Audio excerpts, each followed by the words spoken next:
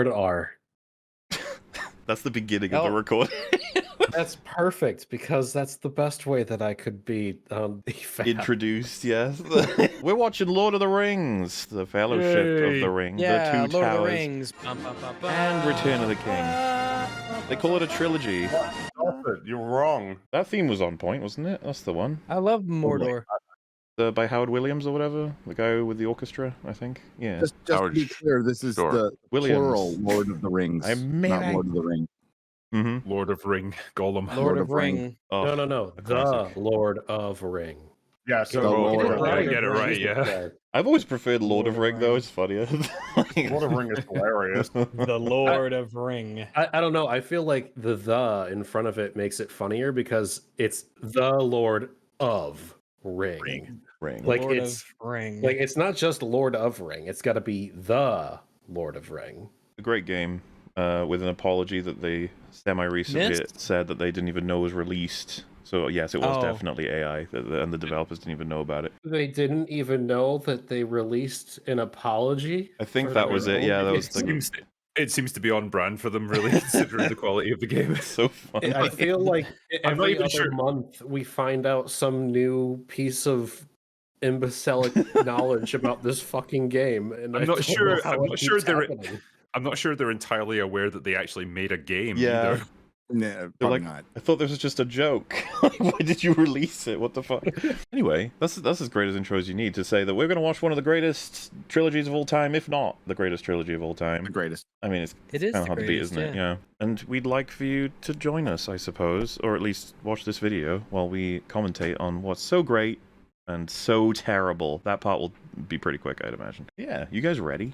Yep. I am ready to All begin. Right. 3, 2, 1, go. Much that once was is lost, for none now live who remember it.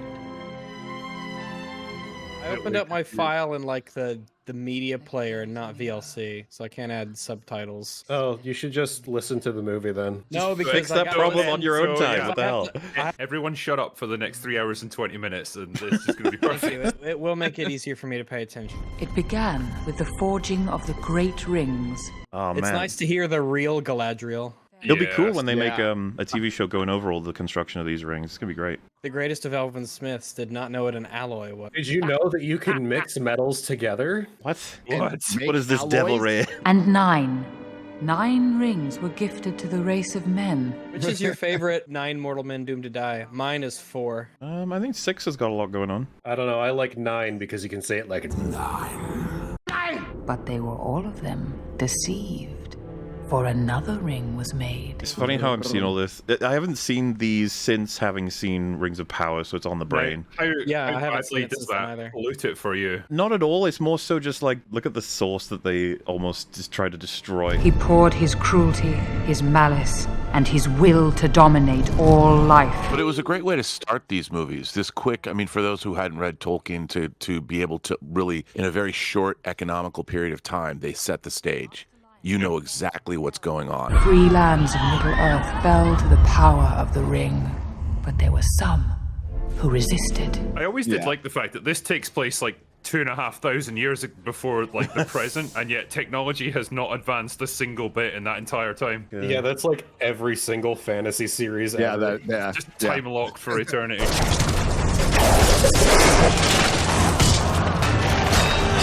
I love that scene where they all just like swing their swords in unison. It's like this giant machine, like meat grinder. Yeah. Yeah, it's so cool.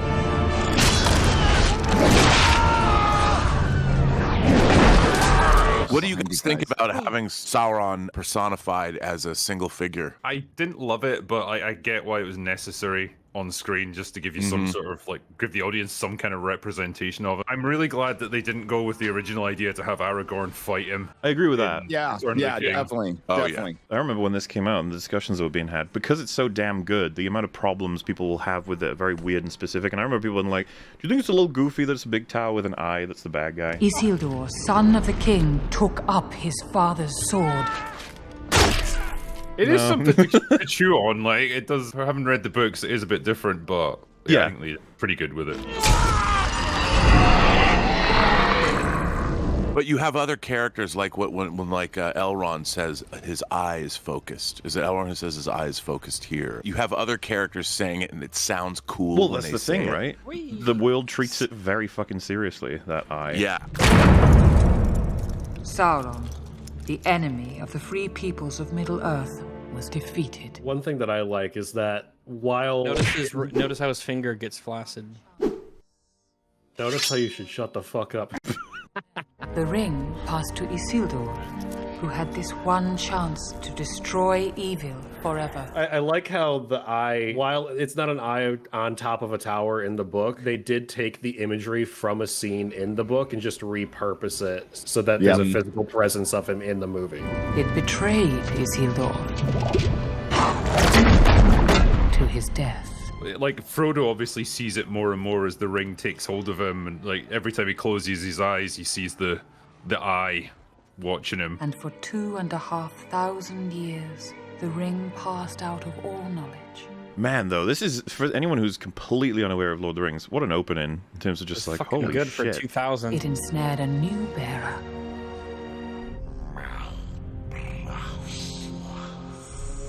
And then how it also just, the shift in tone when you go to the Shire.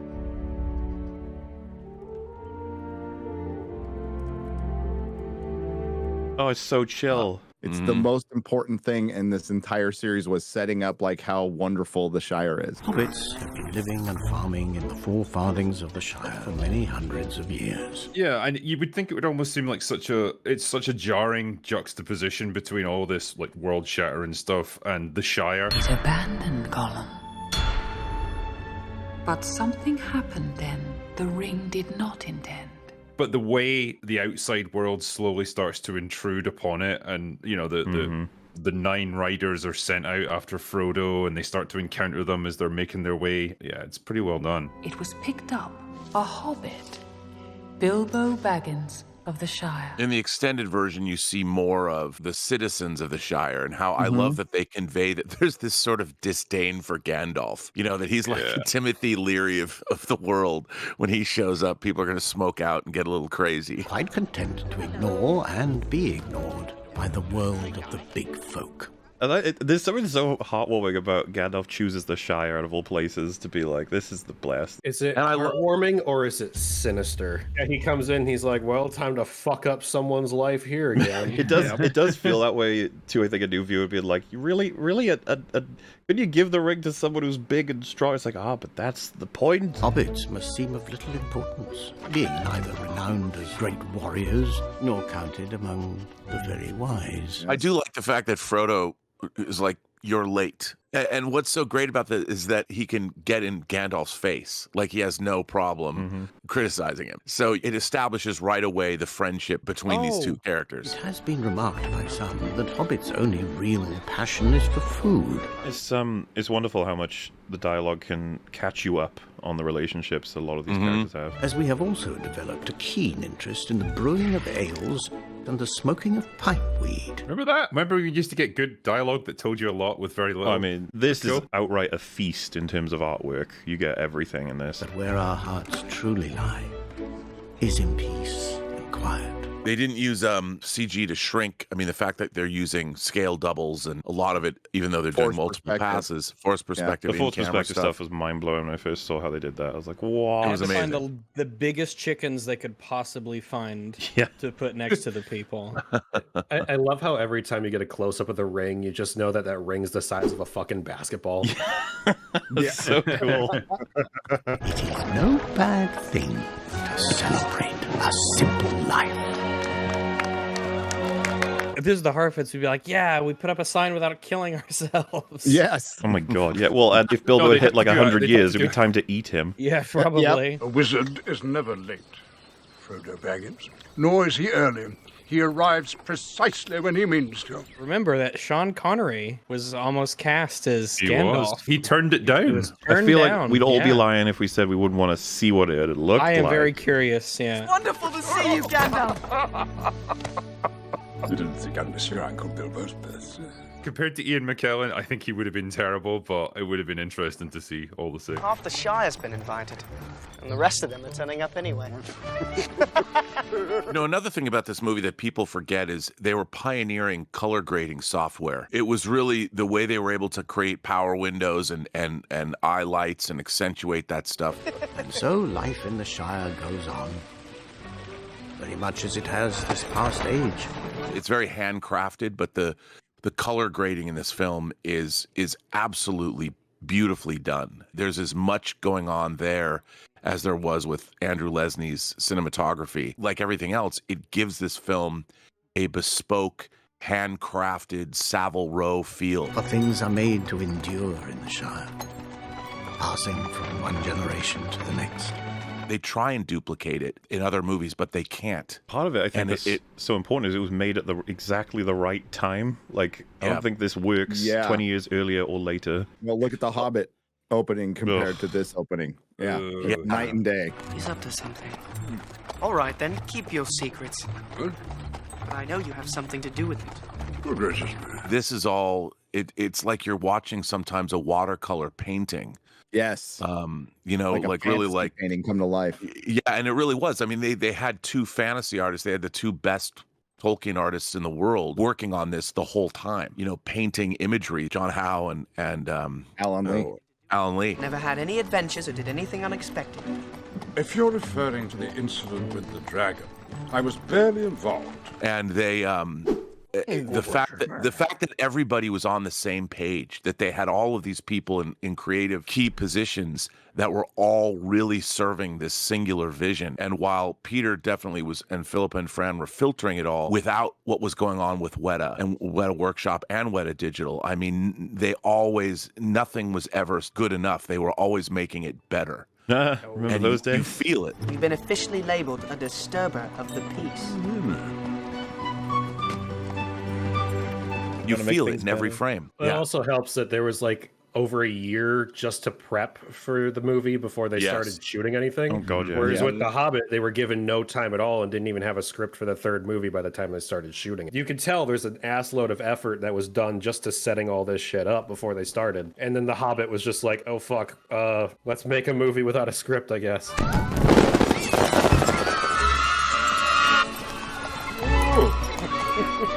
Looking back at it now, it was such a wasted opportunity because they really could have done something on par with this. I think that's why, I don't know if you've ever seen any of those fan edits of those movies. There's a genuinely fucking great movie buried under like 6 hours of fluff. Yeah, the Hobbit movies are incredibly sparse in terms of real content. Yeah, you feel the stretching. It's the overload of cartoonish action scenes that are super heavy on CGI. Well, it's very tonally inconsistent. The fact that they were originally planning on doing only 2 movies and then the studio was like, how about 3?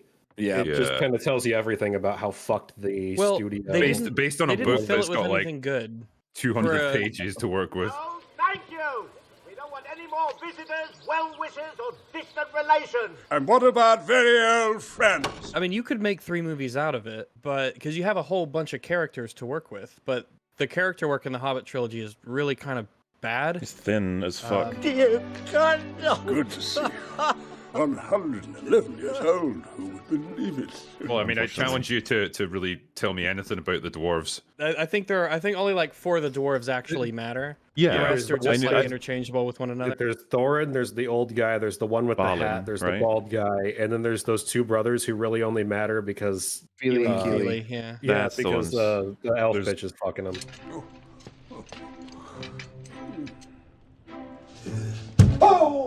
That was the big takeaway I had when I first saw the first one, was that I can't remember much of anything about the differences between the dwarves. While in Lord of the Rings, the Fellowship is so well characterized and sort of the individuals grouped together. Even though there's a lot of hobbits in there, you'd think, oh, maybe we'll have some trouble with that. It's like, no, Merry and Pippin, Sam and Frodo, they are very distinct. I can make you some eggs if you like. Just tea, thank you. Oh, right.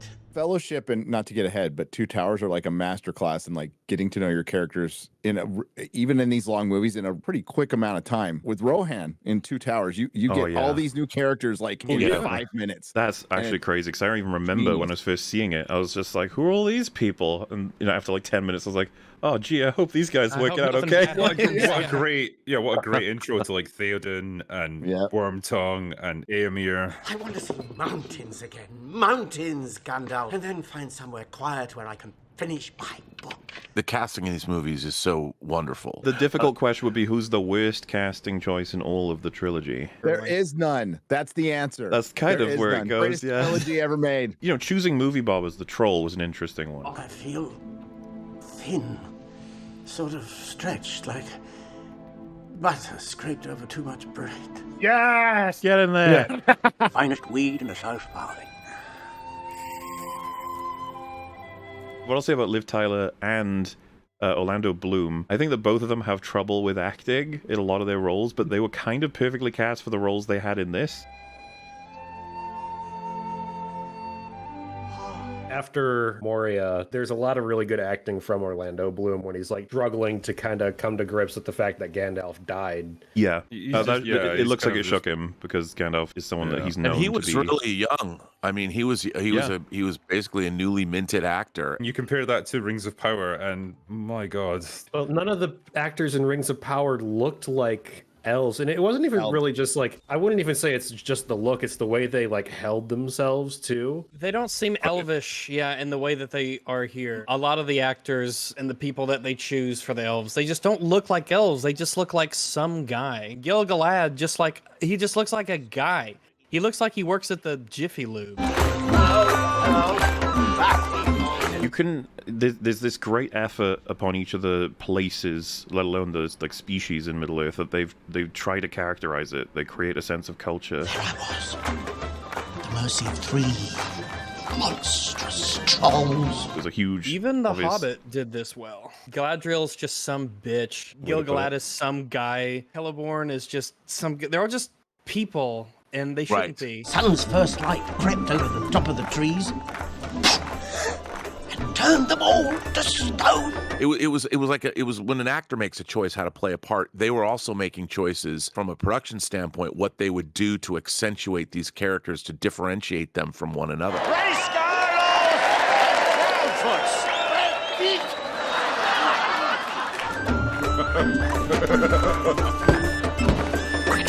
I don't know why I took you in after your mother and father died, but it wasn't out of charity. You were the one Baggins that showed real spirit. Clubs! Jumps! Windflowers! Soldiers! All the races, when they talk about Rohan, I mean, the design of the armor, the design of the colors they used in the fabrics were different than the fabrics they would use for the elves, or different than what they used in Gondor. And you see all of that in the film. I mean, you're not necessarily aware of it, but you feel it. This was your idea! Oh, it's nice that you can look at, there's like multiple different human civilizations that we see across these movies, and not one of them looks the same. Rohan doesn't look like Gondor. Gondor doesn't look like Bree. And yet they're unified, right? All the people from that area. There's something that connects them all. There's been a dragon in these parts for 1,000 years.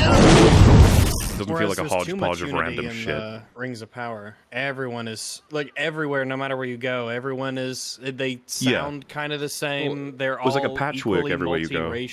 Everywhere just looks like downtown LA. Even though they shot the first season down in New Zealand, it's like they didn't employ the landscape well. Whatever you're looking at has that weird TV fantasy look to it. Mariadoc Brandybuck and Peregrine Took.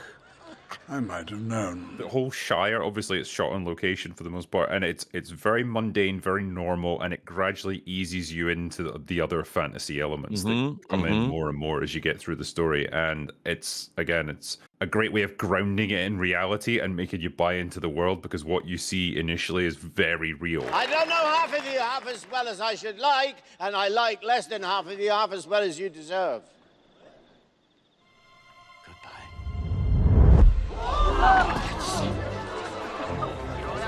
It helps when you get to Moria. It is a very powerful like tonal shift and sort of world shift, because you've been in pretty normal places, the Shire, on the way between here and Bree, and from Bree to Rivendell.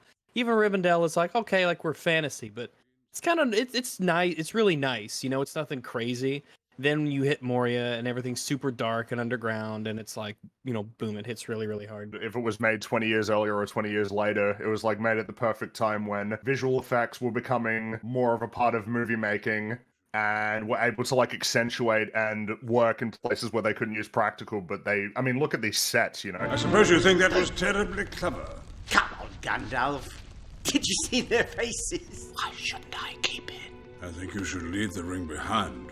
My business isn't yours when I do with my own thing. Bilbo Baggins! Do not take me for some conjurer of cheap tricks. Imagine if fucking Disney made this. Like, everything around them would be just green screen. And I think that's a problem because, like, even a scene where Gandalf first goes and talks to Saruman at Isengard, they'll show you an establishing shot that has an effect that's combined with live action, and it'll pan down and you'll see the two of them talking outside, but they're fairly medium shots, medium to close-up shots, so they don't have to put visual effects in them, and it's them talking in real environments. Then you cut to an effect shot, it feels much more seamless. But when you're in environments that are completely generated and there's no reality in them, you don't get that same feel, and this movie does both all the time, and so you buy into it. I'm trying to help you.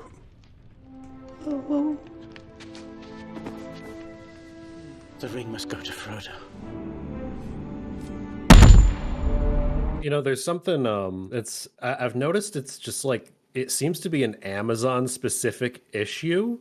I mean, other places have this issue, but like, if you've seen other Amazon shows, they literally all look exactly the same. Wheel of Time looks exactly the same as Rings of Power. The Boys looks pretty much the same, even though it's not even a fucking fantasy show. Well, yeah, there was a tweet about this, wasn't there, where it's like they had The Witcher, they had Rings of Power, they had Wheel of Time, and it was like just shots of everyone, and they all looked fucking identical. Well, what I found weird, I don't know if you ever saw it. Remember the title reveal for Rings of Power? And everyone thought it was CGI. It turns out that was completely practical, but there's just something that they fucked up that makes it look more fake than it actually is. My assumption is they throw CG goo on everything. It's like a weird filter where they think it looks better. I thought up an ending for my book. And he lived happily ever after. That was such a bad way to start, too. It represented that perfectly, because that sign ended up in Jeff Bezos' office. So he's like, hey, I'm going to make this rad sign. Let's just make it a promo because this is my giant vanity project. Goodbye, Gandalf. Goodbye, dear Bilbo. The sort of like attitudes and everything, that you'd have them say something like, you know, with the set dress, and it's like, oh, we can ask the CG guys to put in some extra bits and bobs in the background. It's like, no. You've already lost. You were supposed to want to do it. You were supposed to want to create all this stuff. Like, that's the spirit of like the whole thing. When they're coming up with like what's in Bilbo's room, you know that passionate people are like, well, what would he have in his room? What do we know he has in his room? And what do you need to see to represent this, that, the other? As opposed to like, oh, problem, get it to the CG guys. They can probably solve it.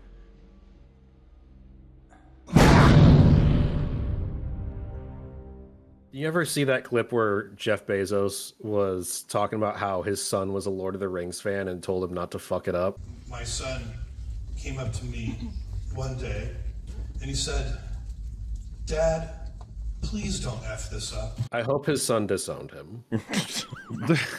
It feels like this era was like, oh yes, make it with love, but this era where it currently was like, why don't we try hate?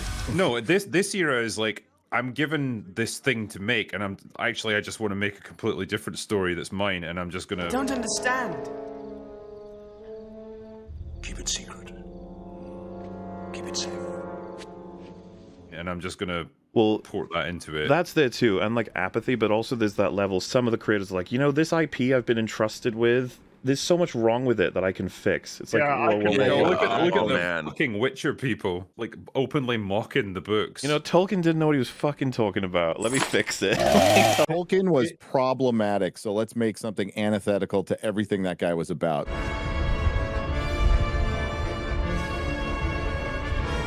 Funny is that I think I forgot most of Rings of Power, but I am. Oh, I love this. I can't get out of my head. This is where the bad guys live. Yep, this is definitely where the bad guys live.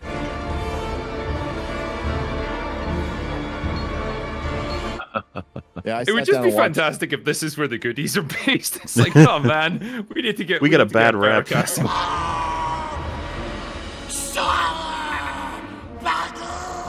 Hey, they just like really angular architecture, okay? Yeah. Yes. It's such a beautiful model, though. I love it.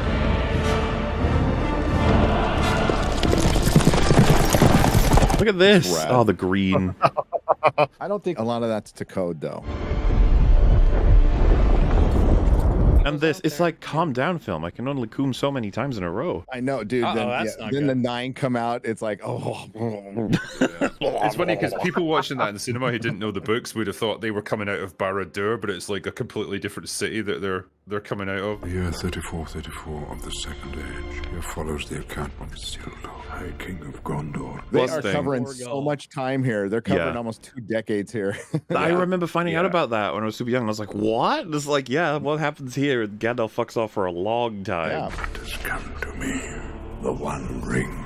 It shall be an heirloom of my kingdom. Frodo leaves when he's 50. Okay. Yeah, it's like a solid 30 years between chapters. But it's an elegant way of making changes in a in source material that doesn't necessarily really have that much of an effect, but you have to understand how to do it well. It's precious to me.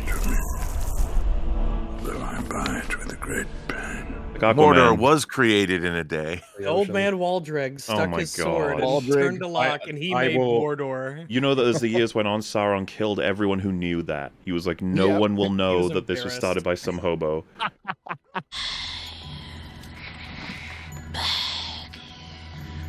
And the more you find out about the ring wraiths, the more terrifying they are. One of my favorite things about fantasy in general are the monsters that you can get out of them, and the Nazgul are like just like my favorite. We still don't really know who the ring wraiths. They were just kings of men. Not all of them were kings of men. Some of them might have been sorcerers too. But there is letters and stuff that there might be some former Numenorians in there. Yeah. And that's enough to know that they were great, powerful leaders, sorcerers, the Witch King of Angmar, like great stuff. You just know that when Rings of Power deals with this, they're going to be like a bunch of... What you're heading towards, Drinker, I imagine, is like they'll be very selfish, very greedy leaders or something, and it'll be like, see, they fell because they were flawed.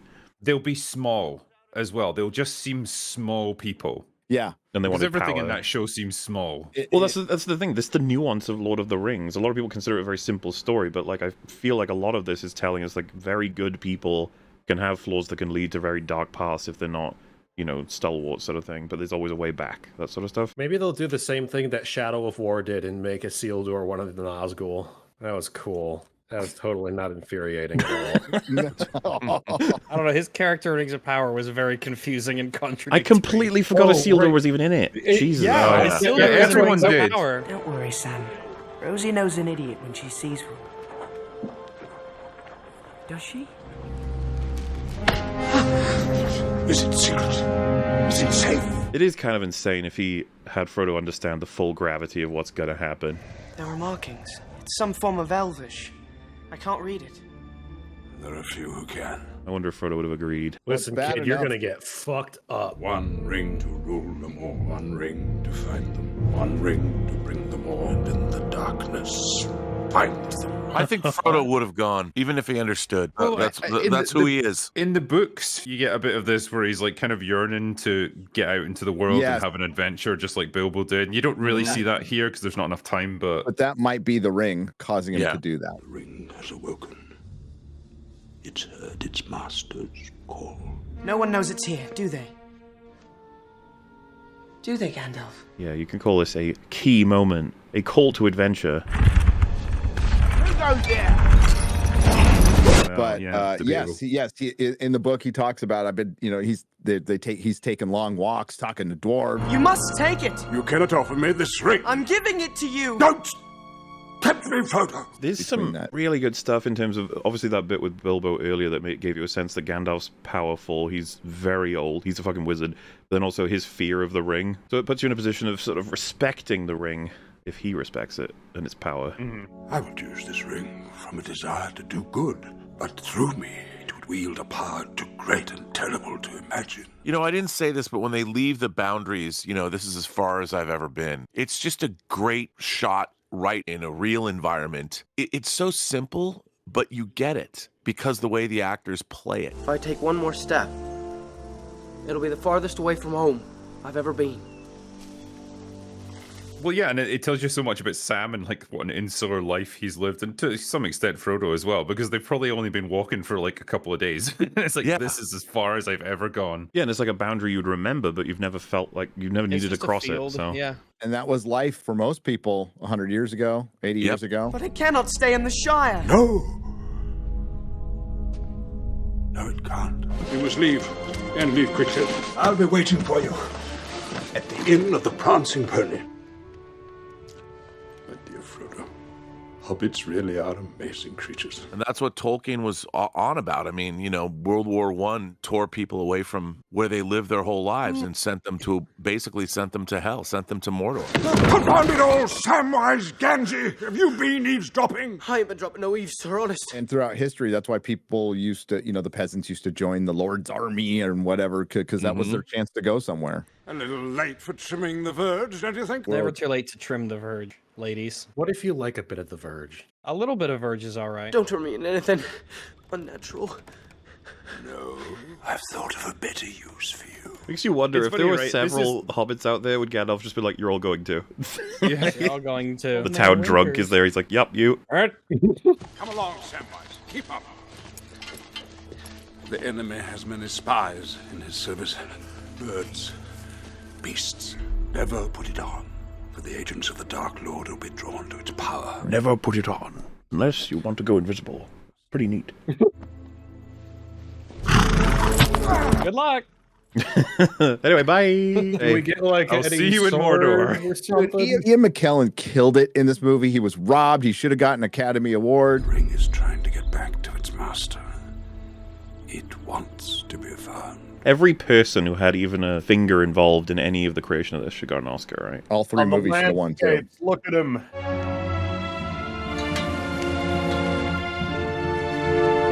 Look at that, a real location. Beautiful.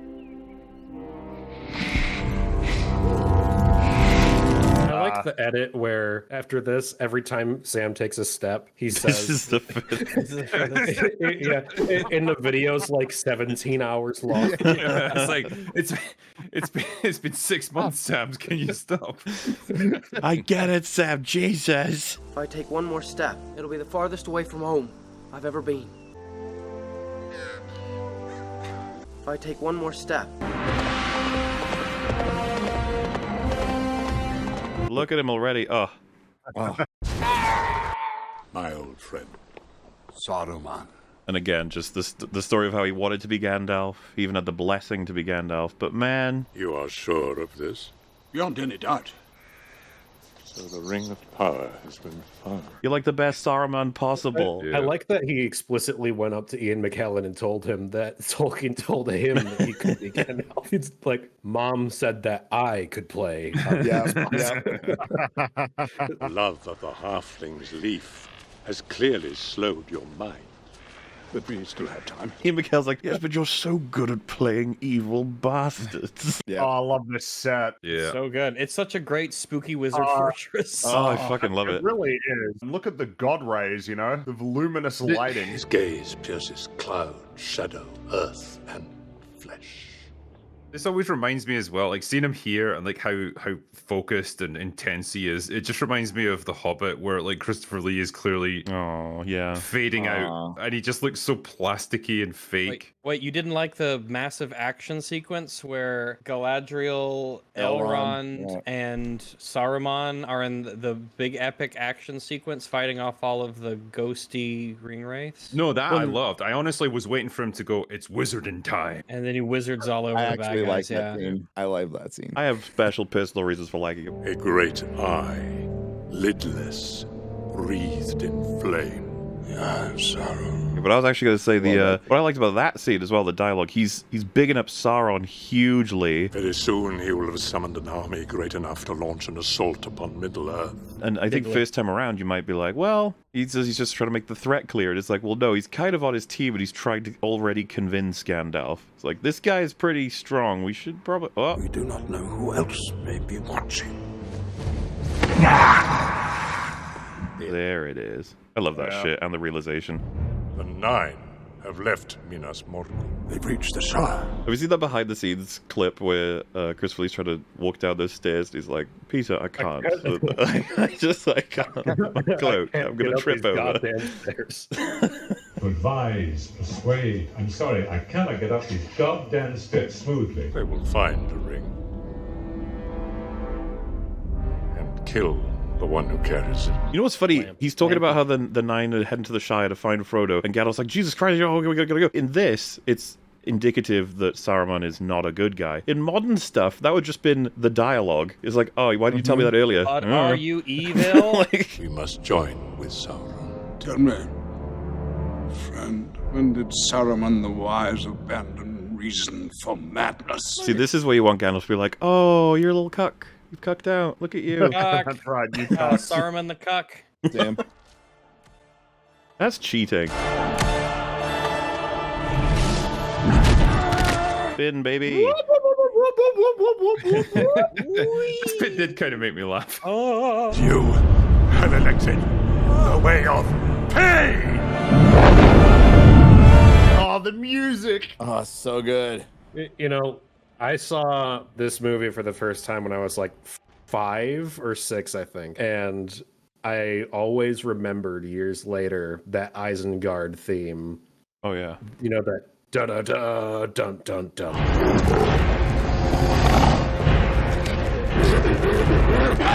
Yeah, there's got a lot of great motifs. It lived rent-free in my head for years. It's a really good one, and they've got tons of those great leitmotifs throughout the soundtrack. Sam, we're still in the Shire. What could possibly happen?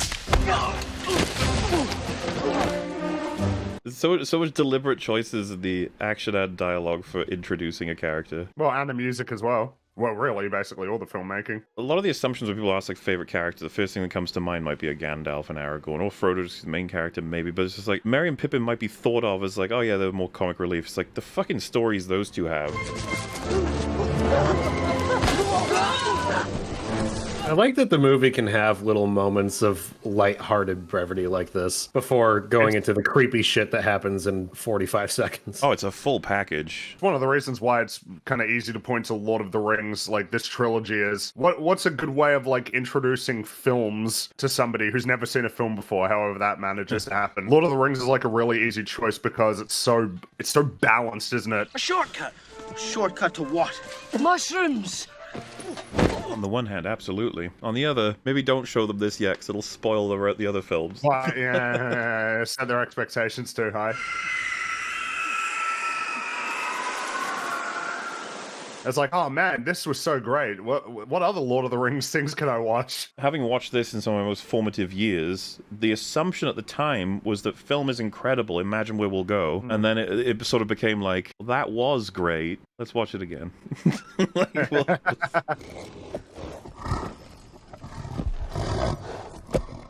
Yeah, which isn't so bad. I mean, we talk about how we're in one of the insanest and unluckiest timelines ever for, you know, the amount of franchises that have been burned down, but we lucked out huge with this set of movies. The other timelines don't get to have this. Well, we at least got to see how good they can be, and like there's people who are growing up now who are going to assume that that's the standard of movie making, like the garbage that we have to put up with today.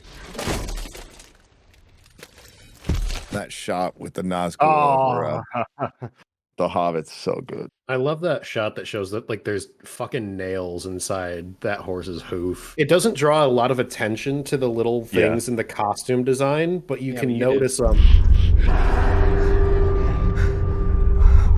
Now it's conspicuous. You've ruined it forever. No, he's accentuated it, and it's wonderful and beautiful and amazing. And when I was a kid, I actually thought that those bugs were coming out of the Nazgul. That would be disturbing. What's that? I remember watching the director's commentary for this, and like their thinking was like this presence of this thing just drives out life in all its forms. Like they want to get out of the ground because like the energy of this thing's just infected it.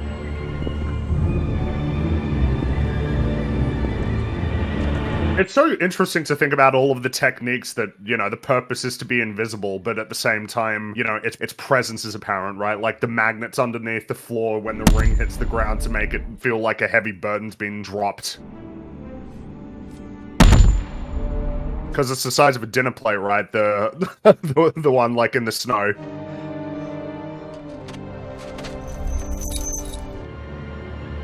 I wonder if they made a giant hand for that giant ring.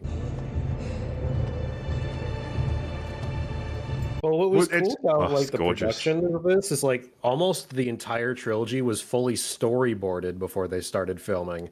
So they planned out a ton of these shots well before they actually got out on the cameras. Why do that? Why can't you just spontaneously Meanwhile, now, grab shots? like, oh yeah, no, we haven't finished the script and I have no idea where this story is leading. I don't know what everybody else is doing.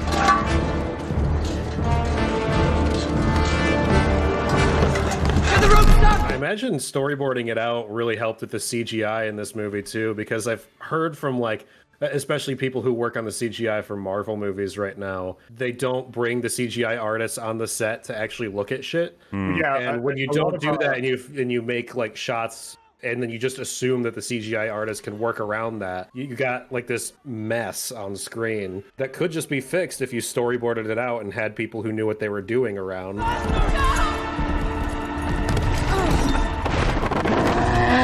A lot of these early films, because visual effects were still new, it was like a part of the process that had to be integrated. Like it was necessary that it was integrated into a lot of the other like a lot of the filmmaking. A lot of the attitudes and formats for creation were stuff they did out of necessity and have since become something that they should strive to do because it had such great results.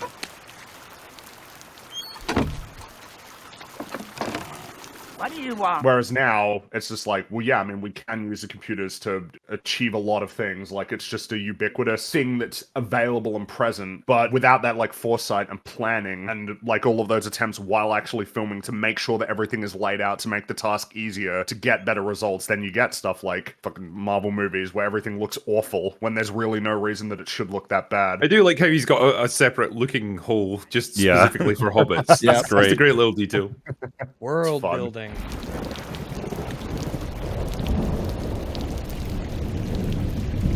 What a quaint little village. Oh, I hope nothing bad happens here. It's the gradual intrusion of the real world into the Shire as well. Like, it's still got some of the look and feel of the Shire, but it's bigger and it's more sinister. Definitely but it's different now. We're moving through the world. Yeah, the adventure's begun. Something that's a bit more explicit in the book, but is alluded to a couple times in the movies, is that there's people like further east you go that just straight up don't even know what a hobbit is because they haven't been around for very long. So it's also them just like realizing what the world really is like beyond the safety of the Shire. It's like the real world. The further east you go, the less people know about hobbits. Thought that was funny, didn't you? That fellow's done nothing but stare at you since we arrived. What's hey, law experts, what's Gandalf Greyhaim? Is that like a surname? It's one of his many names. He's so greedy he had to have more than one name, huh? Stormcrow, Thranduil, he's got a bunch of names. It's when he does Bill, something Adam, horrifying Steve, and so he gets a new alias. Yep. It's like, that wasn't Oh, me. look at that little ferret. That was the Stormcrow guy. I didn't do that. He's one of them rangers. Dangerous folk they are wandering in the wilds. Round here, he's known as Strider. I saw a really funny Photoshop where Pippin's over at the bar and he's like, yeah, that's Frodo, and all the people around him are the Nazgul.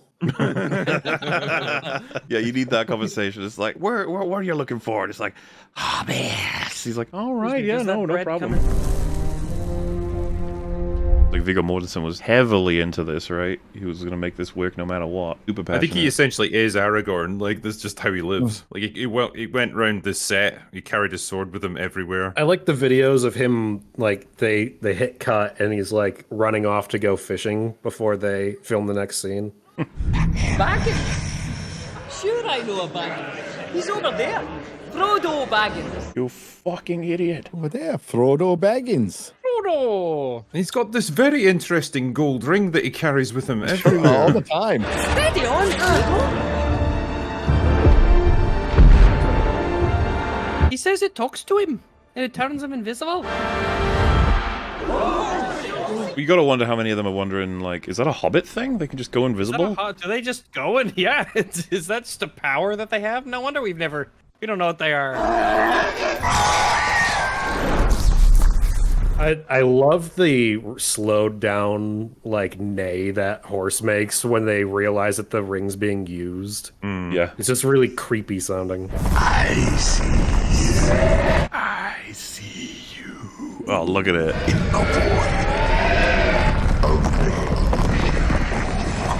You know, Sauron, you don't come across as very chill and happy. He needs to read, like, How to Win Friends and Influence People in some self-help books. What do you want? A little more caution from you. That is no trinket you carry. I carry nothing. Develop his Talking to like a skill. therapist about it. He's like, I present myself as a huge fiery Aga bull. I'm just imagining him like as the big flaming bull sitting on a chair, you know, laying down on the psychologist's couch with just a regular guy. Are you frightened? Yes.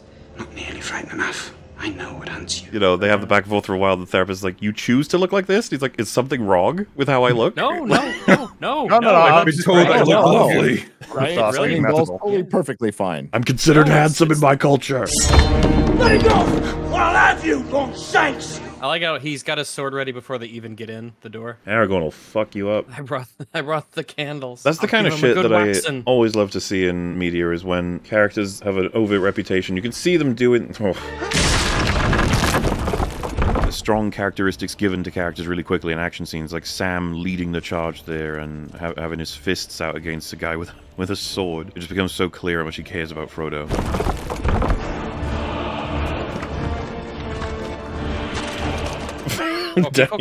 Maybe the mud is so soft that he's perfectly fine. Fine, yeah.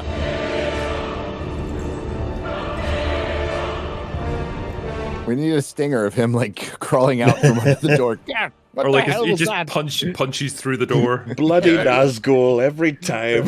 You just hear a knocking from the other side and a muffled.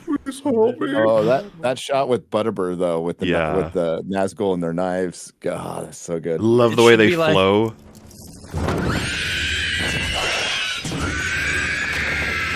They're so mad. They're molding. They're molting. Now I'm just imagining Nazgul getting on the ground and doing the worm like X2C. Though I will say, if I were Aragorn and the rest, I'd be like, do we need to get the fuck out of here right now? Like, are they coming? You feel the presence of the ring drawn to the power of the one. They will never stop hunting you. Aragorn's rep and attitude match that of a really like great warrior and everything, and you do see him fight individual fights, but it's just the boss ones that I like that really sells the skill. I think a servant of the enemy would look fairer, feel fouler. It's foul enough. I'm really looking forward to Amon-Hen. It's like one of my big highlights of the whole trilogy. Oh yeah. I remember seeing that as a kid when he like goes out to meet the horde of orcs and like raising his sword, and I was like, I want to do that when I grow up. And fuck, was I disappointed when I found out you can't do that. Oh. Damn it. Where is he leading us? Rivendell, Master Gamgee. To the House of Elrond. There was a show and tell in my school, and a friend of mine in year 4, he was just going to do show and tell Lord of the Rings. Simple as that, and be like, Lord of the Rings is great, I love Lord of the Rings, now let's watch some Lord of the Rings as part of my presentation. He'd be like, great. And it was Amon-Hen is what he showed, and when it got to the Lurtz fight, one of the girls started crying, and we had to turn it off, and I hated her. Gonna beat her up after school. What about second breakfast? Don't think he knows about second breakfast, Pip. It's so funny because, like, I think it would be consistent statistically that guys just fucking love watching, like, a warrior destroy the fuck out of a demon. While a lot of girls would be like, the spooky demon. What about 11s? Luncheon, afternoon tea, dinner, supper. He knows about them, doesn't he? Wouldn't count on it. It never even registered to me as scary, you know, Aragorn versus Lurtz. It was just like... No, it's just like at that time, by that point, you just want to see him destroy the shit out of that orc. Uruk-hai, you racist. They're all like the same to me. Oh my god. Oh no.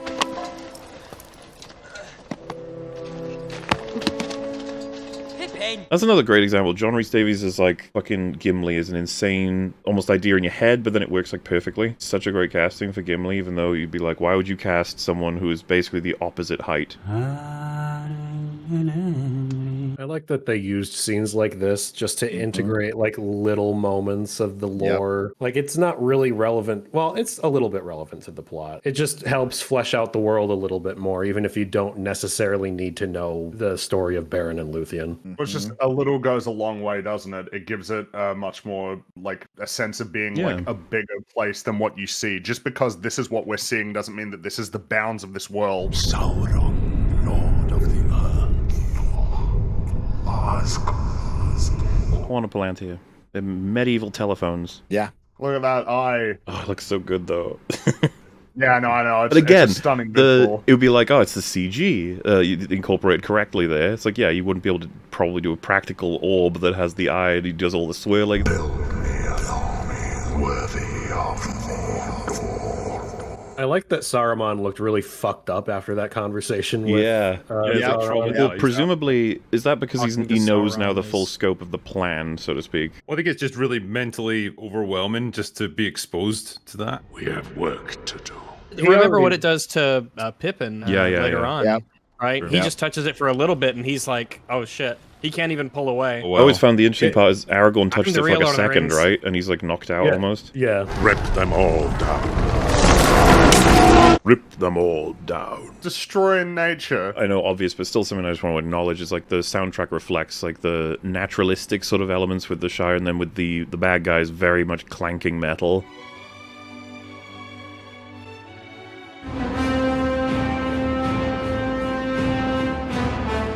Isengard obviously represents that as like an industrial version of well, and some of it is like them actually using chains.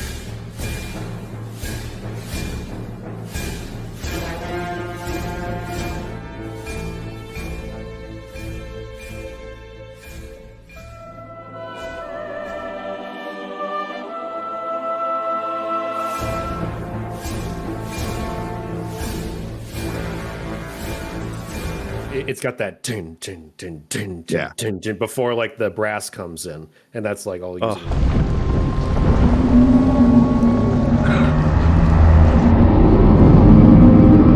Put it out, you fools! Some of this stuff is actually hard to compliment because you take it for granted sometimes, but like the way the orcs look are incredible. All the orcs in a row. Yeah, they're all like, the makeup and the effect. It looks amazing. You get smacked with it all at once. You're just sort of just like, yeah, this is all amazing. More, please. These are for you. Keep them close. No one thought it conspicuous that Aragorn just had a bunch of hobbit-sized swords, like he was purposely trying to create a little army of soldiers.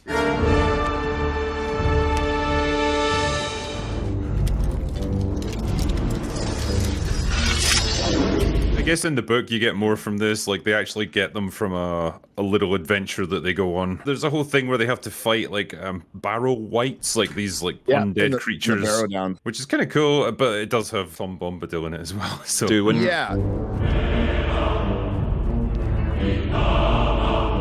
one of the Nazgul at this point, you're like, do you think this is unfair? They jumped over Frodo selling his house, moving to Buckland, Barrow Downs, Tom Bombadil, a bunch of stuff. Do you think of that? It's stuff like that made the fans, when first seeing this, a bit apprehensive about praising it. I know some people were still like on edge about whether or not this was a great adaptation. I think there was an acknowledgement like they were going to have to cut some stuff. Like there was no way they could fit all of this like in. The whole Tom Bombadil chapter has basically fuck all to do with literally anything in that whole trilogy. Like there's a point where at the end of Two Towers, in the book it's paced a little bit differently, because at the end of Two Towers is when Sam and Frodo are in Shelob's lair. Sam has a line where he's like, man, I wish Tom was here. And I had to like take a moment to be like, who the fuck is Tom?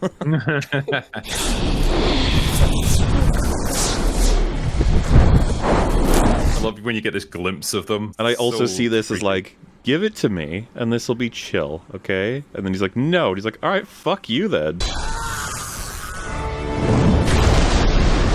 And this Aragorn guy ruins it. I love that this is the first scene Viggo Mortensen did. Look at it. The first of many times where Frodo is injured and screaming.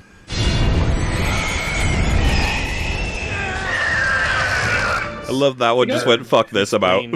Like, I'm not fighting this. Go jump in the swamp, guys.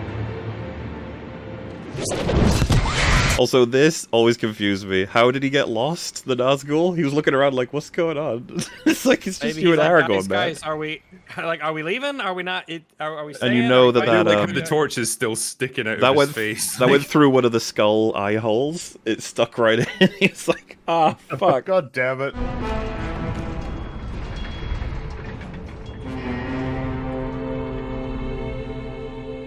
Oh, the transition of the music's so awesome. All right, Gandalf, get back in the game, bud. I like how that moth was just minding its own business, and now he's being sent on a rescue mission. You're gonna save Middle Earth, little guy. Little Yeah, he's like, help me out, get the eagles. You need me to travel how far? Like, I don't think I'm equipped for this. Well, he just explains the whole plan to him, and the moth just goes, no. Are there any lamps where I'm going? Boy, I do love lamps. I love lamp.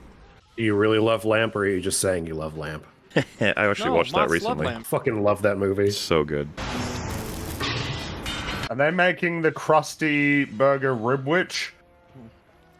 In Mordor? I don't think so. Oh, You got like a rib, it tastes like liberty. We start with authentic letter-graded meat and process the hell out of it. I don't mind the taste. I mean, the clean answer is no, Friggy, they are not, but yeah. This is the Krusty Burger Ribwich. All right, calm down. If he kills that guy, Sauron's gonna be like, that's your breakfast now, by the way. We're not wasting a single thing here. That was your dad. That was your father. You killed him. I will call you Rupert. It's great. Like, these things have literally just been born, and they, like, shove them into armor and give them swords. Dude, they're born like Where's a War. Give me a war right now. Let's go. Is he going to die? He's passing into the Shadow World. I mean, that is not the kind of thing you want to hear when you say, is he gonna die? The response, he's heading to the Shadow World. You're like, oh god. Are you the lamp the great moth spoke of? The great moth. He's like, yeah, I'm friends with the great moth, yeah.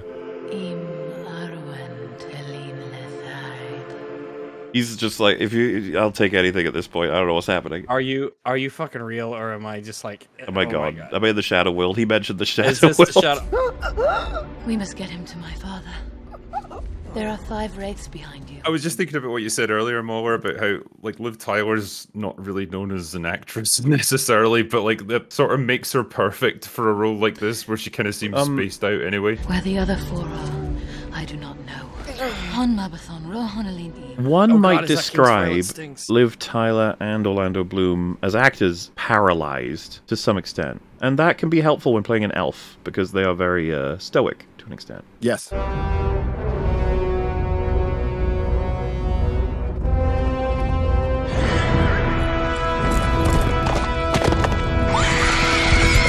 This scene is important, by the way, because if you're one of these Nazgul, you very likely were recently set on fire, so that's annoying, and you're about to be drowned. The little shit that got Kevin on fire. Kevin's at the back like, it still hurts, guys.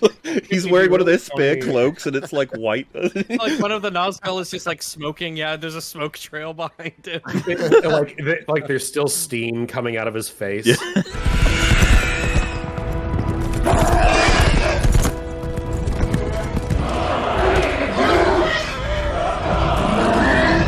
You know, Choir just makes everything better, I'm just saying.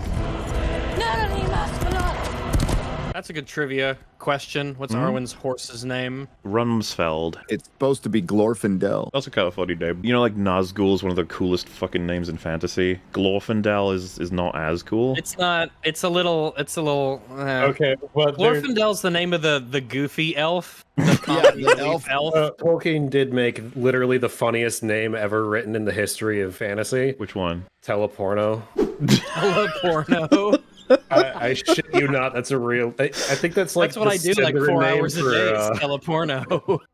I love that name. Teleporno is amazing. Is it a spell? Tolkien was a visionary. She took all of Glorfindel's actions.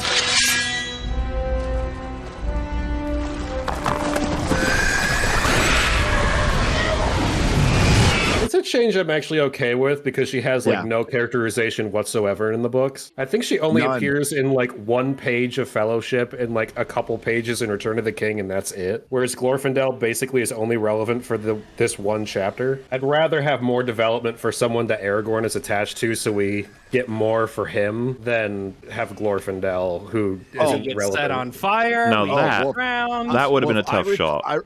I recall a certain OneRing.net site in their forums bitching like hell about how much Arwen was in this, and to see them 2 decades later completely back Rings of Power was just glorious. We used to hate women openly back then.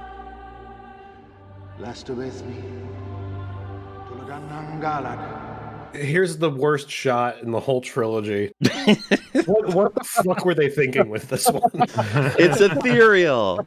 It's not ethereal, it's retarded. I love this movie, but that's a horrifically bad shot. Even the Frodo one looks awkward. Like, it looks like you could do it in your own editing thing pretty quick. The Elrond one is hilarious. The Elrond one looks like the beginnings of a horrible fever dream. Gandalf. Yes, I'm here.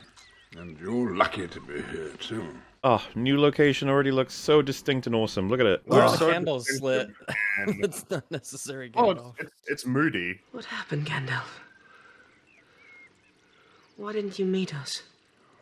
Oh, I'm sorry, Frodo. It is serene, isn't it?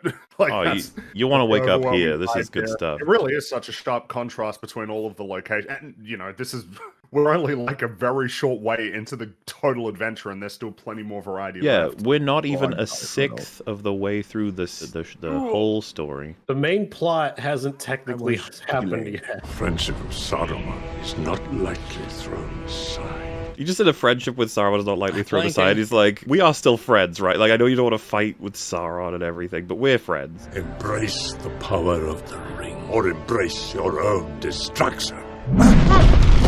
You unfollowed me on Twitter, Gandalf. Why? There is only one Lord of the Ring, and he does not share power. Oh, such a good line. What you want when you got a one-liner to a villain is something you know is going to sit in the back of their head. Exactly. Something that they're going to stew on. Sauron would never betray me. I'm really cool. So you have chosen death. And you just need that moment of Sauron being like, don't listen to that Gandalf guy.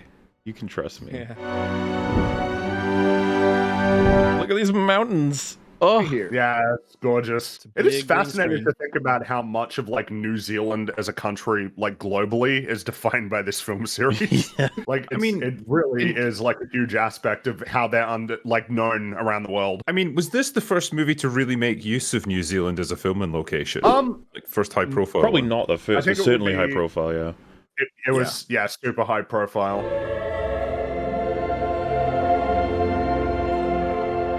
Some of their leaders. So fucking good. I want to go there. It's amazing. It looks like a painting come to life. A movie made more than 20 years ago, and it looks this good. It's stunning.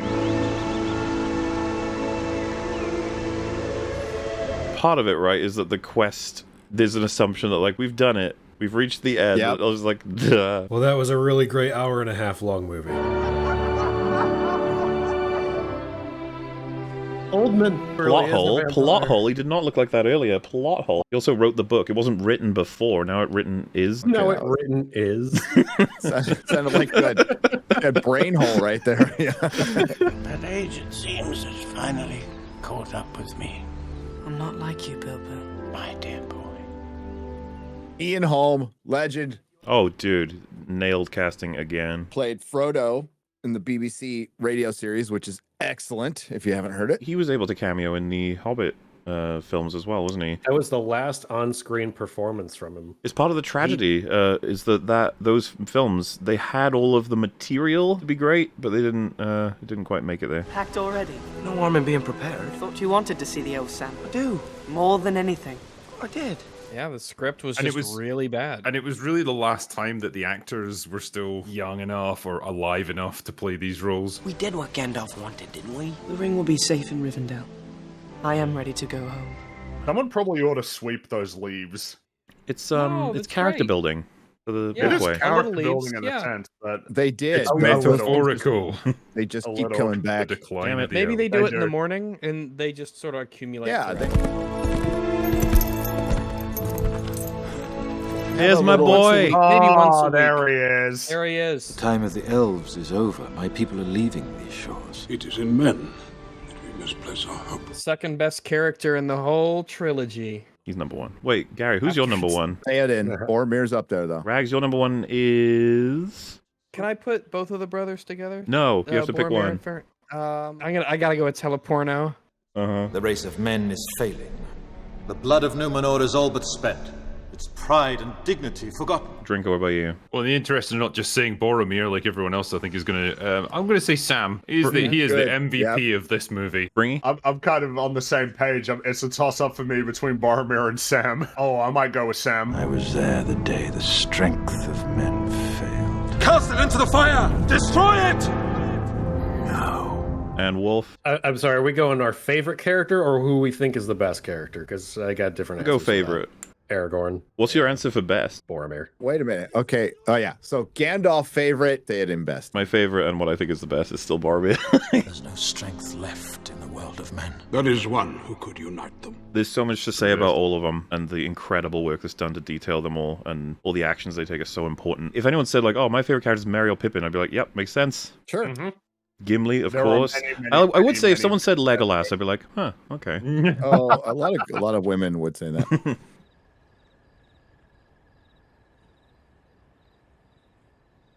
I mean, Gollum, you know. Gollum. You do wonder who would pick Gollum. There's reason to pick him for sure. Gollum's like legitimately really good character. Yeah. Yeah. I know a meth head who would like Gollum. Not for the right reasons. Hell yeah. No. Hey, right here. Gollum is addiction, like personified in a character. Absolutely. Who are you? I am friend to Gandalf the Grey. Blade cut the ring. Sauron's hand. And Andy Serkis. I mean, yeah, it's set the stage. So reliable. For... Absolutely, so reliable. Have you ever seen an Andy Serkis performance where you went, that wasn't very good? Nope. He always gives it 100%. I'll say that for him. It's that total commitment to the role. Because it's the same with like a lot of his motion capture roles, like Caesar as well. We'll get there, but the performance is fucking incredible. No more than a broken head. He also did a really fucking incredibly good job on the re-recordings for the audiobooks for The Hobbit and Lord of the Rings. He really commits to Treebeard to the point that the chapter takes 2 fucking hours to go through because he talks that slowly. You are a Isildur there, not a Isildur himself. You are not bound to his fate. Is the Silmarillion audiobook out yet? Because I feel like that's the only way I'm actually going to be able to get through the whole thing. Yeah, I think it is. I'll have to give that a shot. Because I've tried to read it and I just find it kind of boring to read. I respect it as a piece, but, you know, it's just not fun. It's more of a lore book, right? Or... It's a history book about fake things, which is fine, but it's not very fun to read. Some of the stuff is epic, like absolutely epic, but it's told to you as opposed to shown to you for a lot of it, which is fine for what it is. It's just not something that I personally find very interesting to read. You will face the same evil, and you will defeat it. I can't believe as well that this era was also around about the time where you got the best licensed games for movies. There was a lot of cool licensed games in the 2000s. There was plenty of shit. Lord of the Rings Game Boy games were fire. It's crazy because looking back, like the amount of effort they put into the Lord of the Rings ones for like intertwining clips from the movies, recreating the scenes from the movies into the games to then stitch the scenes together to create a narrative, a mechanical like system to approach it and then have it be a satisfying game for fans was fucking crazy. And you think about it, it's like we lost that and there wasn't it before. It's like that was just a little point in time where whatever movies were coming out got to have that. Yeah, that's just not a thing that happens anymore. Well, anything licensed for like film connection, like that Marvel's Avengers game, if you count that or whatever, it's like that was a fucking disaster to the point where it's not even available anymore, right? The company in bankruptcy. Yeah, crazy. God, it was some ridiculous amount of money. I choose a mortal life. Strangers from distant lands, friends of old, you've been summoned here to answer the threat of Mordor. They kind of start with the other ones. Yeah. It's so good. There's so much to read into as well in terms of what's being told to you by everyone's expressions and the few lines everyone gets to speak. You will unite or you will fall. Each race is bound to this fate, this one doom. This scene is incredibly expeditious in terms of building character because we got a lot of new faces as well. Yeah. And it feels like by the end of it, we got a really good set that hate each other. Oh, yeah, a bunch of world building as well. Isildur's bane is found. Oh, poor Boromir. Poor Boromir. Weight of the world on his shoulders. Mm-hmm. Yeah, and that's it. Yeah. That's Elrond being like, he's not going to touch it, right? And Gandalf's like, no. Yeah, you want that shit and where you live? Don't think so. Every corner of the West. By the blood of our people are your lands kept safe. Give Gondor the weapon of the enemy. Let us use it against him. Did you not catch the part where it's evil, Boromir? Evil. One ring answers to Sauron alone. What would a ranger know of this matter? He is Aragorn. You owe him your allegiance. Look at that, Which the makes first his Legolas ending bro so good. moment. And like, oh, the resentment Boromir has for Aragorn is just all Denethor. This is Isildur's heir. Heir to the throne of Gondor. Gondor has no king. Remember when they made him a cunt in the Hobbit movies? He was weird in the Hobbit movies, Legolas is weird. He was in a the love Hobbit triangle. What the movies, fuck is... Why would you make a love triangle? With a dwarf. What a terrible decision. Yep, terrible decision. Aragorn is right. We cannot use it. The ring must be destroyed. I do like there's a lot of characters who don't understand what's difficult about destroying it, so they're just Well, like, yeah, well, like, Gimli just like goes straight in. What are we waiting for? Let's do it. I love how at the end of this scene he's like, "You have my axe," and it's like your axe is currently in pieces. He's got several axes. You have my other axe. But that would have sounded awkward if he said my other axe. So he just assumed that people understood he had more than one wolf. Exactly, My Wolf. spare axe. In the games, when you play as Legolas and Aragorn, you obviously have the quiver with all the arrows for your ranged weapon. With Gimli, you have throwing axes, and it's like, how do you have 30 of those, dude? Like, where are you holding all of them? In his beard. Yeah. In his beard. Must be taken deep into Mordor and cast back into the fiery chasm from whence it came. One does not simply walk into Mordor. Oh, the birth of a classic meme. Yep. The ring must be destroyed. And I suppose you think you're the one to do it. I will be dead before I see the ring in the hands of an elf. I mean, we could be funny about it, but it's Yeah. like, that's the foundation for a really great arc. Him hated Legolas, you know, them too. I fucking love their bromance over the 3 movies. It's great.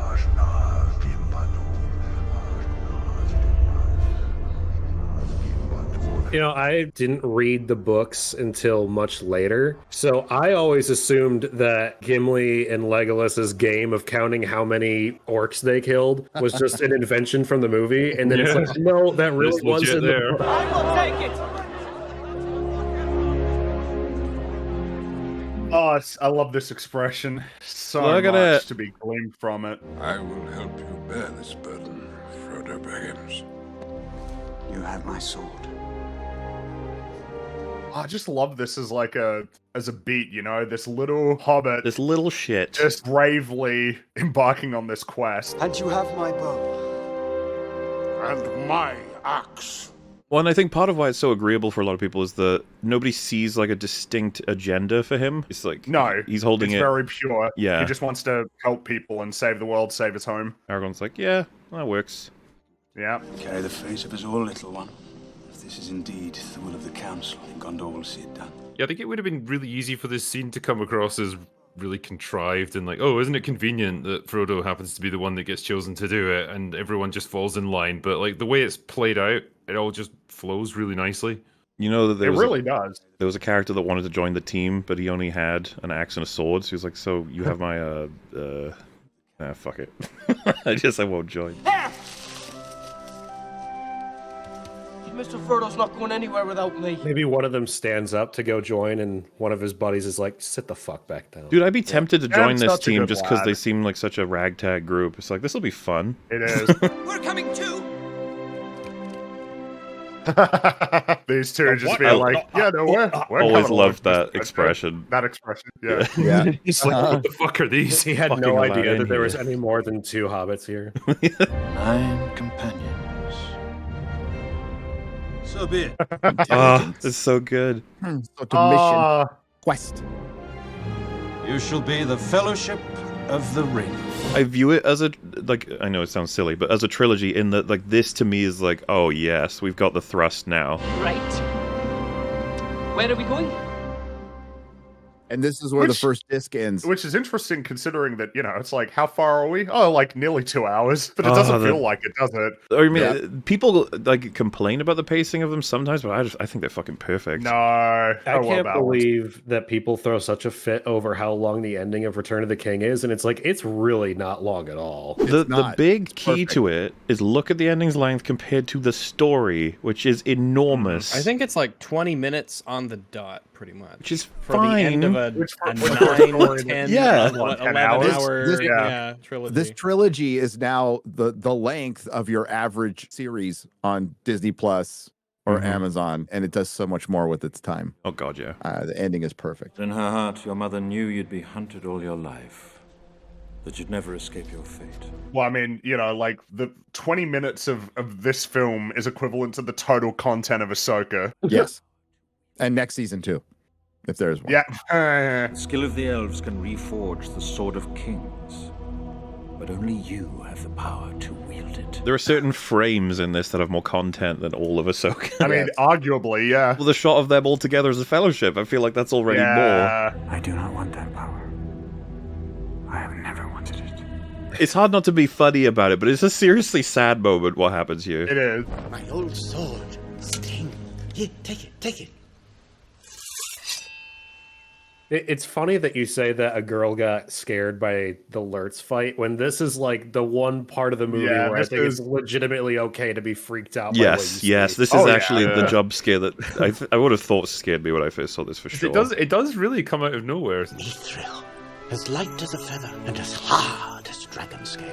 I was like 5 when I saw it. It was like, holy fuck. Well, it's good that they had a horror director essentially do this. My old ring, I should very much like to hold it again. I mean, I'm glad he didn't go like full brain dead with it. Especially in Moria, you get that the gore comes in, and it's like, oh, there it is. There's Peter Jackson's specialty at that point. Yep.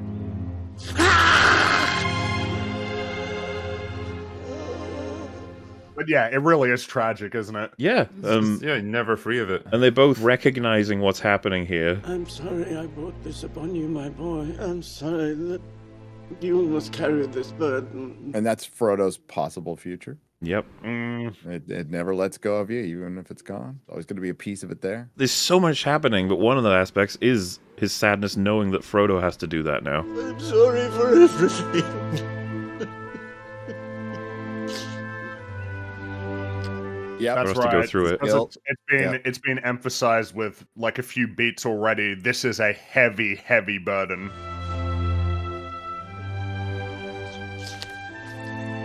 Yeah, and across all the knowledge of Lord of the Rings lore of everything, like Bilbo is a fucking strong, resilient character. Absolutely. And Frodo putting his hand on his shoulder, and that reaction was so good. Yeah. The ring-bearer is setting out on the quest of Mount Doom. No oath nor bond is laid to go further than you will. See, it's interesting because in the book, he hasn't aged yet, so he's still as he was when he left the Shire, and he's initially geared up and ready to go. Like, he wants to be the one to carry the ring to Mordor, and they have to, like, convince him not to. It's like, no, you've passed it on now. It's got a new bearer, and you can't handle this now. May the blessings of elves and men and all free folk go with you. I think that would have been a great scene as well, but obviously I love what they did. Oh, we will someday when they remake it. Make it to a streaming series. Never touch these. I feel like that the world would fucking vomit if they remade these. Mordor, Gandalf. Is it left or right? Left. I really like Frodo asking for directions. There's, especially with our kind of protagonist characters, especially nowadays, they're just so fucking good at everything. They're so incredible. And even this little scene here. Looking at each other last time before they depart. Again, like the Lord of the Rings is a good story to point to in terms of, I guess, excellent execution of, I guess, more archetypal like storytelling elements.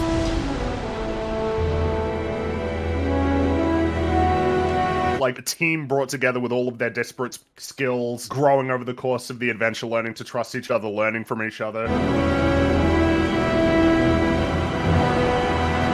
It's like such a, normal kind of thing to see in a story. In a more, really get like slightly meta then, it's like you wish these movies worked as a blueprint for everyone else to build off of instead of just coming back to it all the time being like, Why can't they do it like this? Exactly. Yeah, why can't they just achieve something that should be normal?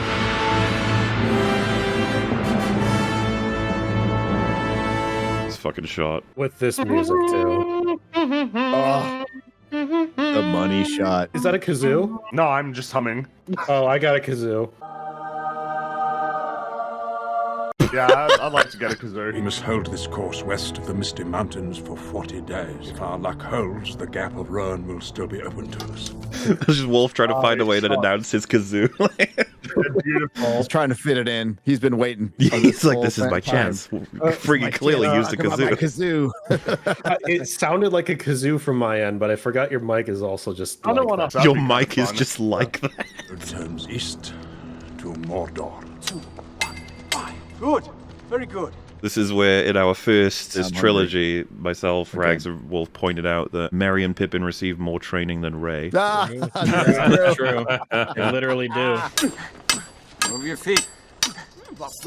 Thanks. Faster. There's a lot of great things to point out in this scene. Boromir is teaching them how to fight on the defensive. He's teaching them how to block and to parry, not how to attack. So if they need to be in combat, he doesn't want them fighting offensively. He wants them to defend themselves. He's taking the position of the aggressor. Gandalf, we could pass through the mines of Moria. My cousin Balin would give us a royal welcome. Sorry. There's a Shire! Hold him! Hold him down! Back! You'd also argue that he's taking the position of interest in these two. He's connected to Merry and Pippin quite a bit. It's not arbitrary that he defends them at the end. I would not take the road through Moria unless I had no other choice. Oh, I love it. It's brilliant relationship building. It's a nice counterpoint to his character as well, because it would be easy to write him off as like one-dimensional. Of he's this arrogant, proud warrior. An unfortunately large amount of people come away from watching Lord of the Rings thinking Boromir is a bad guy and a piece of shit. Yeah. He cares so much about the hobbits. Yeah. Crabine from Dunland. Hide! No, he's a good man. He really is. He was just very good man. He's got flaws. He's a hero. He's a hero who's seen more shit than any of these people. Dude, his scene's gonna get to me this time around like it does every single time.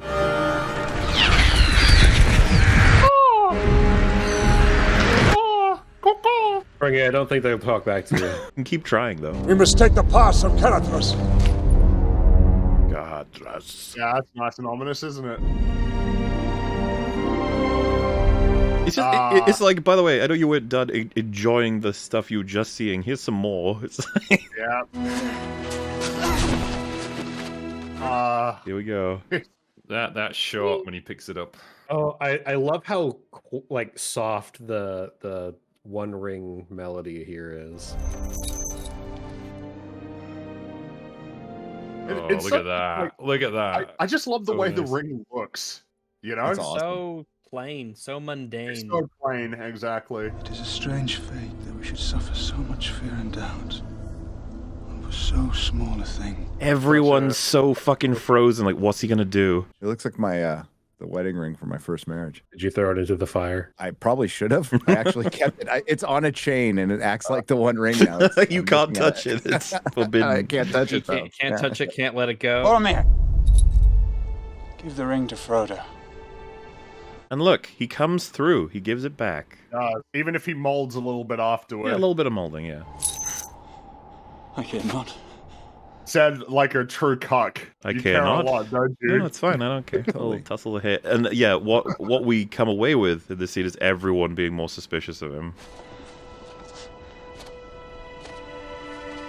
Look at that. Oh, like so he was prepared. He was ready. Oh, yeah. Cut him down.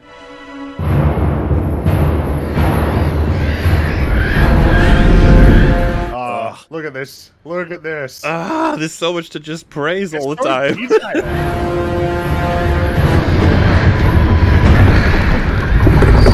It's so detailed. Yeah, I'm wondering what this is. Is this like a practical miniature that they move and have a camera go towards, and they can open it up and separate it? You tried to lead them over Caradhras, and if that fails, where then will you go? Part of this makes me wonder, the people who gobble up stuff like Ahsoka or whatever have you, and they legitimately believe there's strong storytelling in it. It's like, if you were to then make them watch something like Lord of the Rings, would they die of an overload of quality? If the mountain defeats you, will you risk the more dangerous road? It does actually make me wonder if they would even appreciate it. Yeah. If they would recognize what they're seeing, or would they just see it as being on the same level as Ahsoka? Probably, yeah. They'd just be like, yeah, they're both really good. There is a fell voice on the air. Saruman! Someone did a Star Wars tier list of all the shows and movies, and they had Andor up at the very top, but it was right next to like Revenge of the Sith, Mandalorian season 1, and Ahsoka was right below it. And I don't fucking understand. A New Hope was on the same level as Ahsoka was. It wasn't even Jesus! The top tier. But the thing is, I know though, it's you just, fucking crazy. you know, Gandalf! We must come back! No! When you give it time, is anybody going to remember Ahsoka compared to, 20 years later, Lord of the Rings endures. I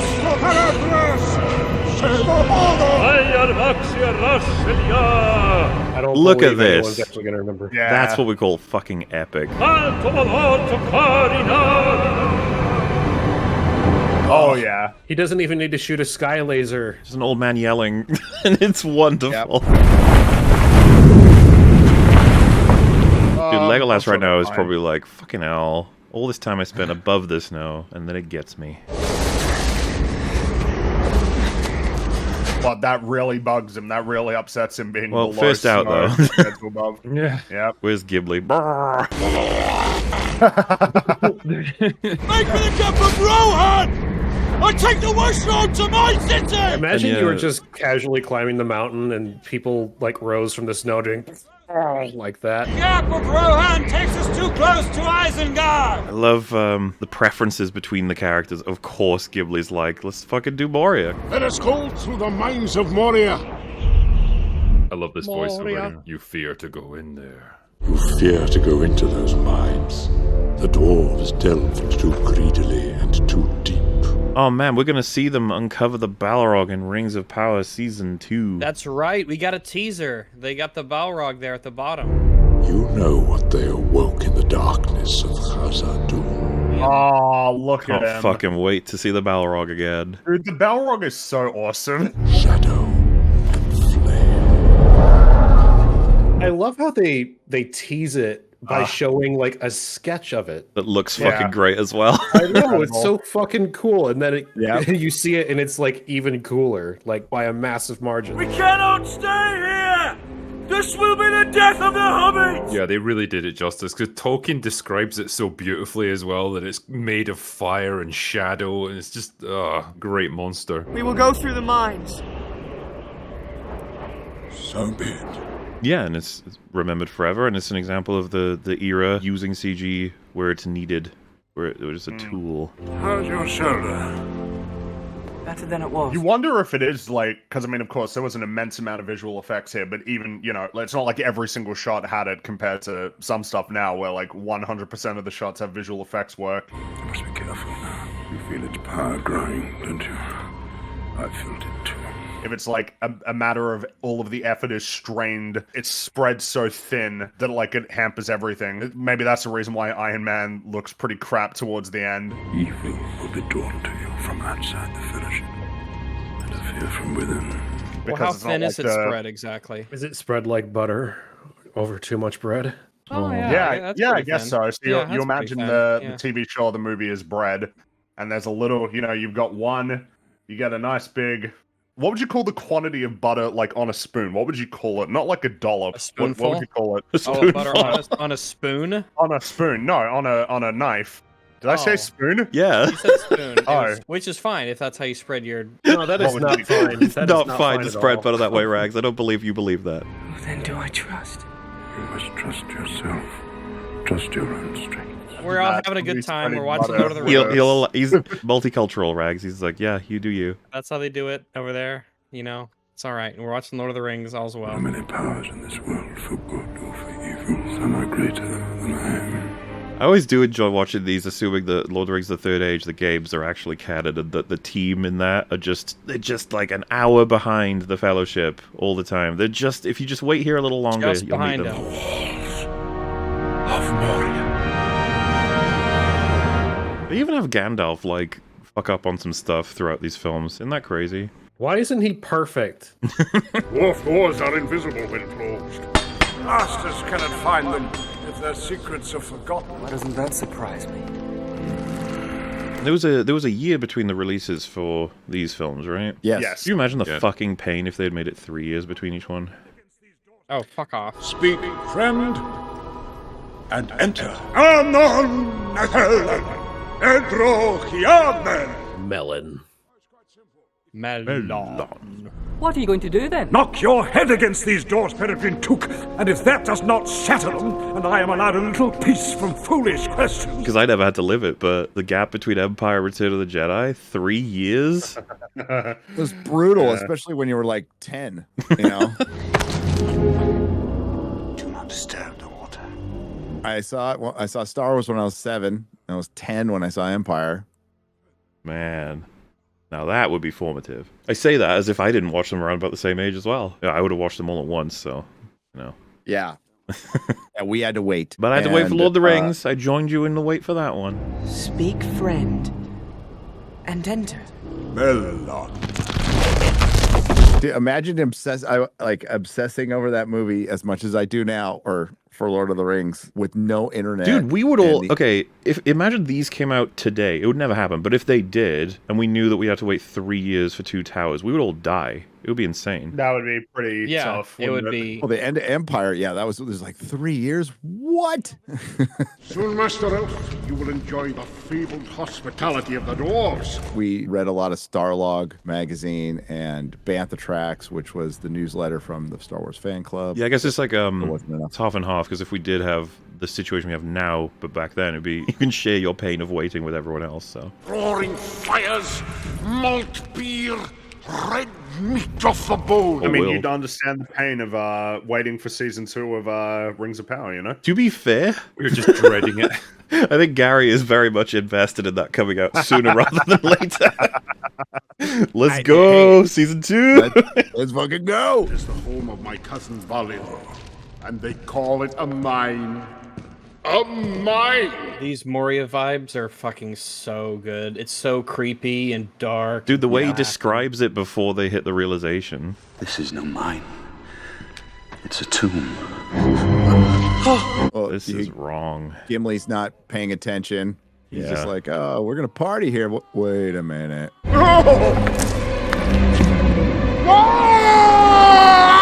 He sells it too. He's not like a fucking idiot character who's just like, whoa, this is weird. Well, that just happened.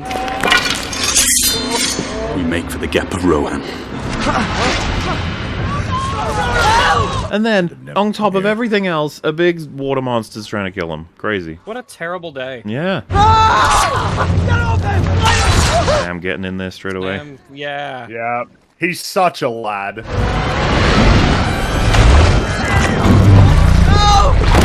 Thing is, if you play the game, Sam does a hell of a lot more. He kills like 1,000 orcs. He's kind of, you don't want to fuck with him.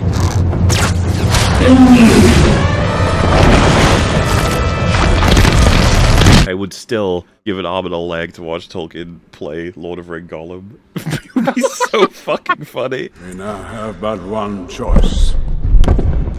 We must face the long dark of Moria. Fuck, I can't remember seeing this in the theater and being like, oh shit, you know, Moria, the dark, It trapped you now. Oh, Moria's just got, like, there's nothing like it. Like, being trapped in there, having to go through it. Oh, it's so spooky. They do, and the creepy. build-up is so great, because we know what's happened here, and then they do all the sounds that set off all the people coming, and then we find out that all of them scatter because something bigger is coming, the thing that was talked about by Saruman earlier. It's like, oh. There are older and fouler things than orcs in the deep places of the world. And I mean, you know, it's a simple thing as well. They can't go back. They have to go forward. There is no retreat. This is probably a model. Yeah, this is a model. Yeah. Oh, it looks so good. Rad. This, ladies and gentlemen, is what we call escapism, captured perfectly. Yep. Oh, yeah. The wealth of Moria was not in gold or jewels, but mithril. It's that little quality where when you're in the cinema and you're super into this, you forget for a second you're a person that's come to watch a film. Oh, Robert's not here, so I'll use his word. It's established a verisimilitude. And since he's not here, I'll say it. You felt it. For the first time in cinema, we believed. We believed.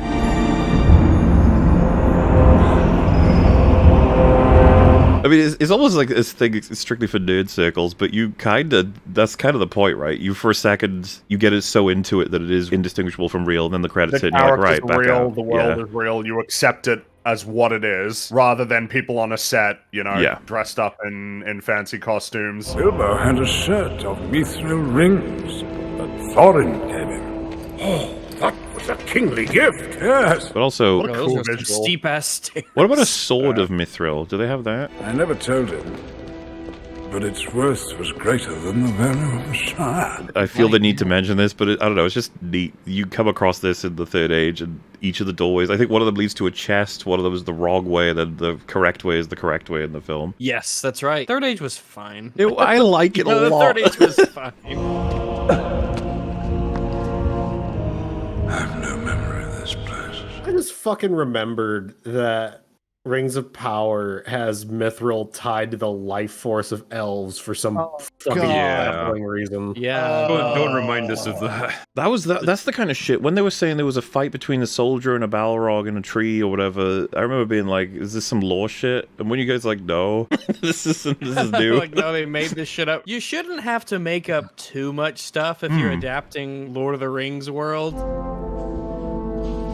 It's Gollum. He's been following us for 3 days, and now the ring has drawn him here. He will never be rid of his need for it. CGI looks good for being from 2000. I think you really see the difference between this and how he is in Two Towers. Oh, yeah. Return of the King. Oh, it was fucking groundbreaking, the CG on him in 2000, Return of the King. He escaped the dungeons of Barad-dûr. Escaped? Or was set loose? That's crazy. A full CG character that's going to be involved in many scenes. That's Jar Jar Binks, okay? Super expressive, lots of lines, the voice acting. He hates and loves the ring, as he hates and loves himself. The thing he doesn't quite cover here, but the books explain a bit better, is the fact that Bilbo's first act on taking the ring was an act of pity is perhaps what helped protect him from the effects of it. Smeagol, he was once called. Before the ring found him, before it drove him mad. If he had just straight up murdered Gollum and taken the ring, it probably would have gotten a hold of him a lot quicker. It's a pity Bilbo didn't kill him when he had the chance. It was pity that stayed Bilbo's hand. Gandalf just spitting some hard philosophy here in the middle of the spooky cave. Many that live deserve death. Some that die deserve life. Can you give it to them, Frodo? Super important line. Yeah. Can you give it to them? Fuck yeah! Do not be too eager to deal out death and judgment. No, death and judgment. For good or ill. Not the all ends. Even the very wise can see all ends.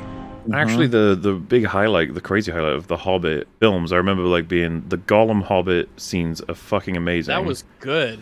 Blesses and splashes, precious. That's a meaty mouthful. Bagginses. What is Bagginses, precious? Just you and me. Just us. Yes. Really good. And then Bilbo and Gollum. It's really legitimately a really good scene. It's got an elfish blade, but it's not an elf's. In the dark. Shut up. I didn't say anything. I wasn't talking to you.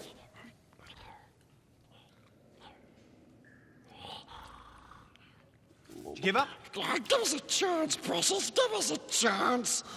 Bilbo and Smaug as well. I really like that scene too. Come now. Don't be shy. Step into the light. They're stupendous. Do you think flattery will keep you alive? No. Did you think I did not know this day would come, gods? Would come crawling back to the mountains? The thing that's really the really only bad thing about the scene between Bilbo and Gollum is that, if you recall, it is intercut with the fucking Goblin Town bullshit that the dwarves are doing.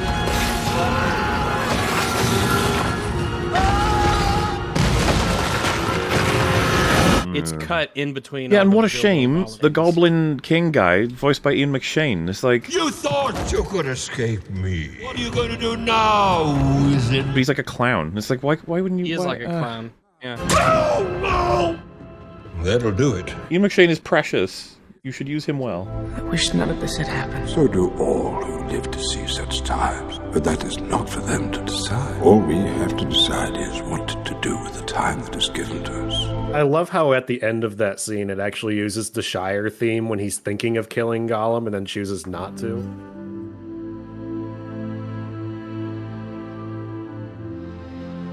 It's just like, oh, that's a weird little moment where you hit me in the feels when these bad movies. I'm almost wanting to like watch it again now off the top of my head, because I remember the vibes from Martin Freeman are perfect, because it keeps balancing from like this murderous goblin person's gonna eat me, or actually focusing on the riddles.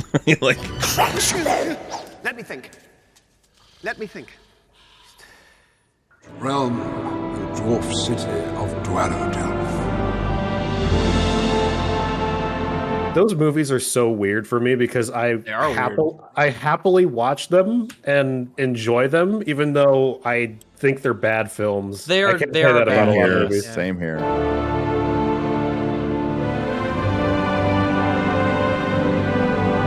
They have good scenes in them. Yeah, there's like a quality to it that doesn't feel entirely cynical, like so many other shitty movies, because you can it tell just feels that like they did a bad job. What happened is like they got fucked by the studio. They tried, and then like people behind the scenes were like, "No, we're not going to allow you to make a good movie." Which is weird because I'd be like, Jackson, you could do whatever the fuck you want. Well, Jackson was brought in at the 11th hour, wasn't he? He had a different director. It wasn't working out. He left. Like, Jackson comes in, and it's like, okay, I can make a good movie, but I need a bit more time to do this. No, we've got a release date. You have to do it. Oh, no. Guillermo del Toro was fired from that project. Which he is another, like, I could buy his Hobbit films being great as well. Very Warner Brothers thing to do. Yeah. Here lies Balin, son of Hundin, Lord of Moria. Warner Brothers is knee-jerk and stupid, and that had a lot to do with it. Yeah, and as Rag said, and I totally agree, if it were me, I feel like you'd be pushing whatever we gave him for Lord of the Rings, give him that again and more. Yes, here's a check, write every number you need at the end of the we will pay it, just do it again. It's as I feared. Just do it again. Use your magical powers. And make it about the Hobbit. I was going to say, by the way, force him to make a third movie that he didn't want to make in the first place. Yeah, if he wants to, that high frame rate. Oh, the high frame rate thing, yeah. The scale of Moria, as they were showing it then, the camera panning around, I remember distinctly when I first saw that as being like, good God, the dwarves would have had to have worked for so long, so many man hours to make something so incredible. But I sure love digging. They have taken the bridge and the second hall. Oh, yeah, this is nice and ominous as well. That guy was right until the end. Committed. Cannot get out. They are coming. Oh, he turned so quickly, like, I didn't... It wasn't...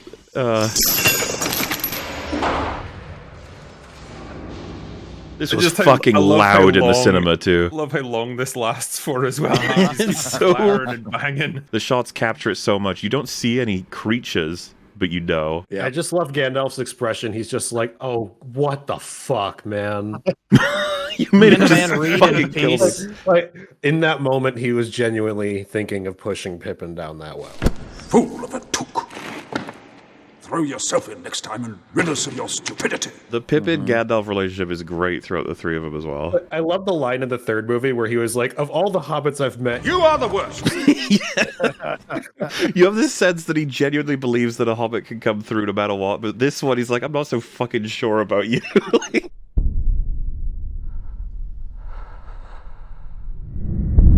Absolutely love this scene, the action of it. Get to see everybody doing their crazy shit.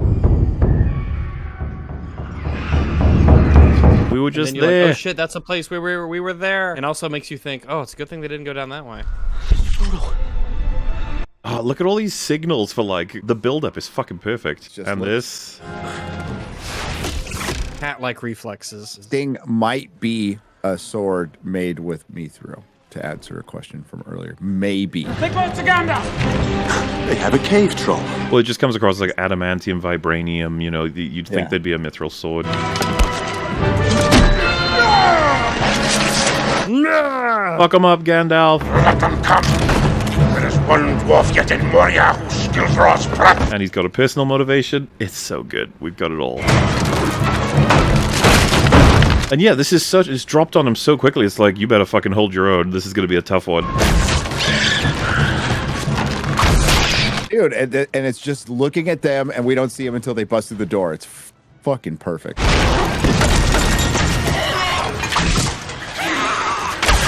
In terms of a big action scene, it's not since the prologue that we've had it. It's just like, here he comes, boys. Yes. Then the music stops once the fighting, like, you know, kicks off there.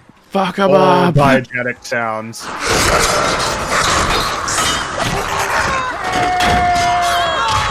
Now, why are you guys doing this when you should just be like jumping off each other's swords and slashing everything? Oh, doing stupid CG bullshit, Look at that. I love the fucking fountain as well. Yeah. Oh. You prick. Oh. But like, it feels, because like that feels like you could have squished him right there and then. That would have been it for Sam. Movie Bob does a great job. And then this is where the fellowship shit comes into it. Well, loads of people almost die, much. but it's someone else coming in. They're watching out for each other. Yeah, this here is a big moment for by the way, action scenes, hugely important for character. For example... Boromir getting his ass kicked. And then he spots, who did that for you? It was Aragorn. You've desecrated the fucking grave, you asshole. Poor Balin. And this, I feel, is the beginning of the... Gimli is quite a funny character. There's a lot to work with there. Yep. Then Legolas is the badass character, which... evolves. His fight scene here is great. Oh, I love it. The whole thing is precision. Finesse, yep. You know, people always cite the cave troll as looking really outdated, and I just... I think... So the thing about it is, like, he's low detail and res, right, compared to, like, now, but I feel like they've integrated him about as well as they can. He looks pretty good. Yep. He looks like he's in this environment. You always buy him. Yeah, you buy him 100%. Yep. Absolutely. Everyone treats him as super real, like the way that he hides from him. I think he looks great.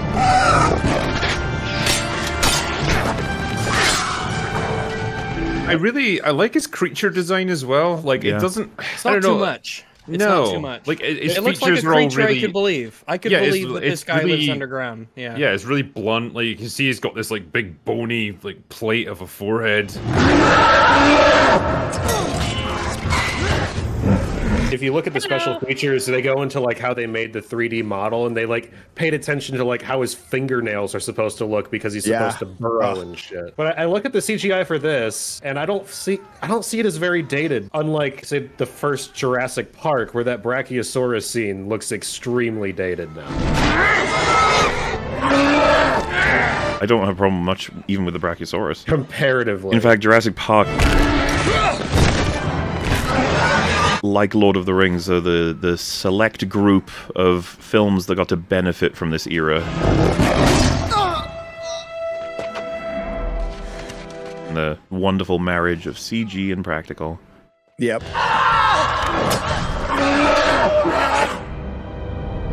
Such a moment of no fucking way. He's dead? Like, after all this effort already. A little face it makes, too.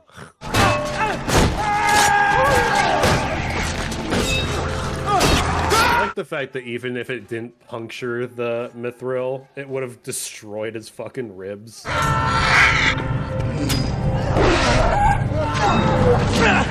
Probably killed him anyway. Yeah, like it's liquefied some organs, maybe. The thing is, it looks like it went through the hole between his arm and his chest. I guess it would have scraped by, and that could have been the reason why he had that reaction. Like it was pressed up against the, like the right prong was actually against the wall. Somewhat, yeah. I think there's a way you can buy that would have worked, as in like with the things that we know to be true. Kind of a glancing blow. Yeah. Seriously, that's like one of the biggest core elements of all of Lord of the Rings, I think, is that we should work together. I'm not hurt. Over and over, they show them working together and watching out for each other. Even when Gandalf was illuminating off the side of the cliff, which you probably shouldn't be doing if you're trying to lay low. Even as Merry starts to peer over the edge, Pippin kind of holds his chest, don't fall. Just all the little things like that show that they're watching out for each other. Mithril. Full of surprises, Master Baggins. You know, I think the only thing that would have made that scene better is if someone stabbed the troll in the head and then splashed the blood on the camera. That I felt like already summed up in Rings of Power what you're in for, watching her kill that ice troll or whatever. It was just like, oh god. To the Bridge of Khazad. And you guys see the Steven voiceover clip when Galadriel's giving out her gifts? Yes. In this movie, it's all pieces it's so of the ice fucking troll. Funny, yeah.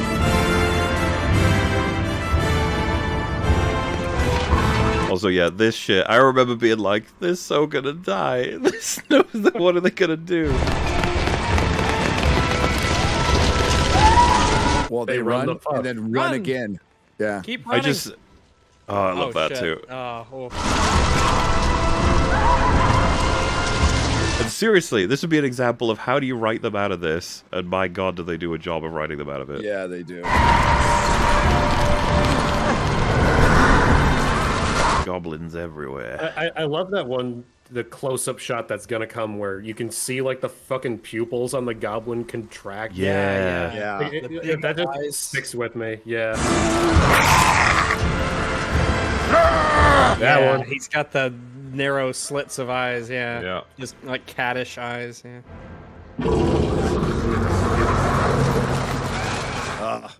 Oh shit. And that's the thing. What makes an army of thousands of horrible dark creatures run away? Galadriel.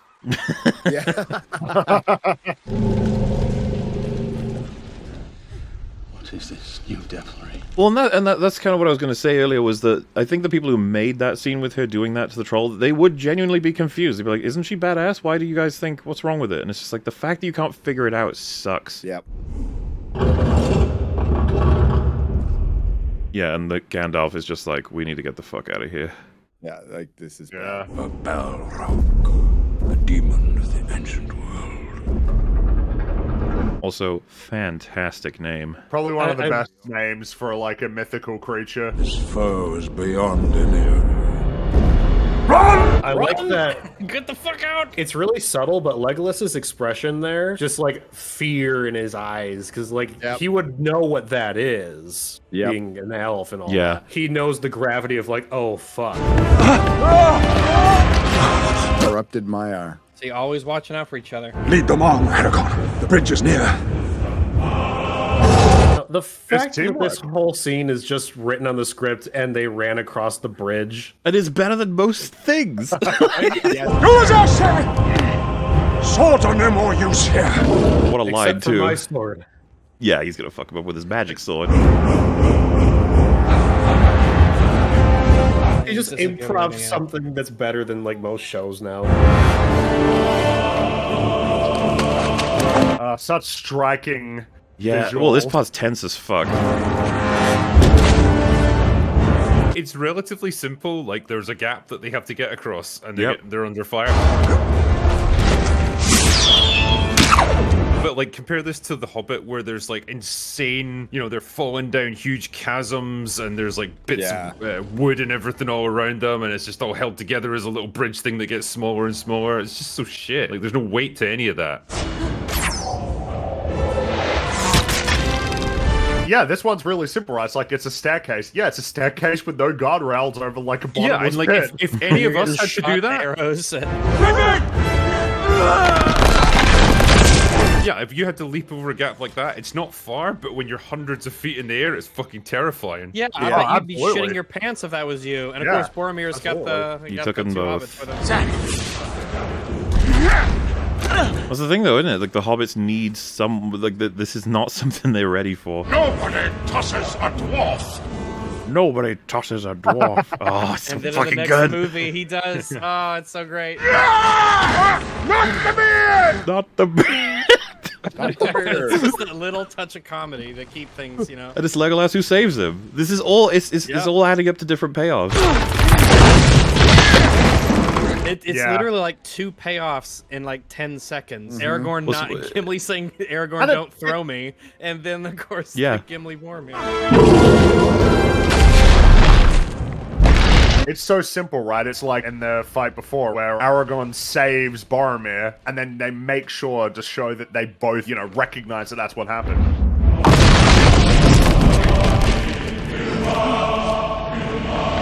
Some of the best payoffs will be setups. In the second Hobbit movie, they do something similar where Thorin saves Legolas and they don't even like have Legolas know about it or acknowledge it. And it's like, well, why the fuck did we do that? Yep. This scene and the one at Amonhen are kind of what define what I love about Aragorn. Just like his total dedication to like making sure Frodo's okay.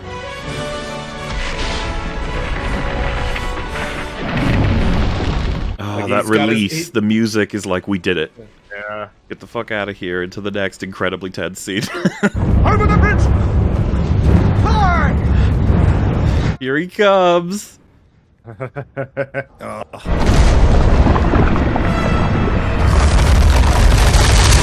I love that. It's so fucking good. The roar is such a specific one that matches him entirely.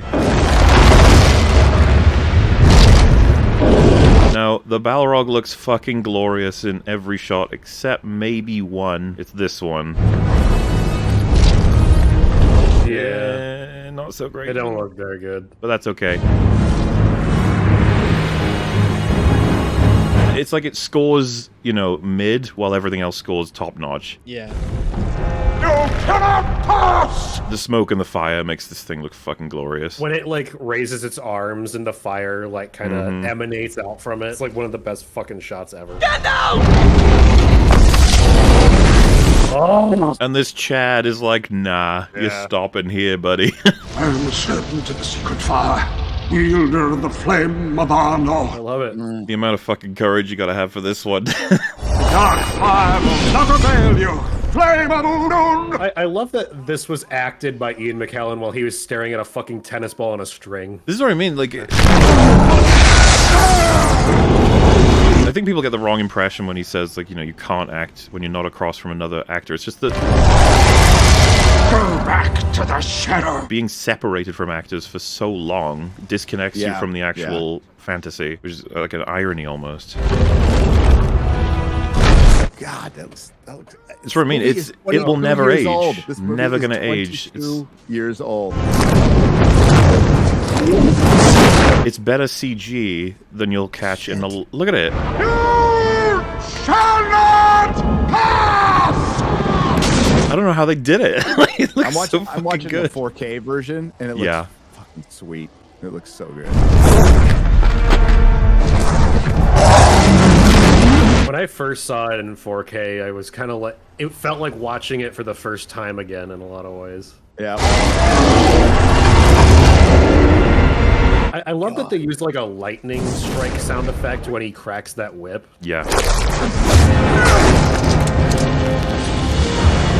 Boromir, who stops him? Protecting him. Yeah. Yeah, because all the goblins are scattering around on the other side now as well. Fly, you fools!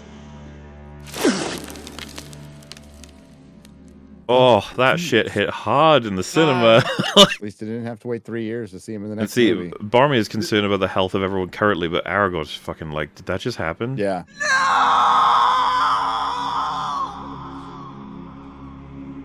Yeah, I remember watching this as well. Like, obviously, I haven't read the books. I knew he wasn't dead, but man, it's so well done. Like, well, it matches the hero's journey, right? Like the mentor dying is like a big portion of it, and I mean, I bought it completely that I wouldn't be seeing him again, and it sucks because I loved him. I was like, this character's amazing, please.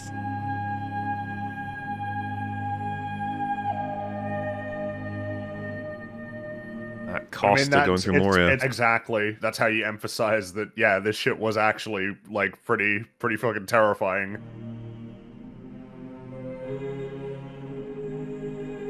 And it's given its time. Well, that, I mean, it's kind of reaction there as well. It's just... Yeah.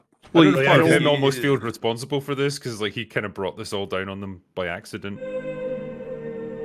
Legolas, get them up. Give them a moment, for pity's sake! And it's just, it's how much he meant to everybody. He has to snap Legolas We out need of it to see all almost. of these reactions. We must reach the woods of Lothlorien.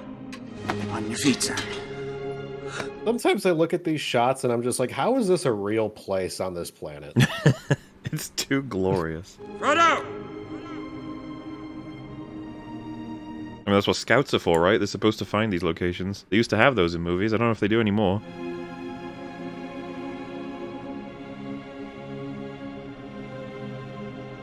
There's parts of Arizona in the desert that look kind of like this, and especially like Rohan. Yeah, the Arizona desert looks like another planet. Yeah, it does. Kind of surreal.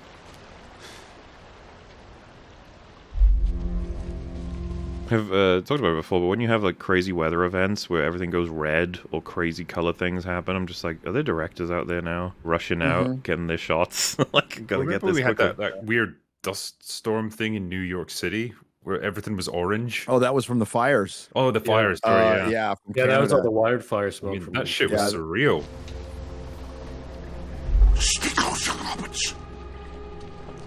They say that a great sorceress lives in these woods. That happened to us in San Francisco, and that was weird, dude, because everything was orange tinted. Everything. Yeah, it wasn't as bad in Michigan, but everything was like a deep gray, and the sun was just like a fucking red circle in the sky. The air tasted fucking horrible. You walked out outside and it was just An elf witch of terrible power. ugh, it was terrible. San Francisco looked like Blade Runner 2049, but more entertaining. Coming to us is as the footsteps of doom. I have the eyes of a hawk and the ears of a fox. I'm pretty sure this is Gimli's hair's fucked up, right? Because they didn't have the right wig at this point or something. I remember hearing about it. It's he doesn't have his helmet on. There's that. I'm pretty sure they got the wrong hair for him. I remember reading it somewhere. Remember, his hair is like big and ginger. In there, it was like a dark brownish gray, Like a flat, blackish gray almost. So I'm pretty sure they didn't have the correct wig at the time, and so they're just like, well, fuck it. The cultural impact of the Lord of the Rings trilogy is nothing short of phenomenal. Rings of Power, I don't know that how many people who loved it remember what happened in it. You bring great evil here, Ring Bearer. The dwarf breathed so loud we could have shot him in the dark. Gandalf's death was not in vain, nor would he have you give up hope. The enemy knows you have entered here. Hey, look, it's Celeborn. No, it's Teleporno. Hey, Teleporno. Teleporno. You carry a heavy burden, Frodo. Don't carry the weight of the dead. But yeah, I don't know. I feel like with this trilogy especially, there's so much... The biggest moments of it are stuff that you guys, I assume, like me, would never forget. The heart of Elvendom on Earth.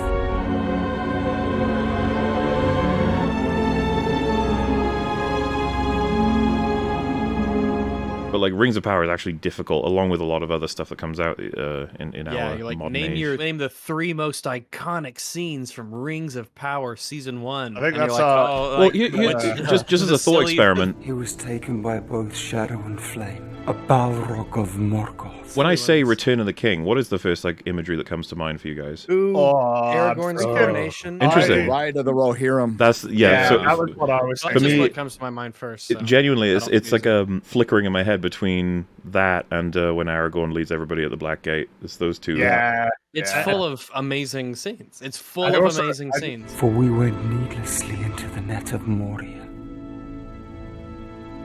Needless were none of the deeds of Gandalf in life. I feel like all 4.5 hours of that movie flashed within a couple seconds in my mind. And I was Just like, all of it. The lighting of the beacons, love that. Oh, that scene where the Witch King of Angmar lands on like the Oh, God. parapet It's of so cool. Minas Morgul.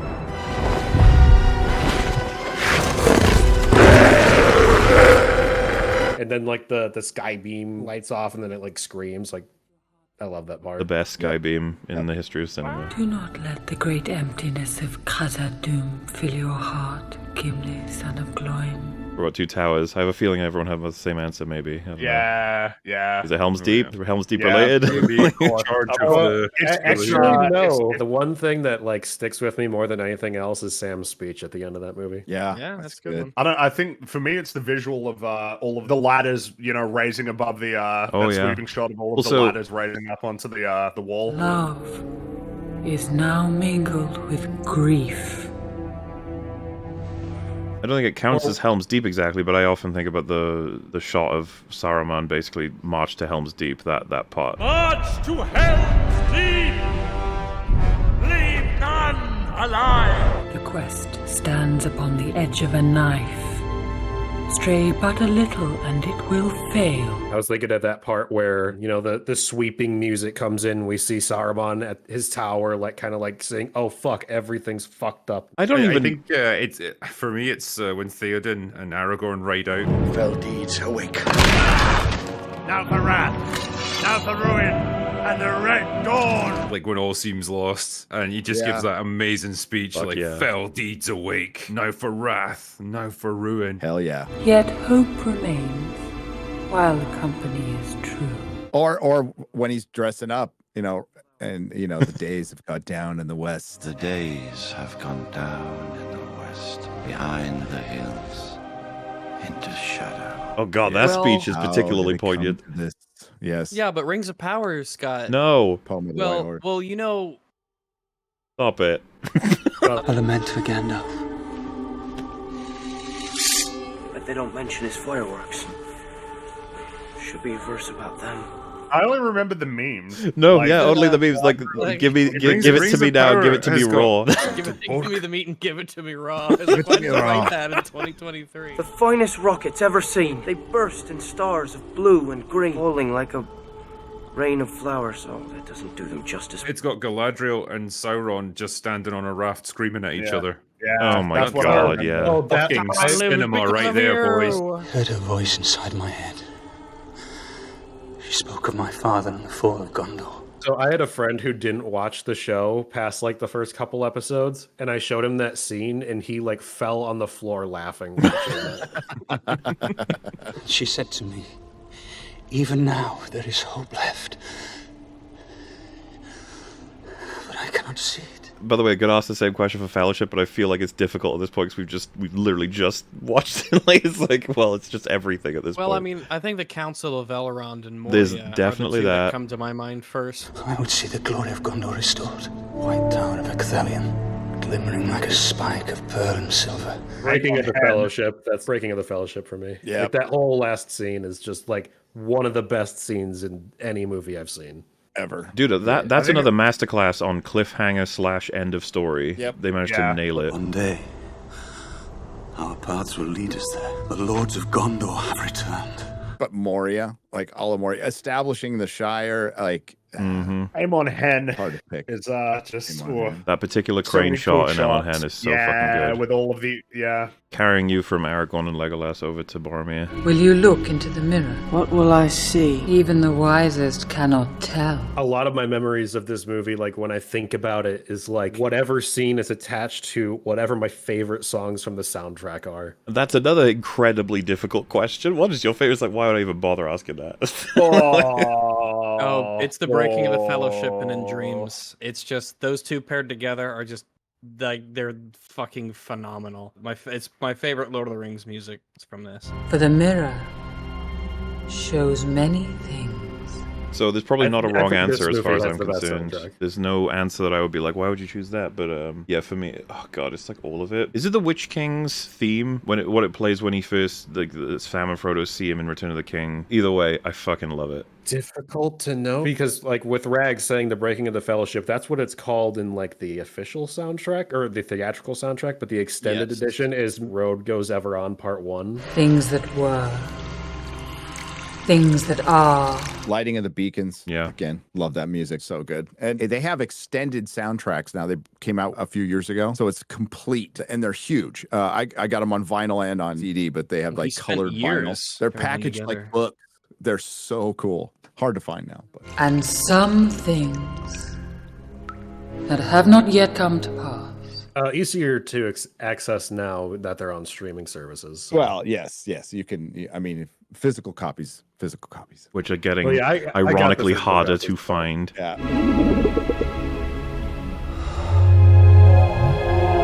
Alan Wake 2 is one of the first games that's just going to never have a physical release of that caliber. It's just like, seriously? Yep.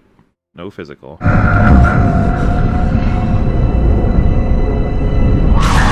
No physical But Alan Wake 2, there's only digital versions of it. Really? Mm-hmm. That's bizarre. I hate it. I actively hate it. You think that they'd be able to make money by saying, like, if you pay extra, because it's not going to be, like, normally, like, done, but... Do you know, like, I assume you do, but collector's editions of, like, big budget games often don't come with the game now, My physically. Dead Space Collector's Edition, I think it has a code for the game. It has a CD pack in it, but it doesn't have an actual CD in it. This imagery, incredibly important. Scouring of the Shire, correct? Or at least a foreboding of the potential that we could either talk about now or later, but the choice to remove the scouring it's like a Tim of the Burton Shire. world. I was fine. I didn't love that whole section from the books either. Works in the book, wouldn't work in the film. But that's another one fans would have been like, they fucked it up. Yeah. They fucked it up. And it's like, calm down, calm down. It's like the Bombadil thing. It's like, it's weird that we met God in the woods all of a sudden. That's kind of weird. We should probably just not have that in the movies. He will try to take the ring. You know of whom I speak. Like, the thing is like, I think Tom Bombadil is just straight up a plot hole in the books because like, he literally just puts on the ring and he's fine and nothing happens. And, like, they're just like, yeah, he just, like, kind of doesn't care. And it's like, that's the explanation? One by one, it will destroy them all. I do like the fact that, like, you get to the Council of Elrond and, like, they do bring him up. Because, like, that was my thought. It's like, okay, if this thing has no power over him, then surely he can just go to Mordor. He's like the perfect ring bearer. Yeah. I will give you the One Ring. You offer it to me freely. He just doesn't fucking feel like it, and it's like, what? Yeah, he's really absent-minded, and he would probably forget what he's doing halfway there and just, like, drop it or something. In place of a Dark Lord, you would have a queen! He's a higher being. That might be a remnant of the Song of Creation, or he was a lot like Treebeard. Treebeard's, you know, an old ancient being. Not dark, but beautiful and terrible as the dawn! Who gets And he shouldn't have been in the movie. Yeah. I mean, the end result speaks for itself. This part stood out to me as a kid when I first watched it. I was like, what the fuck is happening? It's terrifying.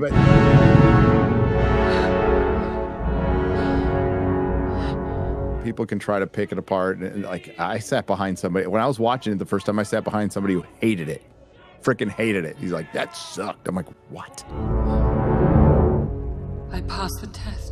Oh, the reason the guy hated it because of the changes they made to the book. That's the thing, right? It's like, when it's this good as an adaptation, all of the smaller things are going to niggle at you and be like, eh. I will diminish and go into the west and remain Galadriel. I have a controversial take in thinking that there's things that this movie just straight up did better than the book. To bear a ring of power is to be alone. And if you do not find a way,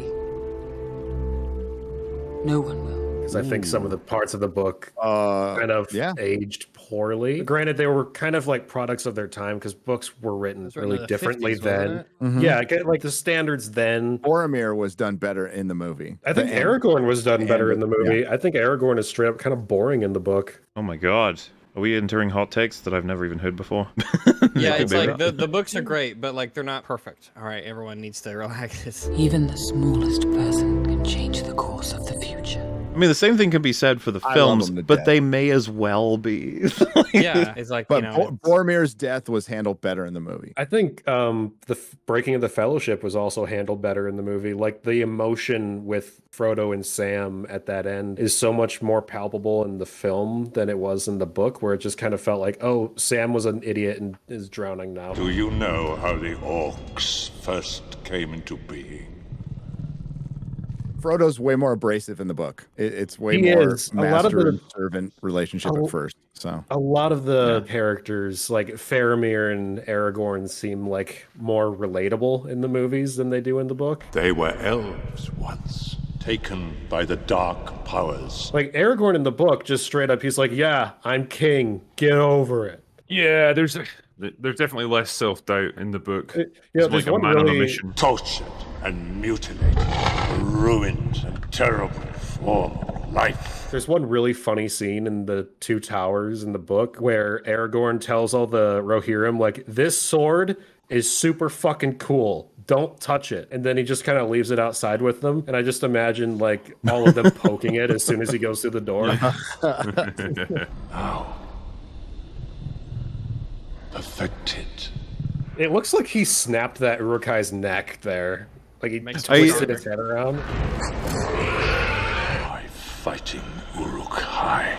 I do like, though, the white hand of Saruman, just as a branding. It's good. You can make merch. Whom do you serve? Saruman. Hunt them down. Do not stop until they are found. I just remembered the first time that we did EFAP movies on these. You do not know pain. You do not know fear. You will taste man flesh. And he talked about bring them alive and unspoiled. I think it was you, Mauler, who was like, do you mean like just don't rape the hobbits? Why did you say it like that? Bring them to me alive and unspoiled. Saruman was like, I didn't want to be explicit, but I need it said. It's like, I know you pulled us from the ground and everything, but fucking hell, oh my god. And now like we're thinking about it, sir. Lurtz fucking grimaces, like he's like, I wasn't thinking about that. Earlier, when you said taste man flesh, what did you mean? As soon as they get out of Isengard, they're like, I don't like that guy. They get far enough away, and one of them's like, we are gonna fuck the hobbits, right? And Lurtz is like, oh yeah. These cloaks help shield you from unfriendly eyes. My gift for you, Legolas, is a bow of the Galadrim. I find it interesting that she's gifted Legolas a bow. Do you think he'd be like, bitch, I have the best bow that I could get. Why do you think yours is going to be better than that? And for you, Samwise Gamgee, elven rope. The meme is basically when Galadriel's talking about all the gifts she's given them. She says they're all from the ice troll over and over again. Carved from the horn of the ice troll that I defeated. Like, one small bite is enough to fill the stomach of a grown man. How many did you eat? 4. Now, do you know why these boats float? Ooh, tell us. Rings of Power taught me all about this. Because stones can't look up. But boats can look down. Boats are floaty because they look up at shiny sky. Do you think? To rise above the height of all your fathers since the days of Elendil. So imagine if Aragorn gives that knife to Rosie and she kills Sauron at the end. That would be better. Ooh, yeah. That would be better. Blade of the she's Assassin. pregnant, yeah. Yeah. And she rides in on like a dragon that she made friends with at some point. Yeah. Yeah. None of the boys could beat the dragon, but she convinces the dragon that he should do stuff. Or to fall into darkness with all that is left of your kin. I think it would be important too if you could have Aragorn slip on a banana peel during this scene somehow. Yeah. I know that Rosie is his wife, but for some reason my mind like converted it to Sam's daughter, and I was like, "Wait, his 3-year-old is going to?" Oh my god, even better. Arya having the knife, killing. That was such a depressing night when I saw that episode. I watched it with Wolf. It was horrible. I had a whole like 16 hours to think about that episode before we watched it and just have it like sour more and more. The death of Game of Thrones. I think my favorite reaction of yours was like when Qyburn gets killed by the mountain. Obey your queen, Sir Gregor. What? What?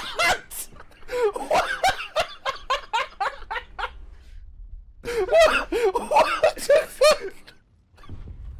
What?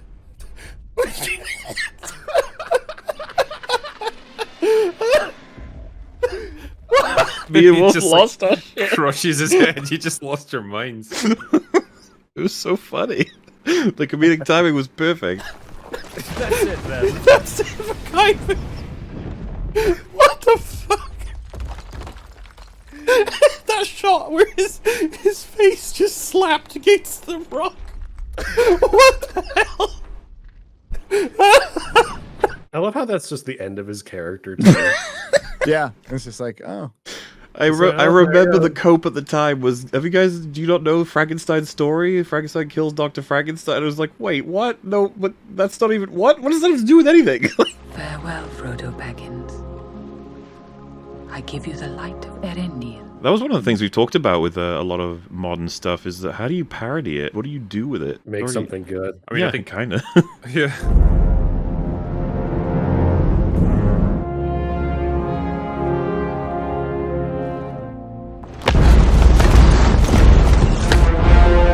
It's this scene that always like stuck with me. It was the combination of the Isengard theme and also just the slow-mo Uruk-hai like running through the forest.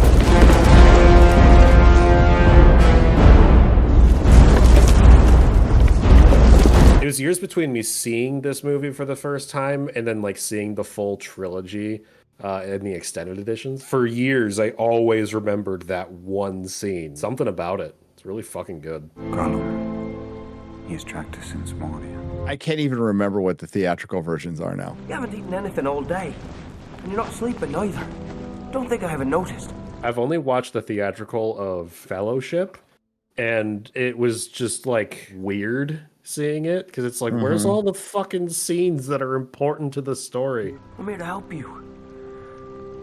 I promised Gandalf that I would. Because, of course, there was a reason that the theatrical cuts ended up being the way that they were. But, I mean, now that the extended exists and you can watch it... You can't help me, Sam. Not this time. Well, yeah, that's funny because like I bought the 4K physical release of the movies, and it's like we got the theatrical editions in here too, and it's like, well, I'm just gonna throw those away. Oh, I know. Minas Tirith is the safer road. You know that. From there we can regroup. I love how this is kind of when everything starts to break apart. Like Gandalf's not there to keep them together, so now they're like fraying at the edges. Yes, there is weakness, there is frailty, but there is courage also, and honor to be found in men. Yes. Strike out for Mordor from a place of strength.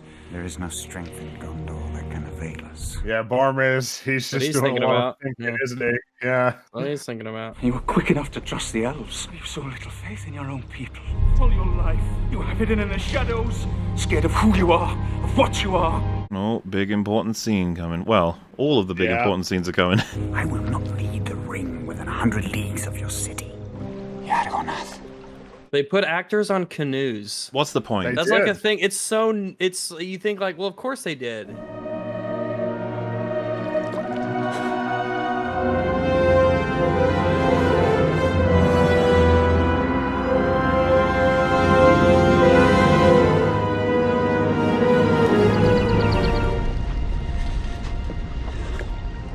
Where's Frodo? Arguably the best part of the movie coming. Maybe, yeah. I know why you seek solitude. You suffer. I see it day by day. There's a few that could be argued for sure. Well, no, I'm just saying. This scene is fantastic. It might be. I know what you would say, and it would seem like wisdom, but for the warning in my heart. There's literally not a second of this movie. No, there's 1 second of this movie. It's 1 second. It's that fucking Elrond shot. It's the only part of the movie that I don't like. The other 3.5 hours I love. Warning? Against what? We're all afraid, Frodo. Look, I'm just humbly gathering some firewood. That's all I'm doing. To let that fear drive us to destroy what hope we have. Don't you see that is madness? I love how fucking natural this looks. You wouldn't guess that this is forced perspective at all. I ask only for the strength to defend my people. If you would but lend me the ring. No. Standing in front of a giant broken statue head too. I mean, just... That's one of those things where it's like, what's that? You don't need to know what it is for anything to make sense. It's just like, here's a cool thing. Why do you recoil? I am no thief. You are not yourself. Yeah, like this whole area is littered with like decaying statues and ruins and stuff. It's all part of like the kingdom of Gondor, I guess, that's just shrunk over the years. Yeah, it's great. It just gives you little bits of world building. What chance do you think you have? They will find you. Listen, just lend me it. Just for I'll a sec. totally give it back, bro. And you will beg for death before the end. This is the thing. From his POV, this seems like the most right decision. He's just a little hobbit. What's he like? A little hobbit ain't gonna destroy the ring after everything that's happened. Oh! It is not yours, saved by unhappy chance. It couldn't be mine. It should be mine. It doesn't make any sense to let it just be given to a hobbit. It's like, just fucking give it over, idiot. Give it to me. No! Give it to me. No! And, but he realizes. A little detail of making the wood shake. Yeah. That paranoia as well. So it gets you, praising all your weaknesses and fears. You'll take the ring to Sauron! You'll betray us! You go to your death, and the death of us all! Oh, man. This is Boromir's low point. He's gonna come out of it. Frodo. What have I done? please. This is, dude, when you get the context of who this man is, like back in Gondor. I mean, arguably his best scene is, I mean, if not here, it'll be in the extended in Two Towers. I like him getting emotional over that. It's not just like what he did to Frodo. It's that like he knows what happens when everyone else finds out about what he did. Yeah, it's just a weakness that's been completely exposed. Probably take that ring off now, huh? What's funny is this structure they're near in the Return of the King game, no, the Two Towers game, the level starts here, and if you go up the stairs, there's a really good XP boost at the top of it. Go grab that. Frodo carries the fate of us all. We must defend him.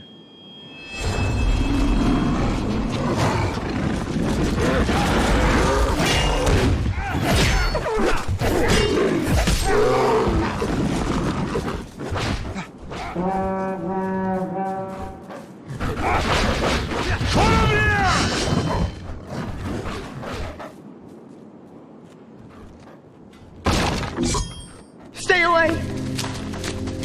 Frodo! Yeah, Aragorn's like, I'm chill. I'm super nice. I said you have my sword. I swore to protect you. Can you protect me from yourself? Yeah, it's this point onward for the entire rest of the movie that I think about whenever I think about this movie. Would you destroy it? Everything about it's fucking awesome. Mm-hmm. All the things we praised so far, but also Amon Hen as a whole, his fellowship just comes up slightly above the other two for me. I think what I like about it is that, or what I prefer Fellowship over the other two is... I would have gone with you to the end. Into the very fires of Mordor. It's so character focused. Not that character isn't a big part of the next two movies, but I prefer all this stuff over any of the big siege battles that we get later on. Look after the others. Especially Sam.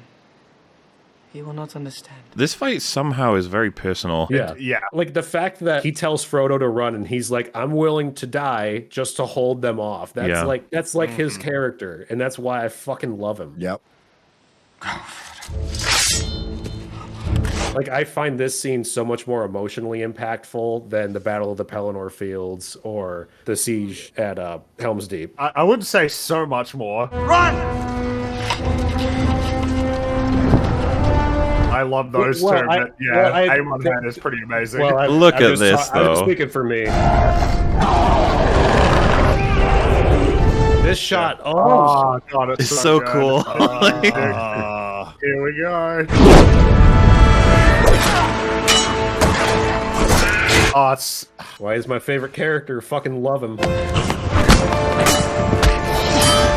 fact that he has to run away because he's like, oh, I'm gonna be fucked if I just stay out in the open like this. Look at it, it's surrounded, and then who comes in but not his two best buddies? God, I love the music for this battle. It's so amazing. Yeah. Frodo's 17th fall. I should keep a fall counter when I edit these. Yeah.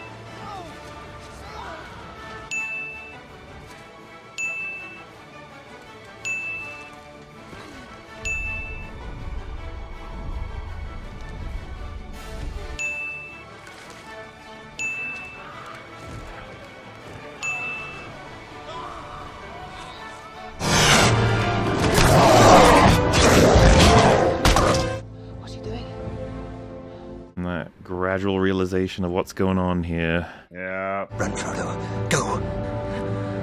Hey! Hey, you! You know what we need is explicit dialogue from Frodo saying, "I'm not going with you. I'm going to go somewhere I'm going to take the ring to Mordor by myself." That way, we won't have trouble with people trying to take it off me. Merry and Pippin are such lads. Oh, yeah. Over here! This way! It's working! I know it's working! Run! This is what I mean. Yeah, this moment here where there's like, they know they're leading these guys to their deaths. Boromir's sacrifice is built on another 2 different characters' choice to sacrifice. Yeah. Gives him his chance. It's all about that teamwork. Fuck him up, Legolas. Yes. It's just awesome, isn't it?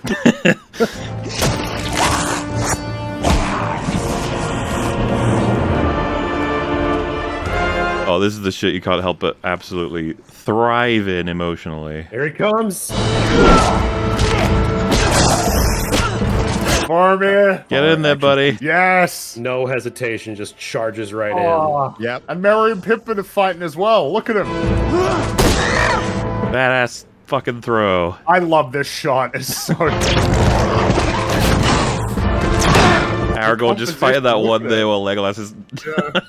He's dealing with that one guy. It's like, Legolas, can you shoot this guy Give me real a quick? hand, bro. I'm having a lot of trouble here. The Horn of Gondor.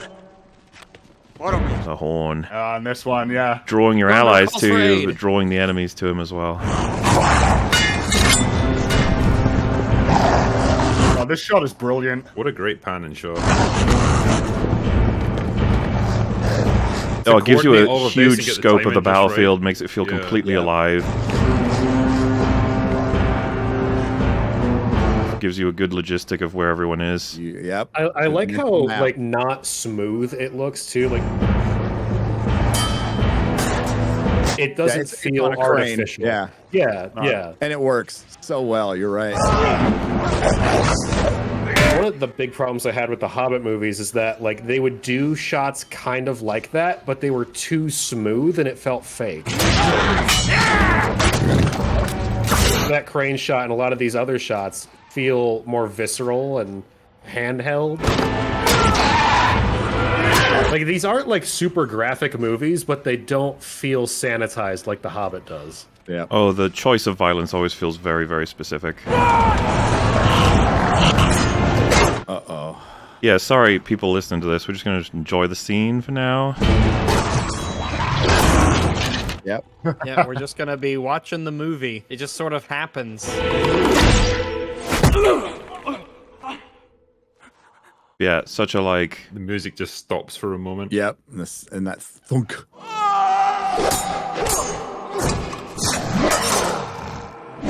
I don't know, there's just like this sense of this is it, but it doesn't mean you stop.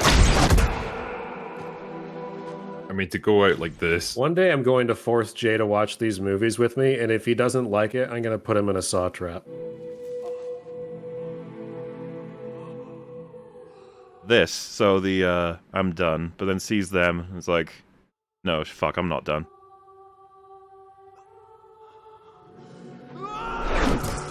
The endurance of a fucking human spirit, that's what this comes across to me. He's not gonna stop until he absolutely can't go on. The third arrow.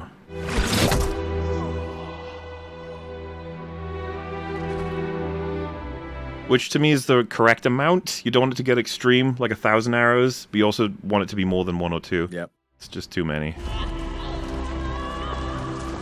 And yeah, I love what Pippin has to say about this to Denethor as well. It's recognized.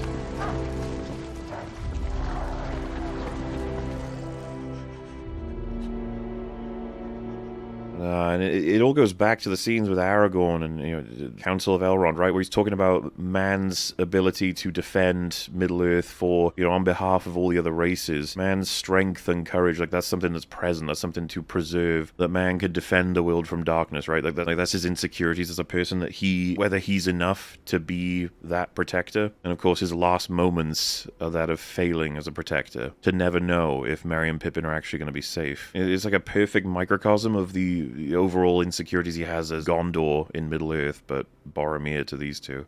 It's absolutely tragic, but bloody brilliant. Facing that arrow like a champ as well. Yep. This fucking fight is so raw. It is so raw. I mean, it's great because it doesn't go on too long. It doesn't overstay its welcome here. It feels very real. No, it's savage though. But our theater like erupted in cheers when Lords got beheaded. The legendary deflection. The sound of it as well. Yeah. When he licks the knife. Oh, this is totally champion versus demon of hell, basically.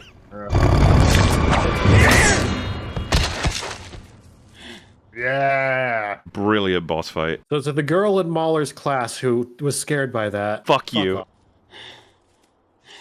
They took the little ones. Frodo. Where is Frodo? The first thing he says, they took the little ones. Yeah. I tried to take the ring from you. Forgive me. I did not see. Because that's what he is at the core. He's a protector of people. That's his whole role. And that's where the insecurity stems from, is not being able to fulfill that role. I have failed you all.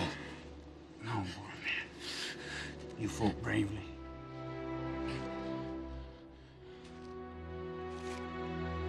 It is over. The world of men will fall.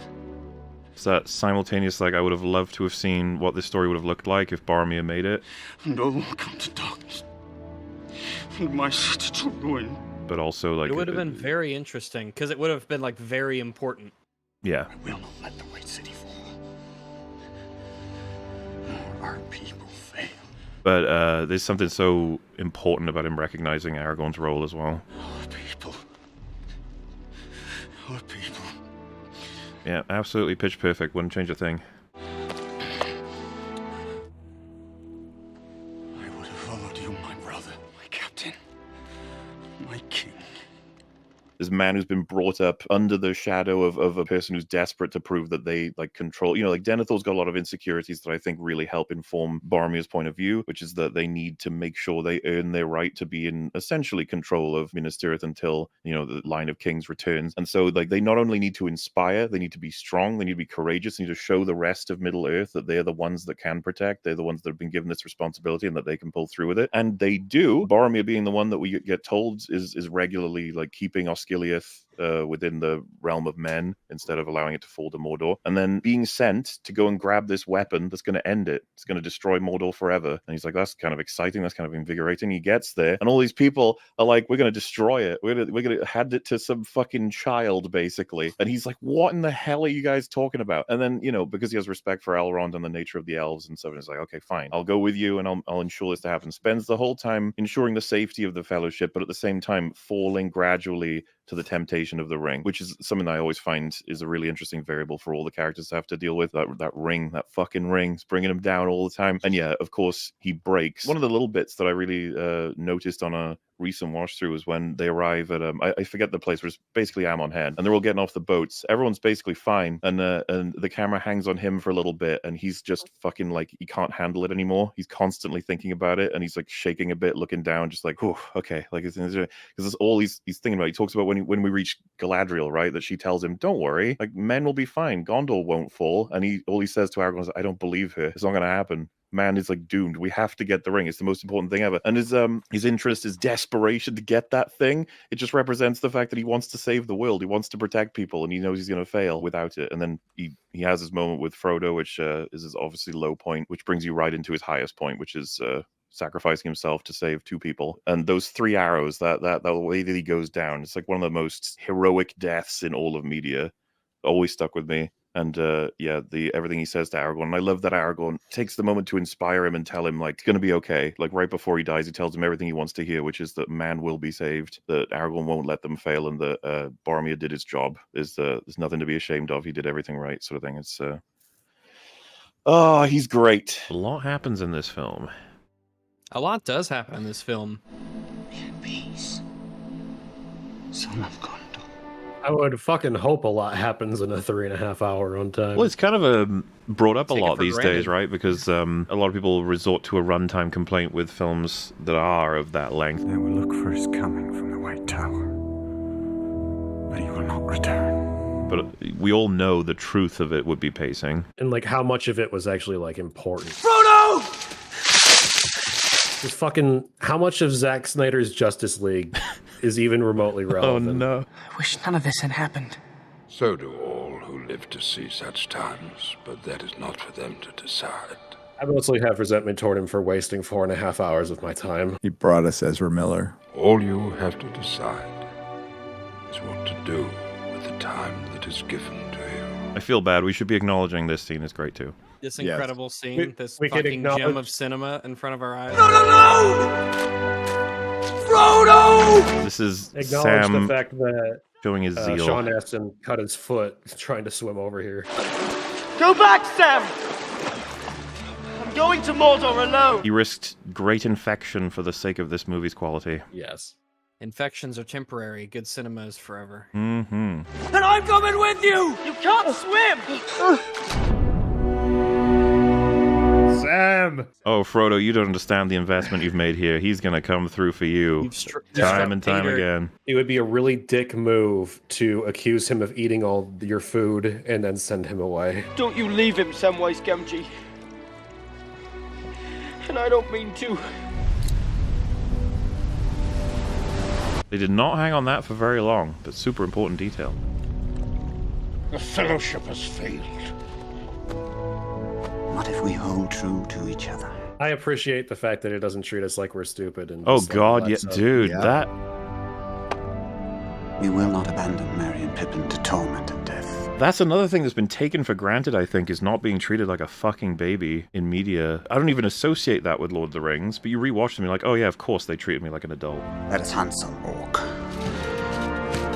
I mean, nowadays you have, children writing, so they, think the audiences are children too. An intelligent person writing maybe has a bit more confidence in their audience.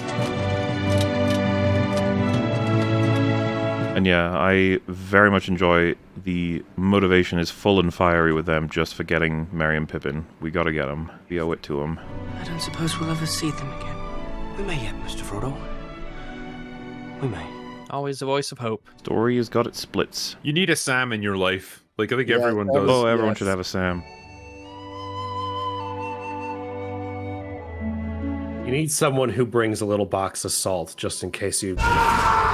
Why? How come? What's up with these ladders? What are these ladders? I've never understood it. Logo? I think are it's they about trying to climb Well, it messes elevate my the head because it's like, craft, how do you get the little segments on the edge of a film to like detach and then go diagonal? I don't like it. They fucked it up. Messes with my sense of order in the I world. don't know what whole you're thing. talking about with No. film. Those are ladders. Ladders in film is climb- about you climb up cinematic them. achievements going up and up and up. See, because Lord of the Rings was just a stepping stone. New Line made way better films after this, right? Oh yeah, totally. That's it's how I gold remembered also. latitude and longitude. Latitude is like a ladder, and like you step like the horizontal things of a ladder. Yeah, they traditionally go up and down. You go up and That's- down. That is genius. Get Does your it hot actually take help? out, drinker. Talk about how you hate this scene. Wait, no, we have to get Wait, you to it do? first. It's already the scene. You can Wait, hear no, Gandalf This, talking. this scene here is beautiful because it's a mountain. I like it. Yeah, but Yeah, you can this is just- hear this the is just a previously on with planet. Gandalf saying, Flame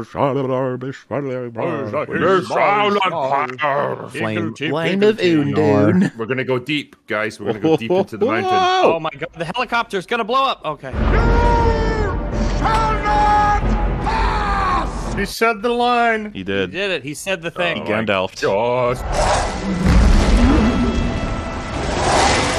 Right, we need to answer the age-old question. Is it cool for Gandalf to do what he's about to do? Or is it cringe? Yes. It's cool, but it doesn't feel quite in step with the rest of the movie. And I'll tell you for why. Fly, you fools! So in the books, it's kind of it's left up to the audience, or it's left ambiguous whether he's alive or dead until he makes his return. Whereas in this, it's kind of clear when you watch this scene that he survived, because you see him fall, you see him battle the Balrog. We know he's not going to have died in the middle of that. He's going to come back now, and I would rather have kept this ambiguous. I would rather have kept it a bit of a surprise for the audience. But for have later you on. considered that it's awesome that It's the most Gandalf badass fought the fucking Balrog thing with his ever. sword? Balrog. This, He I could will do it. say, this sequence here is a fantastic Marvel movie. Wow, what the fuck? This is metal I as don't think I fuck. appreciate that at all. It is metal very as fuck. cool. It's just Look at him. I He's don't fighting associate with a metal sword. with Lord of the Rings quite so much.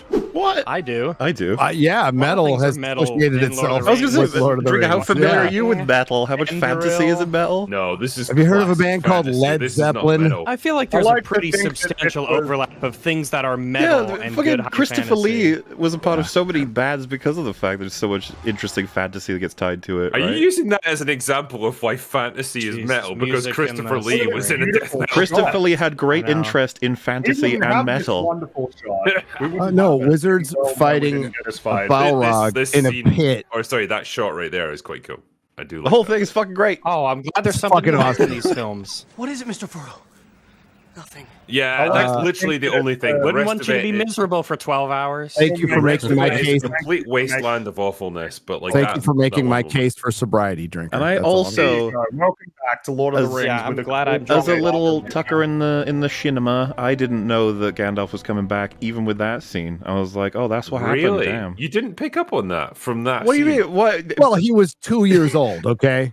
I, That is true, yeah. Can you see the bottom? Don't look down, Sam. Just keep going. Some of us were young. I don't know Well, that, like, I was old, okay, and I'm even older now, and Gary can I'm just empathise amused by with the fact that this. fell So, down a pit means he died, but fell down fighting a dragon means he lived. If the movie chooses to show you that, but leaves it unresolved as to what happened to him, I think you can assume something's going to come out of it. It's I mean, not technically, they just he kicked died. the can down the road. He's still Tell us what you think in the comments section below. fight.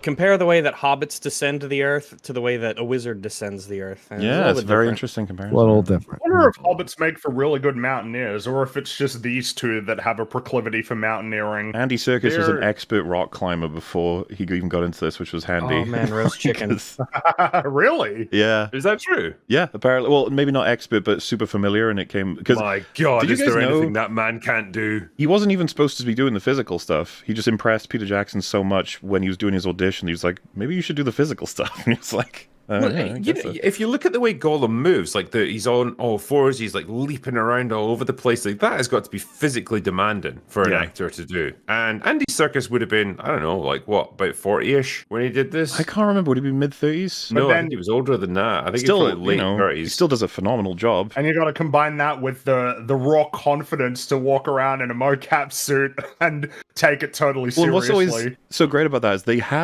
exude that raw confidence, but if you ask them, they're like, I don't know if it'll work. Hopefully, like, That's the thing. They didn't know. It hadn't really been done before. But Well, they I mean, do it Jar Jar because said they gotta did. give I the love best this. performance they can for the director and the editor.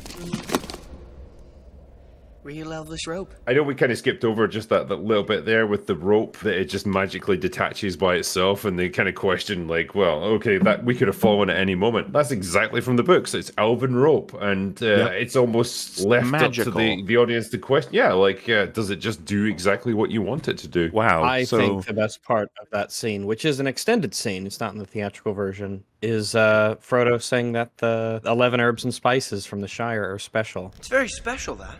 It is special. It's a little bit of home. Fun fact as well: those spices can be used to make salt and pepper chicken. And that elven rope came from the hair of an ice troll. and it all just because together. we're machine gunning out fun facts right now, this is the only Lord of the Rings film in the trilogy that nobody puts on the ring. Oh my God! Yeah. Oh my goodness Makes you gracious. think. Makes you think. Wait, Well, he almost, I mean, spoilers. he almost puts it on in Osgiliath, doesn't he? When the He Almost. doesn't, because he's a lame Almost. little quite loser. do Oh, it. yes, lovely. Lambus bread. More lambus bread. It doesn't look very nice. No. It looks like a fine. They're shortbread Just- cookies. It's just, needs I think it's a some- it fine needs some cracker, brie. Rags. like the I'm a- art department It's made not a them. fine I'm good cracker with a hummus. mile away. Well, yeah, I'll have you know I'm quite the cracker connoisseur myself. Oh my Yeah. God. Nothing ever dampens your spirits, does it, Sam? Those rain clouds might. This was the first time we got to see Gollum fully on screen because yeah, we fully. got a little tiny glimpse of in In Moria. shadow and bits and bobs. Yeah, and I feel like the mocap technology hadn't quite matured by that point. They weren't quite ready for it, but like with this, they nailed it. You can see throughout the trilogy the sort of escalation in the number of visual effects shots and like how much work they're doing. There's like Fellowship is a lot more contained, and then by the Return of the King, we got these massive spectacles. It was actually Gollum that inspired James Cameron to believe that it's time for Avatar. Well, hey, look, all right. I appreciate the technology of Avatar and whatnot, but yes, I mean, visually it looks great. I just I wish he'd thought to write a story. I think this, by the way, for a lot of people who had no idea what he was, would have been like, "What the fuck is this? Like, what? Jesus. Why is there a zombie corpse chasing them around? What's this dream demon doing? Come and please do. Wasn't one of the scenes from Fellowship that he was in cut out? The only times I remember him from Fellowship is like you see him getting tortured in Mordor, but it's just like his arms and legs get up in the air. You don't get to see his face or anything. The big major and then you get time you see him is they mentioned it in Moria. Yeah.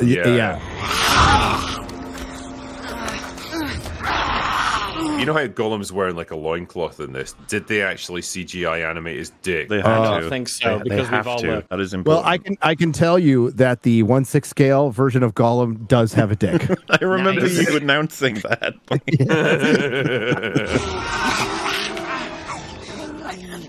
If you could put the ring on your penis, would you still disappear? Yes. Yeah. Any appendage, really, isn't it? Release him, or I'll cut your throat. What if you swallow it? Well, then it's not wrapped around. I think we agree it wouldn't if you swallow it, but not if you swallowed it, but if you put it on your fingers or your penis. What if you put it on your finger, bite the finger off, but swallow the finger, so it's still yours? What if you put it in your prison wallet? What if you stuck it up your butt so that the ring was like the entrance and exit to your rear end? And so whenever someone fucks you, they're going in, they go invisible, out, and then someone has anal sex with you. They are. I think what you'd have to do in that case is put it on your finger and then cut your finger off and then put that up your butt. Would your poop turn invisible as it passed through? Is poop an entity? I don't know. You know the way to Mordor. Yes. You will lead us to the Black Gate. Gone to a point now where Gollum is essentially part of the team, and when you combine what Gandalf's told Frodo before and then what Gollum is, it makes a lot of sense that Frodo is quite sympathetic almost immediately. Also, Bilbo, the big old scary face. So begins the adventure of Frodo being like, we got to be able to save Gollum so we can save me. Well, it's an interesting thing that this film has to do is it now has the task of creating and maintaining all of these new subplots, whereas instead we had the Fellowship, together as a team in the first movie. Now it's like, what is, Frodo, Sam, and Gollum up to? What's Aragorn and Gimli and Legolas up to? Aragorn's objective now is to save Merry and Pippin. It's not necessarily about the wider scale of the battles that are going on or the world that is reshaping around them. It's we got to save our friends. And I think there's something pretty admirable about that. Well, and of course, Gandalf sort of gets them on the road next to Rohan. And it's like, so what would have happened had they caught up and saved Merry and Pippin? What would their quarry be at that point? Give him some medicine, boys! The special effects again, just on these fuckers. Like, they don't all look the Healthcare is same. not great. Their dental care is pretty bad. Or is it pretty good? Maybe they just couldn't negotiate. Yeah, what would it be without the? Probably pretty good considering how they were made. Don't brush their teeth. The fact that all of their teeth are still there, that's pretty impressive. I suppose. Yeah, not bad for a mockery of life. They have notably black blood when you kill these things, and so apparently when they were filming, they had to like take a whole mouthful of a licorice mouthwash thing to make sure all the inside of their mouth is black as well. See, that would Luckily, put me out. licorice is a really delicious and wonderful tasting thing. So that's why I won't drink Sambuca. It's like one of the few things I won't consume because it's just. What if you're particularly desperate, though? I mean, well. It's similar in terms of drinking stuff. Apparently, there was something called Gollum juice that Andy Serkis drank. Gollum juice? Yeah, it was like honey, lemon, and ginger, so that it would be better for his throat doing that fucking voice. Yeah, all the time. doing that voice. Oh yeah. I just like the idea. That's got I need my Gollum juice. Man flesh. I've seen YouTubers whose voices could be improved by regularly consuming Gollum juice. Their pace is quickened. Come on, Gimli. Oh, Legolas, you're so spry and quick. Oh, Gimli, you're not. So not. You're doing your best. I love this because you get these interludes where Gimli's like, "Oh, I'm fucked, I can't keep up," and then like you get the overhead shots where they're just running together again. Like he always somehow manages to catch up. All three of them are injured while filming. Caught up. This. They all were? All three. Yeah, you got the stuntman for Gimli's got I can't remember in total what everyone's injuries are. It's just that apparently Peter Jackson was like so thankful for all three of them for filming this shit while they were all healing. You could call it. And that's why they're all in wheelchairs now. Not idly do the leaves of Lorien fall. He's got good eyes. He does have good eyes, though. That's his thing, right? Fall. He is a ranger. We dwarves are natural sprinters! Very dangerous over short distances! He's like the character that can do like really good sprinting, but they don't have much stamina, so it's like a little like When you put the three films together, I'd say Two Towers particularly does most of the work, I'd say, for these three as a relationship. Yes, it feels like this is their movie. Yeah, this a little bit. This is their like time to shine. Legolas, what do your elf eyes see? Here we go. Oh, yes. Say it!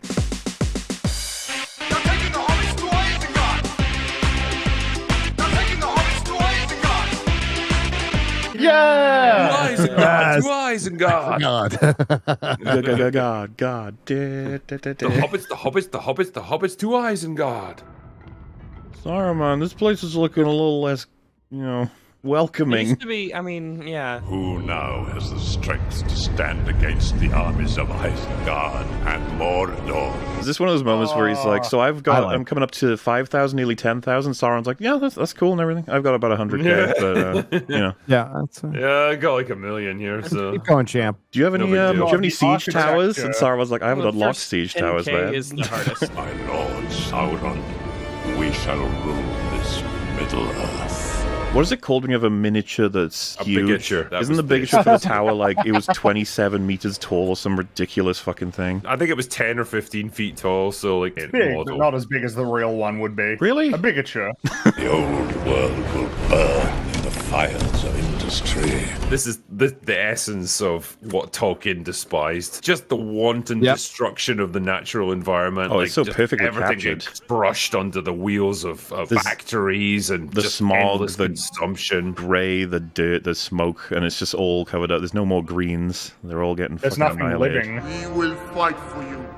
No, not the inside. No, not the inside. No. It's just not going to Oh, heal well, man. It's going to take a you're while. gonna need that. I just imagine Saruman being like, you could have just signed your name on a document. I don't or do the whole something. blood You thing, didn't have dude. to do That's this. weird, okay? Take back the lands they stole from you.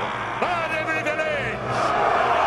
Yeah, rape and pillaging. Woo! I'm just gonna assume that all these guys died. Probably. What was the fate of the wild men? Who took them out? I think they were still active until Return of the King in the books. They fought at the Battle of the Pelennor Fields for sure. okay. I think ultimately they made a truce or something with Gondor and Rohan. Yeah, when Mordor was defeated, they were like, We propose peace, gentlemen.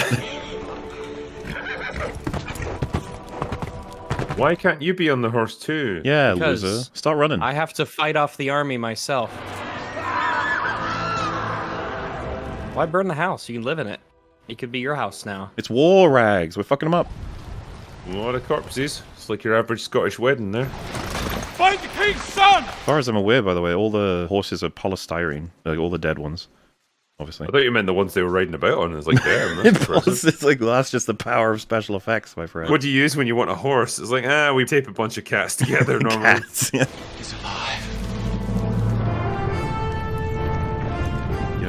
Big intro to Rohan now. I think Rohan might be my favorite culture in this. I just Because they're white, or? That, yeah. But no, like they're clearly like a melding of like Vikings and nomadic horsemen and stuff. And I just think it's such a cool looking culture. I love the beautiful scenery that they exist in. I love the way that they go to war. I think they're really cool. He was ambushed by orcs. If we don't defend our country, Saruman will take it by force. Gorgeous new area, lots of new ways to check it out, and even still, colors feel a little bit more drab for now, before life is brought back to this countryside, at least somewhat. Saruman the White has ever been our friend and ally. What interesting thing from the books, actually, when you get to this point in the story, Rohan is not allied with Saruman, but they are not opposed to him, and they actually sell horses and stuff to him. Like they provide him with military supplies. They also send horses in tribute to Mordor too. Why do you lay these troubles on an already troubled mind? But, you not see, King Theoden, that Éomer is trying to gaslight you? Truly, if there's one person you can trust, it's Wormtongue. Oh yeah. I mean, just look at him. I mean, wouldn't you trust that man? How long is it since Saruman born you? Brad Dourif had to shave his eyebrows many times when filming this to keep the. Right. Sometimes it's something you don't notice until you get it pointed out. What was the promised price, Screamer? When all the men are dead, you will take your share of the treasure. He didn't wax? No, I don't think so. That fool. Too long have you watched my sister. Too long have you haunted her steps. You don't want to pull any out too far. Yeah, he does want to come back then. Even his eyelashes are does he even have eyelashes? I think he Maybe does. just a little bit. They just seem Just a little to bit. Yeah, he does. That'd be hardcore. I was going to say, if they Your took out his eyelashes, fucking you eyelashes, damn. You are banished forthwith from the kingdom of Rohan. He's affecting a British accent for this when he's American, and apparently, like, by the time they hit the end of filming, Bearded Hill thought he was British. So when he started speaking American, he's like, why are you like making up a voice? What are you doing? He's like, no. You have no authority here. It comes from the king. He signed it this morning. This is going to shock you, Muller, but Americans can sometimes do British accents. I'm one of the advocates that that's the case. I thought Robert Downey Jr.'s British accent in Sherlock was pretty good. Discombobulate. There's plenty of people who can pull it off. It's just not as common. The meme is that British people are better at doing American than vice versa. But I imagine it's partly to do with the media. Well, I think it makes sense. Media from America is dominant. Greater exposure to American films and shows. It's the reason why Australian accents seem to be very hard for people to do, because people don't really know what it sounds like. It's just it's a funny thing that when you come to like fantasy movies like this, the assumption is that the characters should have British accents. Yeah, or something it is. equivalent. But you couldn't imagine these guys having good old Southern boy accents. Like no, from that'd be Alabama. terrible. Douglas, what them down Nelfire see over there? We're going to Mordor. I've been seeing them orcs over there. Saru, man. We're not going no further. My precious. My precious. My purse. That's a well-fed orc right there, isn't it? That is. They're like, have you been taking rations? They brush off the crumbs. For 3 stinking days is what he's been having. Gollum frames him as well with the lambus bread. Stupid fat orc. Folk used to say there was something in the water that made the trees grow tall. Oh, that's water. And come alive. Oh shit, that's different. The Ents are referenced in the books like right at the beginning, and it is like the dream of Pippin to see them.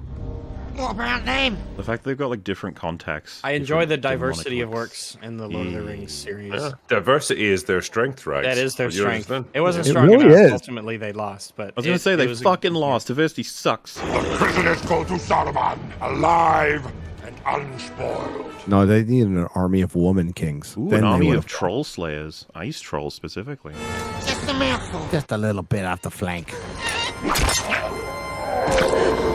Is meat back on the menu, boys? I think it is. Looks like meat's back on the menu, boys. What kind of wine goes with orc meat? Do you think? Is it like a red or a white or something light with a fruity bouquet? You know, when You have to assume it's with a Sauvignon I Blanc mean, or given something. that they have like black blood, I would assume it's red meat, so you'd probably want a red wine to go with that.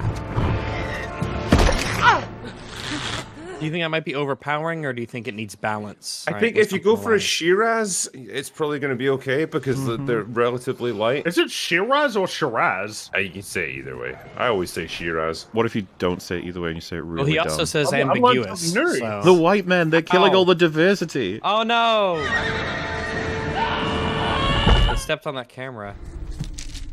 A red sun rises. Imagine he said a red sun rises, Pippin died this night.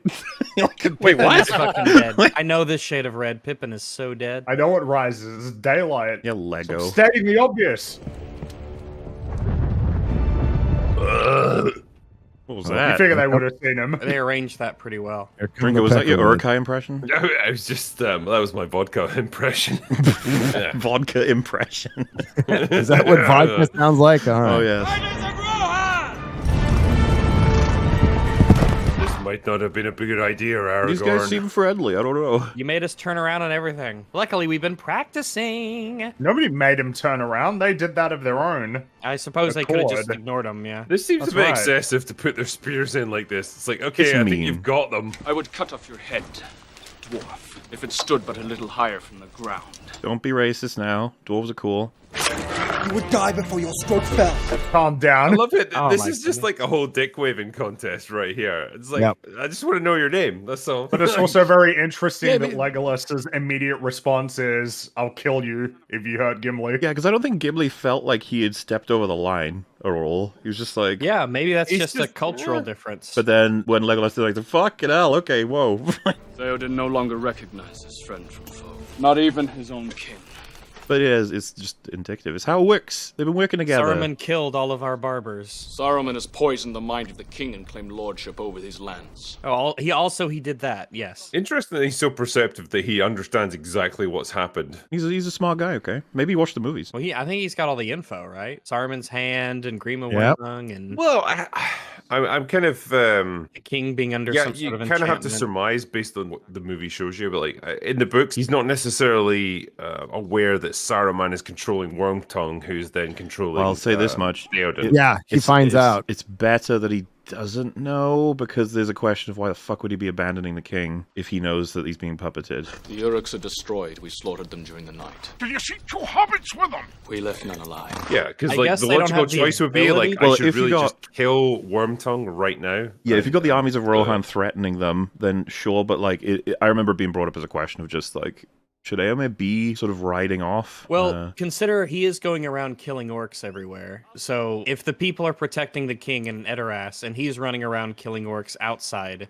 then they're both kind of helping to protect the kingdom in their own way. You'd think a primary objective would be to save the king, if he knows. Yeah, because like the real threat to the king isn't the orcs right now, it's Wormtongue. Look for your friends, but do not trust to hope. Maybe in his mind he's thinking that might start like a huge internal conflict. Well, they did try to give us, he was fighting and stuff, essentially betrayed and taken away. But I mean, there's a lot of them. You'd think maybe that some effort would be made, because he goes pretty far away to the point where he's almost not back in time. I mean, they gave him horses, so that's something. They did, little horses. They see that, they're like, Pippin, no. Oh, one of the orcs has great taste. So a little known fun fact. Don't say it. Don't say it. Little known fun fact. No. When everyone be quiet right now. When Viggo Mortensen kicked that helmet, he broke his face, and he had to wear a different one throughout the whole movie. I heard he broke his spine and could never walk again. He broke his soul bad. A hobbit lay here. And it's definitely a part where Gimli and Legolas are just entertaining his sort of musings. He's got that Arkham City thing where, the detective mode. Eagle vision. I didn't know that he was an assassin. Like a shadowy outline of them just crawling away. Also, you gotta wonder if he's getting increasingly mad about having broken his toe. If you guys had looked a little bit more, I wouldn't have kicked that helmet. And I'd still have sometimes when it comes to like feet and toes in particular, I hear that people will just break them sometimes and not even know. I figured that if you break your big toe, you will definitely notice. He also, that. Famously did feel it, right? That's the point of that fun fact. I'm just saying, I've heard stories of people who have I've broken heard that toes too. and people don't even know until it's pointed out. Lesser known fun fact, Viggo Mortensen, you would have broken a tooth during the shoot and immediately wanted to continue because he wanted to use the pain to sort of invigorate him while filming. So it was the Helm's Deep stuff, and apparently the producer was like, go to the dentist now. Did he not? Correct me if I'm wrong. Did he not just chipped his tooth? It was like a chip on one of his front teeth. Did he not super glue it back in? That was something that he suggested, but I think it's a myth that he actually did it. And the funny thing is that he went to the dentist in like the full gear with orc blood all over him, and he said the reason he didn't want to get rid of it is for continuity, because when he comes back, he wants it to be maintained. A legend. Man, I want to go to the dentist. That might get me to go to the dentist if I can wear like a full suit of armor and have a sword and orc blood all over me, like I just came out of this incredible battle protecting Rohan. Could you take a look at the teeth? I might have a cavity in the back right there. Yeah, you give that a look just in case. I don't know. Considering you could die of an abscess. Oh yeah, teeth are a big deal. The amount of fucking stories there are of Viggo Mortensen being awesome. Because apparently he's back on set in a half hour after finishing with the dentist. That includes travel time. Yeah, that dude committed. Speaking of which, this orc is really committed to killing these two. Listen, he's really hungry. He's had nothing but maggoty bread for 3 days. He did mention that, yeah. He really wants some hobbit leg. Well, his orc brother ate all the food, too. I mean, I'd be a little pissed. Look, it's Treebird. Tribid. You were gonna stab him from there? Yeah, why not? Run, Mary! Look, alright, I don't think that's a winning strategy. Yeah, they need fire. That's what beats up trees. They gotta try. No, Friggy's school of give up. Just give up. Just give up. Let death come. I am no tree. Tree herder. tree herder, but I hardly know her. By the way, there's no How does he do it? No filters on Treebeard. It's just John Rhys Davies doing the lowest pitch he can. Really? Whose side are you on? I am on nobody's side. The best part is apparently it's through a wooden megaphone. Sorry. That's really cool. I figured that there would have been some kind of effect to get that. Yeah, because there seems to be like between words, there's like this kind of booming echo that you get. I would have thought there'd have to be something digital, but apparently not. The wooden megaphone thing, I've never heard of that before. Never heard of a Hobbit before. Jonathan Rhys Davies, and then you see him in Indiana Jones 5 and just think, why? Why did you do this movie? Why did you remind us? We're hobbits! The White Wizard will know. Wow, why's it gotta be white? Even Treebeard. Even Treebeard. Uh-oh. Oh my god. Yay, Gollum. Is that yay or is that nay? Well, he's yay for now. We need this guy doing his thing now. I suppose. I like that. Nice Hobbit. He stepped in oatmeal. He's led us into a swamp. I feel like you would have noticed that you had wandered into this swamp much earlier this than this. Gigantic 50-mile wide Maybe swamp. It's called Florida. You've gone through. He knew it the whole time, but he just got finally so fed up with it and frustrated that he just had to say, "You led us into a swamp." Yeah, but you know the Frodo and Gollum turd looked at him like, yeah. Yes. Very observant. And then, of course, Shrek pops out, "Get out of my swamp!" Okay, that's not. He can't own a swamp this big. It's got to be. That's no, not fair.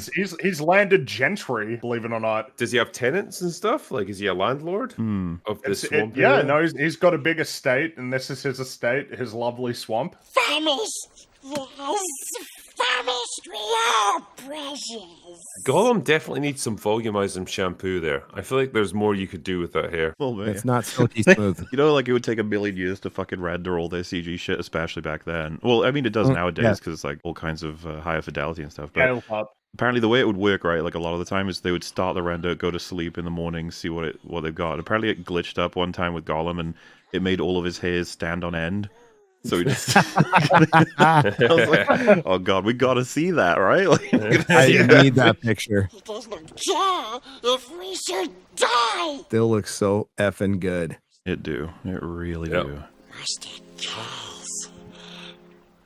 Rusty knows. It's things like this and like Davy Jones from Pirates of the Caribbean, where we point to and say, like, how was CGI from 20 years ago, like, better somehow than what we have today? Once again, supports that whole thing of like, oh my god, the potential, the dreams, the reality, the technology, this is all so great. And then it's like, if we could just tell ourselves from 20 years ago, oh, it doesn't get better. You're gonna actually get it used for like She-Hulk twerking. Yeah. Not just that, but the fact that it's like, oh, imagine how great it'll be in the future. It's like, yeah, we got Avatar. I don't remember it at all. No, nobody does. They made like $2 billion and nobody remembers anything. It's funny when I see people be like, you say that, but I remember. It's like, no, you don't. There are dead things.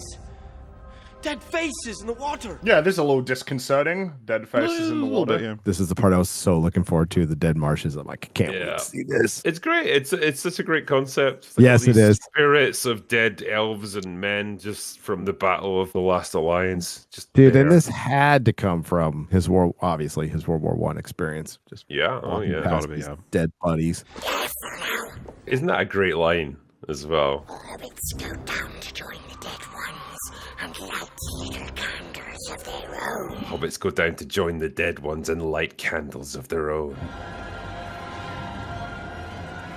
Don't you open those eyes, buddy. Don't you do it. It does make you wonder what would have happened if they had gotten him. I suppose he drowns and then he becomes a part of it all, right? You light the candle of his own. What happens to the ring, I wonder? What if one of them? What if the ghosts want the ring a lot? They put it on, and then Sauron is like, oh shit, whoa, what the fuck? A spooky ghost? I mean, it's like, whoa. It would probably make it easier for Sauron to find. I imagine, because the ghost can't really hold on to it very well. Something I love about the way they shoot that is the distances of the ghosts are really hard to make out quite deliberately. Yeah, like it feels like it's right in front way of too you, big. Yeah. Evil is drawn to Sauron, so I guess the ghosts look evil. They're probably Sauron adjacent, is what he's saying. They're kind of like, yeah, we'll get this. Because ghosts are probably evil. Ghosts have a bad rap, but maybe there's a reason for that. Ghosts are all about that unfinished business, aren't they? Dead people are assholes. I wonder what Frodo named the ring. Jonathan.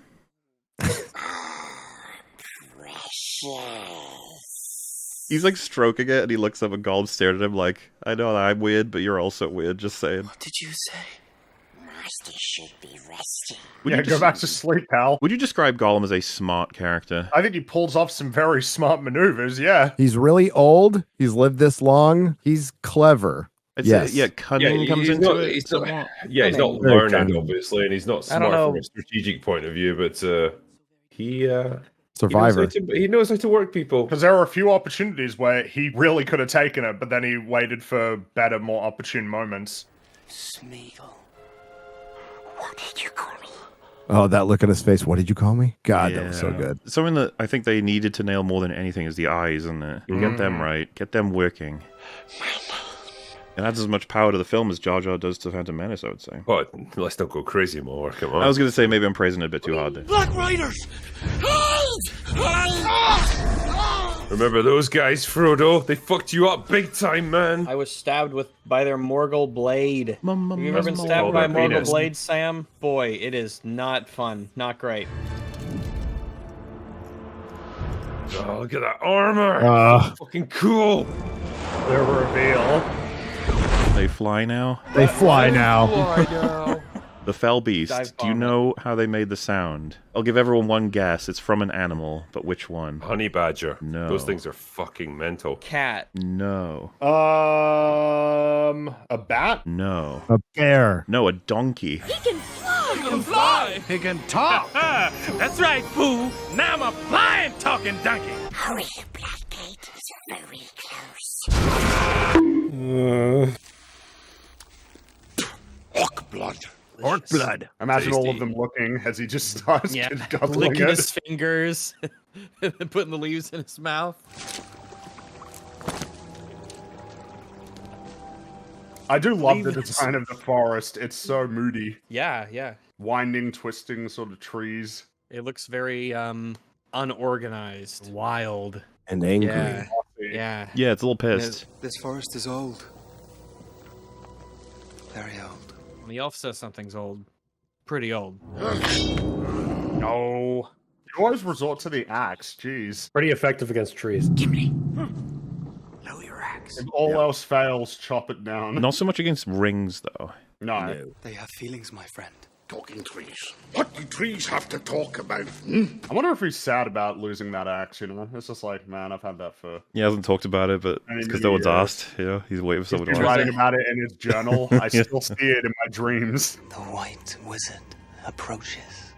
Do not let him speak. Gimli walks into the forest. He's got his axes. He's got this red plaid shirt on and a toque in his big beard. Oh, that's his real calling in life, is a lumberjack. His lumberjack, yeah. Lumberjack Gimli. He will put a spell on us. I can hear you guys. Oh, not another axe. Maybe you could give me that as a power-up during a fight. Put in the end of the blade. Really good. You are tracking the footsteps of two young hobbits. Why are you baiting us with the voices? I know. They passed this way the day before yesterday. Is the idea behind that he's like still forming sort of thing? He's been back for quite a while by that. Is he trying to troll them? I think he is literally just trolling them, yeah. They met someone they did not expect. He likes to have a little fun. You know, Gandalf's cheeky. Was it Ian McKellen doing an impression of Christopher Lee for that voice? That was totally I'm Christopher sure... Lee's voice. I am Saruman. Rather Saruman as he should have been. I only asked because I'm sure... Well, they blended them a bit, right? Through fire and water. Yeah, there was something in the commentary about this. I remember them talking about it, and it was like he... From the lowest dungeon to the highest peak, I fought him, the Balrog of Morgoth. Affected Christopher Lee's voice to some extent, but yeah, they probably like digitally blended them or something. He could probably do it though. He's a very good actor. Yay. Who, Ian McKellen? This was like his first role, isn't it? Yeah, this is I'd never heard of him before this. So, yeah.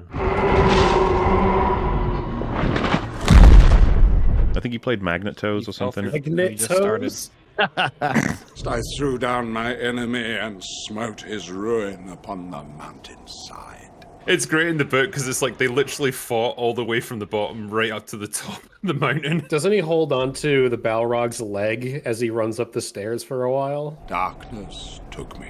I strayed out of thought and time. I will say it's a bit counterintuitive for a movie watcher to be like, wait, what? How are they? Oh, The highest peak of the lowest dungeon. That means there's some Cool. pretty gnarly Balrog bones up there for anyone who wants to go. oh god, get that's them. got to be worth so much. all that Oh shit, jeez, yeah. Stars wheeled overhead every day was as long as a life age of the earth. I will say that was some slightly weird CGI there. The bit where it kind of like you go into his eye and then it's just like you're seeing the cosmos just like rushing past you. It's awesome. Now he's all naked. I felt life in me again. And I come back to you now, at the turn of the tide. Probably like, well, that's it for me. I did pretty good. And it's like you back in, and he's like, okay. I just killed a Balrog and it took like 6 weeks to do. I've been sent back until my task is done. Gandalf. Oh, he's so happy. God, the racist overtones of this, that white is best. That was what they used to call me, Gandalf the Grey.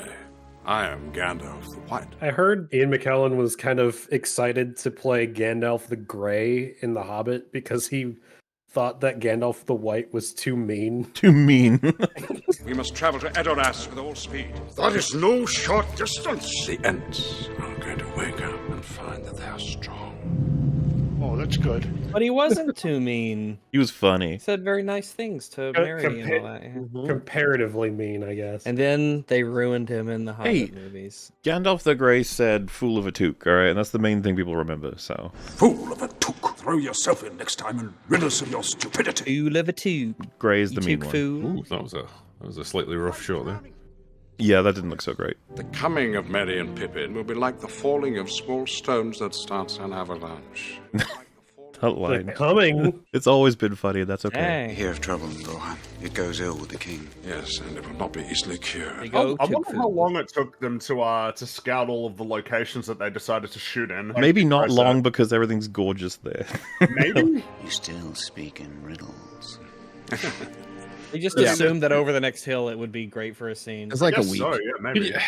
You know what's so disheartening? Like, can you imagine if this was getting made now? It would, like, the whole thing would be done on a volume screen. Yep. Shadowfax was the lord of all horses. You can't just go and look at film it. the planet. Look at Oh. that. Jeez. And it's free. I mean, not totally free. You had to go there, but still.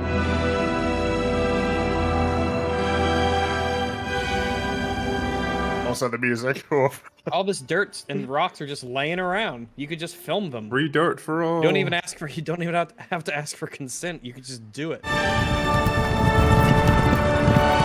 I'm just going for Merry and Pippin get to a point of being like, we want to be on adventures. Don't just listen to tree stories. Is it much further?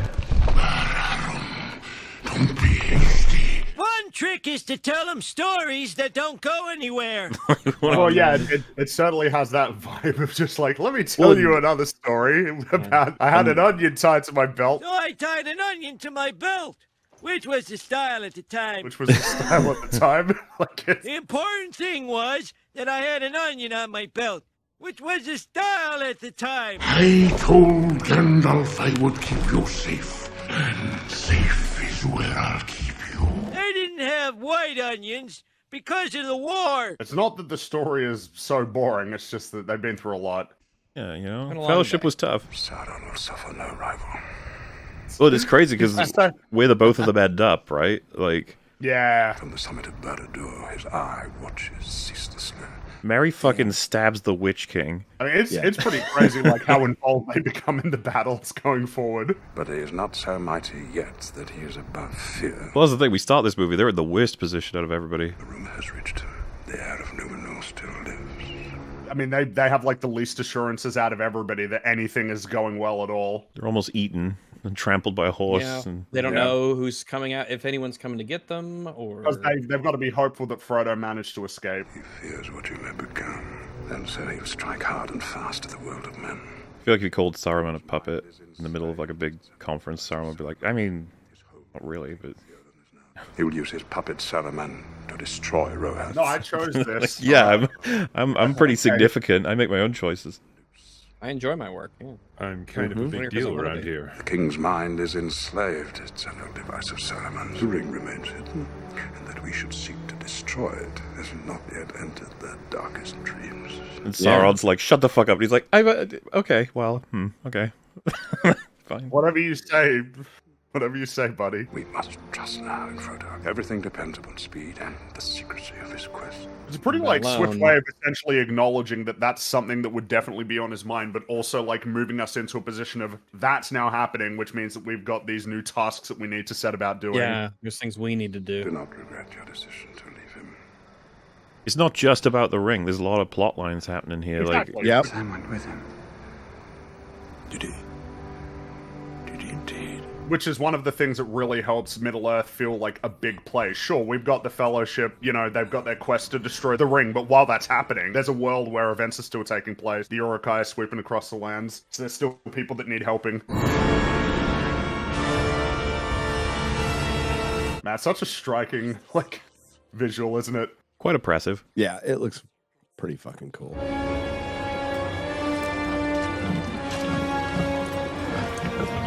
Really, the defining theme for the architecture is spiky and jagged and kind of a little bit rusty. When designing Halloween Land in Night Before Christmas, apparently the note from Tim Burton was absolutely no right angles. Everything has to be wonky. Interesting. Yeah. Huh.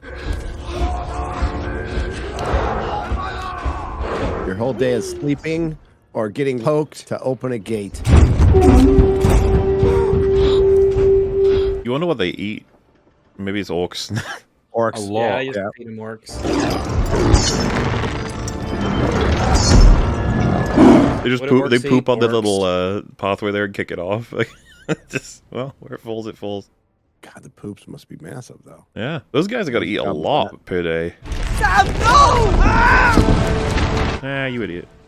Oh, freaking Sam Wine. He is the stupid fat hobbit. We wouldn't, Gollum is pretty on point sometimes. Uh-oh. Yeah, see, the way this is edited is a bit like those Easterlings would have seen the shit out of Frodo. They need a huge rock in front of them for this to make sense. What are they seeing right now, Though I'll admit, this, you won't expect it to be what we see, which is pretty cool in terms of ammo. Yeah, they have to cut away from it very quickly, otherwise you'd see what they did. Yeah, exactly. That's normal. That's still pretty good. Yeah, no, that's satisfying. Still pretty good. I totally appreciate it. Yeah, I would have kept it on longer, but that's just me. I would have too, but I would have been like, let's wait. Well, until the Black part of the Gate problem is closed. their plan is to run in here, right? Yeah. I doubt even these elvish cloaks will light us in there. That's cool to look at, but the satisfying part is when you see him uncover it. But obviously, it's for filming purposes, a very different cloak. Don't take it, steal him. But they're magic, right? Those. Yeah. Yes. Yes. He wants them precious. Always, he's looking for it. Makes you think, if they just wrapped the cloaks completely around them, could they and just waddled pass forward. unseen? Yeah. There's a couple of boulders heading towards us, but whatever. That's weird. Secret, a dark way. A dark way. Why would you advertise it like that? Well, the secretive way. There you go. He's up to something. Are you saying there's another way into Mordor? New rule: if there's any secrets we should know, assume we would like to know about them. All right. Just because you know them doesn't mean that we know them. All right. It's That's such a nature of being a secret. Gollum. What are you saying? Gollum. I do love this as well. Gollum is like, "Are you fuckers insane? retarded?" What the fuck? This was the plan?" Jeez. I thought I was the crazy one, and I am. Yeah. We mustn't let him have it. Yeah, he's just like, "Just gonna fucking give it to him." The way that Gollum is just sort of stroking clutching it off, Frodo. Yeah, He's like, he must work out. I've always wanted to be in the presence of a thick bicep. Yep. He's led us this far, Sam. Mr. Frodo, no. Yeah, and Sam is just the voice of the audience because we're always like, I don't know, man. Like, have you heard some of the stuff he says? He's crazy. He is actually bonkers. He's been true to his word. You can tell from the fact that Gollum thinks that hairstyle works, okay? It doesn't work. Well, the hairstyle of a few strands of hair. Just can you even imagine him with a different hairstyle? I don't even think you can. You know, if he That's tied how it all much up fits him. into one strand, he'd have the Padawan thing that they have in yes, Star yeah. Wars. Yeah. Now, this is one of those scenes that when it got cut, you're like, I guess I could see why. But it does kind of help with what those two get up to ultimately. You're taller. Than what? Than me? This is another one of those scenes where I was like, I was sure this was just an invention from the movie. And it's like, no, this happens in the book too, almost exactly. Everyone knows. I'm the tall one. You're the short one. Does it just make him taller, or does it make him taller and stronger? It just makes him taller. Which is still... Bigger, harder, faster, stronger? I have fear the faster, baby. No! Wait, what? What? I'm pushing 3'7". 3'8". That's such a like, what the fuck, bro? What the fuck? Is it? This is one of those magic forests. Trivium said that you should learn something.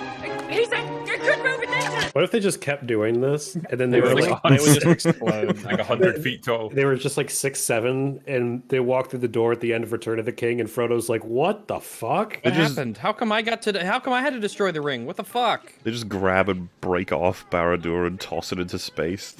Like, fuck you. What's happening? Ah! Got my leg. So this is the trees being like, shut the fuck up, please. Quit. No one cares how short you are. Will you shut up? People are trying to sleep. You guys are insecure and you need to go to sleep. Yeah, this is for your own good. Away with you. They're dead. It's a shame. It's a real shame. So ends the story of Merry and Pippin. Drink water. Go. The trees have grown wild and dangerous. Anger festers in their hearts. An unlikely end, but it's a dangerous world for Hobbit. It is. The roots come apart, and you just see their bloody, broken corpses in there. Oh my god! And it's not like the kind of story where in heaven it's like, how'd you die? Oh, by tree. Black are their thoughts, strong is their hate. Of their whole adventure when they tell the story, they probably leave this part out. The theatrical version of the film is the story they tell. Not just because no one will believe it, but it's also a bit embarrassing. Too few of us ain't left to manage. You can tell, like, with the way that they've integrated them, having a practical sort of that they're sitting on, like, integrated then into the visual effects of the face. Yeah, because he's all CG in the face, but practical in the branches. So there's obviously a line blending, and then there's the background too. It's like this is not easy. No, but it's like when you see like the real thing. And you can't quite tell when it transitions into the digital creation. It kind of makes it, like, easy to accept it as a... Well, I mean, obviously with some amount of, like, technical craft and hard work. But it's just, like, the extra effort definitely helps. Do they still do rear screen projection in movie making these days at all? Like a newer version of it? Because volume is technically a newer version of it. Yeah, but now I'm wondering, like, if we're going to see less stuff using the volume because it's got such a bad reputation. It's crazy. The reputation was so high and it fucking plummeted in years.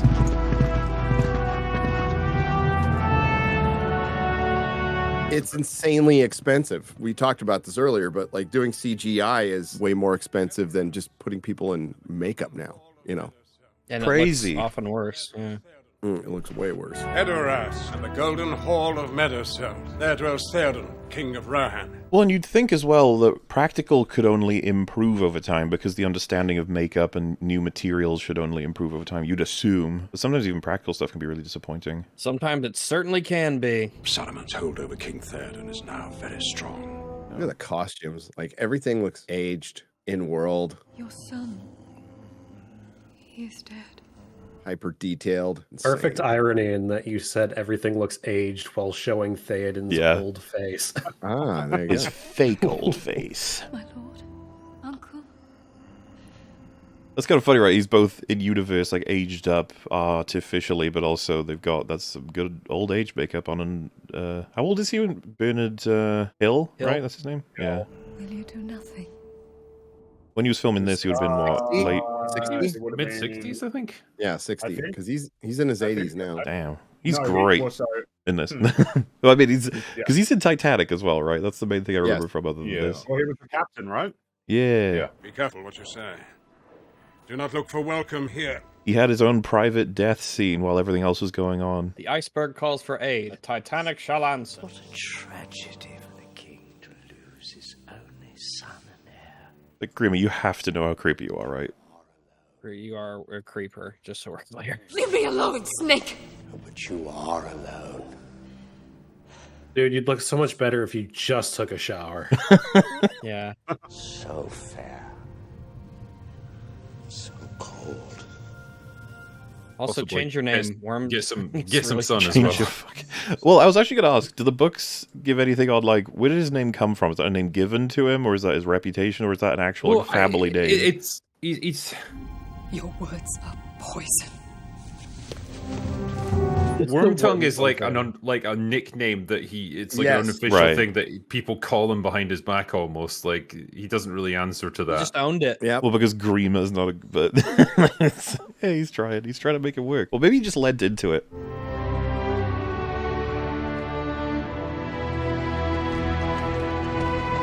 He's the goth of Rohan. So listen to The Cure. They want me to be a Wormtongue, do they? Well, I'll give them a Wormtongue.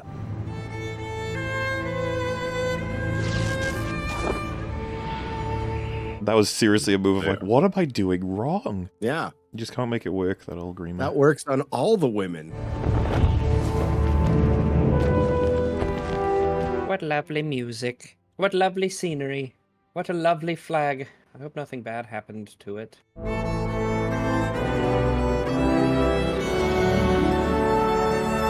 wonder if this would have taken a few shots to get it to fall in a particular way. Probably. Yeah.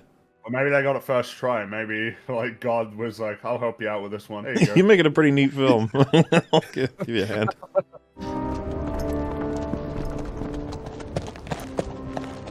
I cannot allow you before Theoden King so armed, Gandalf Greyhim. You didn't have to spin him. It looks cooler that way. Yeah. Do the spin. Do the Aragorn. Do the spin. Show him the spin. Ah, yeah. Your staff. You would not part an old man from his walking stick. Had they potted him from his walking stick, would this have fucked up the whole plan? Or I guess he would have had to have taken it back maybe, off or first. maybe he would have had to, He's just relying on him not knowing that he fought the fucking Balrog. It's like, yeah, I really need this walking stick. Oh, man. Oh, geez, my leg. It hurts real bad. The courtesy of your hall is somewhat lessened of late. He's not welcome. He's such a slimy little fucking loser, isn't he?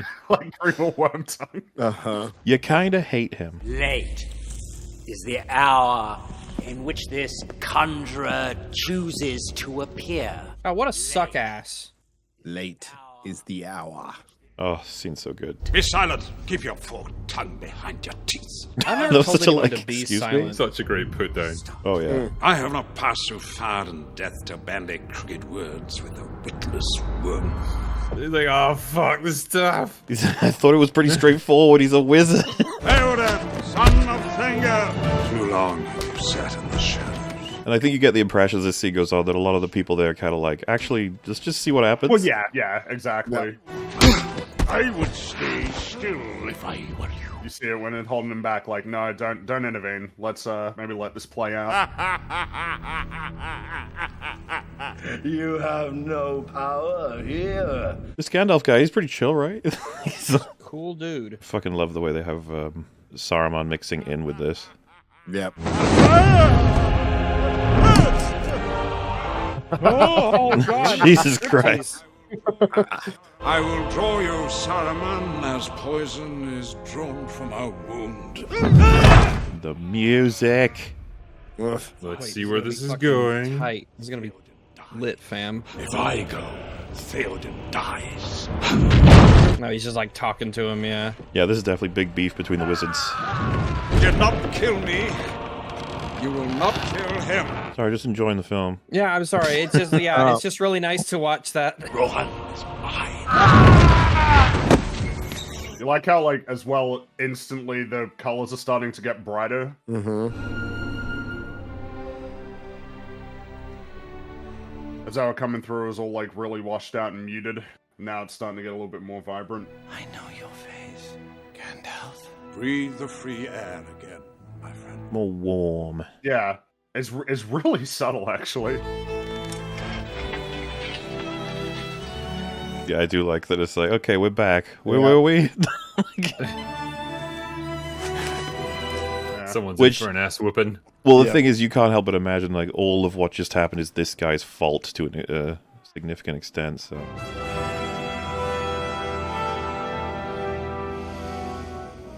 What does everyone think about Aragorn forcing him to spare him? I mean, just, mercy, and he's defenseless here.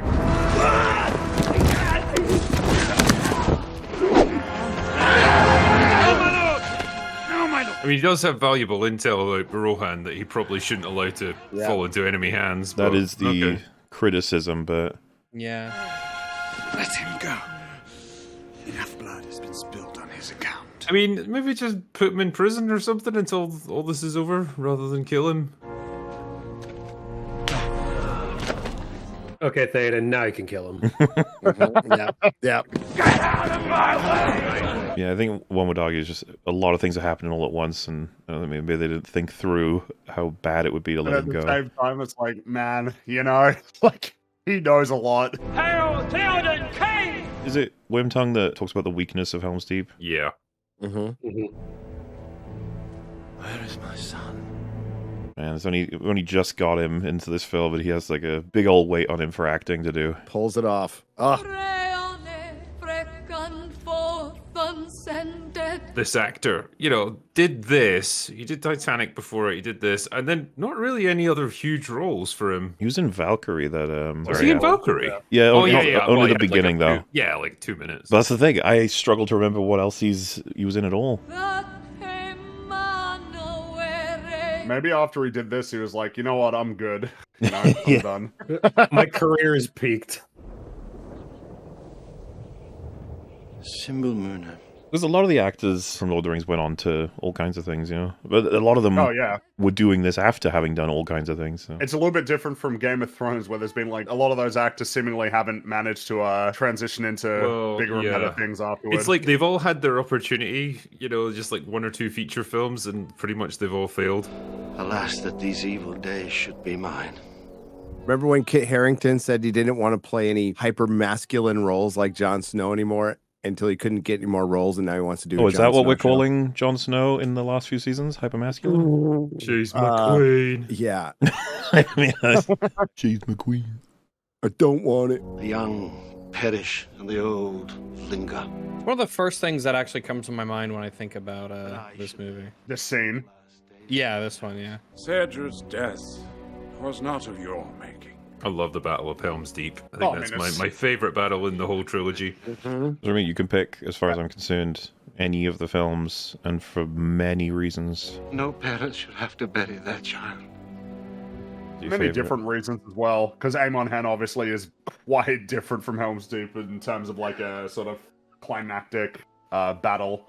Which is very different from Pelennor Fields, and it's very different from Minas Tirith. Very different from the Black Gate. It feels like a lot of movies learn really bad lessons from Lord of the Rings in terms of, we need to have all of our armies like meet in a big charge, and then they just sort of fight each other in a field.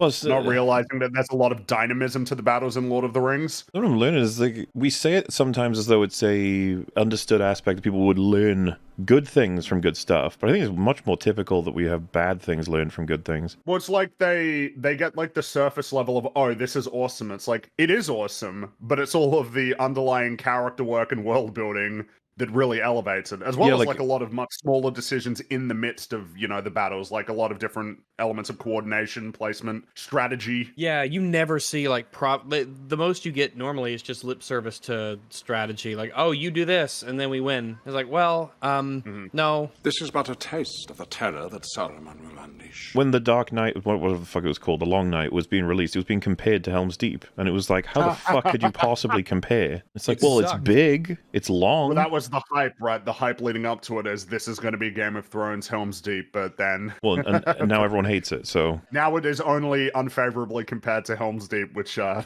and if not referenced for the sake of saying, like, an army doing all of the worst possible decisions ever. Open war is upon you. whether you would risk it or not. The fact that Theoden just instantly, jumps into action after having been like. Oh, he's been through a hell of a lot. He's had a lot to grapple with in a very short amount of time, but like he embraces it. When last I looked, Theoden, not Aragorn, was king of Rohan. Jeez. Just so Then what is the king's decision? I'm with Aragorn. Just wanted to let him know I was king. By order of the king, the city must empty. We make for the refuge of Helm's Deep. Helm's Deep. Do not burden yourself with treasures. It is just kind or of family members or relatives. Be like Harfoots. Leave them all behind. The sick, the injured.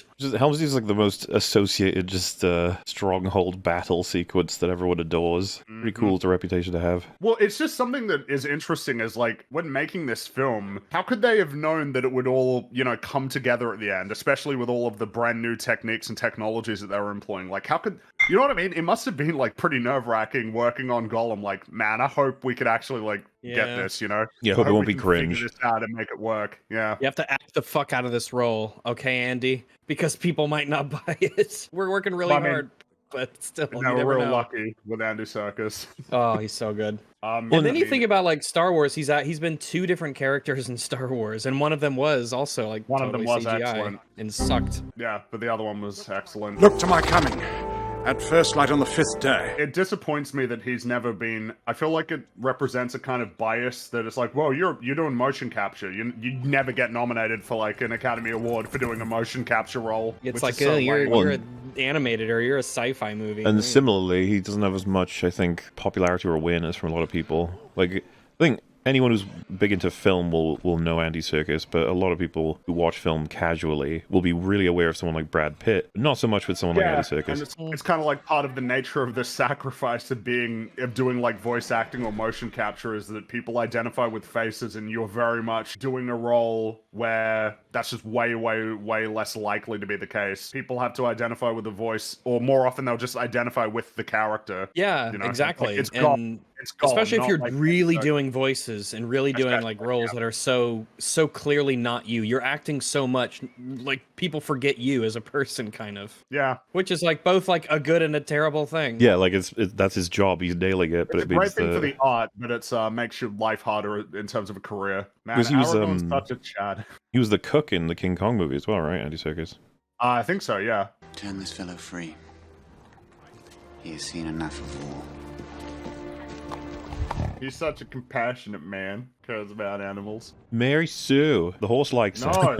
And then you just have cherish these scenes with Eowyn because you ain't getting those characters anymore. Yep. Does he seek to humble me with his newfound piety? You seem a little insecure there, Saruman. He seems a little bit cockish right now, doesn't he? Yeah, you're a little bit cockish here. Well, I was the white one. How come he gets to be the white one? You stink of horse. It's not fair at all. You stink of horse. Wasn't I white horse. enough for whoever it is decides these things? The man. Was he from Gondor?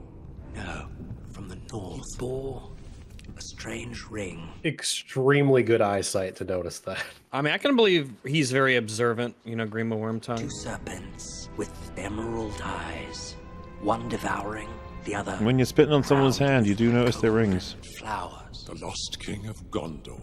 He is a fool. Sarah's like, this would never work. What a stupid and crazy plan. We better crush him to make sure it doesn't work. Like I said, it's just cock energy.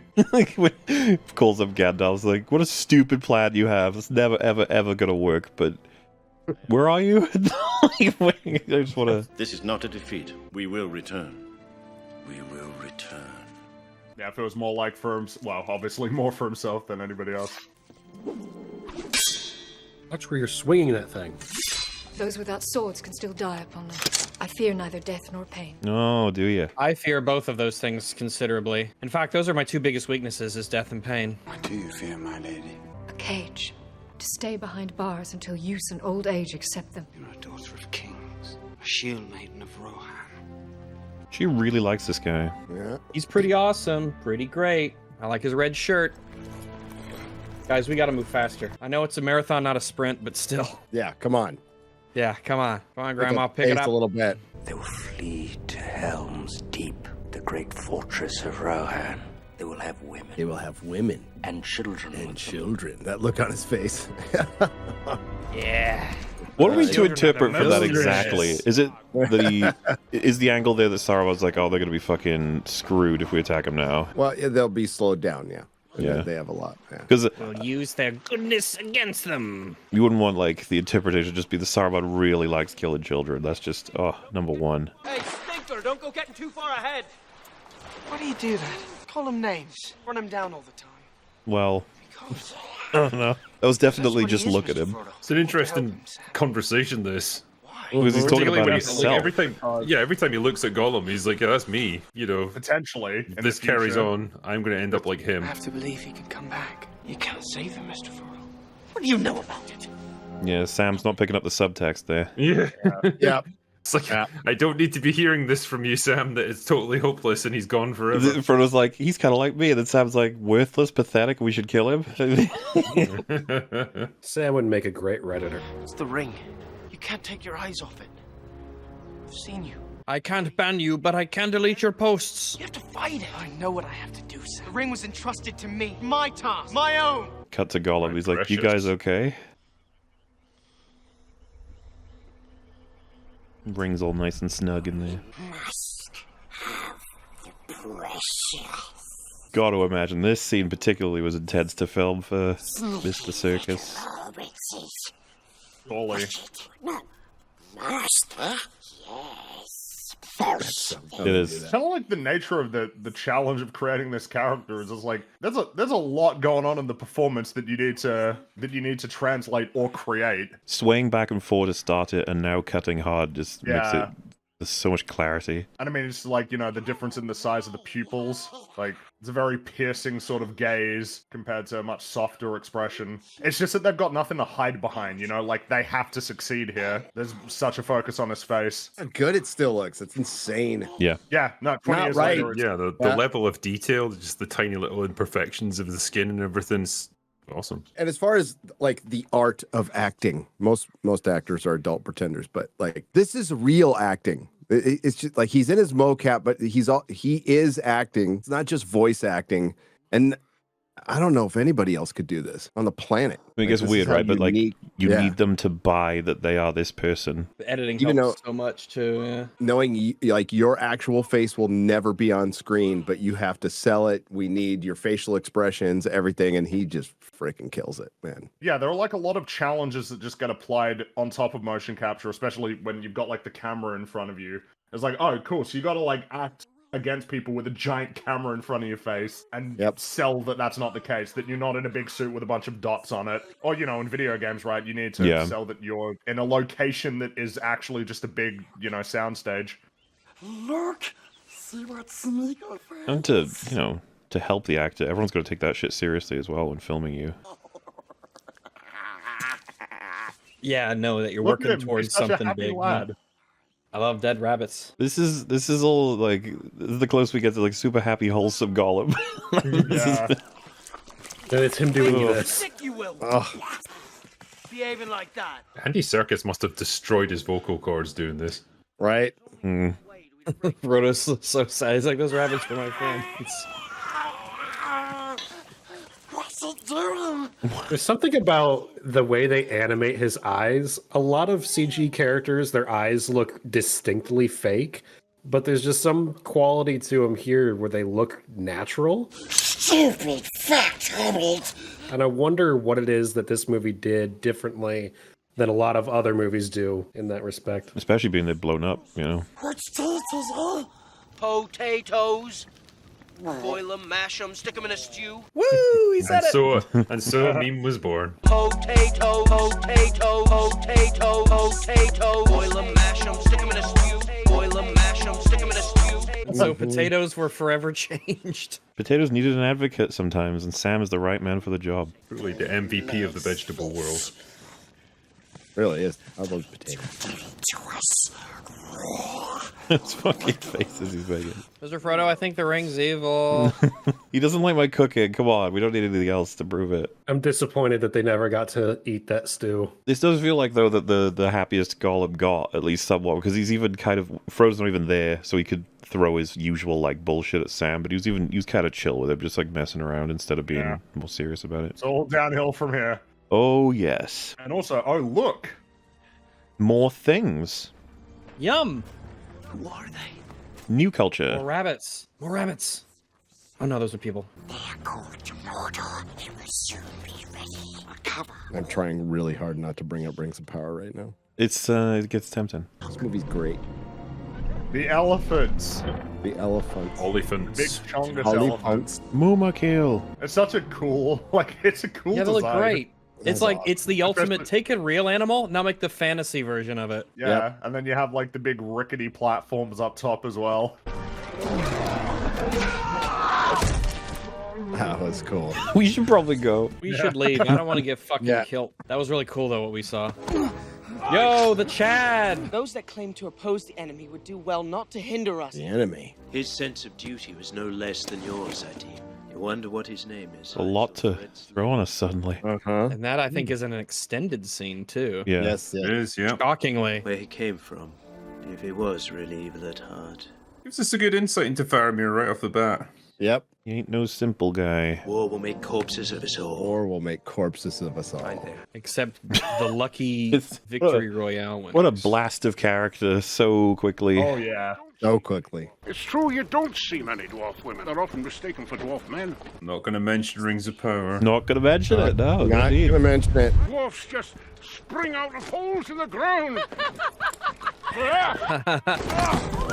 He's just a funny guy, you know? They were already, because I've heard some people say, like, that he got comedified as the films go on. It's like, he was pretty much going for that the second he was introduced. He was always a funny person. Yes. Well, they did that with Merry and Pippin, too. Like, we're talking from the books, so. But it's the good kind of funny where it's like, they're just funny as they are in that world, not like they're performing for an audience. No. Yep. Yeah, that's just his personality. He's just kind of a jovial guy sometime, you know? Dude, And yeah, you got some dark scenes with him as well, like Moria when they discover Balin's tomb and stuff. Yeah, exactly. It's just called levity that, like, every good film needs it at some point. Well, it's such talented humor sometimes in terms of writing, like the fact that they see the gap later on in Helm's Deep and there's that realization. He just says, "Toss me, toss me." It's just like funny as fuck, like, but it's all built on a lot of stuff. Huge difference between levity and not letting a serious scene like breathe for a second and being followed up by a joke immediately, which is so much. Yeah, speaking of funny, by the way. It's hilarious that they've showed us she's talented with sword fighting, but that she's shit at cooking. That's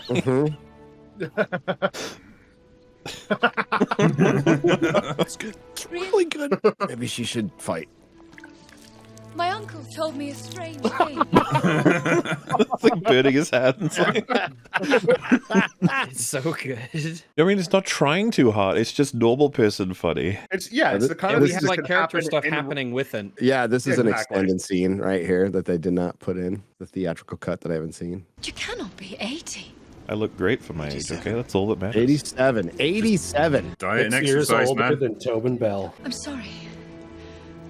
Please eat. Sure. No. I will. I'm gonna. Shall, as soon as you turn your back on me. I just prefer to eat, alone. I can't eat while people are looking. Can you guys eat while people are watching? I can. I don't have any problem with it, but I don't No, but some people have that problem. It's different. Well, when you have a beard, you just have. Oh, yeah, I guess. Lots of napkins around, but I don't give a shit. What's the same problem that Gimli had before, spilling his drink all over? But he don't give a shit who's watching. Yeah, he just goes for it. Maybe Gimli has a mukbang channel. Who knows? What's that? On YouTube where people like record themselves eating food, like eating a copious amount of food. Nikocado avocado. Gimlicado avocado. Would it just be salted pork that he's chowing down on? Salted pork. Salted pork. Salted pork. I'll never forget his little smile when he finds out there's salted pork. It's so cute. The guy just wants to eat some stuff, Yeah. Oh, look at that. Never mind. I was just going to mention the see-through dress. You can mention that. That's okay. I just did. We all saw it. We saw what we saw. Boy bedich go Frodo. Hunbadlin. Can we not talk about Frodo when we're together? She's like, okay, so Sam? And he's like, no, that's no. I don't see her much these days, Liv Tyler. The only other thing I've seen her in is Robot and Frank. I like that movie.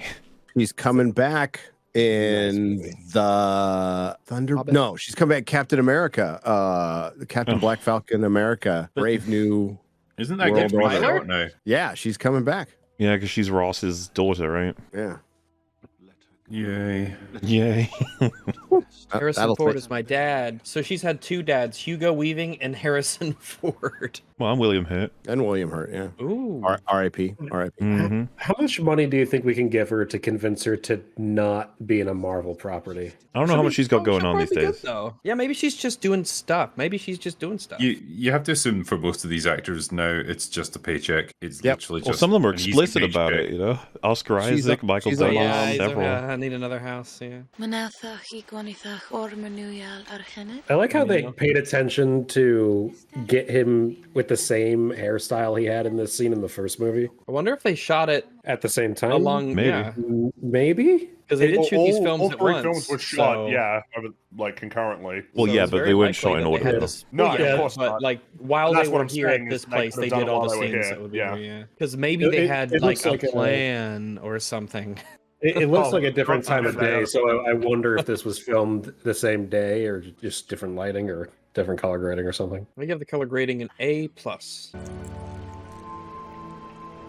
This belongs to you. Damn. It was a gift. It was a shitty gift. No, that's a great gift. If someone gave me something like that, I'd be like, dang. I mean, if it were me, I'd expect, does it have magical powers? Can I cast spells? That would be a fair thing to ask, though. Just so we're clear, because this is like elf stuff. Like, is this magic? Does it do anything that I should be aware of? This does give me a buff, right? Because if not, I don't want it. Yeah. And she's like, you run 1% faster. You're like, oh, Well, I guess that'll add up over a lifetime. yeah. Extra stamina for that long chase sequence. What is it? What is it, horsey? Oh, he's about to get a rough death, that guy. We just need to agree that the Hobbit wargs were the worst. I way prefer the look at these guys. These ones look good. I actually really like the Ring of Power one, but the Hobbit one was... Wait, you like the Ring of Power one? The warg? Yeah. I think it looks fucking great. It looks like a fucking chihuahua. I like it. Looks very kind of like natural and bestial. I like it. I couldn't disagree more. I take the Hobbit ones over the fucking Rings No, of the Power Hobbit ones. ones suck. No. I never said that they don't Hobbit was suck. better. It's so much better than the one from Rings of Power. We're not supposed to talk about the Rings of Power. I'm the Hobbit. It sucks. No Everything way. about it sucks. Absolutely. No. You gotta admit that, Gary, the credits were pretty good. The font, when they changed. No, just the feeling. Oh, I mean, yeah, when I finished reviewing it, when nobody watches season 2 and it gets canceled by season 3, I'll feel much better. I'm so curious. What I'm they're so gonna ready fucking for that do. to happen. I'm so ready for the next Rings of Power failure. If they're going to stick with 5 seasons over the next decade, I just don't see that. I don't even know if the that's fifth gonna we'll never actually know. Thing is, we'll never know the viewing figures. I'm not even They sure. can make up whatever they want. By the time they hit season 5, I wonder if any of us will even be watching it. Like, just out of curiosity or not. We should be like, it's I'm become gonna like be a soap what? opera. If they're going to do a season every 2 years, yeah, I'm going to be in my 60s when that thing ends. Here we go. Yeah. Oh, yeah. Yeah. It made sense. I think all of them get Chad points for this. Hell yeah. Yeah! Get him! Charge! Go get him! Oh god, horses suck. Against wargs, yes. My horse doesn't even pounce and gnash with its claws and teeth. Oh well. Get stuck in, Gimli. Just flings himself off. But he can take it on. Dwarf will fucking warg up. Oh, yeah. Ah! This is mine!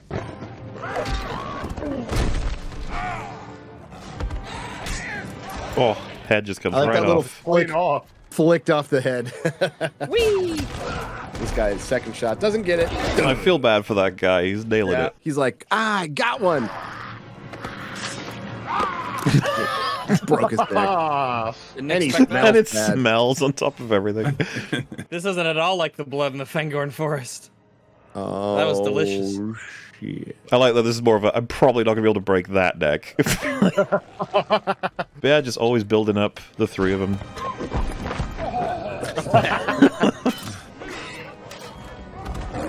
Oh, so badass. Oh, nice. Swing. Oh, ah, you stabbed me. He twisted him as well. He's twisted and gutted, just like Galadriel said you should do. Aragorn has an addiction to stabbing. It's a good addiction. Very stabby. Uh-oh. Aragorn's dead. It's pretty incredible that they won. Yeah. No, you gotta worry if Yeah, you're like the last orc who's like, oh lost. shit. It's like we had the advantage. We had wargs. That one guy who How kept did we stabbing lose? us. The thing is, the Yeah. wogs will run right into a sword. They'll just take it. Yeah, they will. They're not bright, I guess. Horses aren't either, but they're like very, very skittish, so that keeps them alive. I took a little tumble off the cliff. I feel like he had to rip his head together. Yeah, that seems more like additional punishment than healing. You can survive that. Oh yeah, but they gotta go. You could have seen it from way further back than that. They weren't looking in the right direction. That's like 4 miles away. Let's go run.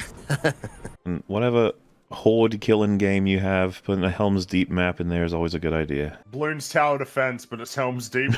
Someone made a really good Helm's Deep in Halo Infinite's Forge. Did they? Yeah, it's funny like, though. It's like 1-to-1. Like the newest game that comes out that has the capacity to make a Helm's Deep map, it'll happen. Like that's the legacy. It's just constant cultural influence. You know the design of the castle.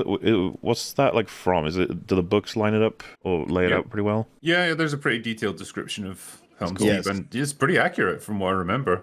Yes, it is. So few of you have returned. Yeah, shit sucked. Our people are safe. But now, That's what he's thinking about. Yep, our people are safe. Yep. He's just a Chad. Like, he really All the way is. through. All the way through. Especially considering that he's just gotten done with being like a flumpy old man to Right, immediately and like and rallying all of his people. And his son died. Yeah. And his nephew is now banished, and he can't get him back. And it's just like he's now in this massive pressing problem that he has to solve, which is that there That's what I mean, he has so much. He has so much self-doubt, but he comes through like every time. Yeah. Yep. Draw all our forces behind the wall. No. Catapults up front, in front of the wall. That's what you do. And start with a cavalry charge, just right into him. I love the idea of rad that Tolkien list. being made aware of what they did in that episode. It would just be like, but why? But why You're would they like, do that? Why are you doing the opposite of common sense? We have to slow him down from spinning because of Rings of Power. He's still going. We have to slow him down and then explain to him. And this is after. Okay, so this was much Look at the later. rats. So, Look at yeah, the look at 'em. rats. Look at the Look at rat. him. It's a movie rat. Look at them. Look at the Yeah. movie rats. They're having Look such at a them great hanging time. out, taking Oh, care I of hope each they. other. I like hope good they get rats out of do. there. I Yeah. do as well. I think I they do will. li- They'll probably be scared by the battle and all the Uruk-hai. I do like this bit where he comes forward towards it. Saruman's like, "Fuck off." This is such a like, why do I keep you around? Jeez. Blow up the whole fucking tower. There's a really good edit where the candle falls in and you just see the windows of the tower explode from the outside. Cuts back to them both with soot on their faces and their hair like And blown apart. Saruman the Black. Oh, this scene is so Oh shit. fucking good. There's a couple for Saruman, but this is like beast. No, but even for Grima, like when he sees Yeah. this and the tear comes down his eye, you see like that's a little bit of regret. It's like, oh shit. Oh, his voice. I love how Saruman's got that huge staff and then Grima's just holding that little fucking candle. That is blown out. It's already gone out. It's blown out. Yeah. That's a good candle, man. Oh my god. Look at this. Look at this. March to Helm's Deep! March to Helm's Deep. Leave none alive! Leave none alive. Even the rats. Whoa! There will be no dawn for men. Not me, right? I'm cool. Oh, but what about women? And Okay. the children too. I mean, you know Grima's thinking about that. He's like, you're gonna leave me alive after all this, aren't you? We're good, right? We're good. Yeah, we're good. Just making sure we are good. There is always smoke rising. They've been going on such a quaint little adventure with the tree man, you know? That's kind of where they would happily have led the rest of the movies, if not for certain trees getting cut down. Treebeard was happy to remain neutral, but oh boy. You know that Aragorn's just taking the opportunity to relax a little bit. Yeah, it's just a little swim. He's like, come on, that was pretty rough. Recharge the batteries. He starts dreaming about Arwen. Yeah. Starts dreaming about Sam seeing the bottom. Horse wakes him up and he's like, back to war. Come on, buddy. Come on, let's go. Get up. That looks like a serious injury. He's fine. Hey, get up.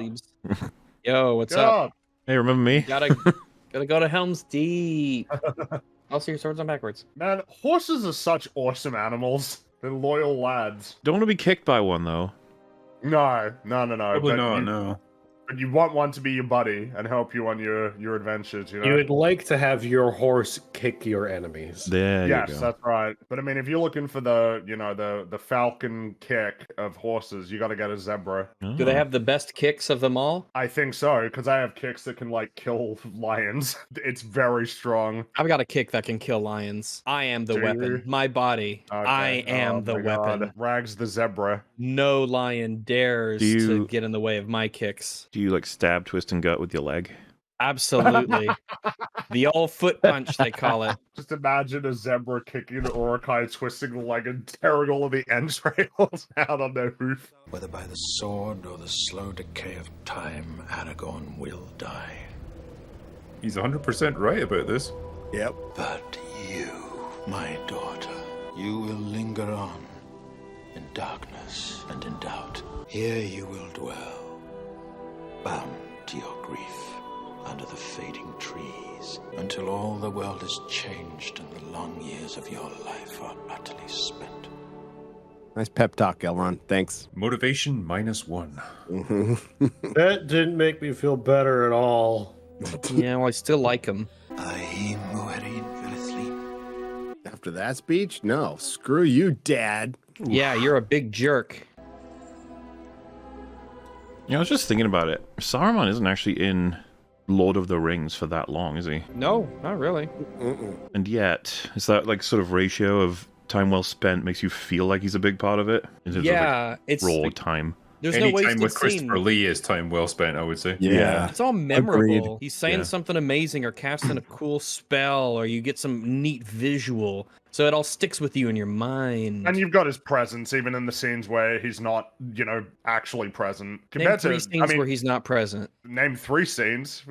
Name 3 scenes where he's not present. Shit. Oh, damn. Bet you can't even think of 2. Oh, yeah, that's a bit of a struggle there.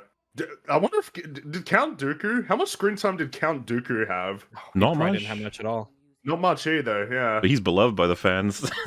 And you know what? He didn't get much screen time in Sleepy Hollow either. Well, barely any, because he was just in one scene, I think, right? But that's Christopher Lee. Funny, because What are you up to, Saruman's Sauron? only in like 3 chapters in the entire trilogy of books. He doesn't even show up for the first time until the last chapter. Or no, he's like halfway Final through. chapter. You have to say the final chapter. No, I don't. Lord of the Rings, Until- the final chapter is the movie. He doesn't show up until like the last Aragorn chapter of Two Towers. Really? Which is like halfway through the book. Yeah, it's halfway through the book, but it's technically the end of just...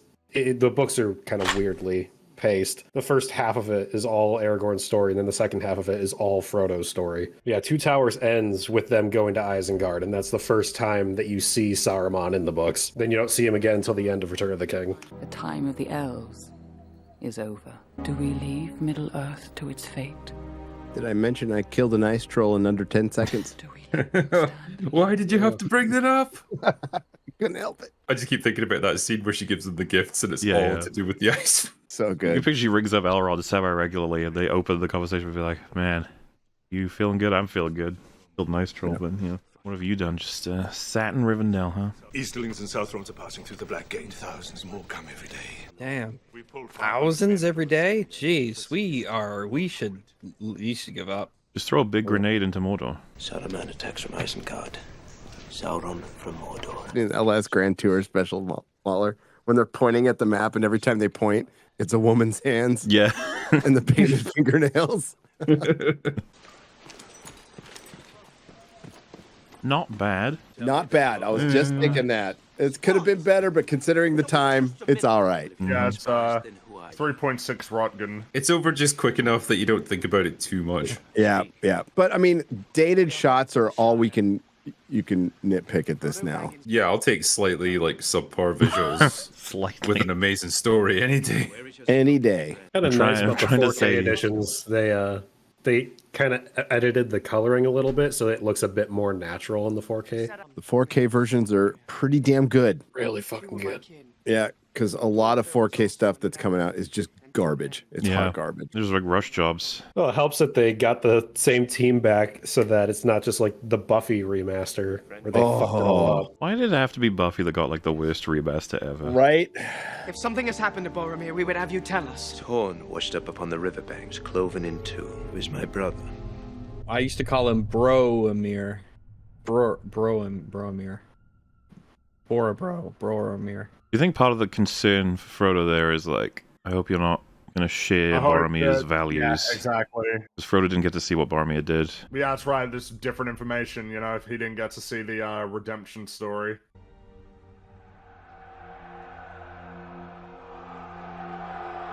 I like that he did Van Helsing after this. Yeah. And 300, right? Yes. Oh, he was in there too? Well, apparently he did Van Helsing because he wanted to go for the exact opposite character that he played in this. And that he did. And so it shall be once more. Oh, Boromir. Yeah, exact opposite level of quality too. I love Van Helsing. How dare you? Look at that. I like it too, but it ain't the same level as this. That armor is so good. There's no man boobs on it. Yeah, it looks good. It's not overly complex. No it moves. just looks good. God, those pictures comparing this armor to the Rings of Power armor is insane. Yeah, that Numenor stuff looks fucking stanky. Good speech. Nice and short. Leaves more time for drinking. Haha, bro. Sean Bean has such a good smile. Yeah. Now when you finish, say more mead, wench, and throw it on the ground. Come from the carpenter. Oh shit. What? No. He's here. Yeah. You gotta love their relationship right before he arrives. And there's just this obvious, like, Boromir knows exactly what the dynamic is. Denethor is obsessed with Boromir, and Boromir like fucking hates him too. He's like this asshole. They say you vanquished the enemy almost single-handed. There's like that Victory belongs to awkward Faramir also. tolerance of it, though. But for Faramir, the city would still be standing. Always you cast a poor reflection on me. You give him no credit, and yet he tries to do your will. Fucking love you, Boromir. I know his uses, and they are few. Oh, jeez. Damn. What a Brutal. Boromir's like, you are a dick. Faramir is so good, and all of his deleted scenes too, for which there seem to be a lot. The One Ring. Oh, that look on his face. It's like the folly, but also the hope of like winning. It's unbelievable that scenes like this were cut out of the theatrical. This was cut from the theatrical? Yeah, this is an extended version. None of this stuff was in it. Yeah, This scene and Faramir talking about the corpse when they bumped into Sam and Frodo, those were both cut. Those were extended sequences. Oh, I know, it's crazy, isn't it? You forget which ones were in the theatrical. Boromir's not in the theatrical. Well, I only ever saw the Fellowship theatrical. I never watched the other two. I'll never go into because they're inferior. I still remember watching the extended for the first time, being fucking blown away. I was like, hello? It's like literally new content. Holy shit. Amassing fresh armies. Bring me back this mighty gift. No. My place is here with my people. Not in Rivendell. It's so amazing. Why would you get rid of it, though? Good God, if Faramir had gone to Rivendell instead. What would have fucking happened? What would have happened? Faramir he's kind of got a purity to him. He didn't take the ring. Send me in his stead. A chance for Faramir, captain of Gondor, to show his quality. Faramir wanted the ring to protect Gondor, sure, but so much of it was like, I want my dad to fucking respect me. I try so goddamn hard. Maybe if I give him the one ring, he will like me. Yeah. And then he's like, nah, the ring's fucking evil. You guys better blow it up.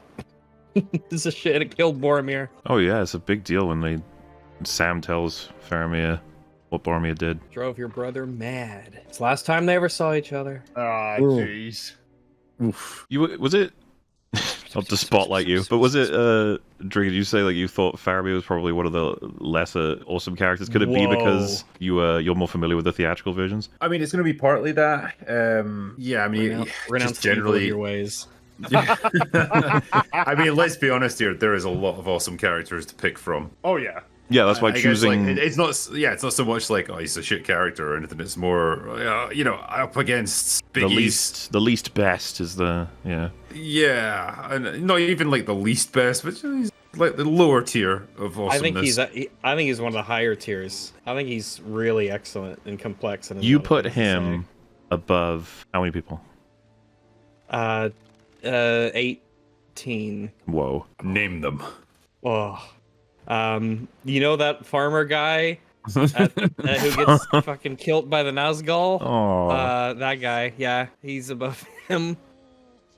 There's this those two guys and those 4 guys, he's above them. Dude, it's so fucking good these came out with where they did, because if they were coming out today, it probably would be like if they were successful, a need to be like, Lord of the Rings, what if? What if they did kill Gollum here? And then what happens next? There's a multiverse and Thanos is involved and stuff. Is it George R. R. Martin who hates the what if stuff and fan fictions that splinter off from the main storylines? Yeah, he does. Well, George R. R. Martin hates Lord of the Rings as well. Well, Like, George he R. tried R. to Martin make just the hates people who actually make stories. So Yeah. he's very Or bitter. finish them. Oh, get fucked, George. Come on our podcast, please. Finish the book, George. Whatever book you're working on, I don't know what it's called. A triptych of blue and asparagus or whatever it's called. I don't know. Bold of you to assume that he's worked on a book in the past 13 years. Yeah. Yeah. Yeah, that was like my original joke. Yeah, you made it a different one. The same vibe, but... Oh my goodness. Is- Part 2. Follow me. Come on. Come. Follow me, Smeagol. Come on. Smeagol's like, big sussers. Who played the fish in this scene? He's doing really good. Imagine. Fishington. Oh, do you think he No, actually had a for him, fish in his yeah. mouth? Andy Serkis? Oh, he did. He did. But yeah, the reason I brought it up though is because I could associate with the hatred of everyone wanting to do like all different kinds of things to a work that you create, especially if they're shit ideas. Yeah, I guess Well, you I just mean, have you to can look at see the it positive kind of like- element of, wow, people love my stuff so much that they want to, they really guess just the want to thing is, expand on like, it and make all that. Interesting alternate scenarios are cool, but then you get stuff like What If, where the ideas for the alternate scenarios are kind of just stupid in the first place. Like, they're not really interesting questions. Wasn't one of the what if scenarios like if Black Panther was Captain America, he would have turned Thanos into a It good was guy? if, Star-Lord. it was if Black Panther was Star-Lord, and it's like, dude... Like, why It's couldn't just it be like, what if filleting him Tony? all I don't know. episode. Like, I feel like one I'd want is like, what if Tony got killed at the beginning of Iron Man? What if he actually got killed and he didn't get saved? What happens afterward with like Obadiah? Well, that's what the comics were basically. What if so and so lived, or what if so and so died? What if Spider-Man joined the Fantastic Four? Well, yeah, like, and for example, what if Faramir goes and joins the Fellowship is Yeah, infinitely that's an interesting. idea.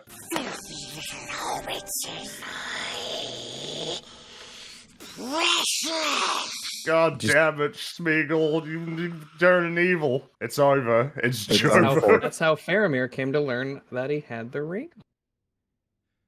Because Gollum talks to himself. And Faramir listened. He's a clever lad. I too watched the movie. The ring's taking me, Sam. If I put it on, he'll find me. It's a completely understandable conflict though, because like you can't put Sam in your head to like see the effect that it's having on you, like internally. Well, and they do a really great job across the 3 films of just breaking Frodo apart. Like, Yeah, it further emphasizes that it is a tremendous burden. The fact that he's been able to get this far at all is astounding. Like, it's just every waking moment is a struggle. The ring of power within my grasp.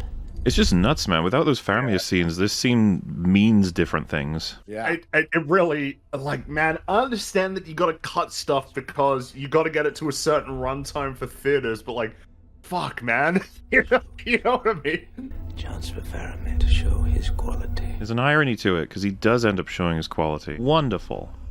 I think Faramir and Frodo are having a competition to be the weirdest right now. Sam is the totally, like, the out-of-the-loop one. No!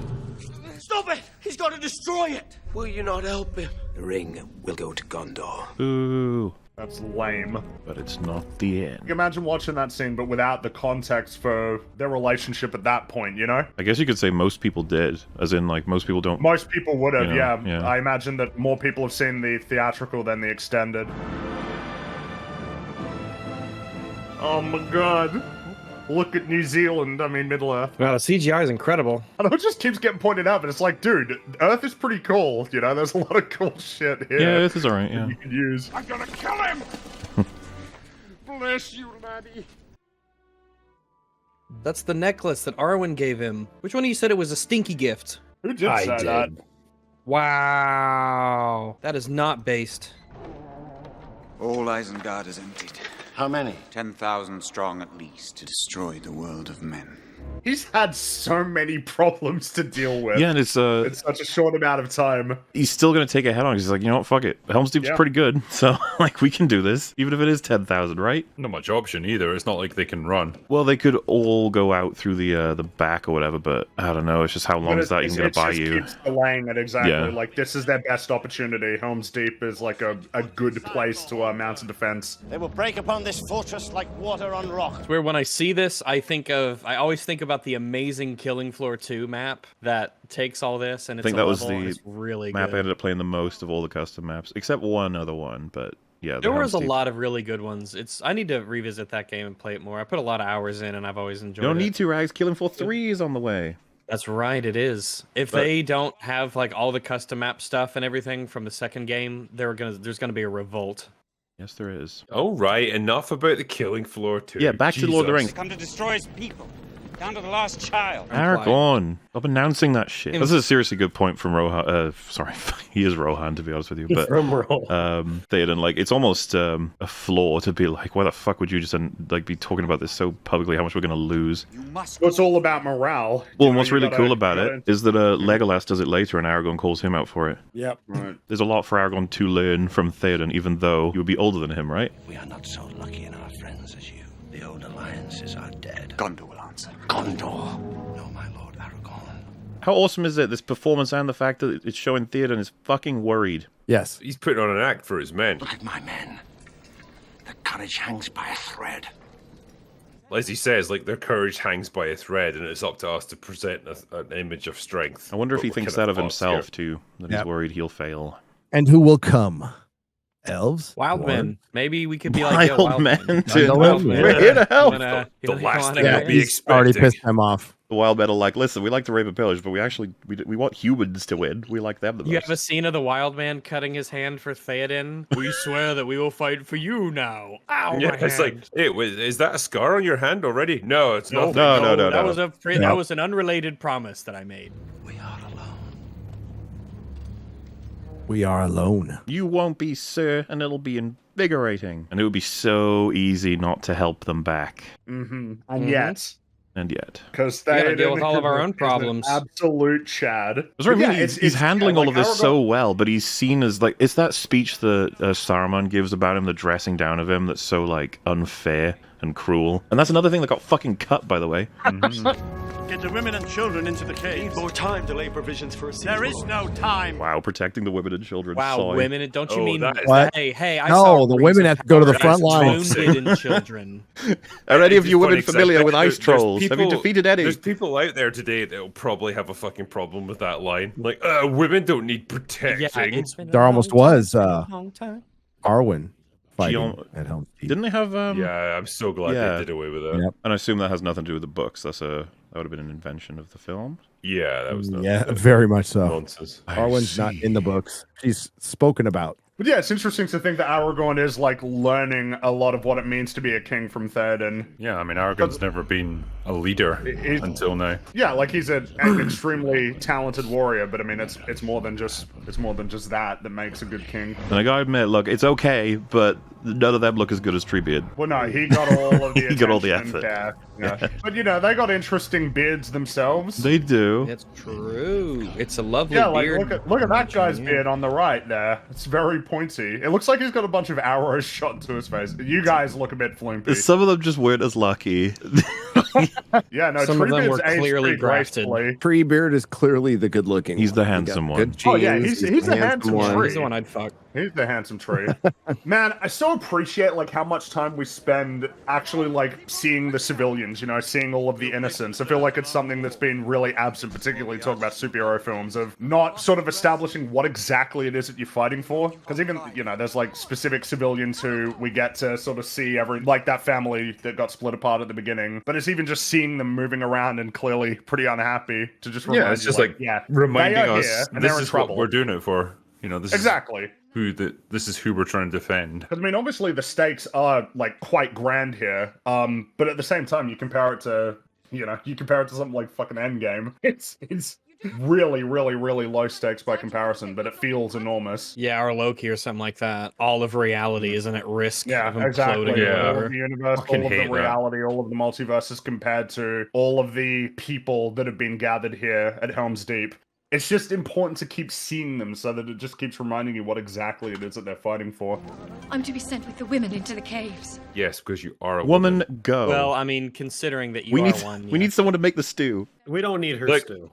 No. She's like, nobody likes my stew, Aragorn. Bovril isn't going to serve itself, okay? So just get on it. Yeah. If you serve stew to the Uruk-hai, you'll repel their invasion. Yes. We need you in the kitchen, but for not the reason you think. We know that they're familiar with restaurants because meat is back on the menu. So, let's just open a restaurant here at Helm's Deep. Yeah, the soup of the day is whatever Eowyn fucking makes in that pot of hers.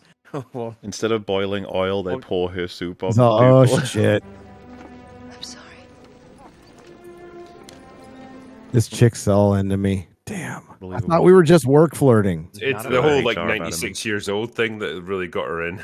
Yeah. He said 87. You're just hyper exaggerating. I'm sorry. I'm ridiculous. Miles off. You're trying to make it seem like it's not true love. I do love the escalation throughout the Lord of the Rings trilogy. It starts off with Fellowship, where you've got it's kind of just small scale battles. Yes, towards the end, where it's just very much like each member of the Fellowship trying to survive that Uruk-hai attack.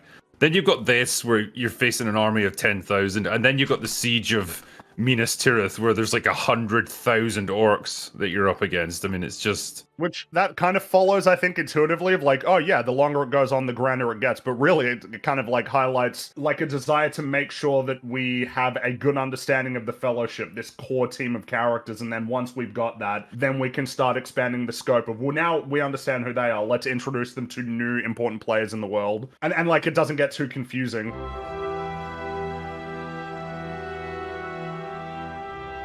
I was just going to say, I like this scene, though, the soldiers just going through it, just picking out lads who look roughly big enough to swing a sword. You're coming with us, and you're probably going to die. But it's a great, representation of, I guess, the practicalities of life back then. If you were a lad of, at least 14, 15, you're probably going to have to go to war. Able-bodied, if shit happens. Yeah, there are old men here as well, signaling the desperation of this situation, that they need everybody that they can get. One of the parts that I definitely remembered even as a kid, because I was like, oh no, everyone's gonna die. But they don't all die, so that's nice. That's right, they don't all die. Farriers, stable boys, these are no soldiers. Not with that attitude. Oh, here, Orlando Bloom, knight them.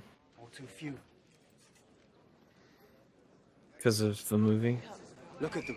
Kingdom of Heaven. They're frightened. That's the same actor. They're in a similar situation. So it seems like an appropriate. Well, Maybe if you make the joke longer, it'll be funny. No, it was funny to begin with. It was more of a, it wasn't even a joke. It wasn't even a joke. It was a reference. That went on for a long time. Oh yeah, well Nagadakathaya. Look at them. They're frightened. You can see it in their eyes.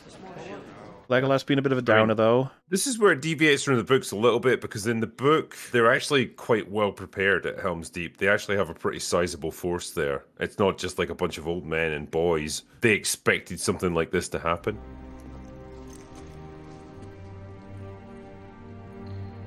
Oh, hey, one of the best scenes in the whole trilogy. It's the speech. And you trust your king? This is why Theoden is just the fucking goat. The makeup for his old version took 9 hours to get into it. He was old by the time they got it on. Yeah. That stuff always surprised me. I'm just like, fucking hell, that's got to be painful, isn't it?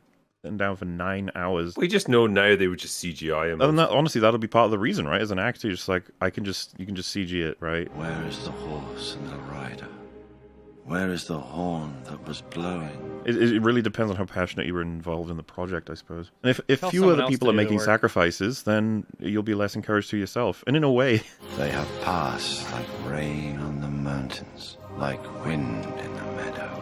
You can argue this speech applies to a hell of a lot more than what he's talking about in the vein of the creative arts having been crushed I mean, you know, I say this as if you haven't done that with a lot of your videos, Gary, like this. Yeah, I put this in as much as I can because it's very applicable. A lot is being said. Yes. Yeah, well, they're a bunch of jerks, sir. How did it come to this? I ask myself that every day. It's great to watch films like this, though, every once in a while and remind ourselves, like, this is what movies can do for you. Like, yeah, you didn't gaslight yourself. Like, you didn't just become cynical. You didn't just decide I don't like films anymore. It's like, no. The ones you were watching before were really fucking good. Yep. Your favorites are really fucking good. There was definitely a process to get where we are today. You saying it took a while? It took a minute. We're running out of time. Yeah, this feels like the portion of Merry and Pippin's journey where they're like, okay, we've been on cooldown for way too long. Like, I know it was pretty rough with the whole kidnap by orcs and Uruk-hai thing, but we're kind of ready to get back in. I think it's Santa Claus down there in the bottom right. Yeah, and see, in theaters and said they were left alone. It's like Santa's there. That's got to count for something. Yeah, Santa showed up. Dude, the discourse about this moment, holy shit. Do you remember the person that was like, is Aragorn a fucking idiot? That is not a good sword. Do you remember this? Oh. Yeah, it's like you're missing the point of what you're saying here. Oh my It's god. like he's got to encourage him, for fuck's sake. This is a good sword. What the fuck are you thinking? Imagine if he just said, this sword is fucked. This it's going is to a destroy shitty yourself sword. the first time you hit someone with it. So I mean, Aragorn, it's very easy to like, because I feel like he is a combination of all inspirations of all the people he's been talking to and meeting, as well as his own sort of values. They managed to maintain that great balance with him, where he is a man who's still slightly reluctant to take on his destiny. In the films. The King of Gondor, still fundamentally great at what he does. He is a fighter. He is a warrior. And he will take on the enemies that are in front of him. He just doesn't want that larger Well, we went over it, but responsibility. Amon Hen, he is fucking badass. Yep. And I mean, Helm's Deep, of course, too, but, you know. As Gary mentioned there, like, in the books, he's a bit different. He's very much a man set on his course already, and he knows exactly who he wants to be and what he's going to do. Yep. I see why they gave him a little bit more self-doubt. It totally works in the movies. I love it. It's a little tight across the chest. His legs are going to be very protected. Gimli's always here to give us a little bit of levity. Yeah, it's a, right when we need it. A little relief from the fucking horrors. Yeah. You'll have to toss me. Toss me. Oh, dude, it's such a good payoff. What? I cannot jump the distance, you'll have to toss me. I cannot jump the distance, you'll have to, like, the way he says it is so, like, insecure and He's still real pissed off about it. Oh, I can't fucking do it. It's said so robotically like, in the sense of, like, it is a fact, I cannot make that. Like, He's like, but once he gets into it, it's like he almost overcompensates by just going fucking up to 11 with the fighting. and having him Like, be, you know, for lack of a better term, vulnerable for a second. Oh, it fucking binds you to all these people. Look at Theoden's armor. That looks great. That's fucking awesome. And the elven armor looks different, you know? Yeah. Compare that to the $1 billion rings of power. Where It looks so shit. It looks like a carved wooden weird thing. With, like, and in flabby the Hobbit movies, all the fucking elves were boots. like CGI clones of each other, and this is like you can tell they're real. I found out, by the way, that Helm's Deep, they had 20 hours of, like, usable story footage for this whole battle. And it's like, oh, can I see it? Can you show us that? Just because it would be fun if we You have to saw edit that. it down from 20. It's just like, fuck it. No, just give it to me. Just give it to me raw. I'll have a movie that's just about the Battle of Helm's Deep. Hell yeah. Fucking amazing. They built this big all set. They got all their fucking cool ass spears, and everyone's in armor and outfits, and everyone's kind of got that longish hair, a bit unkempt. Santa Claus is here. Santa's the one that fucking releases the arrow. Yeah, he's a man of action. He's tired of waiting to work one day a year. But you know what? He gets his killing. He gets his killing, so he does something. Yep. Imagine being one of these guys looking at Look this at all the sea helmets like they torches. made. Of course, the elves were never supposed to be here, but You can see That Gulliver comedy just shot is smiling great. all. Yeah, like in the books, the elves part in this whole war is very much off screen. Like there's multiple battles that take place around Lothlorien and stuff, but like it's not actually shown. I kind of get why they wanted to actually Galadriel show was them in handling action things. here. yeah, She was just She was just girl cleaning bossing up. her. You know, she didn't want to. well, throughout the books, there's tons of battles going in other places that I would The have sound of the rain actually on the liked to have seen. armor. Yeah, you can hear it pattering off the steel. It's just the fucking details. Oh, and the tension is just So building good. and building and building, and now it's it really feels like we're here. All these dudes in outfits walking around under rain machines, getting cold and wet. Well, and again, we talk about the marriage miserable of. to make this, and they made something amazing. There's only ever a maximum of 100 Uruk-hai. There's never more than that. So the rest you see are always CG. And my God, how You would good they never make it look. fucking know. They make it look great. Especially, I mean, obviously the darkness helps and the rain. Yeah, and it's hard to pick out like individuals to really, see. I love as well, like every time you hear them marching, it's always in lockstep. It's always that mechanical. It just like ties in perfectly with like that whole industrialized feel that you have with Isengard. Fun fact, they couldn't actually recruit enough men. People of 6 foot to play Uruk-hai, right? Like, that's what they need, but they didn't have enough, so they ended up having to use people who were 5 foot high as well, and they were called Uruk-lo.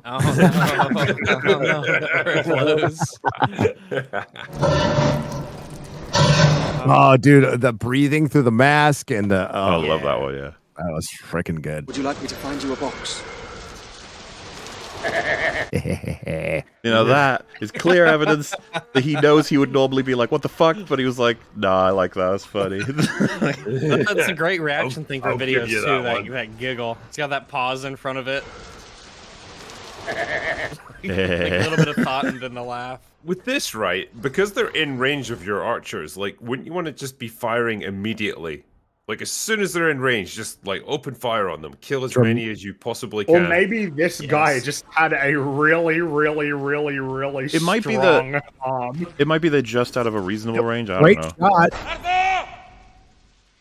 Because they might have wanted them to be a little bit closer to guarantee shots or something. You notice when he falls down and the arrow goes all the way through him then? Yeah. Yeah, attention It's to always a detail. thing in movies and stuff I notice when people get Look at shot that. with arrows and then Look at fall that on the guy. ground and roll around. And I'm like, oh, ow. Oh my god! And I love the idea of the Uruk-hai like, that was mean! Oh. So it begins. You killed The Glip. way you guys are carrying on, someone's gonna get hurt.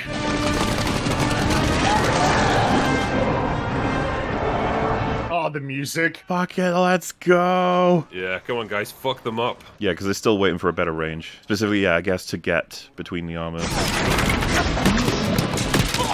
All the bowstrings and everything making all the water kind of spritz around. Fucking Gimli, he just wants to kill something. So cool. Yeah. You know, he says, like, give them a volley. It's like, no, just open fire. Go, go, go, go, go. Keep going as long as you can till you run out of arrows. Man, this looks so fucking good. Oh, I love the music here. Yep. I mean, this is not mince words. Helm's Deep is known as one of the greatest battles in all of movies. Yep. I mean, it is. It is. It might be the greatest. I think it's because it's on a scale that you can understand. It's very Like when you get to the level of like the siege of Gondor and stuff, like it's so big you almost can't wrap your head around it. But like this is like very much you can follow it. The berserkers. Look at that. Isengard leitmotif there. And, first big battle in the trilogy. Big one. Yeah. And it's such a promise of what this has to offer. Oh, yeah, after you're done, like, how are they going to outdo the next ones? There it is. The next Oh ones. my god. Oh, that money. It transcends cultures and Lop races. this guy's leg off here. Just lopped it off. Ow, my leg. Oh, look at that. That guy's just a fucking beast. Yes. Oh. Get him, Gimli. Get him, Gimli. That's That's two two already. already. I'm on 17!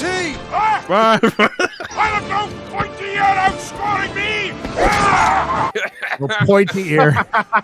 It is At least they call him a knife ear. Oh, right in the Palantirs. I have no pointy ear. 19. Oh, it's so much fun.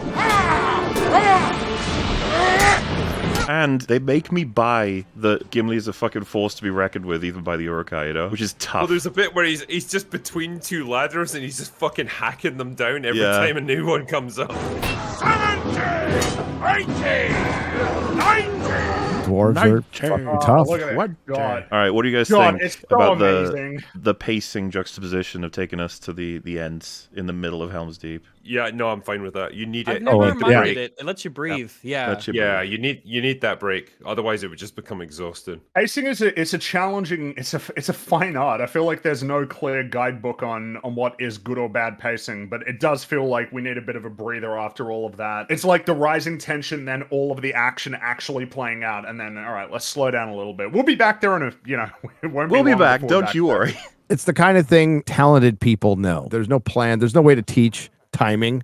Oh yeah, I feel like it's really hard to. Yeah. It's like comedic timing. How do you teach that? Tone and pacing are really difficult to teach. Could you imagine if like Ryan Johnson or Taika Waititi or something had directed this trilogy? Could you just imagine the absolute? I don't like to nightmare that it imagine would have that. been? Why would you make me imagine that? I'm just thinking like what if you cut your dick off? Imagine if you get your dick out. It would be the pervasive idea of we don't give them exactly what they want. You know, we gotta subvert those expectations. All right, you wanted to see a big epic battle? I don't know about that. Well, actually, what if we just don't do that? What if just a stray arrow kills Aragorn? What if a stray arrow kills Helm's Deep? There he is. There. Random chance.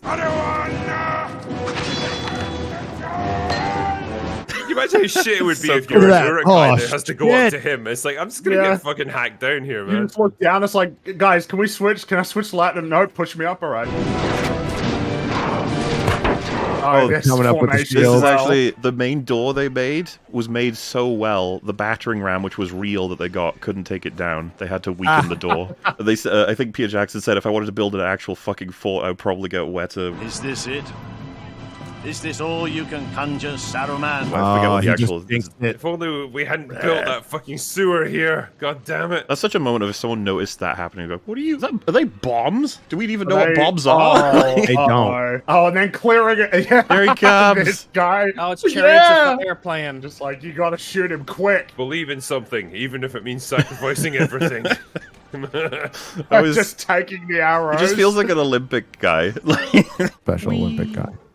Oh, very special. Oh, Oh, it's such Boom. a. Look 'cause at that. It feels like we're doing so well that it's like, oh fuck, what the hell? Oh shit! This is And then they actually bring out gonna that- dramatically turn the This bit tide here of the looks battle. that looks like it was done with practical effects. That was like a bigature that Yeah. they just blew Yeah. up. Yep. That looked like real pyrotechnics. Dude, that looks so good. The peaks and valleys of the battle, everything was looking good. Now it's Oh, that look up they had in dramatically worse. space. He's just fucking Yeah. like, what the hell? I've What never the dealt with this fuck? before. Yeah, like how can you make explosions happen? What the And then, fuck? like, you know, while thinking about that, it's like, oh yeah, they're coming up on the main door as well. And then, of course, you've got them piling in on the main wall. It's just like, fuck. The subtle bulge of the battering ram under the shields as it moves forward. There There's he Peter is. there. Yep. Yeah, do it. And when the battering Ow, ram that finally would hurt breaches like as well. hell. Oh yeah. Yeah, you can throw rocks, kid. Get in there. Gimli!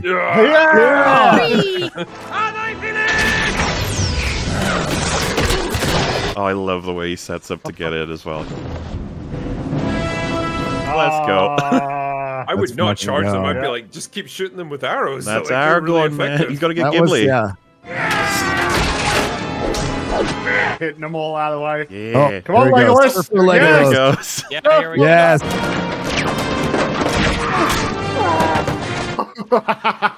The fact that it fucking fires into like.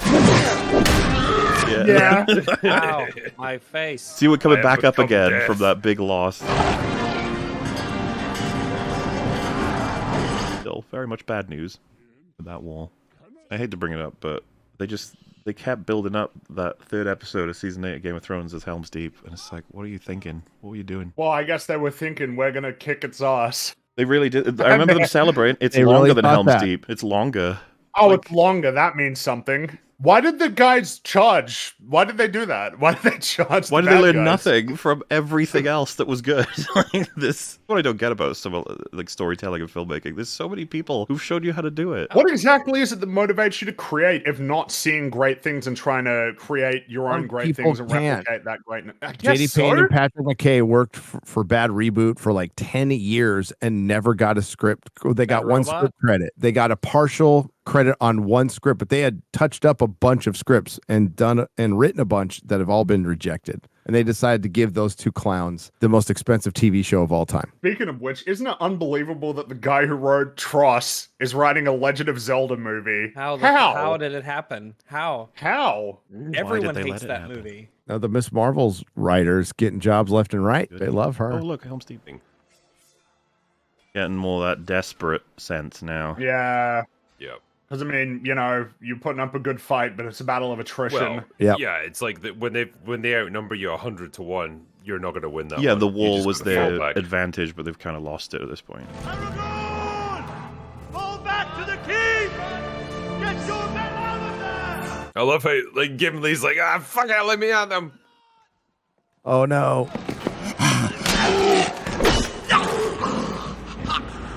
With the music being off, you're like, wait a minute.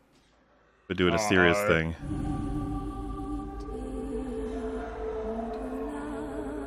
When you're probably like 1,000 years old, like death is just so much more significant because R.I.P. you've never experienced Aldir. it. He's in Spartacus. Damn good show.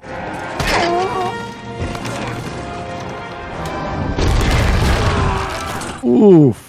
He just got stabbed by the battering ram. Ow. His head hit the fucking... It also feels deliberate giving the bad guys crossbows. More mechanical, right? Yeah, it's more industrial. More mechanical. Yep. God, so many orcs. Ah, yeah. Yes. Damn. Fuck him up. And he's still... Yeah. Brilliant. Get him, Fucking- Theoden. Get him, motherfucker. How long do you need? As long as you can give me. Yeah, pretty much as long as whatever you can get. Like a couple of weeks would be fine. You would This think is if the they stealth knew segment like they were of going to the be level. under siege, it's like, you know what? We'll just pile rocks behind that gate. Like nothing's getting through that ever. Oh, come on, we can take them. It's a long way. The way he says that, it's a long way. Toss me. It's so fucking good. Look at Aragorn's expression, like, yeah? What? Yeah? All right. Don't tell the elf. Don't tell the elf. Not a word. A word. Damn, he's got a powerful throw. Yeah, well, that's a combination of Gimli Dwarves are very Helm. aerodynamic, so it's really easy to Numenorean. throw a dwarf. Look at him go. It's funny how long the people at the door took to realize too. They're like, wait, what's going on? Like, someone just jumped in behind us. What the fuck? That's what I mean. The fucking fight developing. Also, I love that attaching each other back to back sort of thing. Oh, you don't want to get your leg caught by that. No. You don't want to get shot by one of them. That would be Yeah, unfortunate. yeah. That would be really unfortunate if you got hit by one of them. It'd be over really quick if you were hit by one. I think I read the guy who got hit by it broke his leg when they do that sequence. Oh, like getting shit. pulled back, Really? yeah, Oh, thing. wow. That is brilliant. Look at this fucking multi-kill. Look how many he gets. Yes. Yeah. Hey, did he count all those? Yeah, Still did that only count counts as towards one. his tally? Aragorn! Get out of there! Okay, we'll just leave. Open the door. Yeah. That's such a leader moment of just like, there's nothing else I can do. Good luck, guys. Yep. I'm rooting for you. How could Gimli, Aragorn, and Legolas not be the best of fucking friends at this point? Oh, here there it he is. goes. There he goes. Oh. Yeah, even small bits like that I always quite like. 'Cause there's so many of them are not ready to go toe to toe with one of those fuckers. Like they're so vicious. And then that door, open it. Yeah, the that's world. the one. Yeah, give us way. You really get the impression of like this is like the new world versus the old. Like they are not equipped to deal with this kind of siege warfare. Like the new, the gunpowder, these like spring powered, Mechanisms. all this stuff that like just overcomes all their defenses. I will leave you at the western borders of the forest. It is crazy how well integrated Merry and Pippin are with Treebeard. Like, there's really hard to tell where Treebeard begin, like the CG Treebeard and the actual physical props. The fact that they pulled off Treebird is pretty incredible, just story-wise. It would have been very easy to make him goofy as fuck and just Well, yeah, like, that's why they, they leave out Tom Bombadil. But I think one of the reasons given was Treebeard's essentially character-wise the same thing and way more important. Well, yeah, I mean, you can't get the resolution for Isengard and everything without Treebeard. So Kind of indicative of how much work would have gone into him. And the fact that it's not even all CG. Really need to go back to that because it'd be cheaper. It's smarter. It's working smarter and better. It's working smarter, and it's cheaper. Osgiliath burns. They don't go to Osgiliath in the books, right? No, they don't. Nope. Hence the line, like, from Sam, obviously. By all rights, we shouldn't even be here. I don't know if it was the studio that pushed for that scene and Peter Jackson was against it, and that was, like, his way of, like, just, pointing out the fact that it was stupid. Well, I mean, what did you guys think? Because I quite like their excursion I think it works. into Osgiliath. I do. I really like it. I think you got enough with Faramir where they were, like, because they were kind of on the borders of Mordor, and you had the scenes with Gollum, like all that stuff was in the books. I don't think it was necessary to take them all the way back to Osgiliath and then turn all the way back. I think it makes sense that Faramir would want to go, and I think it does, but like in the books, it's more definite. Like he recognizes, like he has to let them go. And he makes that conscious decision to let them go, whereas Boromir couldn't have. And I think that's what separates. I thought that's what they were doing, though. He does. Yeah, because like he does eventually, but like it takes quite a lot to get him to that point. But doesn't he? Is that not arguably better that at first he's like, the ring goes to Gondor? Of course, that's the decision to make. And then he sees what he sees in Osgiliath, and he's like, okay, maybe not actually. Especially with the deleted scene that we've already seen. Faramir is a lot different. It's a tricky one because he's a lot different in the book. Like a lot. The book fans primarily hate Faramir in the movies. Well, they can suck a dick. Yeah, Faramir's great. He's like a student of Gandalf. The books to me are superior, but I love the movies and I love what they did. It is likely that we go to our doom. I love that. This attitude permeates so much of the story. Like, this could be the last time we do this. We're gonna risk everything on this one last assault, but fuck it, we're gonna do it anyway because it's the right thing to do.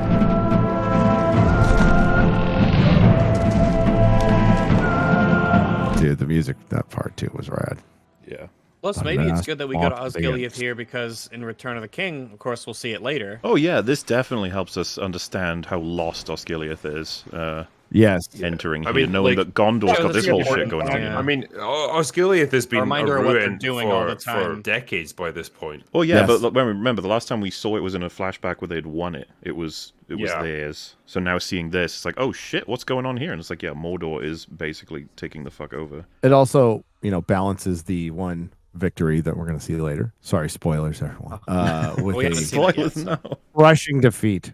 You know what? I'm assuming most people have seen it. If you haven't, well, for a fact, there will be that one guy who's like, I never watched Lord of the Rings. I've watched many reviews of it and many people's coverage, but I just don't know. I don't know. I'm not feeling it. I was waiting for the right time to watch it. The ring drove your brother mad. That look, that subtle. Yeah, it gets to him. Oh, and that model getting fucked up. It looks so good. And Frodo having a moment, as he does. No, he's lying. His ring's great. They're here. They're here. That's like when the acid kicks in. You kind of look like that. The acid. Our missiles. See, if this was Game of Thrones, they'd have ballistas. She would have kind of forgot about the orcs. Oh, I love that little. I love that shot outside in Helm's Deep. They're all waving the flags, like, "We got it, motherfuckers!" Yeah. And then you just see Theoden like, "Haven't won yet, not yet." He's pretty down in the dumps here. A little bit. Yep. Aragorn ain't down yet. Starting to black pill. No. The fortress is taken. It is over. Let's ride out and fuck them up. Please, have any of you defeated an ice troll? I have. Me too. There is one passage. It leads into the mountains. Yeah, I don't know. I've always felt like they probably should have been cycling them out of that pass to begin with. Yes. The big insurance policy. Well, it's a big cave system. What can men do against such reckless hate? We can fight. Ride out with me. Wait a minute. I remember something. The sun is rising. Oh, they set this up. Oh my god. Oh my gosh, you're right. IHOP is opening. Poor Gimli hitting the horn because he has no idea what happened. he's like, did we win? He thinks the horn caused it. He thinks the horn caused Gandalf to arrive, and he's like, "Whoa!" It's the tale he tells his children. I won it by blowing the horn. It scared all the Uruk-hai away. The horn of Helm Hammerhand shall sound in the deep one last time. Yes. Yeah. Yes. Yes. We draw swords together. Let this be the hour when we draw swords together. Yeah. So fucking good. Yep. Fell deeds awake. This moment. Yep. Oh yeah. Now for wrath. House of Ruin and the Red Dawn. I like this more than the charge of Rohan at the Pelennor Fields. It's so fucking hopeless here. Yeah, like, they're just going for it, knowing they're gonna die. They're both pretty great. I get fired up by both of them. Of the scene where they're going down the little causeway here, and it's just fucking pouring them off. Just pouring them off, yeah. And just plowing through all of the. Which, by the way, I can pretty much buy this part. It's when they get down to the bottom, I'm like, oh, they're in trouble. They're in big trouble. I like those few in the back were swinging their swords and hitting absolutely nothing. Yeah. We're part of the team. Like, I ain't gonna swap because swinging. There he is. Listen, okay, I love Gandalf. He's great, but he's still a little far away. Like, we come on, buddy. These are that's Shadowfax. He'll show him the meaning of haste. Yep, it is a fast horse. If you're watching Braveheart, look in the backgrounds of the fights there. It's hilarious. Oh yeah. Yeah. Oh hell yeah. Yeah. Yeah. That's a steep hill. Not steep enough. Needs to be steep. These are the home of the horse lords, baby. That's right. It would have been a bit awkward though if the front line had tripped. Look at that. Damn. Beautiful. Again, though, the amount of reason and setup to have this as a payoff, but everyone else is trying to copy them a lot. I know. Never works as well. And, you compare this to the end of Endgame, and this still looks 1,000 times better. Oh, the music. Yeah. That first rider is kind of jumping over. That's so fucking badass. Not looking good, Saruman. Nope. Now you're gonna fuck up Isengard now. Yep. You're done, boy. Now the Ents they're perturbed. You motherfucker. You count us down. What is happening? Now we're gonna hit my you God. and kick you. I will say considering some of these orcs were literally born yesterday, they're probably like, "What the fuck is happening?" What world have I been spawned into? No, this part people were cheering in the theaters. I freaking loved it. Yeah. Angry trees. Well, the allegory is getting pretty overt now. Yeah. Nature's like, fuck you. No, there's the guy who catches on fire. It does make me laugh when the waters flood Isengard. You just see him dunking his head up. Yeah, the first thing he does is dive in. Zarwin wakes up. He's like, "What the fuck is all that noise outside?" There we go. Release the river! Release the river. It's a nice combination. Miniature. That looks, no, That's all models. Doesn't look as good as Rings of Power when they jump-started Mordor. Yeah, this is how they started Mordor. This is when old man Waldrick sticks his sword in the key, and he turns it and makes Mordor. As you can see, I can't believe that a lot of Rings of Power trauma has been let loose in this recording. We have to wash it away with the river. Yes. I bet that's a model too, the water coming down that whole side looks there. bloody gorgeous. Yep. Look at it looks so good. Great. Hold on, little hobbit! Water is our friend. Oh, there he is. Get in there, buddy. He's okay. I like how he even runs to the water. He's not even waiting for it to get to him.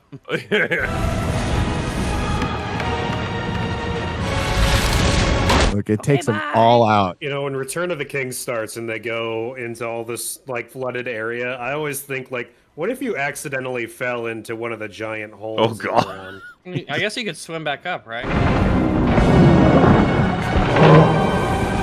Oh, that looks so good. Oh, if they yeah, fully look at it flooded go. it, It which I looks guess so they good. did. Yes. And the music, they just everything's. Mwah. Mr. Frodo, are you doing your weird ring shit right now? Strange again? Are you having a moment, Mr. Just let me know when I need to tie you down. Never go full retard, Mr. Frodo. Let me know when I need to share the load. No.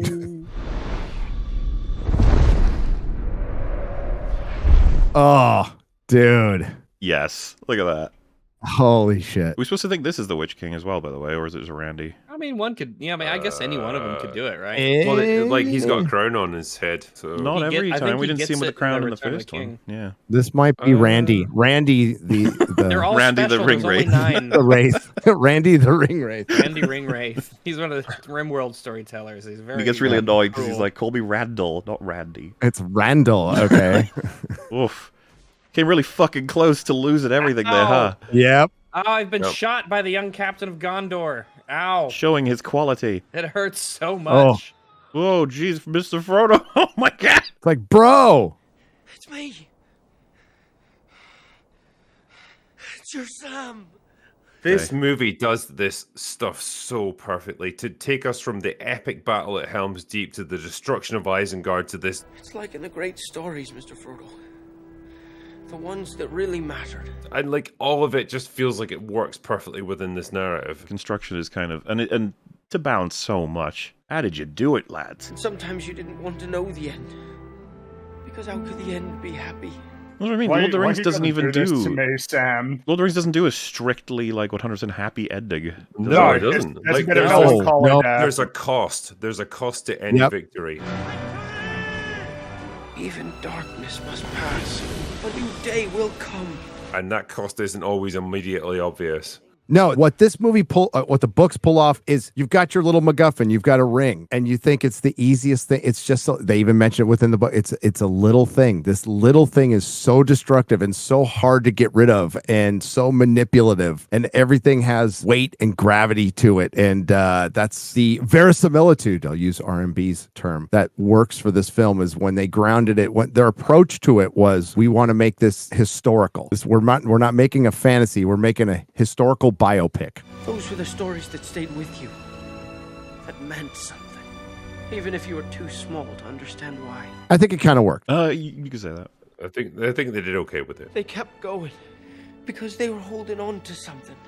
What are we holding on to, Sam? Sam giving this speech, this guy who in the previous film, like he was walking through a field and he was like, this is the furthest I've ever been from home. And here he is in the midst of this epic confrontation that's going to decide the fate of the world. But there's some good in this world, Mr. Frodo. And it's worth fighting for.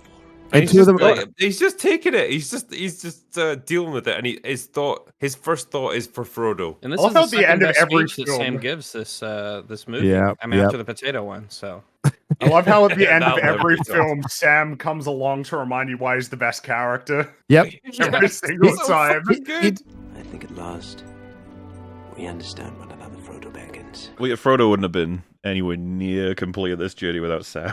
No, Sam is essential. Gollum would have fucking killed Frodo. That would have been it. The laws of your father. If you let them go, your life will be forfeit. Yeah. Well, and Sam is the thing that grounds him and keeps him in this world. Then it is forfeit. Then it's forfeit. Faramir coming through. Yep. That's what I mean. I feel like the scenes in Osgiliath really inform this decision. Did he show his quality? Oh, and just the oh man, why'd they cut? Why'd they cut the flashback? Don't cut things. Yeah, also, the trees. Well, what's crazy is in the games, there's a whole mission of the trees absolutely fucking up the Uruk-hai and you chasing them and killing the rest of them too. It's actually like kind of satisfying as fuck. The Ents are not done with them. Nope. The Ents want flesh too, just like the. They want blood. Ooh, they did. That's a Jurassic Park moment right there. Yeah. You could tell like Gandalf's probably like, don't go in there. Just don't. You might think you're. Oh, the trees are dicks. I mean, they're kind of pissed off, but they're dicks. You know, they try. I think they're good, and they can do whatever they want to the Uruk-hai at this point. Morally speaking, I don't think anyone's gonna have a problem. 42. I myself am sitting pretty on 43. Well, I think the problem is that, like, if any of the Rohan guys had gone in, they would have been just. They would have been killed too. Yep. The Ents were so fucking worked up and pissed off by that point, they would have killed anything. He was already dead. He was twitching. He got 43 with that ladder alone. Oh, more than that. More than that, easy. Yeah. He was twitching because he's got my axe embedded in his nervous system. Look at him wiggling. Yeah, I know. So good. Got my axe in his nervous system. Not too happy at all, Mary. Yeah, it's been a shit day for him, hasn't it? That would be funny if these two just waved to Saruman. He's like, what the fuck? Will this day get any weirder? And I'm a wizard. Good luck trying to find something decent to eat round here. Probably only dead rats and moldy bread. Hey, maggoty bread. For 3 stinking days. Mm-hmm. Day's good for 3 stinking days. Don't let the trees see it. A big floating chicken? Turkey? Chicken? Turkey. Was there just this one? Oh, it'd be made better if it was marinated in Mountain Dew. Oh, or Sam's letter. Movie Bob would agree. Oh, Somewhere Diabito is stirring. Oh, they found his stash. Whose stash is this? Saruman's, maybe? Yeah, man. He likes to. I just like the idea there was one Urukai who had a really good taste for. He was like in Ratatouille. He's the one like Urukai who respects food. It's making me hungry just looking at that. Barrel each. Let's salted break pork. out the boys. We might have a problem, Mary. I love when Aragorn and the others like find them. They're just sitting there getting stoned. Yeah. They're just having the time of their life. They're all laughing. You see smoke puffing out. Oh my god, the tree's talking, man. That smoke was my friend. Oh, smells like Elizabeth.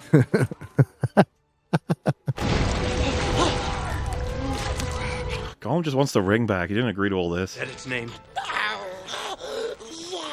I mean, this is interesting, That right? its The fact name? that it says no, and then yes. Like, even Yes. Faramir is picked up pretty quickly. You can't trust this fucking goblin. They say a dark terror dwells in the passes above Minas Morgul. We cannot go that way. But the thing is, as well, like what he's proposing is literally the only way you can get into Mordor without being Allegedly. discovered. Probably not the only, but one of the ways that No, could work. Sauron finished the wall. There's only a couple ways.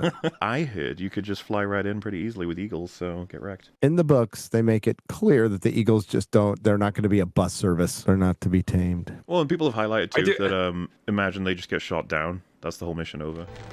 May death find you quickly. If you bring them to harm. I do like the idea, though, in some crazy alternate world, they gave the ring to Tom Bombadil, and he just kind of tottered into Mordor and like dumped it into Mount Doom. Yeah, didn't give a shit. It was purely accidental. Yeah, he's just like, this is Just fun. like, oh, Have a summer home in Mordor. yeah. He's trying to save you, see? Save me. So there's no hard feelings. Yeah, no, we're cool, bro. We're cool. Whenever someone says no hard feelings, it's like, has that That's ever what been you said say when you have hard feelings. Yeah. Yeah. Sauron's wrath will be terrible, his retribution swift. What a great lead-in to the next movie. Yeah, it was like, did you like that? Did you? Well, there's more. I wonder if people will ever say, let's hear about Frodo and the ring. And they'll say, yes, it's one of my favorite stories. It literally is 20 years later. We're still, yeah. Play that video about Lord of the Rings and Frodo. Say that thing about Vigo in the toe. Samwise the Brave. I want to hear more about Sam. Samwise the Brave. Samwise the Brave. Yes, he is. Aragorn the Toe. Aragorn the Toe. Vigo's like, I didn't really want that for the character, but I mean, you know, things happen and... Frodo wouldn't have got far without Sam. Oh, guys, the third film's going to be real tough for you. Oh, yeah. Yeah, it is. In a certain sense, this was a little bit of a break for them, relatively Kinda, speaking. yeah. Being ferried by Faramir and his men is definitely chill compared to a lot of stuff. Master looks after us. Master wouldn't hurt us. There's another scene, by the way, that you know when Peter Jackson was fucking filming this, he was like, dude, you're pretty good at this. I don't even have to do anything. Like, Master broke his promise. Don't ask Smeagol, and we'll be the master. an immediate switch to like, Ring, filthy little myth. Kill them both. The fat hobbit. He knows. Like the Eye of Sauron, the fat hobbit is watching us. Put out his eyes. Make him crawl. No, he's too risky. A bold move, like basically ending the movie on Gollum to have to like Wait, perform this whole scene. Obviously reminding us how important the primary mission again, that ring to the old volcano is, and knowing this is going to be something they have to deal with. We could let do it. Companion's going to kill him, and he's going to do it in a way that we don't even fully understand yet. Yep. She could do it. Yes, precious, she could. And I mean, Faramir is saying, right, like there's a dark thing there, something. A nameless terror. Takes it once they're dead. Once they're dead. Anyway, back to our fun journey. Anyway, back to the fun forest. Whee! Long ways to go yet. Smeagol will show you the way. Follow me. You guys have got a lot of climbing ahead of you. Yep. Oh, So what a yeah, who fucking wants to go shot, there? We are going there, Anything. right? We're now. going there. Man, it's been an absolute pleasure taking part in this little journey with Hooray. you guys for these first two movies, and tragically I won't be able to make the third one. Yeah, thank you for this, though. It was great to watch this with you guys and be reminded movies can genuinely be fucking incredible experiences. It's nice to be reminded every once in a while because it's easy to watch a lot of the crap that we deal with now and get very, very cynical and very bummed out about the whole thing. But this reminds me that, wow, when they do it right, it can really move people. And that's a good thing to remember. It's a good thing to keep in mind. Well, I guess for me, that's all I've got for today. So I'm going to go away. Oh, we lost drinking. There he is. Oh, where did... Wait. Oh, he's gone. I think it was an incursion. Oh, not one of those. I wonder if Michael Waldron's going to remember those going forward. No, he's not. No. Oh, he might remember it just like the name. So he might reference it literally once but as something or else, twice, like... But it won't actually have the repercussions that he wrote it to have. What did I write before? Intrusion? Yeah. I was about to say that too. Crustacean? Crustaceans. Speaking of crustaceans, Return of the here's That's a not Hobbit. a crustacean. Oh, Yeah, it I is. see what you did there. Yeah. See, yeah. Hobbits are... So focus. Look at him. He's man. Look right. He's moderately unhinged already. Moderately unhinged. What a great way to start the scariest scene in the whole trilogy. Oh yeah, By showing you what Andy Serkis really looks like. This isn't the scariest scene because it doesn't have Bilbo's creepy ass Hobbit face on it in Rivendell. It is fucking. It's disturbing, is how I describe this. Yes, it's very disturbing. And it starts so innocently. They're just fishing, having a great day, but then, unfortunately, that's they a found the whopper. ring. It's amazing to be like, yeah, that's Andy Serkis. Go on, put it on. And then comparing him here. Andy Serkis never looks like Andy Serkis in movies. No. It's interesting to think about, especially because of how much we're aware now of box office openings. I'm pretty sure this broke the record, right? Return of the King? It was massively, massively successful. Nearly 250 million. Because they each went up and up and up, and like Fellowship of the Ring already made a lot of money, but yeah, it just kept growing. Oh god, the hype for this was insane. Yeah. I think this was, at the time of its release, it beat out Phantom Menace as the second highest grossing film like of all time. Yeah, the difference is that this is a good movie. Oh, day. This doesn't even have Jar Jar in it. Listen, the prequels walked so that the sequels could get flushed out of toilet, alright? I love how they've built it up so even a ring in the mud, some grimy ass ring in the mud on this guy's hand is like, oh, ooh, that's spooky. And then look at the look that comes over Smeagol's face right he's there. In love already. I love the soft choir in the background. Yeah. It's just like, like they've used that motif multiple times in these movies, and it's just like, shit, I know exactly what's about to happen. When Boromir was up on the mountains, when he was staring at the ring, they played it as well. Such a little thing. They played it when Aragorn was tempted by the ring as well.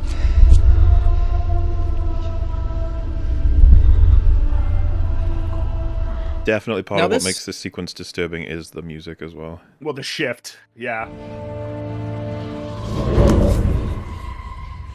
Yeah, there it is. This is that moment when you're joking with friends, but you're actually serious. Yeah, which it's just what an effective way of demonstrating just how toxic and corrosive the ring is. How quickly it can happen. We're out fishing, and now they're fighting each other to the death. That's not a good thing. We're still clawing for it as well. Yeah. Ugh. Oh, and that was one of the scenes where they used the big ass ring. Yeah, that looked like the big ring. In the guy, yeah. The look, dude, the look on Smeagol's face when he's strangling him. Yeah, here it comes. Yeah, and the reverb. Look at him! From the bass on this one shook. Yeah. I'll never forget it shook the theater. It was great. It's like his heartbeat. Yeah. Yeah.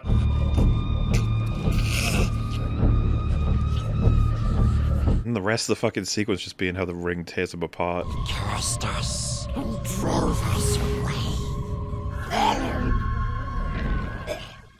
Like, just like he's melting away and turning into this fucking husk. When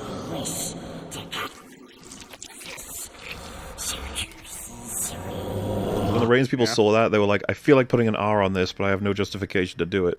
Like, it's just so could you gross. deprive so many people from watching this film? How could you? We forgot the taste of bread. But also, when we talked about how Andy Serkis, he's the kind of actor who no ego allows himself to be totally absorbed in the role. The eyes.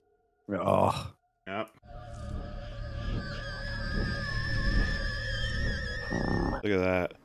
That's insane. So excellent work. 20 years ago. Oh, that looks so good. Exactly, 20 fucking years ago. There are some things you need to touch up in these movies if you were going to do it, but man. It is interesting to see how, over the course of the films, they start to use more and more visual effects. Fellowship is a lot more restrained than, towards the end of Return of the King, we've got these massive CG spectacles. So I think part of it's because the story is just getting grander. We got a lot bigger armies and stuff involved. It makes too. sense that there's that, and it would also be just the development of the technology as well, because obviously all the films were shot back to back, but you're releasing them sequentially. It just gives you more time. And you have to a plan, those so you know by the time you get to Return of the King, you're gonna have to,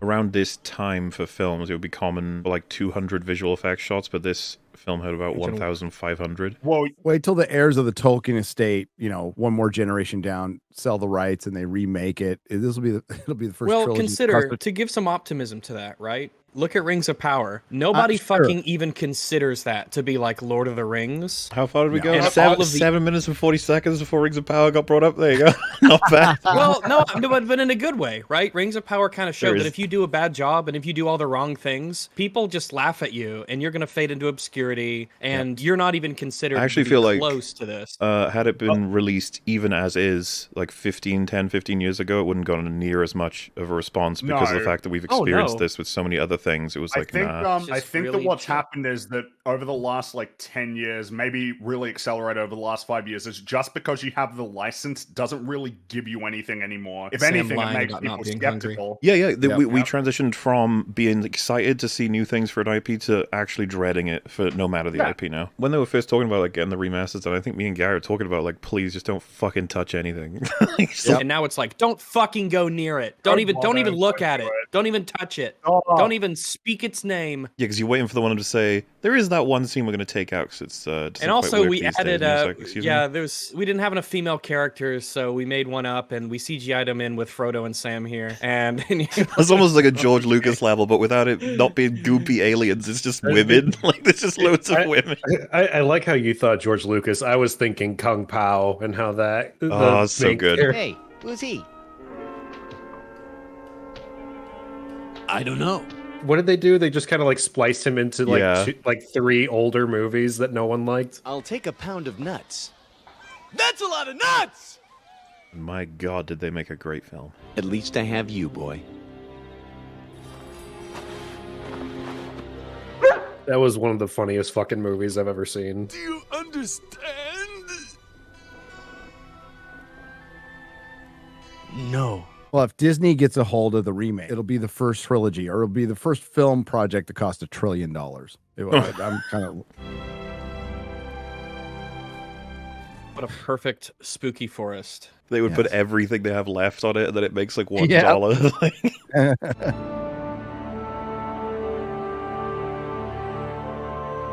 Yes. Oh, it's a big pool party. This we're about to get such a great scene, and it was taken away from us originally. That is unbelievable. That is actually unbelievable. Cruel and unusual. Because on the one hand, I understand that presenting a 4-hour film theatrically. Wow, presenting a 4-hour film theatrically. There's a wizard to manage here, locked in his tower. And there Saruman must remain. I get it, but why would you? Why? I still remember it was because it frustrated me so much. The theatrical version, I'm pretty sure they have this conversation. Under your guard, Tribute. There's no power anymore. The filth of Saruman. And then it cuts hard to Treebeard saying the filth of Saruman is washing away. Which is at the end of the big Saruman scene. And I remember seeing the extended being like, what the fuck did you do? What happened to that? Is him included? Did he turn into mist or something? Or did he burn in the sunlight? What happened? You young rascals!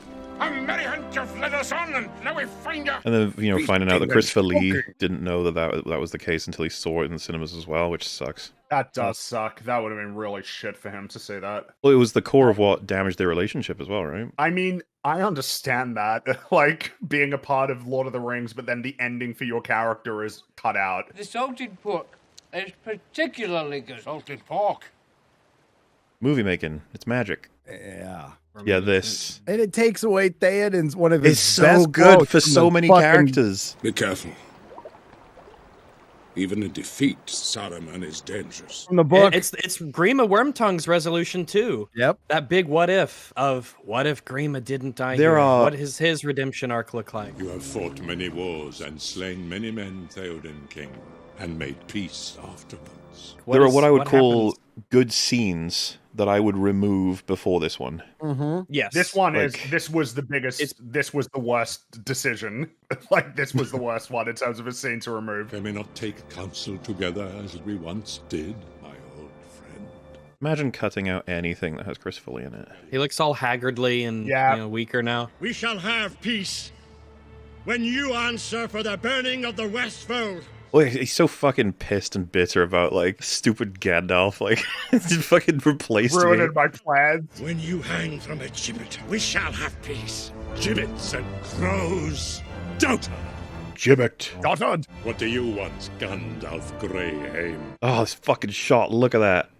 So Oh. cool. Perhaps the keys of Barad-dûr itself, along with the crowns of the 7 kings and the rods of the 5 wizards. He's talking about the rods of the 5 wizards. Yeah, again. Gandalf's like, There he okay, stop fucking goes. around. Stop. Wait, come on. So you have come here for information. Oh yeah, because the Palantir doesn't really have a cause and effect line as well in the theatrical version. Because you're like, oh, it's just there. It's just on because he picks it up from They the. just sort of have it. Yeah, he just picks it up. Yeah, it's just in the water. Something festers in the heart of Middle-earth. Something that you have failed to see. They must have Which known is they were like, cutting it. Like, it's oh, this is gonna weird be that weird. it's in the water if it was in his study, you know? Yeah. Like, why would that be in the water? Even now, he presses his advantage. He's got such a great staff, too. The staff is like the tower, and it's got the orb on the top. Oh, it's so great. You cannot think that this ranger will ever sit upon the throne of Gondor. Yeah, Well, it's really cool. The sort of the common themes and a lot of the like aligned architecture and Yeah, equipment. something they put a lot of effort into. This exile, crept from the shadows, will never be crowned king. God, I love the dressing down of like everybody. Fucking go around all of them. Get Gimli. What words of comfort did you give the halfling before you sent him to his doom? What would he say about Gimli? You And fat, Gimli, short, he useless jumps very piece far. of shit. You Grab his short beard, do it. fuck. Shoot him! Stick an arrow in his gob! No! Stick an arrow in his gob. Save your pity and your mercy! I have no use for it! Hey! Boo, eat a fireball. Oh, God, shit. Oh, Gandalf's dead. No. Saruman! Your staff is broken. Oh, shit. What a Chad. There he is. What a Chad move. Yeah. Grima, you need not follow him. You were once a man of Rohan. Dude, the fact that Theoden's immediately like, Come and join you know, us. yeah, please, like, you know, see the fucking light, bro. What is the house of Rohan but a thatched barn where brigands drink in the reek? And their brats roll on the floor with the dogs. Boo! Theoden, horse master, or a lesser son of greater sires. Damn, hitting him right in the insecurities. Mm-hmm. And he ignores him. You withdraw your guard, and I will tell you where your doom will be decided. I like how in interview with Christopher Lee, when he was talking about this scene, he described that as saying very rude things to all the other characters. I mean, they are quite rude, they're aren't rather they? rude. I They know, are it's just like, rude. it's a funny way of describing it.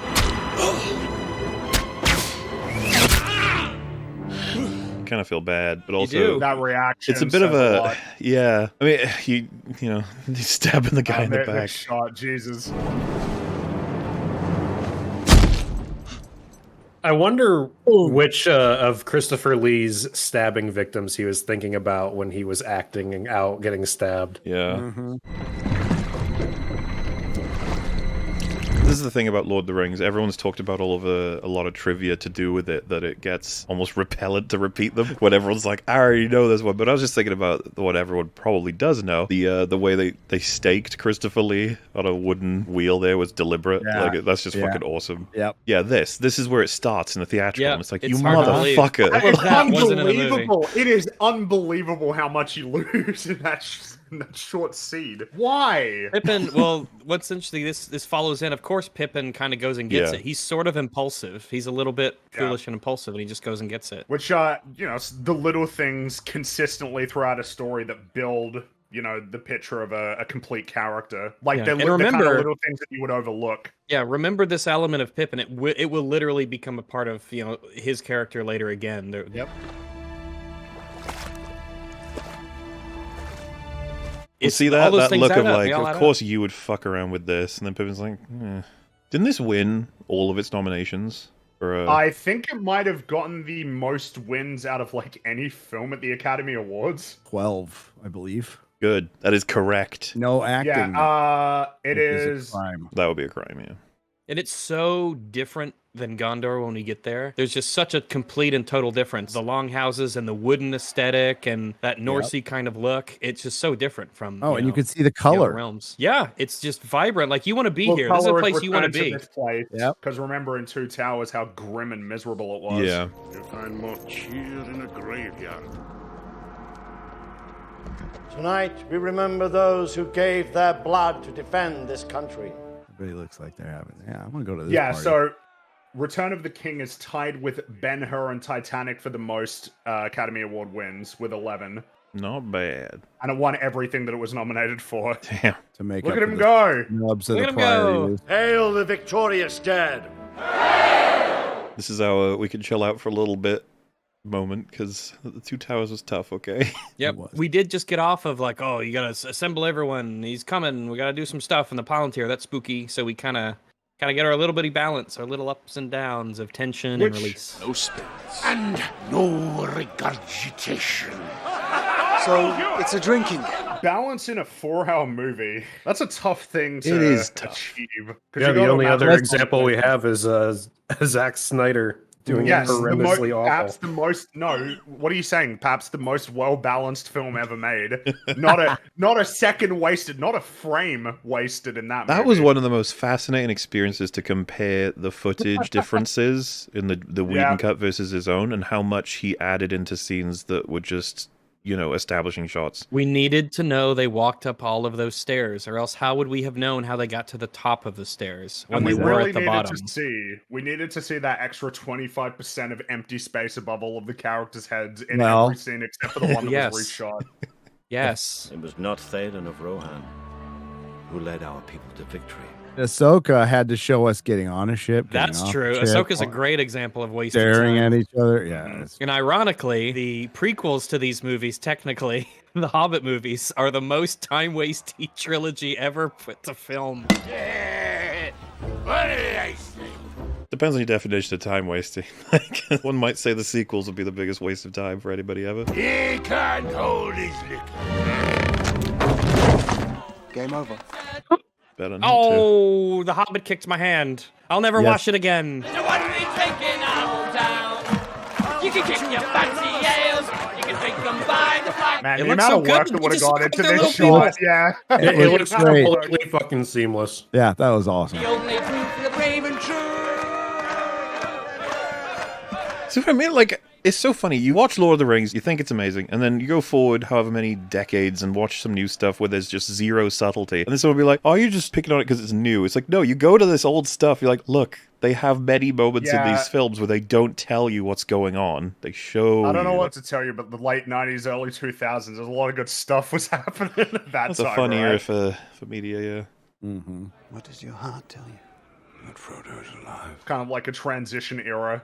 trying a lot of new things, synthesizing transitioning from the greatest trilogy ever made to everything else that happened Everything afterward. else. Yeah, that's pretty much it. They should have just packed it up. When they made this film, they're like, all right, we did it, everyone. We have film, solved the film has problem been of cinema. solved. Over. We solved cinema. It's not that cinema is kill. Cinema is salvation. It's redeemed. It's sailing across the ocean. Okay, It's graduated. Yeah, Now it the new timeline is BLOTR and ALOTR. Before and after. That's it.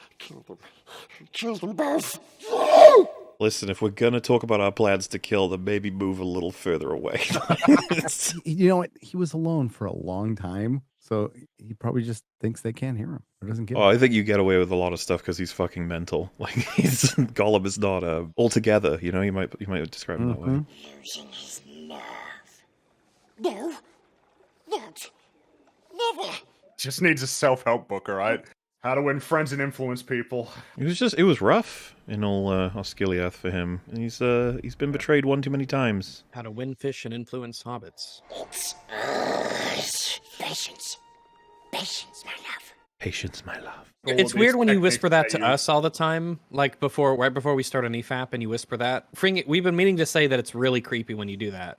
I was just going to talk about how I really like the filmmaking that's on display here in terms of drawing a divide between the two personalities. You tunnel, and when they go in, there's no coming out. Well, they did it excellently in Two Towers, and now this being a reflection in the water is, and he's particularly menacing. She's always hungry. She always needs to feed. Mm-hmm. Yeah, well, he's just not moving as much as Moria, is he? And I remember this was static. Fun for me because a friend of mine who was super into the books, he was telling me, like, before this film came out, that he was like, I can't wait to see Shelob, and I was like, what's that? I remember describing it to me, and I was like, holy fuck. She hungers for sweeter meats, hobbit meat. Considering the first two, I was like, giant spider, and then knowing all of that, and then having Gollum describing her, and I was like, oh shit. Yep. The precious will be ours. Once hobbits is hard. Oh, that's an incriminating line. If only Sam had a recording device. Yep. Smeagol wouldn't hurt a fly! I always love that reaction. That literally how people behave when they realize their head's bleeding. They look at their head and they're like, oh fuck, I'm bleeding. It's like I was already mad, now I'm like really mad. I won't wait around for him to kill us. I'm not sending him away. You don't see it, do you? It's so nice to know that by the end of this, Sam is completely vilified. Do you mean... Or sorry, not vilified. He's complete... What's vindicated? Vindicated. Not vilified. That was such a weird fucking statement for a second there. Vindicated. It Not wasn't, vilified. It's like Rags is on Gollum's team. Team Gollum, get him the ring. Look at the poor guy. It wasn't that Gimli was trying to get them killed. It was that Sam was trying to get them killed. No wonder Gimli was thrilled. It's like, well, at least Sam's dead and Frodo's dead. It would be you know how vilified he is. Did you see that criticism, by the way, Gary, at any point that someone said that these films are really cheesy with dialogue like he's a villain? He's a villain. It was a criticism that it was super like childish or something, or like, but without realizing that that's like dialogue accurate, so to speak. Yes, like dialogue accurate from a linguist. Yeah, like it's the kind of shit where you're just like, man, you know, the Lord of the Rings is good when that's what you got, you know? Yeah. But that you don't like that he said he's a villain when that's accurate. Yeah, like it's absolutely accurate. I dreamed I saw a great wave climbing over green lands and above the hills. Ooh, just like Rings of Power. Yeah, now you mentioned it. Something stirs in the east. A sleepless malice. A post-credit scene of the Saruman commentary. Figuring out how to balance memes. Fucking swallow your food before you speak, cunt. I'm sorry. That's permanent. Stop talking until you fucking swallow. Lord of the Rings as a trilogy is the most nominated film franchise for Academy Awards. It surpassed Godfather and Star Wars, which had 29 and 21. Which is, as a total franchise, you mean? So when yeah, you as well as a trilogy specifically. Yeah, I guess I can believe that. It would make sense that it would come close to them. Well, it's yeah. I had a buddy who slept with his eyes open. Fucking terrifying. Totally terrible. We thought he was dead multiple times. We're like, he's dead. He's definitely dead this time. If they sleep with their eyes open, how do their eyes get moist? I guess it's because the room isn't dry enough or hot enough, whatever, to dry out the eyes. So I think it's Pippin's sweat probably just keeps the What, the his room sweat nice and drips into his open eyes to keep Nope. them It just keeps the moisturized. room moist. Yes, that makes more sense than what I said. Yeah, I think so. What really happens is they open and close their eyes. Yeah. This is such a moment of Sauron's like, who are you? What is Who the fuck? No, are you someone's kid? Where's Saruman? Put down What did the you do to phone. him? Is he safe? Is he all right? It's like an open line back in the day. He's like, hang up the phone, I'm still on it. Pippin! Gandalf should have put it in a chest, huh? Yeah, it kind of just doesn't really solve the problem, does it? No. Almost looks like as well as he Hot dropped it, he potato. was trying to hold on to it too. Fool of a took.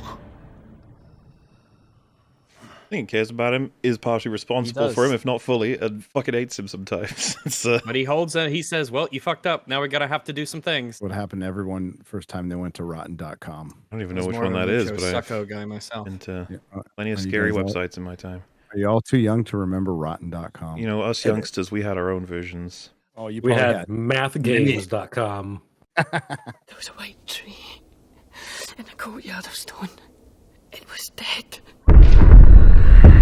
So this would be interpretable as he did actually see into Sauron's plan, or that Sauron was happy for him to see this as like a threat, or maybe instill a bit of fear. I think that there's a little bit of openness to the communication that kind of leaves it a little bit. Yeah, it's hard to know because when Saruman was using it, he was obviously more adept at it. He wasn't even touching it when he used it. His hand was over the top of it, and he was doing his spooky wizard fingers, stuff. And this is far more uncontrolled and a bit wild. There was no lie in Pippin's eyes. A fool, but an honest fool he remains. Gee, thanks. I don't know, he's getting off lightly compared. Yeah. Pippin saw in the Palantir a glimpse of the enemy's plan. Look at those god rays. Why should we ride to the aid of those who did not come to ours? No, Theoden. It's okay. They were just shitty. You must come to Minas Tirith by another road. You're gonna fetch us some Skeleman ghosts. Well, yeah, he'll be doing that and the Corsairs, right? Of all the inquisitive hobbits Peregrine took, you are the worst. Hurry, hurry! It is interesting to think about, like, how to, now that the Fellowship's been split apart, how do we make sure that everybody's got enough to do for long enough to give us a lot of balance and scope for the story, compared to how much more focused the scope of Fellowship is. You want character and agency for a lot of them. Yeah, and figuring out, like, the right pairings and how to make those pairings interesting as well. Like, Gandalf and Pippin, it's an interesting combo. Yeah, and then Merry and Eowyn, right? Like, connecting over their, both not And being it doesn't taken feel, seriously. now we know Sauron thinks that Pippin has the ring. Merry had to tell him this to kind of snap him into like, no, this is what's happening. You need to like take this seriously. And it doesn't feel forced. It doesn't feel like it's just expository dialogue. Here, something for the road. Last of the Longbottom leaf. You smoke too much. And he's telling him because he cares about him. Yep.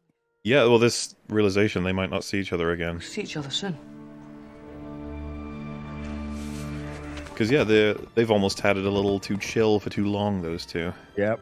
Well, these two are now getting thrust very quickly. It's like, all right, time they're for your separated. arcs. They're not together anymore. They're for the first What time. a great way to force that growth when they're both apart. First time ever for them. Wow, right through the wow, Right through wow, the shut water. up. Wow, right through the okay, fine. Straight line. It's fine. What, like, we can't see his face, but Gandalf's pissed off because his cloak is getting wet. It's like everything's just... You said show us the meaning of haste. You did say that, yeah. One thing I've learned about hobbits. They are most hardy folk. Foolhardy, maybe. Just an evening stroll through the woods as elves do. This doesn't look like evening. Looks way too bright. Rags is playing the insane elf. I love the woods. What, the elf that's just running around in the background, darting back and forth between the trees. Ooh, fern! I sure do love leaves. Ooh, tree. Look, horsey. No. Is your arm tired? Mine would be. Welcome to EFAP, Lord of the Rings, Return of the King. This, we're a South Park Vigo parody. You need like the guy just off the center being like, "You had it all and you blew it." To Arwen. That kid has the most disturbingly intense stares I've ever seen on a human being. Well, if I was an apparition staring at my mom that I would require to do a thing so that I would exist, I'd be pretty intense. Yeah, you give her a stare. There is nothing for you here. Only death. Only death? Elrond did a lie. My lady. Please, no. That guy is so confused, though. He's like, am I supposed to do anything about this? I didn't see any of your vision, lady, all right? I don't know what's going on in your head. Oh, it's so beautiful. It's like a painting come to life. What did you see? I saw death. There is also life. Oh, is he doing an Obi-Wan? He's like, so what I told you is true. From a certain point of view. He gets his little action scene in the Hobbit films as well, doesn't he? Oh boy, he does. Books are stupid. Oh, yeah. Fuck literature. Yeah, it's I had a Fortnite feeling that time, was the baby. agenda of this film, was trying to tell us books suck, film is cool now.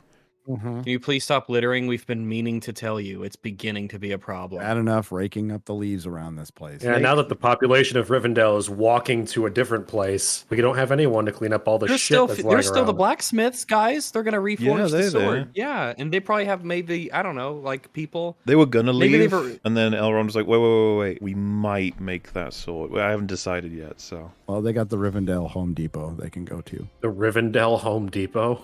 Yes. I hope that's just Elrond wearing a Home Depot vest. That'd be a great little role to have. It's like, oh, you were in the Lord of the Rings trilogy. Who are you? It's like, oh, I was just an unnamed part, but I'm one of the elves who, reforged the, Anduril, Flame of the West. It's pretty, it's no big deal. We just, big deal. me and my friend did it. Yeah. And the guy's like, did you get to keep the sword? It's like, I'm still cool even if I didn't get to we keep have the to sword. give it to Aragorn so that he could free the peoples Yeah. of Middle Earth.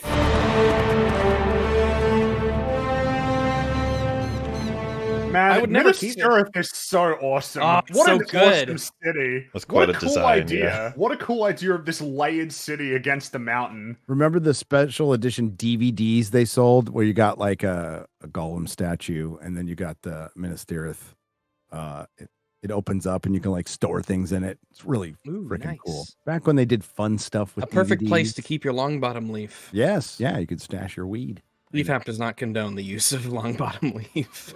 No. I fully condone the use I of was long gonna say, yeah, we bottom do. leaf. Damn. I'm all about that salted pork. Short bottom, mid bottom, and long bottom are all approved. I like round bottom myself. It does feel like a subtle thing That beyond bottom. the sets themselves being very disparate to give a sense of place, but even like has been talked about the lighting compared to like how bright it is. There's a distinctly bright area. So these guys look like they could repel what was sent to Helm's Deep with a lot more ease than Rohan could, but then again, you see what these guys have to deal with from Sauron. You're like, oh shit. Especially with the Nazgul. It's been constant all the time, too. Also, some black-pilled leader. And then, Rohan, Horse Lords and all that, they've got that open ground to just... There are a few quite as fuck yeah moments as when Denethor is fucking depressing his whole army and Gandalf hits him in the face. Like, it's such a...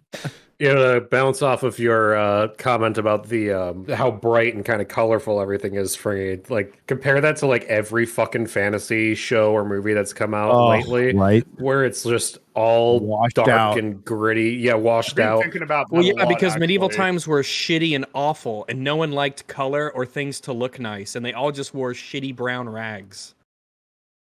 Rags. Name drop. Perhaps you come to tell me why my son is dead.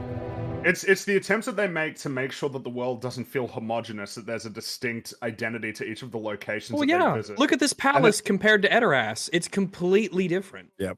The stone. Don't do this to me. No. Just in Don't case I was remind me. just starting to get over it. No. I'll never get over it. Oh, drag me right back in. He failed defending us from many foes. Him in. Just that little quick shot where he kneeled before Gandalf. It looks so good. It's all very important to maintain the fantasy of it, isn't it? There's that impulsive Pippin, but who feels honor bound. So Impulsive, but Boromir. very, very, very interesting as a choice that you would make instantly. The mightiest man may be slain by one arrow. Boromir was pierced by many. As steward, you are charged with the defense of this city. Where are Gondor's armies?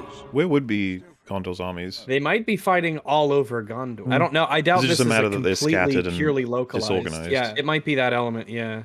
Everyone's just kind of trying to do their best. It's like we saw in Two Towers, you know, it's not just Edoras, it's all those places everywhere. And even when the Corsairs arrive later, there's like port towns all over the place. That is one thing that this movie doesn't do as well as I would have liked it to, where like everything around Minas Tirith is supposed to be like farmland, Yeah. with little villages dotted It's about. like, And it's that like kinda just Edoras isn't there. 2.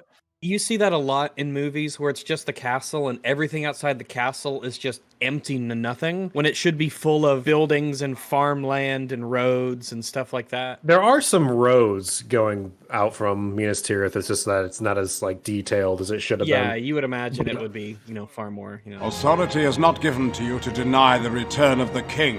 Steward. Rule of Gondor is mine! Then how come you sit in the little chair? Well, the little chair is going to be the big chair if nobody ever sits in the big chair. All right, Pippin, hope you feel good about that pledge. All has turned to vain ambition. He would even use his grief as a cloak. Dude, even on like all the statues, I always fucking love these helmets that all these royal guards have up here. The spears, the way they look, it's so good. They look so cool. You don't want to fuck with them. Yeah, they look like the, you know, if you're playing a video game, these are definitely a step up from your regular Yeah, soldiers. this is what what you get to You, level 80 and you can start working towards this armor, that kind of thing. Yeah, this armor Is was it the, high stats for Barethor Third Age. What were they called in Halo 2, Fringy? The Royal Guard Elite? Oh, I know their name, but I don't remember it right now. Yeah. And then they were the brutes. Oh, I know who you're talking about. The I point forget being the that name. they were like the vanguard basically for the High Council. Oh, I forget the name. Well, yeah, you have to fight a bunch of them to get to the Prophet. Yeah, that's right.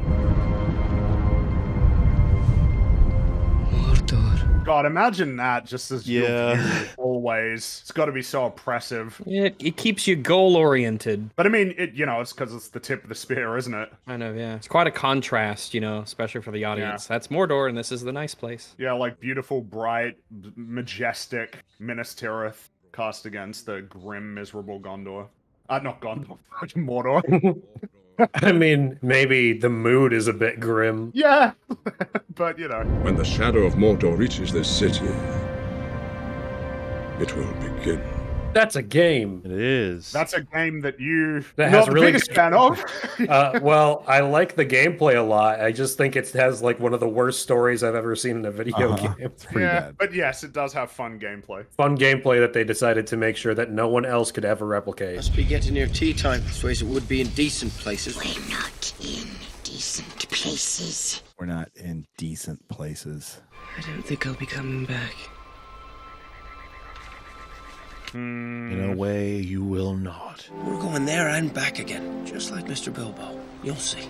But I mean, yeah, it's a nice reassurance. But I mean, Frodo's right. There's just a lot going on, and it's like Leia 1 is, just a general worry. It's like Willie, then Leia 2 is like, he did. Yeah, of course, the layer down is, sure, you can physically come back. You can go back to the Shire physically after surviving your journey, but the journey exacts a toll. And it's something that I think a lot of people, even who love these films, didn't quite understand fully of what was being said with that. When I feel like it's a super important part of the story, the idea that, the quest costs him something. Mm-hmm. Nice porch. So that's a balcony. Does a porch need to be on ground level? I've always understood a porch to be on Never the ground anyone floor, describe and a the porch balcony is above on ground level. Yeah. All right. You're in the service of the steward now. You'll have to do as you're told. Is the steward the person who makes all the stew? I don't think Yes, so. that's it. No? Okay. Ridiculous hobbits. Ridiculous Hobbit. Then he should have made sure of that before he pledged his service. Gandalf is particularly cranky, isn't he? It's just funny. Understandably, but God, it looks so good. It does. See, Krabby too, if you were this powerful angelic being trapped in the body of an old man. I thought you were going to say this powerful angelic being trapped with this fucking With a idiot hobbit. hobbit. It's so quiet. It's the deep breaths before the plunge. I wonder if Gandalf's looking at him every now and again thinking, you got me killed. You sort of led up to a series of yeah, events by the that way, did get me killed. We haven't spoken yet about what happened in the Mines of Moria. It did work out in the end, but that's no excuse. You know, Pippin, we're at a pretty high place now. Would you like to feel what I felt? You know what it's like to fall for 7 years? There never was much hope.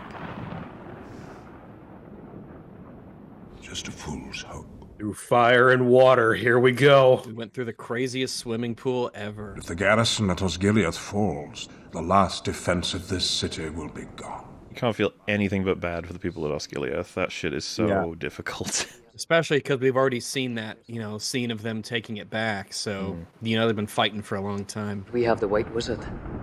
That's got to count for something.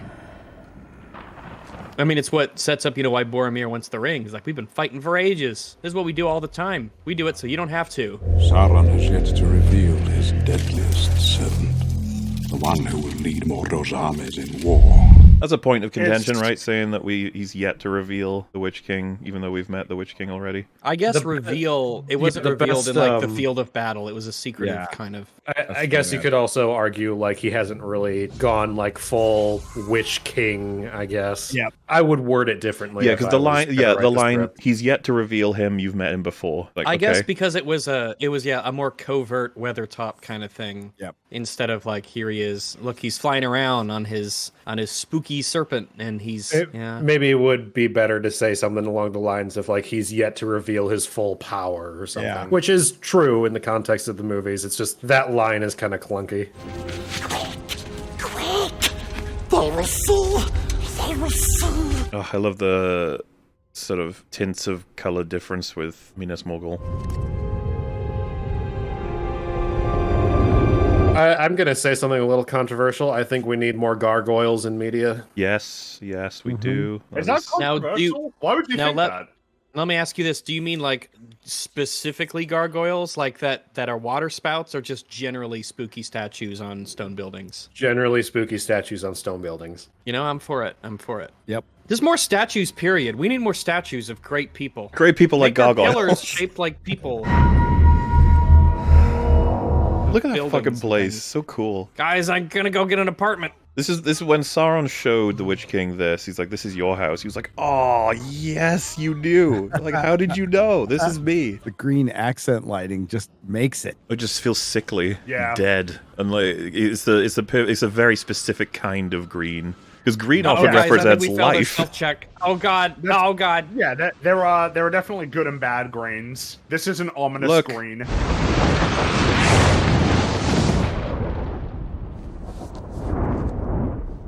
The sky beam before all sky beams. Yeah, because I feel like Iron Man was the, Iron Man feels like it was kind of... Well, I don't know who did it first for superheroes, but it became a thing for all superhero movies to have sky beams. It got weird. Oh shit, guys.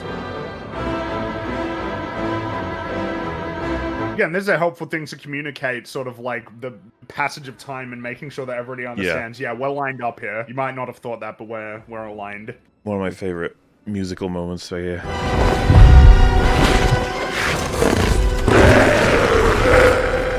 Oh! Oh shit! He just coming everywhere. This is pure fantasy in the best way possible. Yep. Talk about fucking rule of cool. The Witch King is just does it get cooler than that? Hell yeah. All right, guys, we're just going to the come and go to pick up some gummies and top off the ford. The great battle of our time. It's a real blink and you miss it thing, but I like how the green of the city is kind of reflecting in the water or under that bridge. Yeah. It has a ghostly feel to it, and I fucking love it. God, there's so many beautiful vistas, even when obviously it's very oppressive and scary, but... Now, time for the incredibly safe staircase. Even just showing how black their feet are, how long they've been on this journey, and how arduous and difficult it's been. Up the stairs we go, and then it's into the tunnel. Hey. At this point, Savage used to be like, I heard what you said. I'm gonna kill you. You listen good and proper. If anything happens to him, you'll have me to answer to. Oh, it would be so tempting for Sam during all of this to just grab him and throw him off the fucking mountain and be like, oh, look, he slipped. That's horrible. Anyway. Sam is just such a fucking good person. He's just such a friend. He's like, listen, I know. I said it before and I'll say it again. You're a villain. That's a scheming expression, that one. He is a schemer. He's a villain. It was this said has been established. at one point, yes. Peregrine took my lad. There is a task now to be done. Another opportunity for one of the Shire folk to prove their great worth. The stairs are a villain. Stairs are a villain is the kind of thing that Boogie would say. Yes. You know for a fucking fact, by the way, if Pippin were caught here, Gandalf would have been like, I have no idea what he was doing. I'm not related to this guy. What is he doing? Is that a midget over there? Oh my goodness. He's definitely not associated with me. You're not affiliated with me. I wish they didn't use torches on these boats. Yeah, it does bug me a little bit that they'd have those. Especially for this all stealth mission. All it takes is one guy looking and be like, why are there like 18 torches over there? Yeah, but maybe it's like in Splinter Cell. They're like Splinter Cell torches where when they're glowing, it means you're especially invisible. Ooh. Oh yeah, the lights on his his NVGs. The icon of the series that betrays the entire. It would be funny if like there is like it really is an iconic look though. The more hidden you are, the more the NVGs glow. It is funny. It's like, yeah, we got him, so no alert. It's like everyone saw that. Gothmog is like, how did they spot us? Turns around, it's like, you all got the fucking torches on. What the fuck? I told you, guys. I said light them after. Stupid fucking. We better win this. Didn't the actor who played Lurtz also play Gothmog and like one other orc? I don't know. He played Witch King as well. We put out our torches now. Well, now it doesn't fucking matter. Might as well keep them on. This is called a reverse ambush. Pretty much I'm familiar with some of these scenes because I saw them so many times in the games afterward. Like, they would play these clips and they'd be like, and now you get to be a part of it. Well, yeah, that was what they did a lot with the movie license games back in the day. It's like, oh, movie, all right, and then cut to gameplay. All right, back to movie. The Lord of the Rings ones, they would create the in-game versions of all of this and sync them. It's kind of like crazy to think about. Yeah, like an odd amount of hard work going. Yeah. I mean, it's definitely of a time gone by. We don't do that no more. Which I guess makes sense because of the whole you stand to spoil your movie, especially if the game gets released ahead of time, which it often does. I mean, I assume it stopped as well because it just wasn't profitable enough. Yeah, I mean, they had a reputation, didn't they? Which is unfortunate because it's like there shouldn't be anything stopping you from making a really fun, awesome game, but you keep making shitty ones. I say that as if the fucking Marvel Avengers intertwined thing was any like better or something. It's like, no. I did it. Yeah, I did it. I did the thing. Oh shit! Fuck! Oh, it's so funny. Just like, oh shit! Fire! I freaking love this scene. Oh shit! God. Oh no, the beacons are lit. We call for aid. That's nice to have a little house up there. Music here. Yeah, they try to show that. that. A really cozy gig. You and a bro just hanging out all day up there, just waiting to light those beacons. You and a bro in quotations. You and a bro, a brother of Gondor, a brave soldier, ready to defend his kingdom against the evils of Mordor. A fucking shot of Denethor. You pisses. They light those beacons. I hate it. I don't want no help. We could die on our own.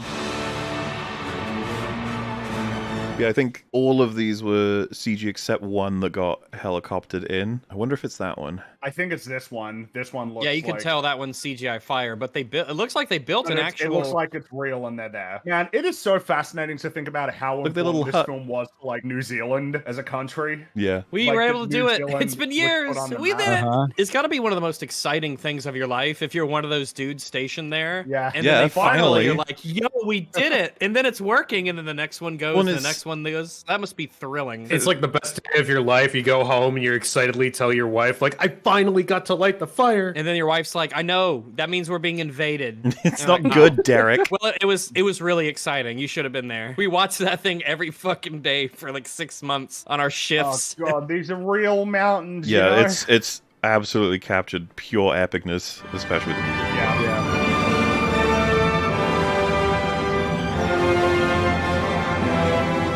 Scene, and based on real themes. Byzantine Empire used them. It was faster for setting messages through something like that than obviously horse and rider sort of thing. Interesting to think about all of those technical limitations back in the day, like reliance on doves as well to communicate.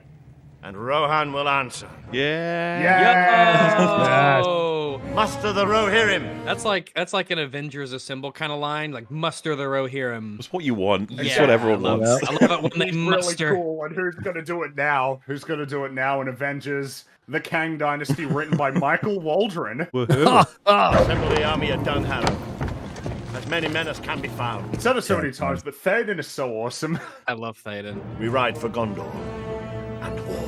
Oh, that armor, it looks so fucking good. I have a replica of that helmet. It's unbelievable. I don't know what because I was thinking about, you mentioned before, right? Like sort of the look of especially recent fantasy, like really bad fantasy shows and that Rings sort of of Power, lack of a man. distinct Infamously identity. bad.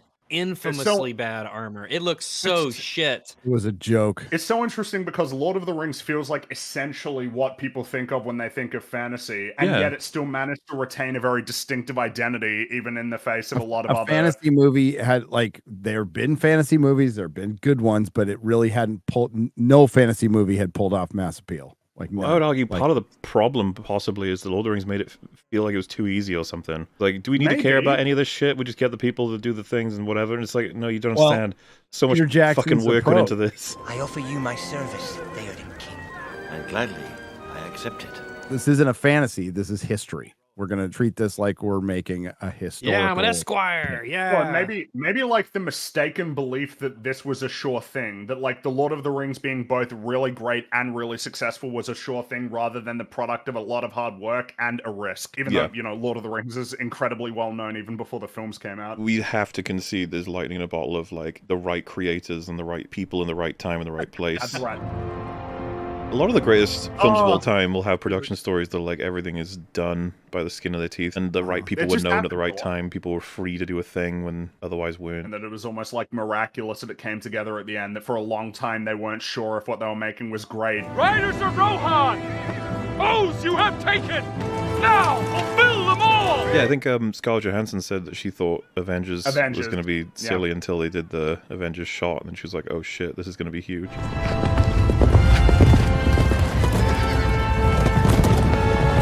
Music. Oh, let's go.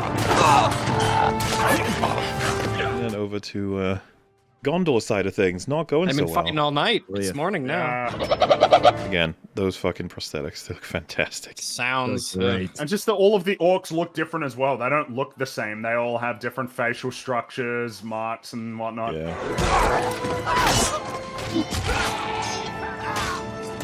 But yes, this feels like dragging us back down after we got uplifted there for a while. It was a reminder of why we need Rohan now. We can't hold them. The city is lost. Could you fucking imagine the audacity to try and remake these someday?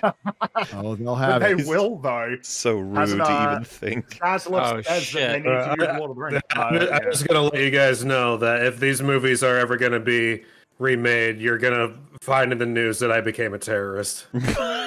Cinematic terrorist. They might be good. No, they won't. I don't feel like I just don't feel like we'd be in the Frodo timeline is where we still would alive. win out twice with a Lord of the Rings trilogy. Yeah, there's got to be a willingness to actually have respect for Tolkien, which nobody in Hollywood has. Well, to be fair, his work just doesn't work for a modern audience. No, it doesn't. Nobody really watches Lord of the Rings these days. The age of men is over. He's apparently the inspiration for Gothmog's look was after the Elephant Man. This is so fucked up if you were one of those guys. You're like, you serious? We're just trying to leave. You won already, jeez. I saw a fucking like 4chan meme that was like, Mithrandir, greatest wizard of like all of time, finally arrives at a battlefield. He just turns on a big flashlight. is. Why is he like this? Which I thought was just funny. Music. Yeah, that contrast. It's in my eyes. It's in my eyes. Well, you definitely know that those Nazgul are like a fucking wizard, man. Let us. We were being dicks though, but like, just still. To them, they were crushing cockroaches. Yeah, cockroaches. Crocs. Cockroaches. Crocs Crocs are bad. Crocs are roaches. worse than cockroaches. Anybody who wears them is worse than a cockroach. Do you remember in Idiocracy? That's what everyone wears. Yes. Need to rewatch that film. I haven't seen it in ages. The more time goes on, the more it becomes documentary. Like Holds up really well. It is the Lord Denethor predicted. Long has he foreseen this doom. Ugh.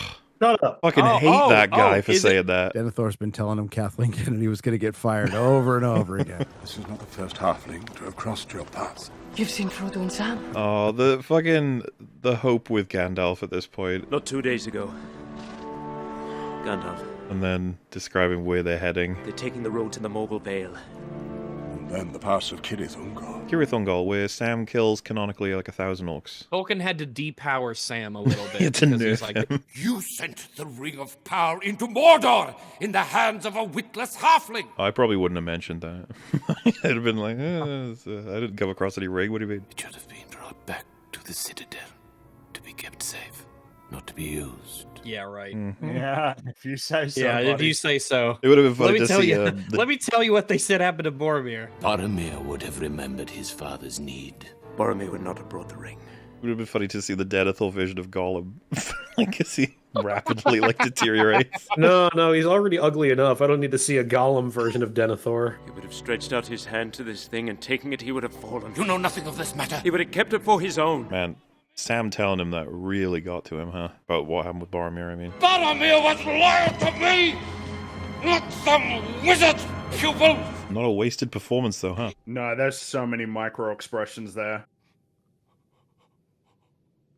God, imagine looking down. Here's the thing, don't. The fact that the army is still coming out as well. Yeah, it's always been a great detail. There's so many orcs. Imagine making that stairway. Chiseling at it every day. It makes you wonder, like, what kind of a city is it? Where they're packed in there like a clown car. Jesus Christ. It was just a really big building. Oh, this is seriously a chance for him to just take it off. Like, whoa. I think he just weighs it up as like, nah, it's a more sure thing to let Shelob do his shit. Frodo! Get back, you! He could still do it. Oh, I still think he weighs it up that it's safer think to do it with so. Shelob. Sam's not going to stop him from there. Hey, I don't know. Sam is pretty OP. He's going to throw the sword. He's seen how deftly he moves. Master carries heavy burden. Oh, we about to get to share the load.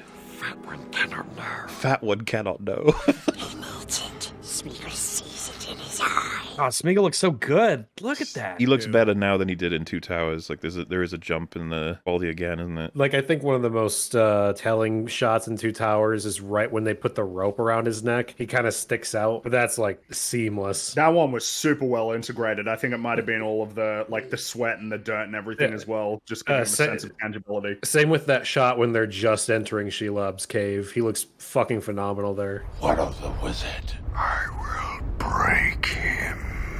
No. Where Rohan's army come. Just the sound of all of the footsteps in the background, giving such a sense of the scale of this army. This was yours? Yes, it was mine. My father had it made for me. Back before he hated me. I'm taller than you were then, though I'm not likely to grow anymore, except sideways. Boromir was always the soldier. Man. Yep, there's just so much going on. I think you have strength of a different kind, and one day your father will see it. Or he won't. Or he will as he's fucking burning to death. Maybe, yeah. Here do I swear fealty and service to Gondor. And I shall not forget it, nor fail to reward that which is given. He just starts like Sucking on that ring. yeah, it's just everyone's like, what the fuck? Well, he just said, more fealty, more rewards. So I do not think we should Grapes on a plate. Not the fucking tomatoes. You wish now that our places had been exchanged, that I had died and Boromir had lived. I mean, that's not a huge surprise. He's kind of an ass. Since you were robbed of Boromir, I will do what I can in his stead. That's his role in this film, because we don't get to have Sean Bean's Boromir. We have him. If I should return, think better of me, Father. That will depend on the manner of your return. If he just had that full auto crossbow from Van Helsing, he would have totally That's taken true. Osgiliath. Osgiliath would have never fallen if he had the full auto crossbow. Especially with the holy water Oh, the variable as bonus, well, yeah, damage against evil. Don't do it, Sam. Don't fall asleep. Man, I guess you got no choice, but like I would feel so uncomfortable sleeping there. They include the fact that he's like, this is fucking gross. I guess he's hoping as well that Frodo would believe him a very messy eater. He doesn't eat as He not doesn't as need to be messy as messy Denethor. to have enough to see a crumb or two. Very nice, friend. Oh, yes, my precious. Very nice. All right. Sorry, it's just that you fucking sneak all the time. You did Jeez. mention as well that you were going to kill us. And you seem to be insane. We have to be moving on. But that rock did look really comfortable, but we do need to go. It's gone. The elven bread. That expression of Gollum, like, oh, gee. What? Me, I don't even like it. No. You're a lying rat. What did you do with it? He doesn't eat it. But as an audience member, I know that Sam is right. Except he hasn't lost any weight on this journey. Crumbs on his jacket says he took it. It's all just raw muscle under that cloak. Sam! Oh, stop it! Sam, you're overpowered. Stop. I'm sorry. I didn't mean it to go so far. I was just so angry. A lot of pressure right now, and a lack of food is not going to add good things. It's that thing around your neck. I could help a bit. I could carry it for a while. I mean, if I was like we're so close. if I was a friend of Sam's, I'd be like, "This is not the time like to suggest but this." Sam means it in such an earnest, actually friendly way. With the best of intentions. I don't want to keep it. Well, yeah, I mean, the truth is, he's got like the best resilience to the ring out of all characters. Sam like literally is like, I really don't want to keep it. Actually, just to be clear, I really don't want to keep it. It clearly fucking destroys people. Like, have you looked in a mirror lately, Mr. Frodo? Look at that guy over there. He's a fucking goblin guy. They're both looking so haggard and tired and miserable. But all Frodo's thinking about is, man, Boromir. He's poisoned you against me. You've turned him against me. I like how every time you reference how you get more goopy, like in retarded. Yeah. Well, that's because the more you watch the movies, the more goopy and retarded they get. But that's kind of why we love them. Go home.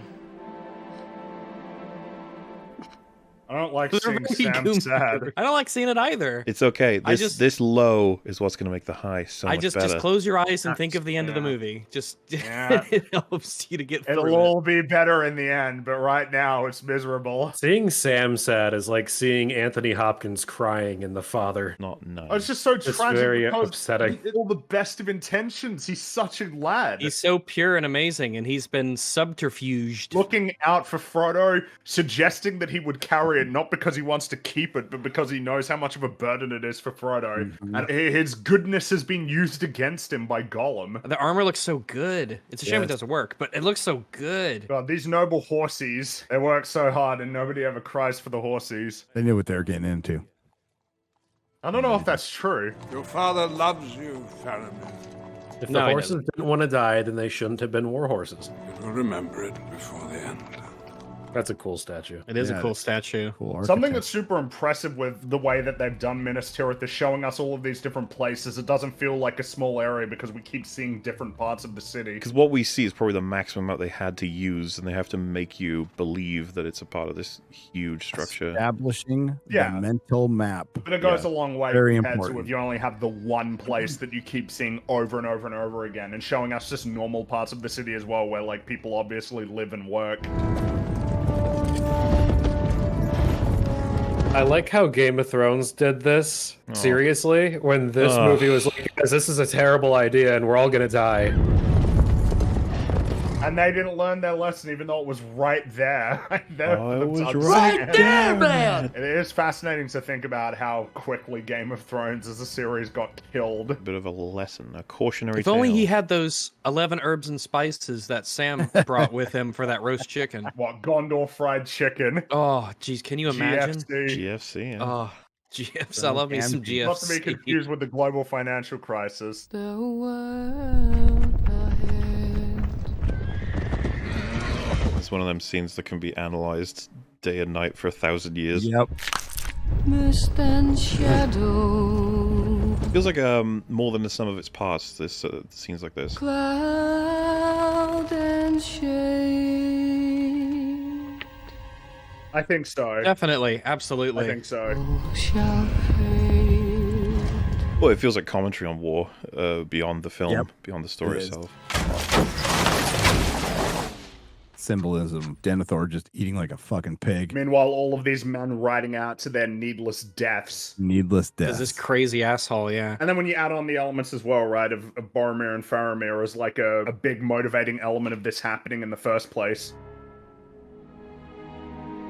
Even Gandalf's sad. He's like, man, that sucks. Yeah, just tragic. Just senseless death. And what a relief to see these lads after a while. Right. Well, yeah, because we know that these are the people being led by somebody who's actually like intelligent, courageous, and for the people. Yeah, acts like a really strong foil to Denethor. Aiden, he came from a low. He was in a low, a very, very bad one as well. But he managed to overcome it. That's got to be deliberate, right? The contract. Denethor thinks himself so far above his station, like what he deserves, what he is, while Theoden is constantly insecure about like an imposter, essentially. Like he shouldn't be here. And that insecurity actually spurs him to become very much not an imposter. He is an incredibly noble it's a and genuine article character. And absolutely comes through while Denethor fails miserably. Juxtapose the, I guess you could say, some form of complacency with Denethor there sitting gobbling down his food while his men are sent out to die for no reason. Then we immediately cut to Theoden leading the armies of Rohan. Both men don't feel like they're good enough. But one of them does something about it. We have till dawn, then we must ride.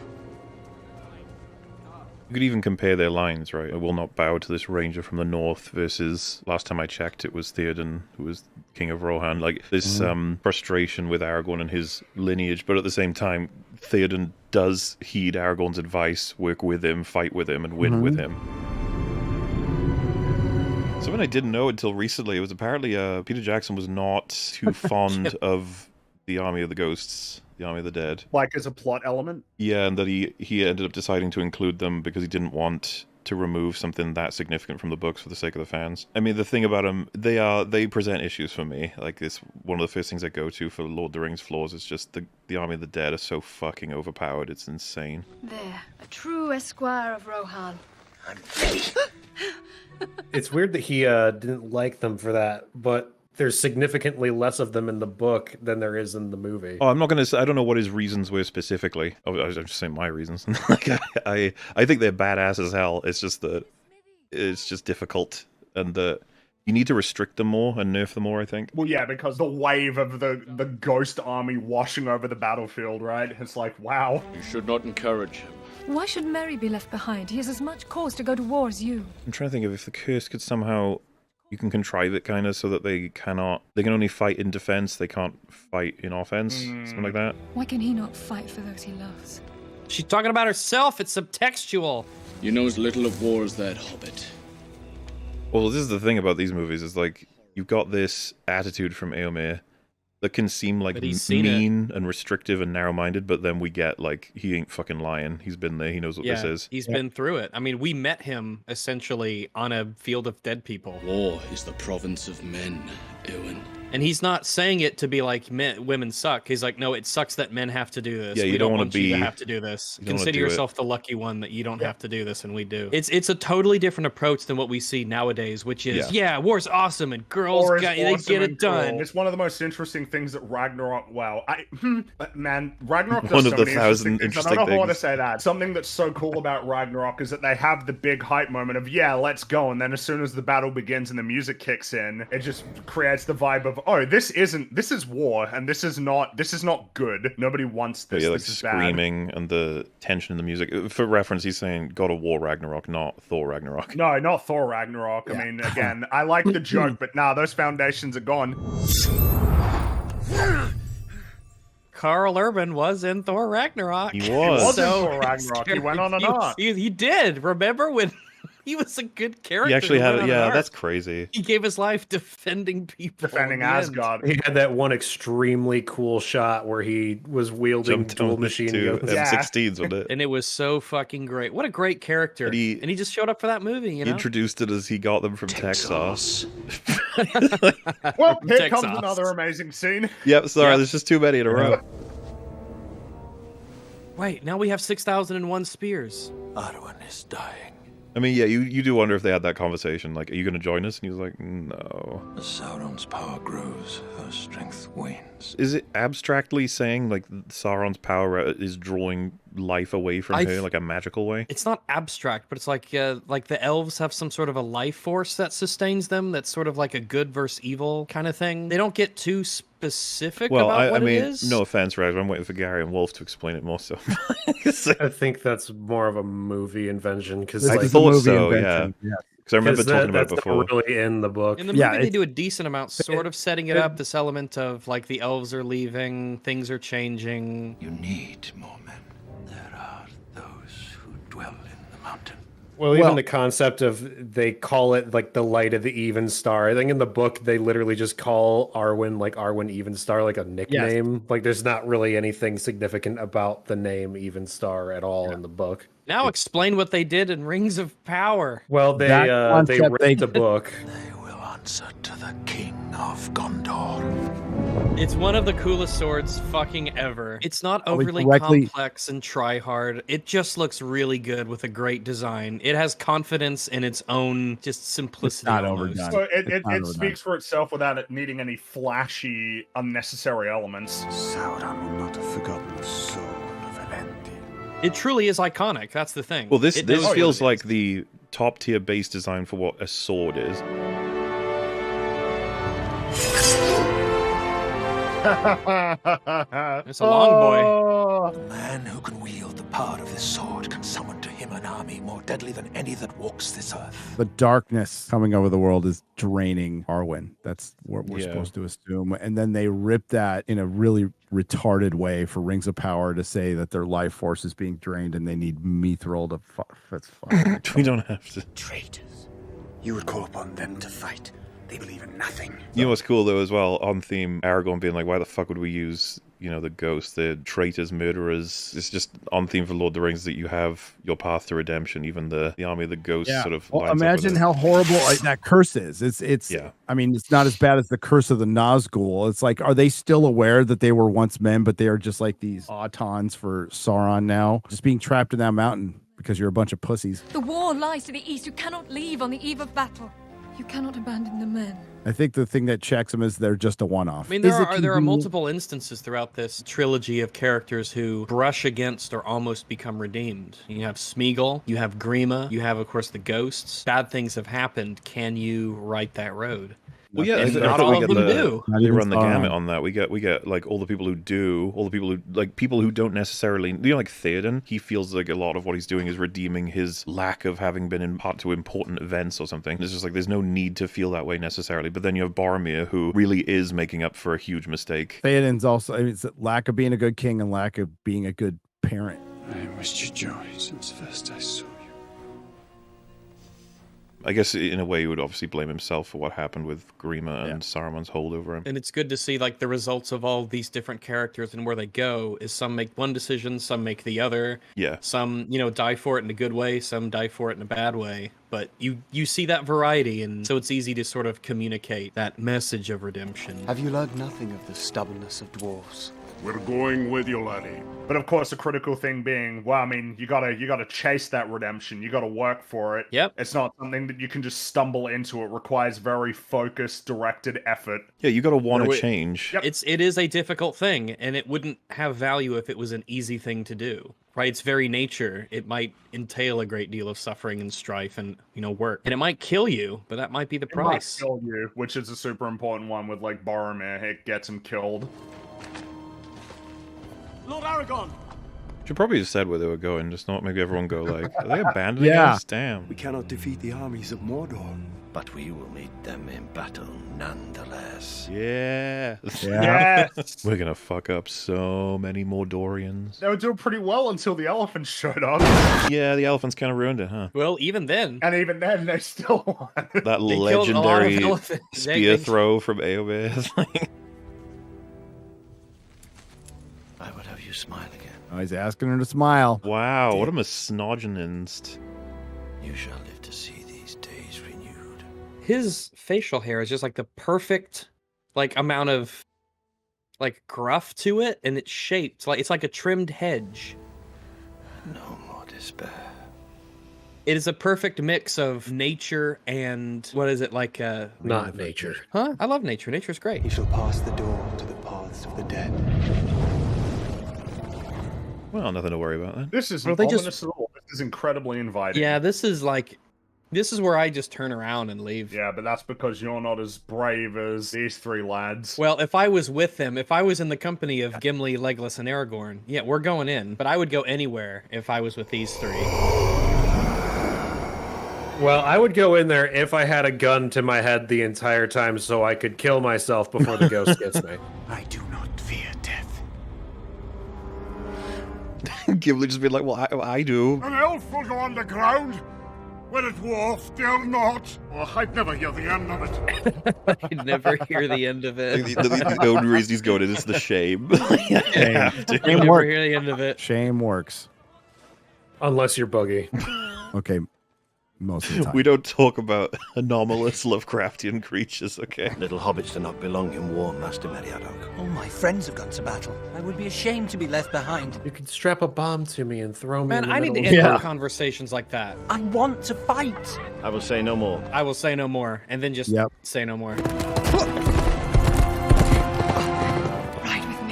Yeah, but imagine how embarrassing it would be if they said something that made you angry and then you did say more and be like, Well, that's the thing. You gotta. That's where the skill comes in. Yep. You gotta show restraint. Well, what if you say, I will say no more, and then they say, okay, I won? Just keep going. I mean,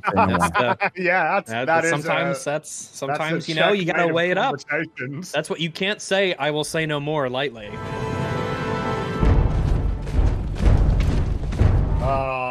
Here we go. These jerks.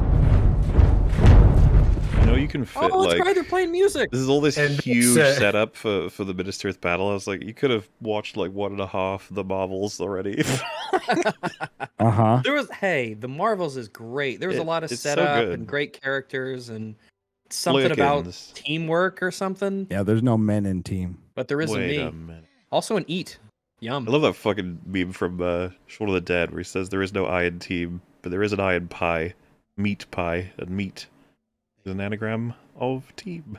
They're all just like, what? What's that have to do with anything? Very good. Look at this! Alright, guys, it's getting really spooky in here. Have you guys noticed? We're getting a little the ghost touchy-feely. arms, personal space. This is like some of the most overt fucking comedy relief of Gimli ever. Yeah. The desperation. There is an element of like, you know, it follows. You get to blow it away. Do not look down. You have one. The amount of time, you know. He's thinking about it so much.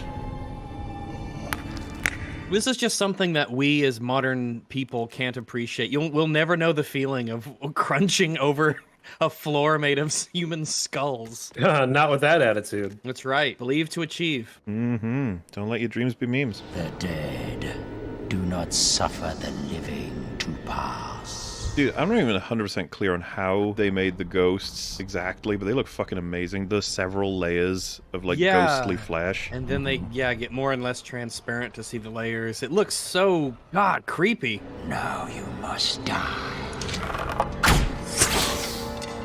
That was definitely really, dude.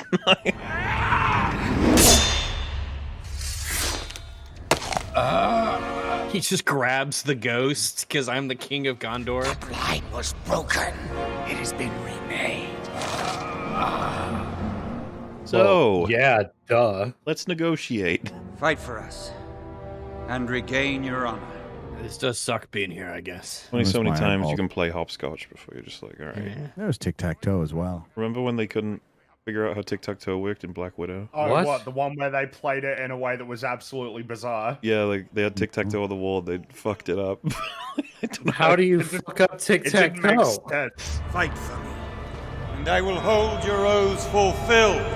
You figure you just play like a regular game or something, and then it's like, yep, there you go, we got it. That's a question that could be applied to Disney. How do you fuck up tic-tac-toe? What do you mean they fucked up tic-tac-toe? Go watch my video on it. I don't know what happened. What? Why have you drawn the line down when you have 3 across? Wait, how did you put down every circle without trying to stop the crosses player whatsoever? They landed a full line twice? Did you just come on set and drop random X's and O's with a line to try and come across as though a human might have played this? Why the fuck didn't you just play a game of tic-tac-toe for real? How do you fuck up tic-tac-toe?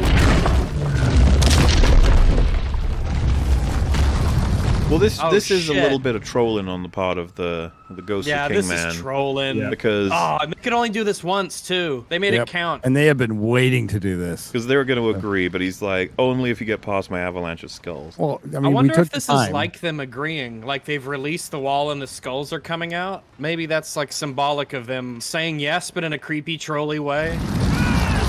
So that was our way of saying yes. We just like our pizzazz. A little dramatic. Didn't mean to scare you.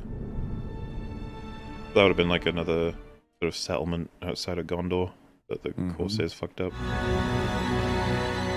Sorry about the skulls, that was the thing. We fight. Look, we came up with the skull idea a long time ago. We've really been dying to use it. Had to follow through on it. Just before we leave, tell us. It was kind of a dare for Fred over there. Like he was it a said, little Did you think that was cool? You thought that was cool, right? Be honest. You thought that was fucking amazing. Come on. How many other skull avalanches have you seen? Yeah. When will you ever be able to be in a skull avalanche again? Ethically, I mean. Faramir really taking his Boromir cosplay too far there. Well, speaking of skull avalanche, the guys on the wall are about to get a bit of one. That's a good-looking warg. Oh, he looks great. This shit though, for Sauron, he must be like, I've got all these incredible aspects. I'm gonna fuck them up, and then it's like you guys have an army of ghosts. He's not handicapped. He's handy capable. Look at him. Well, see, that was the big problem with Gothmog. You shouldn't portray people with awkward walks as evil. Did you say awkward? Yes. Nice. The city is rank with it.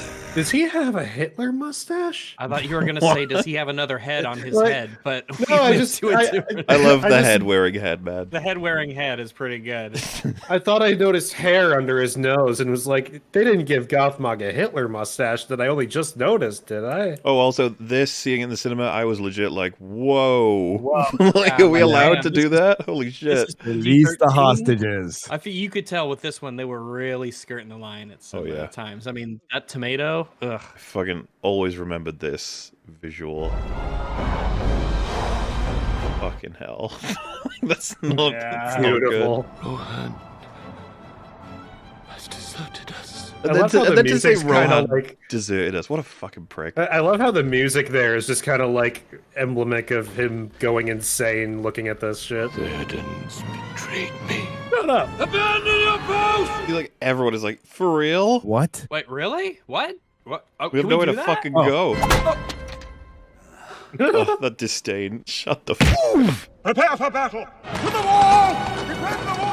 But we were gonna flee for our lives. I mean, some of them looked like they were legit. Like we're giving up, right? No, okay, Gandalf. Yes. All right. When Gandalf tells you to do something, you fucking do it. Send these foul beasts into the abyss. Send these foul beasts into the abyss. Oh god, this battle is so cool. I do like Gothmog just being like, look at them sending this bullshit. If this was Game of Thrones, the orcs would have led off with a cavalry charge against the walls. Yep. Oh, hit us with more rocks. You're just giving us more ammunition. Oh man, it's such a like, especially if you nail a tower, you're feeling pretty good. The side. It takes the whole side out. Then of course. Here it is. Yeah, stay where you are, right, Gothmog? That's great. Move out of the way. All right, that's pretty cool. Okay. That troll as well. Oh, here we go. Here we go. Oh fuck. It's so epic. The music. This is my favorite musical cue in this movie. Remember the Simpsons parody of this? There's a Simpsons parody of this? Yes, there is.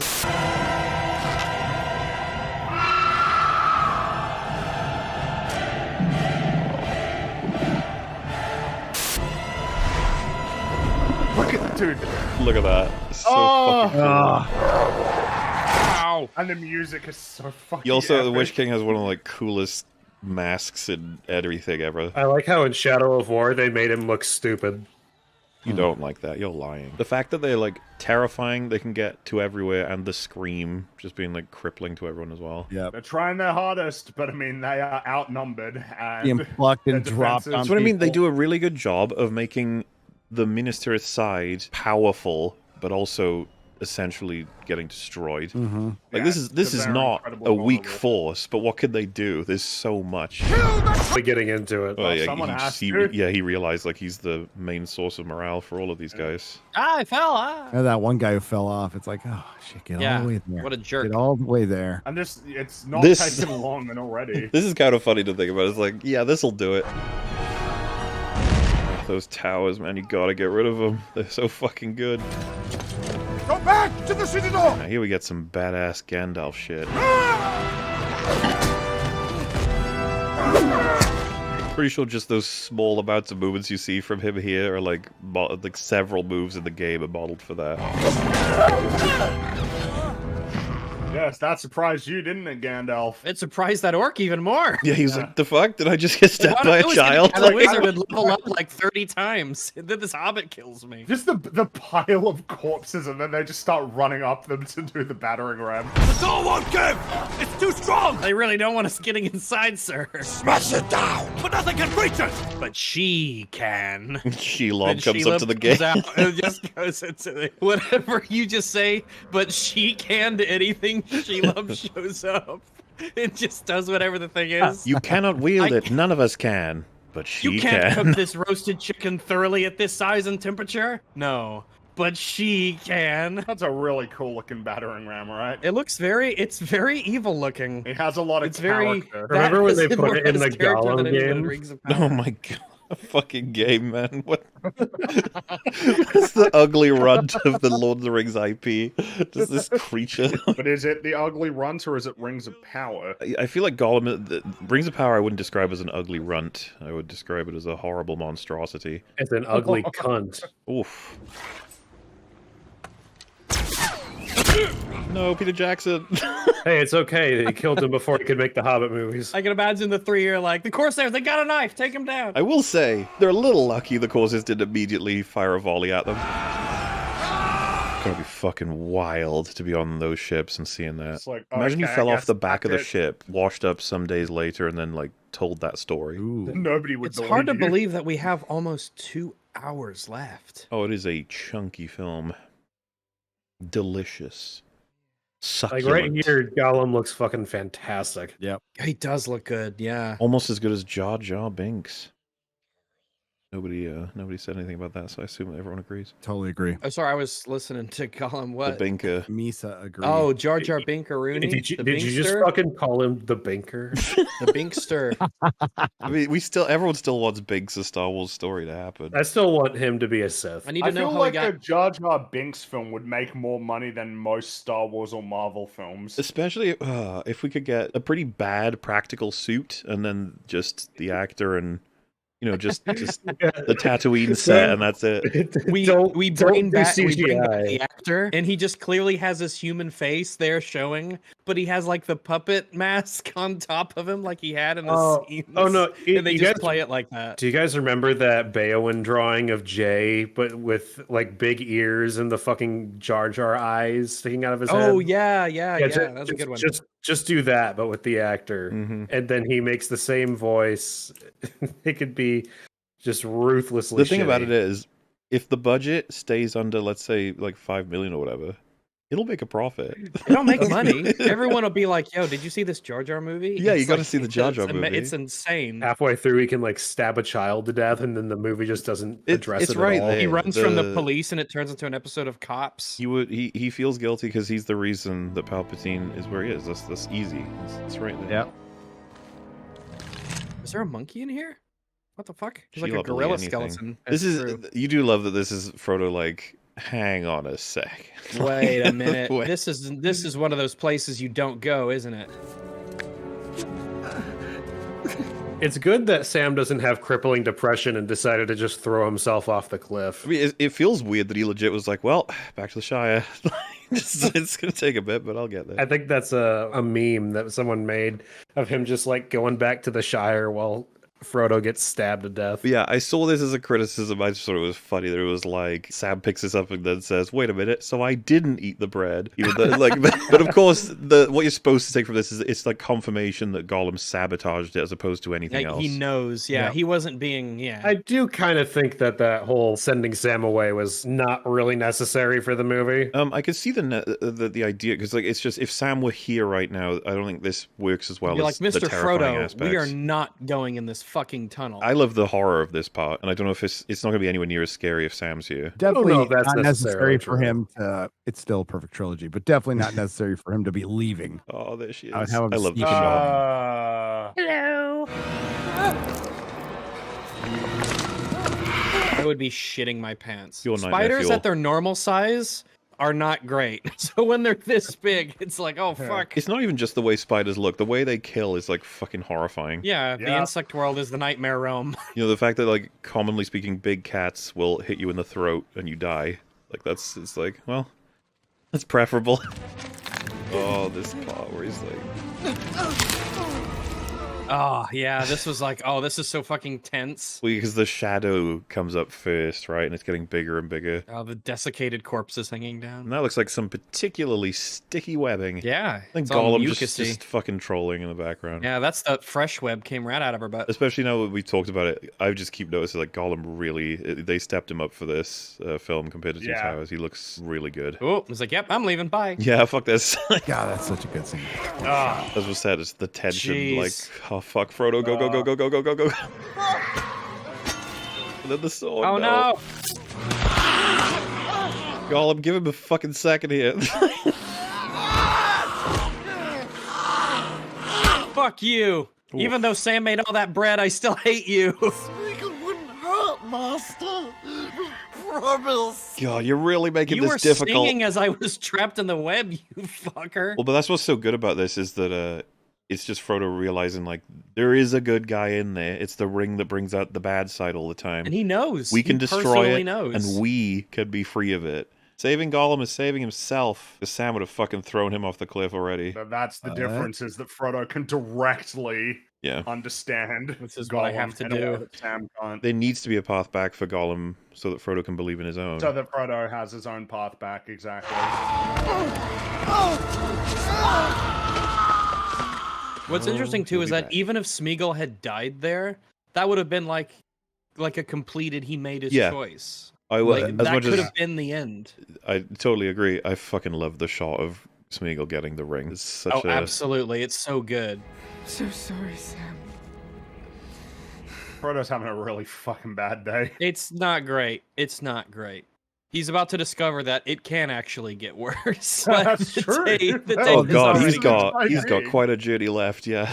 This is where Galadriel comes and said, "Oh, I could take that Shelob thing in one swing of a sword, pussy." You know, I killed an ice troll. I killed an ice I troll. killed an ice troll by myself. Under 10 seconds. I feel was so insulted to good. call her Galadriel at all. This is the real Galadriel. Oh yeah, obviously. Yeah. No, This no, is the- she's not screaming autistically into the camera. She's not This a is warrior clearly with not. the sword. Yeah, I don't see chopping any off orc tempest in her. heads. She's not making that facial expression that seems like she just smelled something extremely foul. I've always really loved that. This like she can sort of like Dude, it's help fucking him wonderful. in this way, and then And he gets then- up and he's like, "Oh, was that me all along?" You have this, and it's such an invigorated, like, yes, you can do it. And the way they shoot Shelob coming around toward him, you're like, oh no. Prepare to move out! Make haste! And they know how to make haste because Shadowfax showed them the meaning of it earlier in the movie. So that's a through line that I appreciate. They call that setup and payoff. Yeah. All right, everyone, let's make like a baby and leaf. What? Sometimes you just go with it. Well, and you gotta set him on fire too. It's a not bit bad mean. enough. Yes, you must set them on fire. Oh, he's got a little yellow flag. Oh no, that's a torch. Never mind. I legit got a thought they had, yellow like, yellow a little yellow flag. I was like, oh, look at him, he's bringing this little yellow Look flag. off, Marg, I And brought then my was little like, yellow flag. And then I was like, oh no, that's a torch, and it's on fire. Oh, this fucking part. This shit evokes memories for me, not just of the films, but the games as well. As some epic, difficult shit. But Gandalf's reaction every time is what I always think about. Yeah, this is some wild shit, Denethor. There is no hope for men. There is hope for men. Look, there's a flower. For gay men. Some straight men like flowers. I love flowers. You're not straight. You're not straight. Oh, fuck. Sometimes I forget. If I- Some flowers are way better than others, I will say that. Flowers are on a massive spectrum. Of gay. Bring me wood and oil. Yeah, this the element of like, you know, I gotta make sure we fuck up whatever comes through, but even he didn't expect what comes through. Look at that. Hello!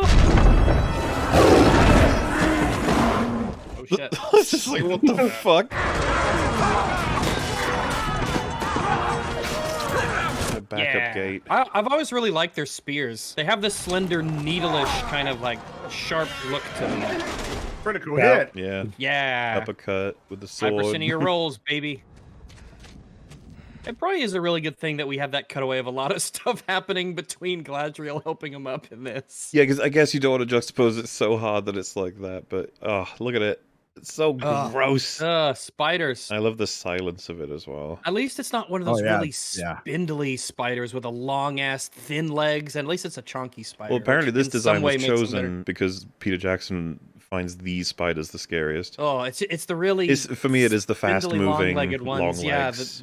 Yeah, like the ground spiders. But- they just seem less terrifying. They Oh, have this chunk those to them. sand spiders that you find on the beach, and it's just fucking there, and it's really fast. Boom. And I will say as well, my fear of spiders is cranked like crazy if I have any remote thought that they might be poisonous, which is rare because I'm in Britain. But like, you know, if they have like any kind of coloring or bright color on them, I always assume like, wait, does that mean it's poisonous? Oh my god! With spiders, not necessarily. Well, no, that's the thing. I don't know Brown shit all about how brown spiders work. I just fear them.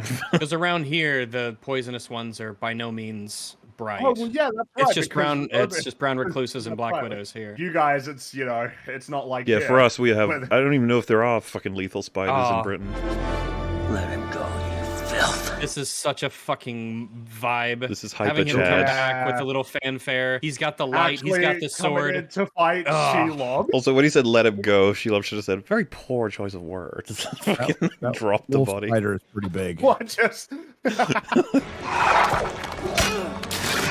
If Galadriel was watching this, she'd be so fucking Get away from me. I fucking hate it. Those are the tears of an ice troll, by the way, that Yeah. got kicked away. Tears of an ice troll. Well, and the sword is I actually killed it the under tooth 10 of an ice seconds. troll. God, it's just Yeah. Jesus. Yeah, this is where you have to really get that courage That's going. the spider of an ice troll. Well, this Your is- feet that's on the its Hobbit fucking head. power. Oh, it's Yeah. the God. mandibles. He rolls off its back. Ow! Good I'm job. glad I got 7 more of those. Fuck. Well, that was the thing about the design of Shelob. It looks like this is a creature It's that's been lived for a long battered and- time. yeah. Yeah. Here it comes. Ah, the butt spike. Oh, Yeah, if no. you're gonna do anything, it's don't let that fucking thing hit you. Ah, swords in my gut. My only weakness. And Shelob's like, okay, draw. We good. Fucking how would you, Sam like, drags beating itself a back? giant spider, and no one will ever believe him. You have to wonder imagine what if Gollum was still here, Sam would fuck him up so bad. It'd be like a fatality in Mortal Yeah. Kombat. Can't catch a break. No. God, the orcs look so good. All the makeup and the outfits. Not as good as CG though. That's It's way true. better. We could just all make them look shittier for more money. That is true. We could yeah. just do that. She jabs him with her stinger. Then she has her way with them. She has what? She has her way with them. Oh my god. She rapes her victims. The Urukai is my more like, goodness. I don't care. Can we just take him? Not Like- even we do that. I don't even know what we have going on down there, honestly. What do you mean? Saruman had to tell the Urukai not to rape the Hobbit. Exactly. Yes, he was yeah. I explicit. bring them back unspoiled. That's true. Unspoiled. Shelob's like, nah, spoil him. Shelob? Shelob. Shelob. Don't ever call it Shelob. Looks like It just makes it sound retarded. Some kind of racism. I don't know. Spider lady. No, Spider Lady is what they ended up doing to her in Shadow of War, and that was just embarrassing. But was she hot though, Wolf? Isn't that what matters? Yeah, that was the part that was weird. They made the fucking was the spider part. hot. I release you from my service. The original cut for this was apparently 4.25 hours, right? Imagine having that and then being told you have to get it down to like theatrical length. It's gonna be one of those painful things. And then you release the special editions, and nobody. I wonder what wants happens if you just said no anymore. Well, I guess he'd be in legal trouble if he just said no. Because Justice League was 2-hour mandate, right? The mandate was 2 hours. Yeah. And then just the Marvels as a recent example, recent-ish anyway, of like the destruction of a timeline, time code. It's crazy seeing how good Joss was able to make a movie like Serenity in only 2 hours, but then he just could not salvage Zack Snyder's fuck up. I'm happy to put blame on him somewhat. Like some of the stuff in the Joss. He should have taken the job. Well, he wanted Batgirl, right? That was the idea. Man, if only Bronwyn was here to kill all these orcs single-handedly. You remembered her name? Yeah. Who? Bronwyn. Bronwyn. Yeah. The Rings of Power lady. There's way more than one Rings of Power lady, Rex. She's the Orc Slayer. No, she was the village medic. Yeah, the Orc Slayer. She was Arondir's girlfriend. Oh, was she the black milk chick? The black milk chick? Wait, no. She was white. No, she had the dispensary. She had the middle dispensary. Was she the chick who like milked the cow and the cow's milk was black? Oh, Arondir squeezed it yeah. out, but she was the one that Treadwell. We should not be talking about this on this scene. Yeah, good God. I almost want to rewind. We can't, though. This is the shit. Fire sword. Can you beat that? Yeah, Reva's lightsaber. Look at that. Staff broken. I don't even need it, bitch. Is the Witch King a reflective power level of Gandalf? In the movie or in the book? Well, since I've seen the movies and I'm still asking that question, like the Witch King of Angmar is very powerful, but could not stand up to Gandalf. I like how you can just look up the best scene of any movie on YouTube, and this is what shows up. This is pretty hard to top. We did talk about this at one point, I think, that this is just such an easy pick for the best part. Especially the visual as well of all the people of Rohan seeing, like, Minas Tirith is in desperate need of help. I mean, there's so many shots that look like paintings. Yeah, like, this just looks completely natural. Oh, yeah. That shot of him right in front of it. Yeah, it's all CG, but, like, the way they do it, it's just so fucking good. What could be said? This is cinema. This is cinema. It's the synthesis of visuals, music, acting. This scene fires me up. I want to go into battle every time I see it. This is the perfect leader to send them into basically doom. Yeah. Also, Theoden's speech is better than Aragorn's. I feel like this scene, in terms of an influence, so many movies want to do The Charge, but they're never this good. Yeah, and they oftentimes aren't as justified. No, like the Infinity War, that one makes no fucking sense at all. And Endgame. Not even that made sense. This one makes, like, it's the best one. It's the best one. Yeah, it has I can't so imagine much anything that would build be up this. to it, too. And, like, the way that everyone screams death, and it's just, like, this thunderous noise of thousands of people's voices. Well, it feels like we've earned the triumphant feeling that this scene evokes of everybody being amped up and ready to fight to save the world. So many dying here, and the momentum doesn't change at all. Because the look on their faces after Yeah, this they start getting volley, real scared. like, oh shit, uh-oh. Oh, look at him! My boy. The fact he actually did that on a horse was just like, damn. Yes! When you have the music ramp up and then you cut to all of the diegetic sounds of the Smashing. battle. And seeing this in the theater for the first time, it was jaw-dropping. What are like? Oh, this is an experience. I think I've talked to Drinker about it on Open Bar several times. It filled me with so much about film. I was like so ready to watch this for the rest of my life in the form of other media. The epitome of epic. But yes, indeed. As we've said several times, we come back to this because somehow it wasn't the foundation that many other incredible films were built on. Instead, it was poorly imitated at best. Dude, we never got one fucking good fantasy movie after this. Oh my god. I wouldn't. Not one. We probably had some. Well, I mean, you got Game of Thrones for a while there. That's not a film. movie. No, I know, but you know, you got that. Well, we got 3 seasons and 9 episodes. Yeah, of don't it. invoke Game of Thrones at this point. It's not with it. God damn. I mean, Merry and Pippin coming through. I don't even know which I'd pick as doing the more crazy shit. I don't know. I'm not sure. They both do crazy shit. No, I had this all planned out. Gandalf's definitely at the I am fucking tired of your bullshit level. Oh, his head has had a really long day. He's getting hit by sticks, spears, horses. Dad, why are you on fire? What the fuck's happening? Oh! Oh shit! Oh god, I regret everything. Fire hurts. No, this is probably one of the most ridiculous parts. How far he runs. Yeah, he runs so far. He runs real far. Look at how far he ran. And there he goes. Well, the best part is, it's like they were on the left side of that tower, so he had to. And there was a bridge. He could have just jumped off the bridge instead. No, they wanted the visual of him going off that mountain. Also, this might be one of the greatest blueprints ever for filmmakers to understand the highs and lows to create drama. We keep balancing from feeling like we're going to lose to feeling like, oh, we were going to win, and then we're back to feeling like, oh, fuck, maybe not. And then the really important part being that there's justification for those peaks and dips. Dude, this shot lives in my head rent-free as well. Just getting all of the reactions and then, oh, there they are. And the orcs running to them like, save us. And even then, Theoden immediately is like, all right, reform the line. All right, yep. We can still win this, guys. Come on. Because they need there is no other option. There is no we give up. There's like, we keep fighting no matter what. I believe that they can win. Reform the line! Reform the line! One of the strongest examples of undercutting, just, let's go, and the music ramping up again to go, look at him go. They're gonna charge, they're gonna win. Shot, yep. As soon as the music cuts.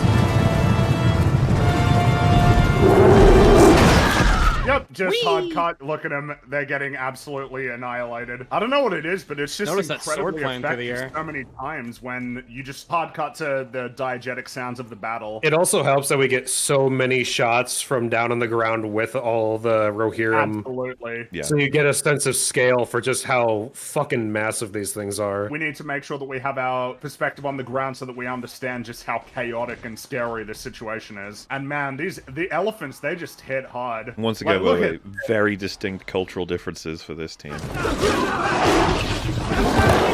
Yeah. Here we go. Do it. Aylmer trying to be Legolas and succeeding. Standing up to a fucking elephant like that, That still only counts as one. Kilimanjaro, Billionaire, running right. Well, I guess he wasn't running. Friggin' believable.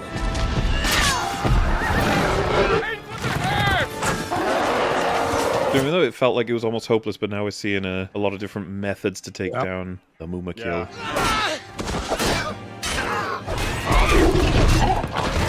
A lot of this was cut from the theatrical. The fight with Gothmog was definitely cut, You know, one thing that I wonder how difficult it must have been is how hard must it have been to cut Howard Shore's score? Yeah. Because, like, you listen to the complete recordings, and it's like, how the fuck could you have possibly trimmed any of this? It's insane. Because those things are long. It's a huge collection. Well, yeah, the complete recordings are almost as long as the fucking movies themselves. They recorded a lot of music. And it's the greatest soundtrack ever made.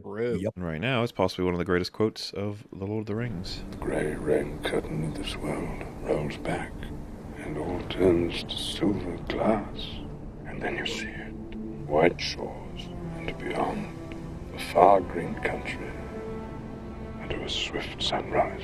Gandalf, he is just fucking awesome from start to finish. A man who has lived an unbelievably long life. Like, he is thousands of years old by this point. I mean, I say man, he's not even a man. He's like essentially like an angel or an angelic being that's been sent down to help Middle-earth. A man who has to balance the fate of an entire world in his plans, in all of the things that he sets in motion, has to be in so many different places, has to do so much to try and make things happen as they need to.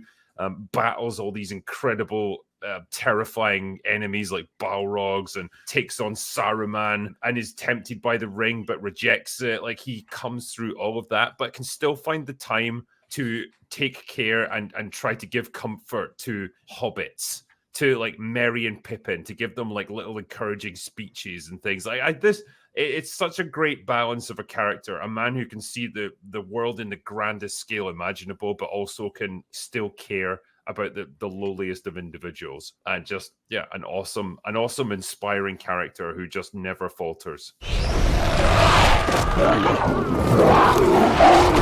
I love how vicious that throw was. Yeah. Well, it's just obvious the Witch King is to take out this guy. He's fucking too good. Do not come between the Nazgul and his prey. Spend as much of the film as they have to build up the Witch King and then to have her be the one to fight him. Oh, the way he gets up, the wings still, still convulsing a bit. The reveal of the chained mace. Apparently, that thing was so fucking heavy that like all of the takes were like every single shot had to be like done a new take almost. It's the flowing of his whole outfit, the screams, the music, the look of him is terrifying and badass.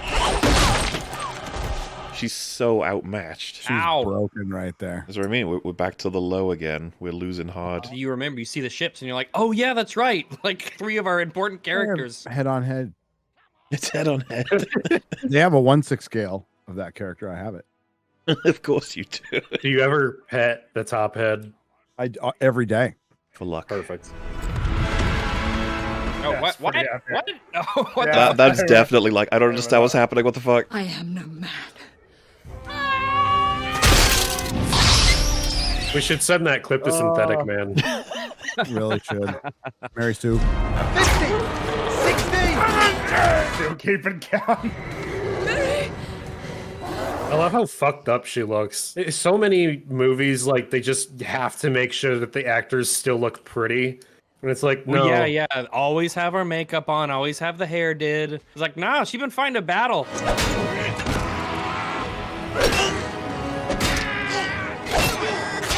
I love how they kill him so casually. Yeah, it's just like he's Just one another of orc. many orcs. This is like... Oh, I never noticed how the trunk tries to hit him off. I hate it when people reference this scene to defend stupid parts of Rings of Power, and it's always like, you guys know this scene is widely referred to as the worst part of the entire trilogy, right? Well, in terms of just, it breaches on super ridiculous. Whatever. People would freaking... Oh, everyone here loves it. The point is just that you take the troll kill from Fellowship, which feels very almost grounded, but elf power. Yeah. Then Two Towers. Really, once he's on it, he doesn't really do anything that's unbelievable, and he clearly struggles a bit, like when he's hanging off the side. Well, and it feels hell of a lot more earned. Yeah, absolutely. All things considered. That part's And a then- bit showy. That still only counts as one. That's just legendary. It will be forever. I mean, I like that in an ironic way, but I still think it's incredibly stupid for the trilogy. Nah. I wouldn't go that far. I I think it jumps the gun a little too far. Jumps the shark. Jumps the gun shock. I know your face. Crazy to think about when we first saw him. He was just old and decrepit and pale, and Grima Wormtongue and Saruman were like controlling him. And then at the end, he saved Minas Tirith. He saved men. I go to my fathers, in whose mighty company I shall not now feel ashamed. One of the best kings ever. One of the most pivotal characters. Theoden is I love his redemption arc after falling in, under the spell and, just absolutely being devastated within the movie. I'm talking about the movie concept of it. So he's being taken over by Saruman, and Wormtongue has gotten to him, and when he wakes up, his son is dead, and he feels like he's failed his niece and nephew completely. He fails his kingdom. This man just feels like he's not worthy of being a king, and he fights through that. He needs help. But he's such a good man. He's such a good man at the end, and it's played so well. Plus, he has the best fucking speeches, and he also works kind of as a surrogate for the audience when you're like in the middle of this battle. He's like, "How in the fuck did we get here? Like, what happened to men? The days have gone down in the West, and it's such a brilliant performance through and through. That's why he's my favorite character. But I love a good redemption arc. Mm-hmm. So not that it was necessarily his fault, but still. And he takes responsibility. Like that too. Release us. You gave us your word. Yeah, and that feels like a slight acknowledgement of like, send him to Mordor? And you're like, no, we can't do that. Also, they probably wouldn't do it.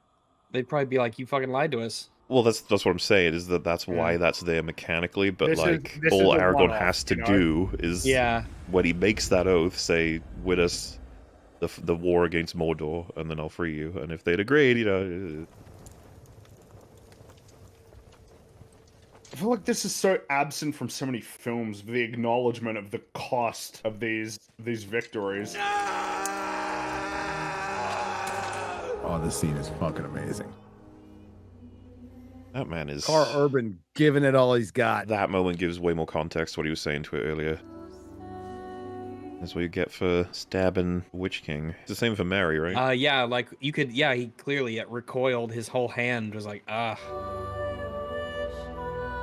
wish I had your relationship with your dad. A Mumakil could feed, like, Minas Tirith for a week. Yeah, maybe the whole city for a week. Get him to the fridge. Mary, it's me. God, the journey these two have been on while separated. Oh, they both got stories to tell that neither will believe the other. It's so funny too, because it's like, we wrap it up, it's like, no, we got loads of movie left. No, no, bitch, there's an hour left.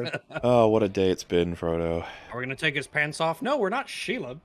I'm saying Shelob. What is Shelob? Shelob, not Shelob? What the fuck is Shelob? You keep saying Shelob. How is it that you keep watching these movies I and know. you keep pronouncing all their names wrong? You pronounce everyone.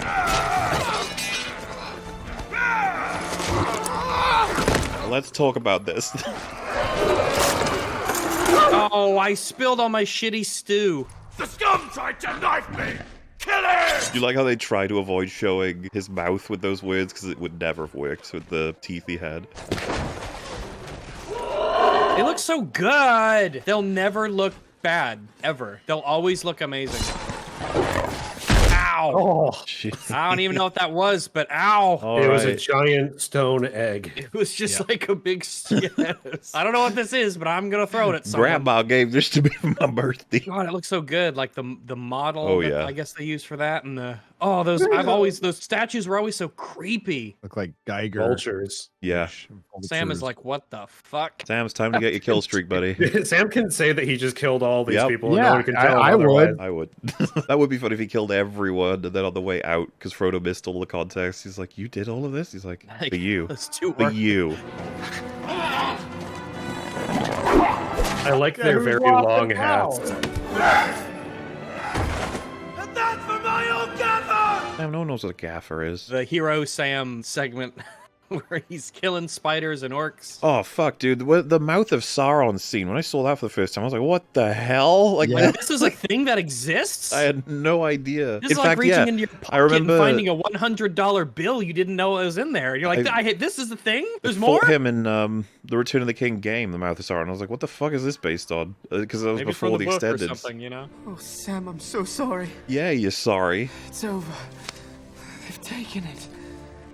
Sam. You wonder if Sam was like, I wonder if I should just say, yeah, they took the ring. Yeah, damn. Totally took the ring. That's just good at Mount Doom anyway, though. Dude, that the ring around Frodo's neck, scarring. Give me the ring, Sam.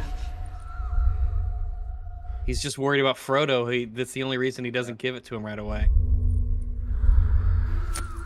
Not reassuring at all, the expression Frodo has when putting it on. That's the thing, man. I just, at that point, I'm like, I want nothing to do with that fucking thing. We best find you some clothes. You can't go walking through Mordor and not with your skin. That's true. It would be very inappropriate. And we would get an R rating for this film that we're already straddling. Fuck it, let's get it. Let's get the R rating vision. Do it. Oh, fuck. And with the music, too. It feels so appropriate, too, in terms of like, holy shit, that's the destination. Look how close we are now. We'll never get through unseen. Yeah, especially with fucking Sauron looking around like that. What are you guys doing over there? You fucking... I'm gonna find you. I'm getting a big feeling that the ring is close. Just saying. I think this is the first time we've seen the eye outside the Palantir this whole movie, right? In this movie, yeah. In this movie. Very, yeah, you really don't see the eye much. It is the first time that any of their main characters have been near the eye, though. Yeah, but they show, they like show it. Sometimes when they refer to it or in other imagery, yeah. Wait, what's not in the book? Eye. The Eye of Sauron. Oh, right, yeah. But the visual is based on a description, right? Yeah, because in the Frodo sees it in the mirror, Galadriel's What is it called? The Mirror Galadriel? No, that's not what it's called, is it? That's Galadriel's bathwater. Yeah, it's really fucking good. She sold it online. Well, yeah, he sees it in that scene, and then they just repurposed that visual and used it to make a physical presence for him in the movie. We can give Frodo his chance if we keep Sauron's eye fixed upon us. I think it was even in the animated version. Like an eye on a tower? I'd have to see. Yeah, no, well, an eye, not on a tower. But I think even in the animated version, there was the eyes on the book, I'd have to see it on the again. cover of the In book. fact, I'd be quite curious to see it again because it's been so long. Certainty of death, small chance of success. What are we waiting for? Still I like how Gimli's in the little chair now. That take, though, from this scene where he concluded that Gimli wanted to kill Sam and Frodo. Let him stay there. Let him rot. Why should we care? That's right. This was the imagery that. Yeah, that's right. Let him stay there. Let him rot. I like how he specified that he watched it 3 times to make sure he was right. Yeah. And he still came to the wrong conclusion. It's just so funny because the other characters will be like, Gimli, what the fuck? Why do you want to kill Sam and Frodo? Yeah, Sauron's like, so that little wifey of yours, huh? It's a bit of a fixer-upper, but, you know, it'll look nice when it's all done. Just the damp of the first spring rain. Have you two also had a very long day? Because I have had a very long day as well. This is a moment, yeah, where everyone's competing to explain they've had the hardest day. I promise I'm different from the rest of my family. Yes, I'm actually kind of stable. Considering everything that's happened around me, I'm shockingly stable. I'm like Sam, in a way. And she's like, who's that? He's like, oh, you haven't seen Lord of the Rings? Okay. Don't mind me doing orc things. Come on, you sluts! He just loves whipping. Boy, I love whipping. Jeez, can you fucking imagine if they got separated? Fuck me. Let's just meet at the mountain, okay? Which part of the mountain? It's a big mountain. Top and bit. whereabouts? How high up? I don't How know. low Just down? pretend it's Star Wars and we'll arrive at the same exact location. I wonder how you get the job as the drum guy in the army. Well, they probably have tryouts. Yeah, you gotta be good at it. You can't just be throwing it to anybody. What are they inspecting exactly? Just making sure They're just making sure everyone's okay, you know, checking the morale. Making sure of there's the no hobbits troops. around. I can't believe some fucking old guy twisted the fucking sword at a stone and created that. That's right. That did That's not right. happen. Drag. He stuck No, the I sword know in the it thing and didn't he happen. turned In it. an alternate, even A to say it's in an random old alternate guy. world, it's too much of an attachment. But yes, in some bizarro world, Yeah, the an old man bastardized, created awful, that. the bad timeline version of Lord of the Rings. What the Some hell old were they dude. thinking? I think it is absurdly gay that they took such a cool looking sword and they just made it a key to make a The volcano. sword was pretty cool, especially that's something I liked. Where he had to the blood would make it grow. Oh yeah, Like, it was that's so evil. Yeah, it's like cool. that's evil. What are you gonna do with it? Turn a key and make Mordor. Like what? That shit's metal as fuck. And then they're like, It let's is. make it the dumbest thing ever. Especially because it leaves the scars behind, and that's what Waldreg showed Theo. It was like, see, don't you like Sauron? Isn't this fucking metal and awesome? He was like, what the fuck? Why do you keep pronouncing his name that way? What? Theo? Waldreg? Sauron. Yeah, Sauron. Sauron? Sauron? Ugh. No, that's the Mass That's the guy Effect from 1 Mass bad guy. Effect. No, that's Saren. There is light and beauty up there that no shadow can touch. It's such a nice little part of this movie. Not in the theatrical, as far as I remember. But it's in the real version, so. Yeah, which is why you should never fucking watch the theatrical version. Which is why you should never can't even support remember theaters it. ever. I was gonna say I haven't seen the theatrical in so long, but I still I'm just perpetually mad that they removed so many good scenes. Was there from someone over there enjoying Starlight? Because the reality is that was the one that loads of people saw. It's like you didn't get to see the full thing. Well, that's why like, the whole prevalent thing, at least now, is you have to see the the proper versions. Yeah, the theatricals were still good, but you got that bonus of when right around it was before Christmas. Yeah, time when they the released theatrical DVD, yeah. movies are like the roast chicken, but the extended editions are like the roast chicken with Samwise Gamgee's 11 herbs and spices. Even Frodo agrees it is precious. Is it Frodo? And one could argue that if they released the extended cuts originally, they would have made just as much money. People would have fucking had. You want to test that, don't you? Like release those fuckers. Release a 4-hour movie into the cinema. Do it. No intermissions. I think it literally was so that they could get more showings. Yes. You'd have like almost like what half the showings that you could per day because of the sheer length. Don't even People would care. watch them. This ain't the Marvels. You can fill everything everywhere. More than 10 people will be in those theaters. Or as it's known in other countries, the Captain Marvel 2. A bunch of people watched that Avatar movie. That was pretty long. I don't remember a damn thing about it. Nobody remembers that. Nobody does. I only remember the funny bits. There was water. I remember the funny bits. How could you be an actor in these movies and then like come away thinking, yeah, anything I make will be even remotely this good? That's kind of an interesting thought, isn't it? The idea of knowing this is the best thing that you'll ever make or be a part of. Yeah, it's like if I was in this project, I'd be like, you know what? I'm just never gonna do anything again. I peaked. I'll never do The actors anything go again. through that right after they're done with the thing that they just realized they're the most known for, like David Duchovny with the X-Files. They go off and do their thing. They act a little bitter, but a lot of them, like when they get older, learn to appreciate, hey, at least I was in something memorable. Yeah. Remember Mary was Dominic. What's his name? Dominic Monaghan. He was in all of Lost, and then he made it into Rise of Skywalker. Oh, for like fucking 5 seconds. Oh my god! I completely like he was in the greatest trilogy of movies ever, and then he was like, "What if I was in one of the worst movies ever made?" What about the Holdo maneuver? Do some real damage. Oh my god. It's so bad.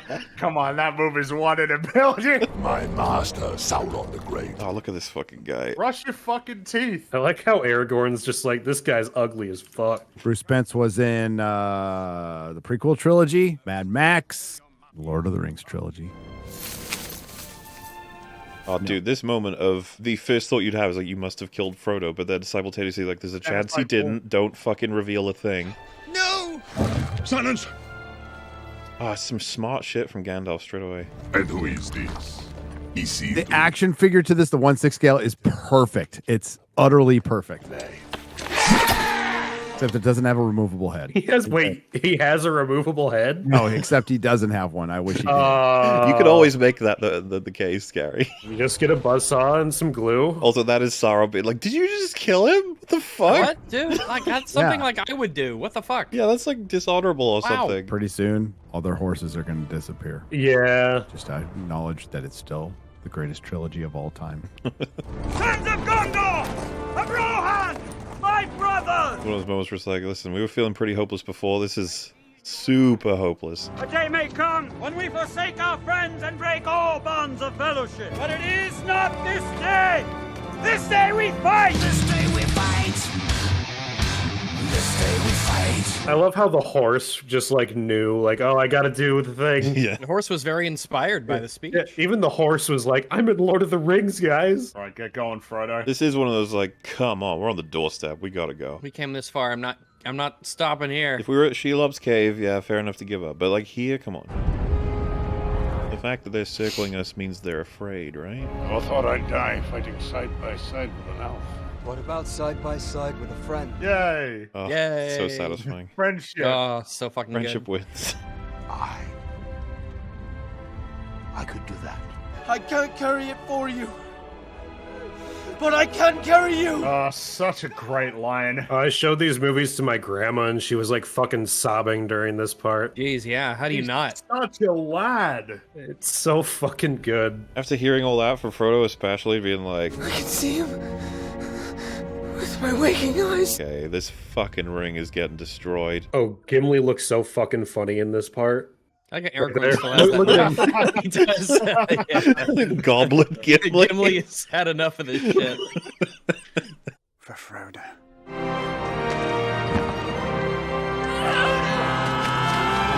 Yeah. Look, Ian McClellan going. That's him. McClellan. Sprinting. McClellan. Wow. Because there wasn't enough epicness in this movie already. They were like, have some more. Oh, this is such a Wow. like, are you fucking kidding me? Are Seriously? you serious? This little gremlin is back. I mean, the palpable sense of desperation in this moment. Yeah, you know, you're making progress in a sense, but Oh, not these bastards again. I don't know, does that mean he's going to turn into a golem? I don't think it can be spread by bites. Those are the golem rules, right? You don't think, but you don't know. I didn't realize that an Osgold fucking fell off. That's the first time I ever saw it. Before, I was like, whoa! How did I watch these a million times and not notice that? Well, it's like the Legolas thing. Is I never noticed the Mumakil tried to use its trunk to hit Legolas off the tusk. I never noticed that before. Oh my god, 20 years of watching these movies and I'm still finding new awesome shit about them. Destroy it! And it's like poetry. It rhymes with Isildur. Elijah Wood is, he is giving it his all. I've never understood people saying he's a shitty actor in this film. No, he's I never not. can. Just let it go! How can they say that in this scene? I mean, putting to one side all of the other great scenes with Frodo, this scene in particular, this is a big challenge. Inside the ring is going, oh shit, oh shit, oh shit, Oh, oh yeah, shit, he's oh shit, panicking, oh shit. but, Fuck. Everything You really it want me? I'm can. shiny. Ooh, look at me. You want to keep Everything me, it right? can. But, like, I don't, look at his eyes. A total change of expression. Well, yeah, it's like he's turned into a completely different person. The ring is mine. And imagine how Sauron feels with him putting that ring on now. Holy Yeah, shit. it's like, what the fuck? Right there. It's like, what? Go, go, go, go, go, go, go. Go! Fly, you fools! Guys, the ring is in the one place I really don't want it to be. And on top of everything else. Well, it's just a culmination of low points all at once. God. I want to go up to all the animators and be like, I hope you know you made literally the greatest thing ever. Just Like, make sure you Gollum stop looks off so at every other fucking department good. as well. Yeah, but just like Gollum's CGI holds up so fucking well. It's incredible how well it's held up after 20 I mean, years. this is pretty fucking silly looking here, but Well, the irony is, like, that's how it would look. oh. Oof. I mean, he's completed his. He's so journey. happy. God, everything's going horribly wrong. What I mean about this movie, Gollum is the happiest guy in the world. the absolute fucking deftness of going from down to up to down to up. The deft hand, I mean.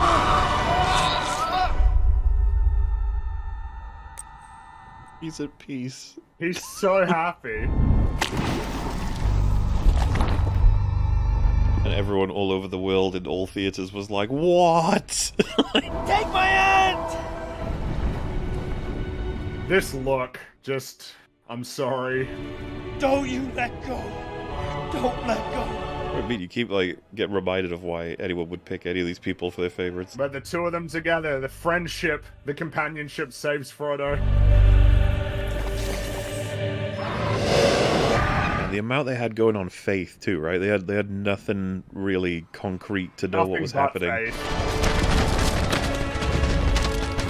Fuck you, fire demon. That's right, blow up. Go on, do it. Do it. Do the shockwave. Do it. Looks so cool.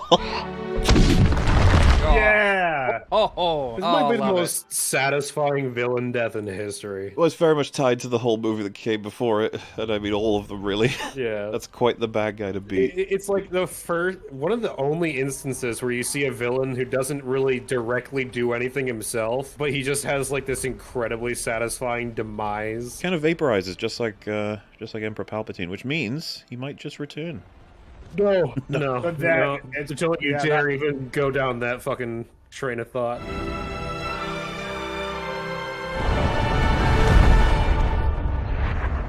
The elation immediately undercut. Yeah, like, I mean, shit. from this vantage point, no way they're making it out of that. Like, we didn't think the mountain would blow up when we did God, this. it's so important that we get each of the reactions. You know? Look at him Every running. single Oh, reaction. go, Look at him go. That Yeah, it's lava, so dude, that's some hot. fucking Jesus Christ, that would be tension so right hot. there. I love how much it does to convey just how hot this is, even if it's, not real and not there. Just their faces, and you know that wind is just like a furnace. Like, has any character from any Marvel movie looked anywhere near as fucked up as these two look right here? Tony looked pretty. I mean, fucked yeah, up. Tony after he Yeah, fucking did Tony the looked snap. pretty bad. Time to start rolling out all them people's complaints about too many endings. I don't. It is almost it's only. such bullshit. It's basically 20 minutes on the dot to wrap up what 1, 2, 3, 4, 5, 6, 7, 8, 9, like 10 hours worth of content, and you get 20 minutes of wrap up. If anything, it's swift. If anything, it's like not even a third as long as the endings in the book actually are. It's just bad criticism. It always comes with like just it's based on intuition. It's not at all based on like an argument. There's no assessment of anything that's superfluous or repeated. It's just too long. It's too long. I just don't get the intuition though. It's like has been pointed out. This is like 10 hours of story. The idea that 20 minutes of ending is too Even long if it was absurd. just The Return of the King, this is a 4-hour movie, and you get a 20-minute ending. It's like, yeah, that sounds still about feels right, like a good doesn't ratio. it? Yeah, but again, that's kind of the point. It's like it's not even a good argument on its own, right? Because it should be what's in the ending, what's in the content. And what really can you cut out? Because you need to have all these character moments. This is the end of their stories individually. You need closure. Gandalf?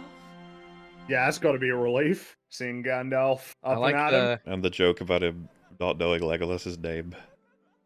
like he's really happy when Gimli comes in. He remembers Gimli, even though Gimli didn't really say that much more to him than Legolas did. That's the thing, though. You just even if you didn't meet Frodo at all, you'd be like, "Motherfucker, you saved the world. Yeah, you saved the world. You destroyed the ring." And you know for a fucking fact that he's going to talk to Sam later and be like, "Can we keep that one part of the story just to us? The part where I didn't throw the ring in immediately. Can we don't need to tell people about that part."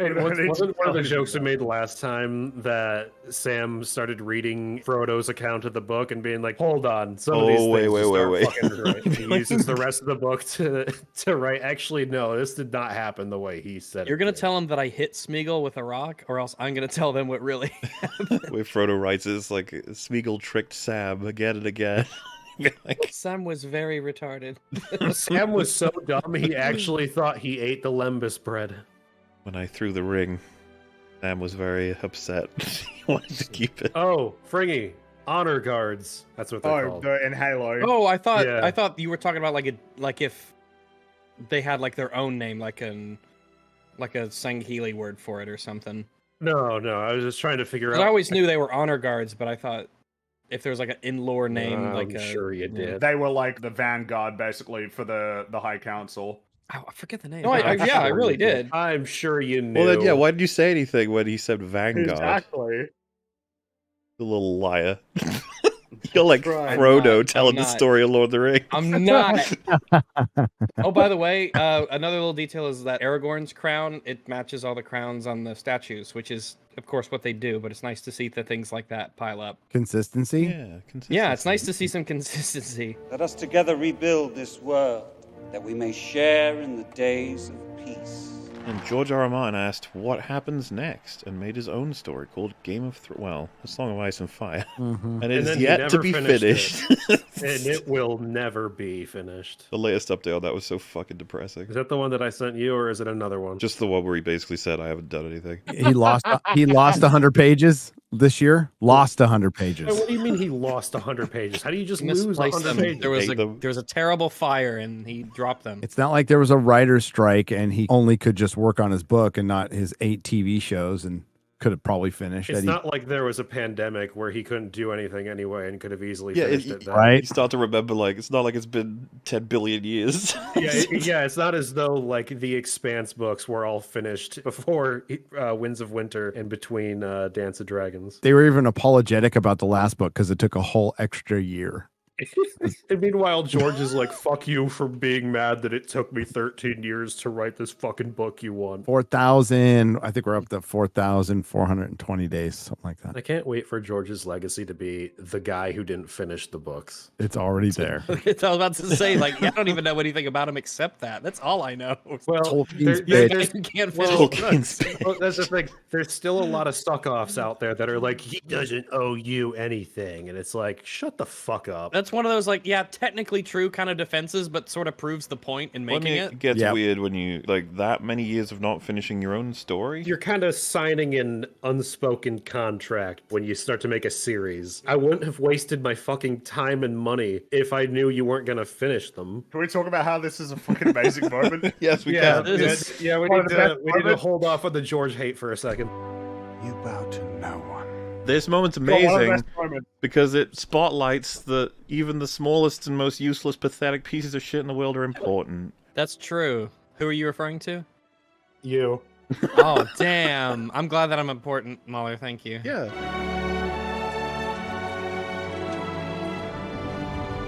About no one. Tallest man in the world. And then the camera sweeping in to make sure that's the case. It's just perfection. It's beautiful is what it is. Yeah, it is. It really is. It's wonderful. Between the four of them, their achievements are insane. It's the best ending. There's a lot of endings and they're all good, but this is the best one. I don't know. I kind of like Frodo getting on the boat and I think it's a bit of a mistake to call them all endings as opposed to like that's the end of Lord of the Rings. Now we have aftermath that relates to like leading us off into what the future of the story would be, or at least. I mean, it's pretty consistent with the book. That's what I mean, though. It's like they're very purposeful. They all serve different things. That moment there feels like the end to the story of the Lord of the Rings. This feels like this is the epilogue. Well, that's the ending of the plot. This is still the story continuing. Yeah, like that's the end of the adventure. The adventure's done. This is settling back in, and it's been so long since we've seen the Shire, and it's so nice to be back. Yes, the quaint I like how it looks almost ethereal. Like it doesn't look real compared to everything that we been through. Not scoured. Possibly considered the hobbits kill people. Possibly considered a controversial choice, but still, like I've not been convinced. Anytime I hear about it, that this film would have improved with the scouring put at this point.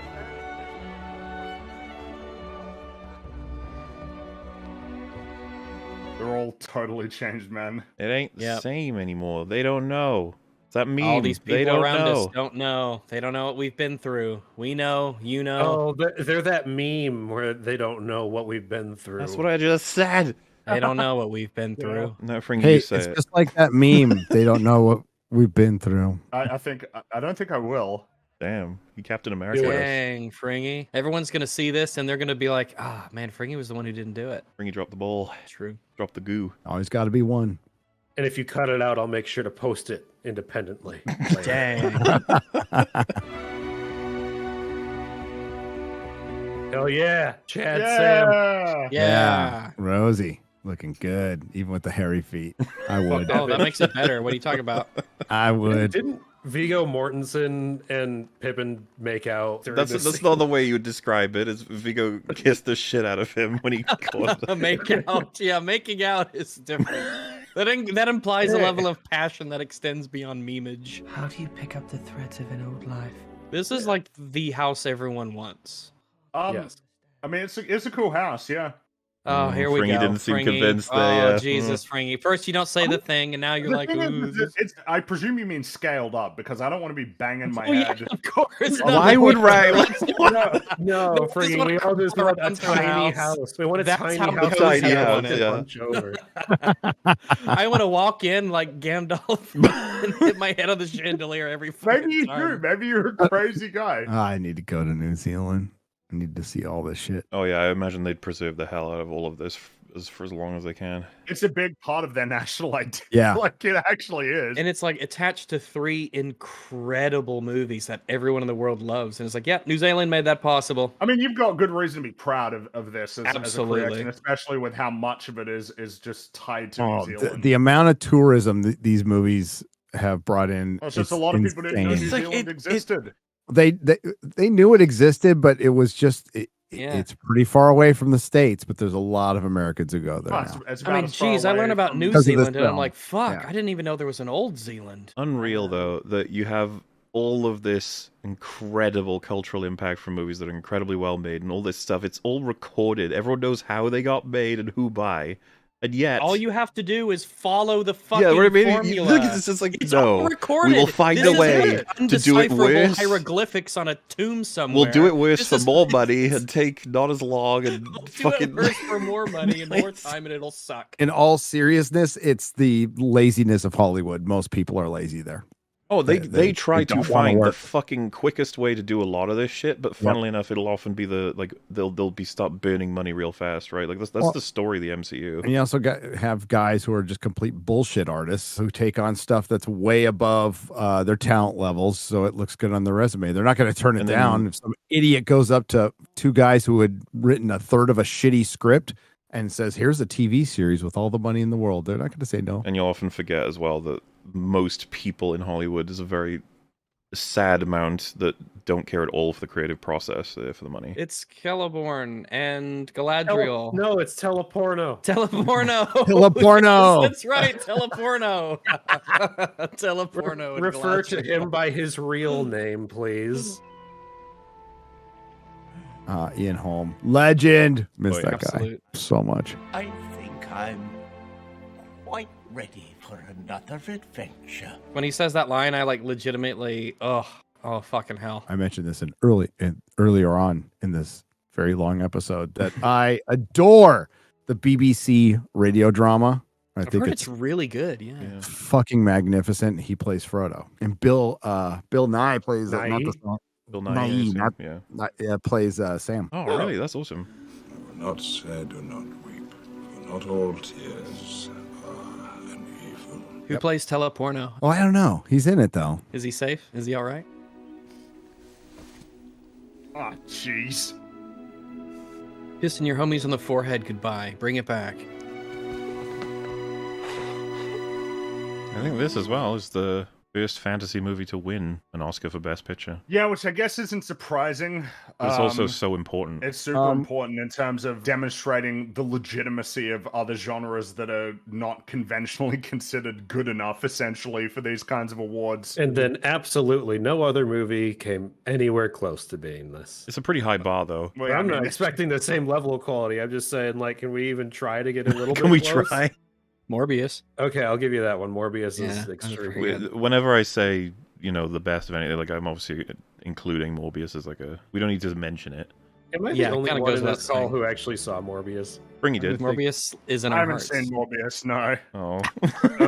Okay, that If one Bringy would hasn't actually- seen it, then nobody's seen it. That would actually probably be a really good EFAP movies for you guys. That movie is fucking hysterical. I always thought it would be like a meh lame thing, but No, it's really, really funny. all right. Fair If you like, I watched it. We should be talking about Morbius on this fucking part of the film. To get back to what you said, Mahler. We're talking about Morbius here. Just in my lifetime, it was like after watching Star Wars lose, Raiders of the Lost Ark lose, all these E.T. lose. Like none of these films got. E.T. lost, really? E.T. did not win Best Picture. Raiders of the Lost Ark did not win Best Picture. Empire wasn't even nominated. Star Wars just doesn't get nominated or win these kind of awards. It's absurd. if you want to use the term loosely genre, I guess maybe Silence of the Lambs kind of a horror movie. That's kind of genre. Yeah, but they'd be like thriller as well, probably. Yeah, this is the first real genre film, modern genre film. I'm not going back into the 20s or 30s that won. That should have won. Lame, that kind of bias against. Should have won 3 years in a row. Well, no, it feels like the other two would have helped this one gain that win. That it's finally like, come on, give us the awards that we deserve,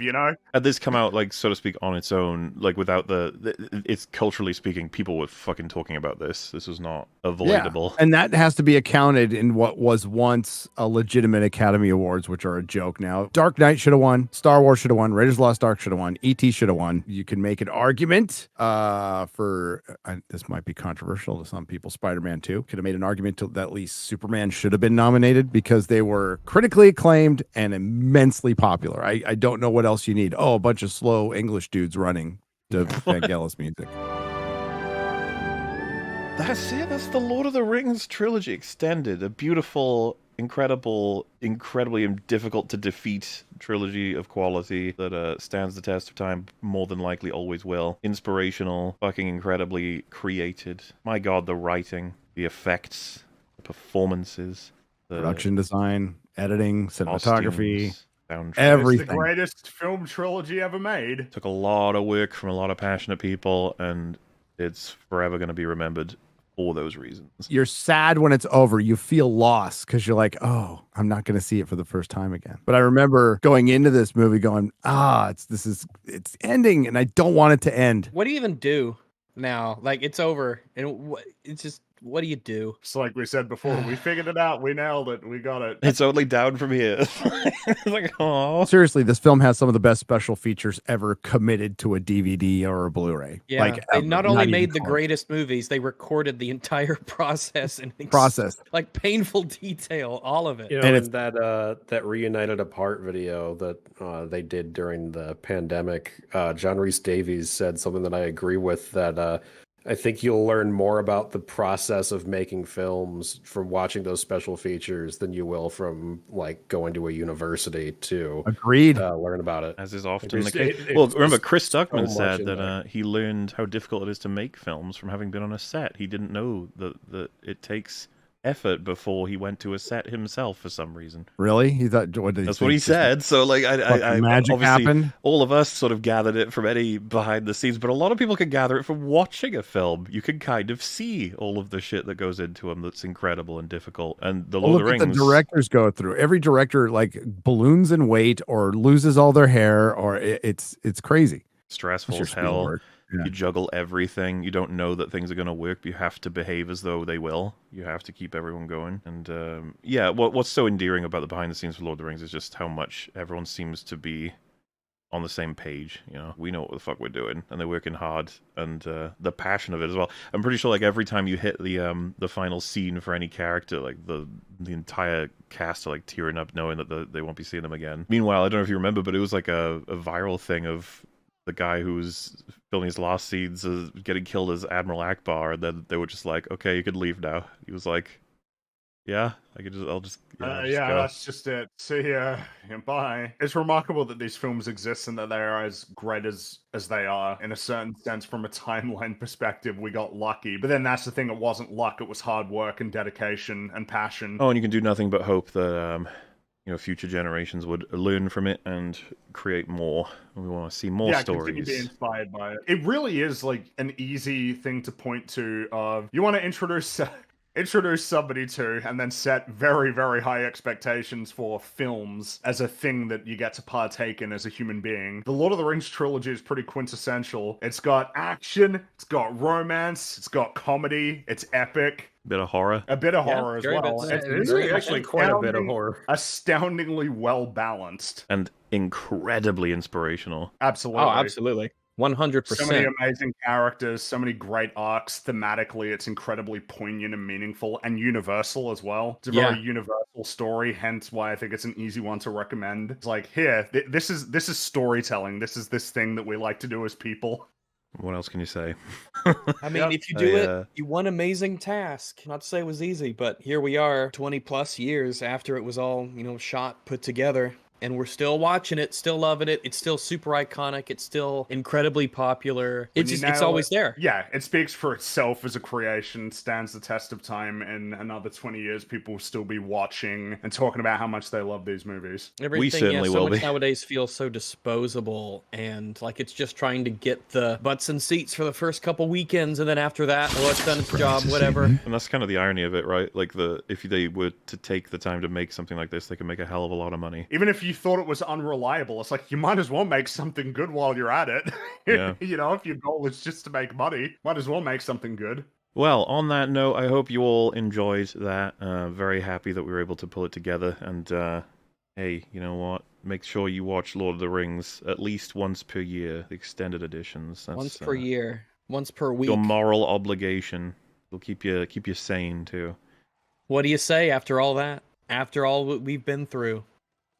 Thank you so much, everybody. Goodbye, everybody. Thank you Goodbye, for joining everyone. us on this adventure. Goodbye. See you later. See you later. Farewell. Goodbye.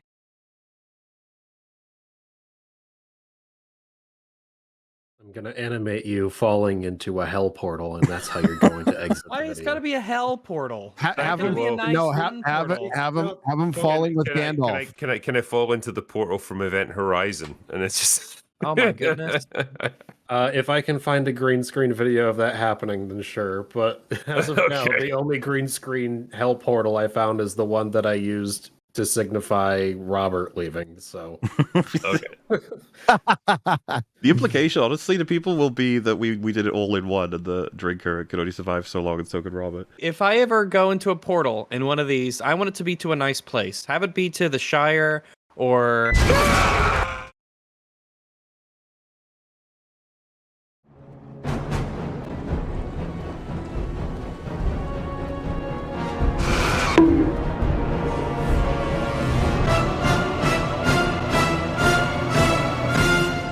What'd you bring me?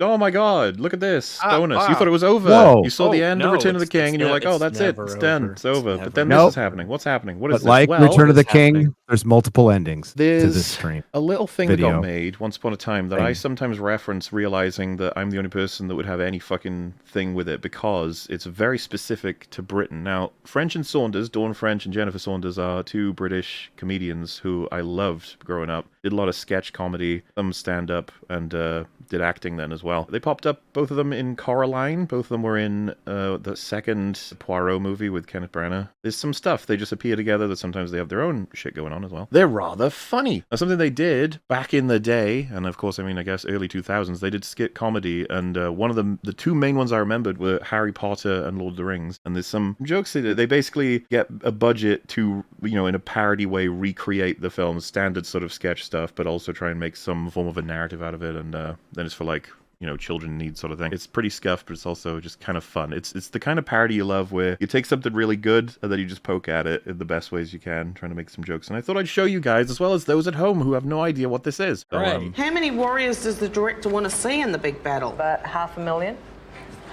Oh, right. Oh my goodness, that's a lot. How are we going to do that? Ants? How are we going to get them all to die? With like a hairdryer? That would surprise me. you can see it's going to be dumb as Find fuck. 500,000 ants. The Middle Ages. Actually, it was Cinderella times. Cinderella times. Forrest Gump. Forrest Gump. Ricky Lake. 11 kings. No, that's Elven kings. They just... And so there was a great battle with the Dark Lord's forces. Like slightly lower budget. Yeah, a little bit. Guy with a pot in his head. The calendar. And then a terrible thing happened. The terrible thing. The ants. Oh no.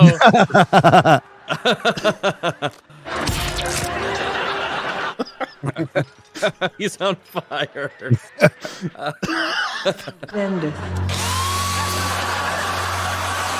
Oh no.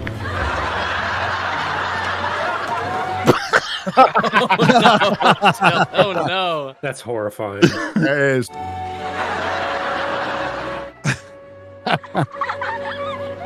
Oh, it's that stalks the big feet.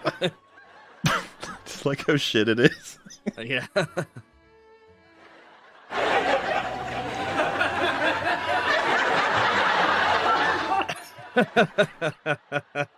Oh, Gandalf. Dildo daggers and doggins. Dildo daggins.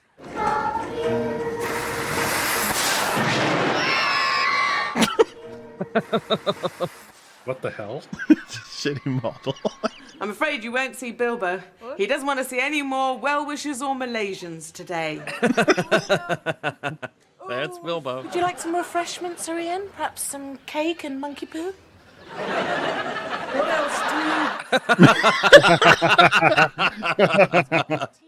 I love that you can see the set. Yeah. I am most marvelous thirsty. It's the top of the set and the shitty puppet.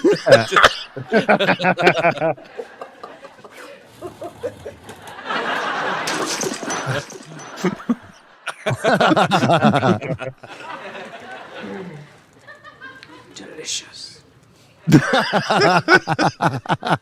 Delicious. The shitty force perspective. Yeah. You should have this cup. I'm the giant. I know that. That's why you should have this cup. I should have the big one. It makes me look smaller. No, because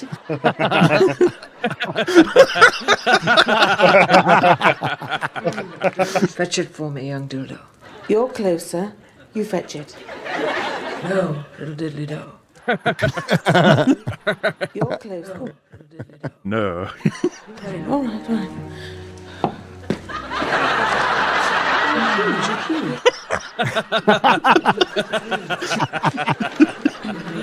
I dare not take it. Fear not, young dodo. It is quite cool.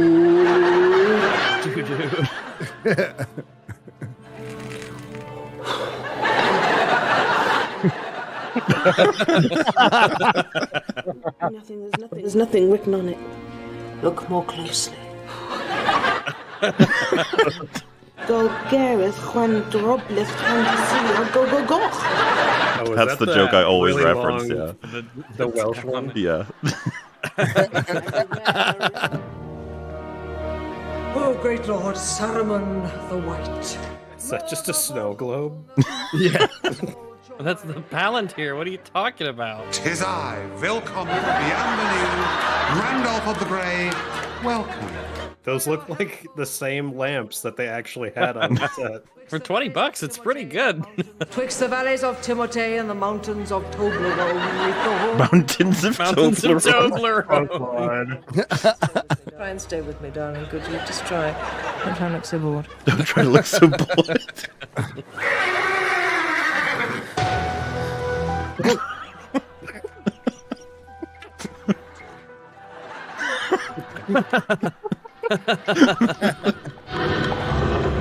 Just like the movie. That guy's walking. Quick, lads, hide in here.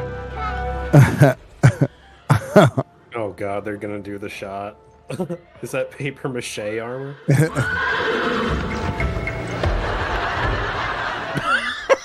So bad.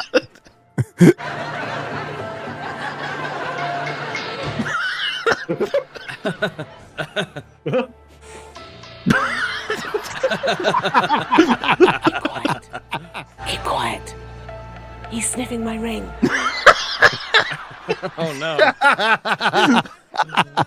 That was a close one. Oof. I see you too have gone bad. Gone bad.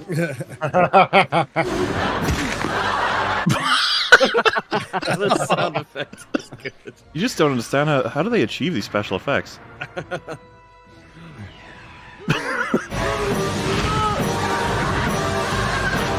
In here! Quick! In here.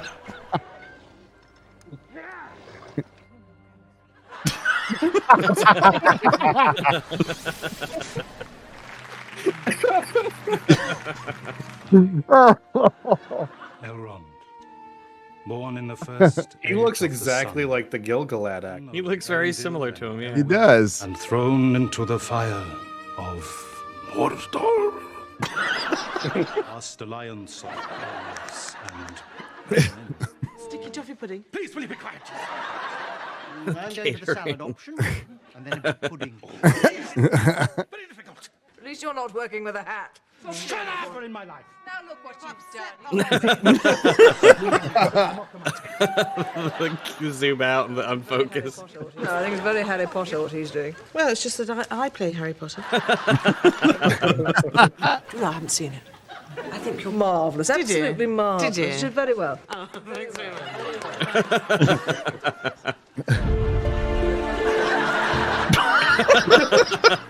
What the fuck? What? It's just world building. Yeah. I like how the hat stays all pointy and everything. Something lurks in the shadows. Ignore it. It's just Madonna. Oh no. Come on, lads. We must onwards. Ignore it. It's just Madonna. Oh no. And pushes him out.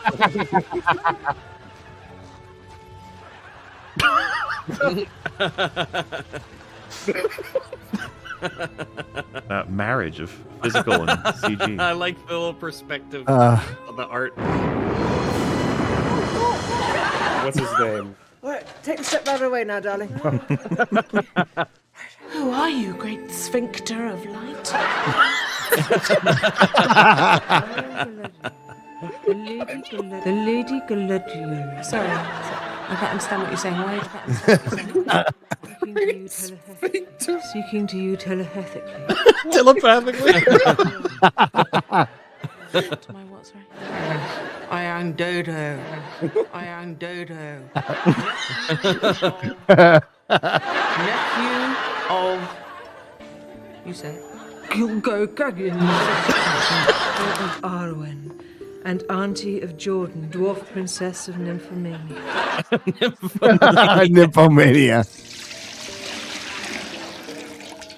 I love the lack of grace in doing Yeah. that. Into the magic bird path. Magic bird bottom. Things offer it to me so freely. A queen!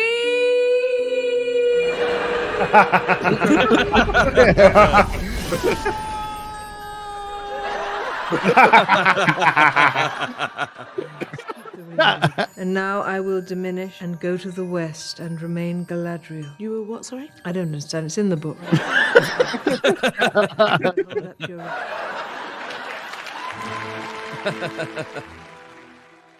That was funny. I like it. Dumb as Magic fuck. bird bath. That's so fun. Yes. I have to find a way to call someone a great sphincter of light. Great sphincter of light. Who are you, great sphincter of light?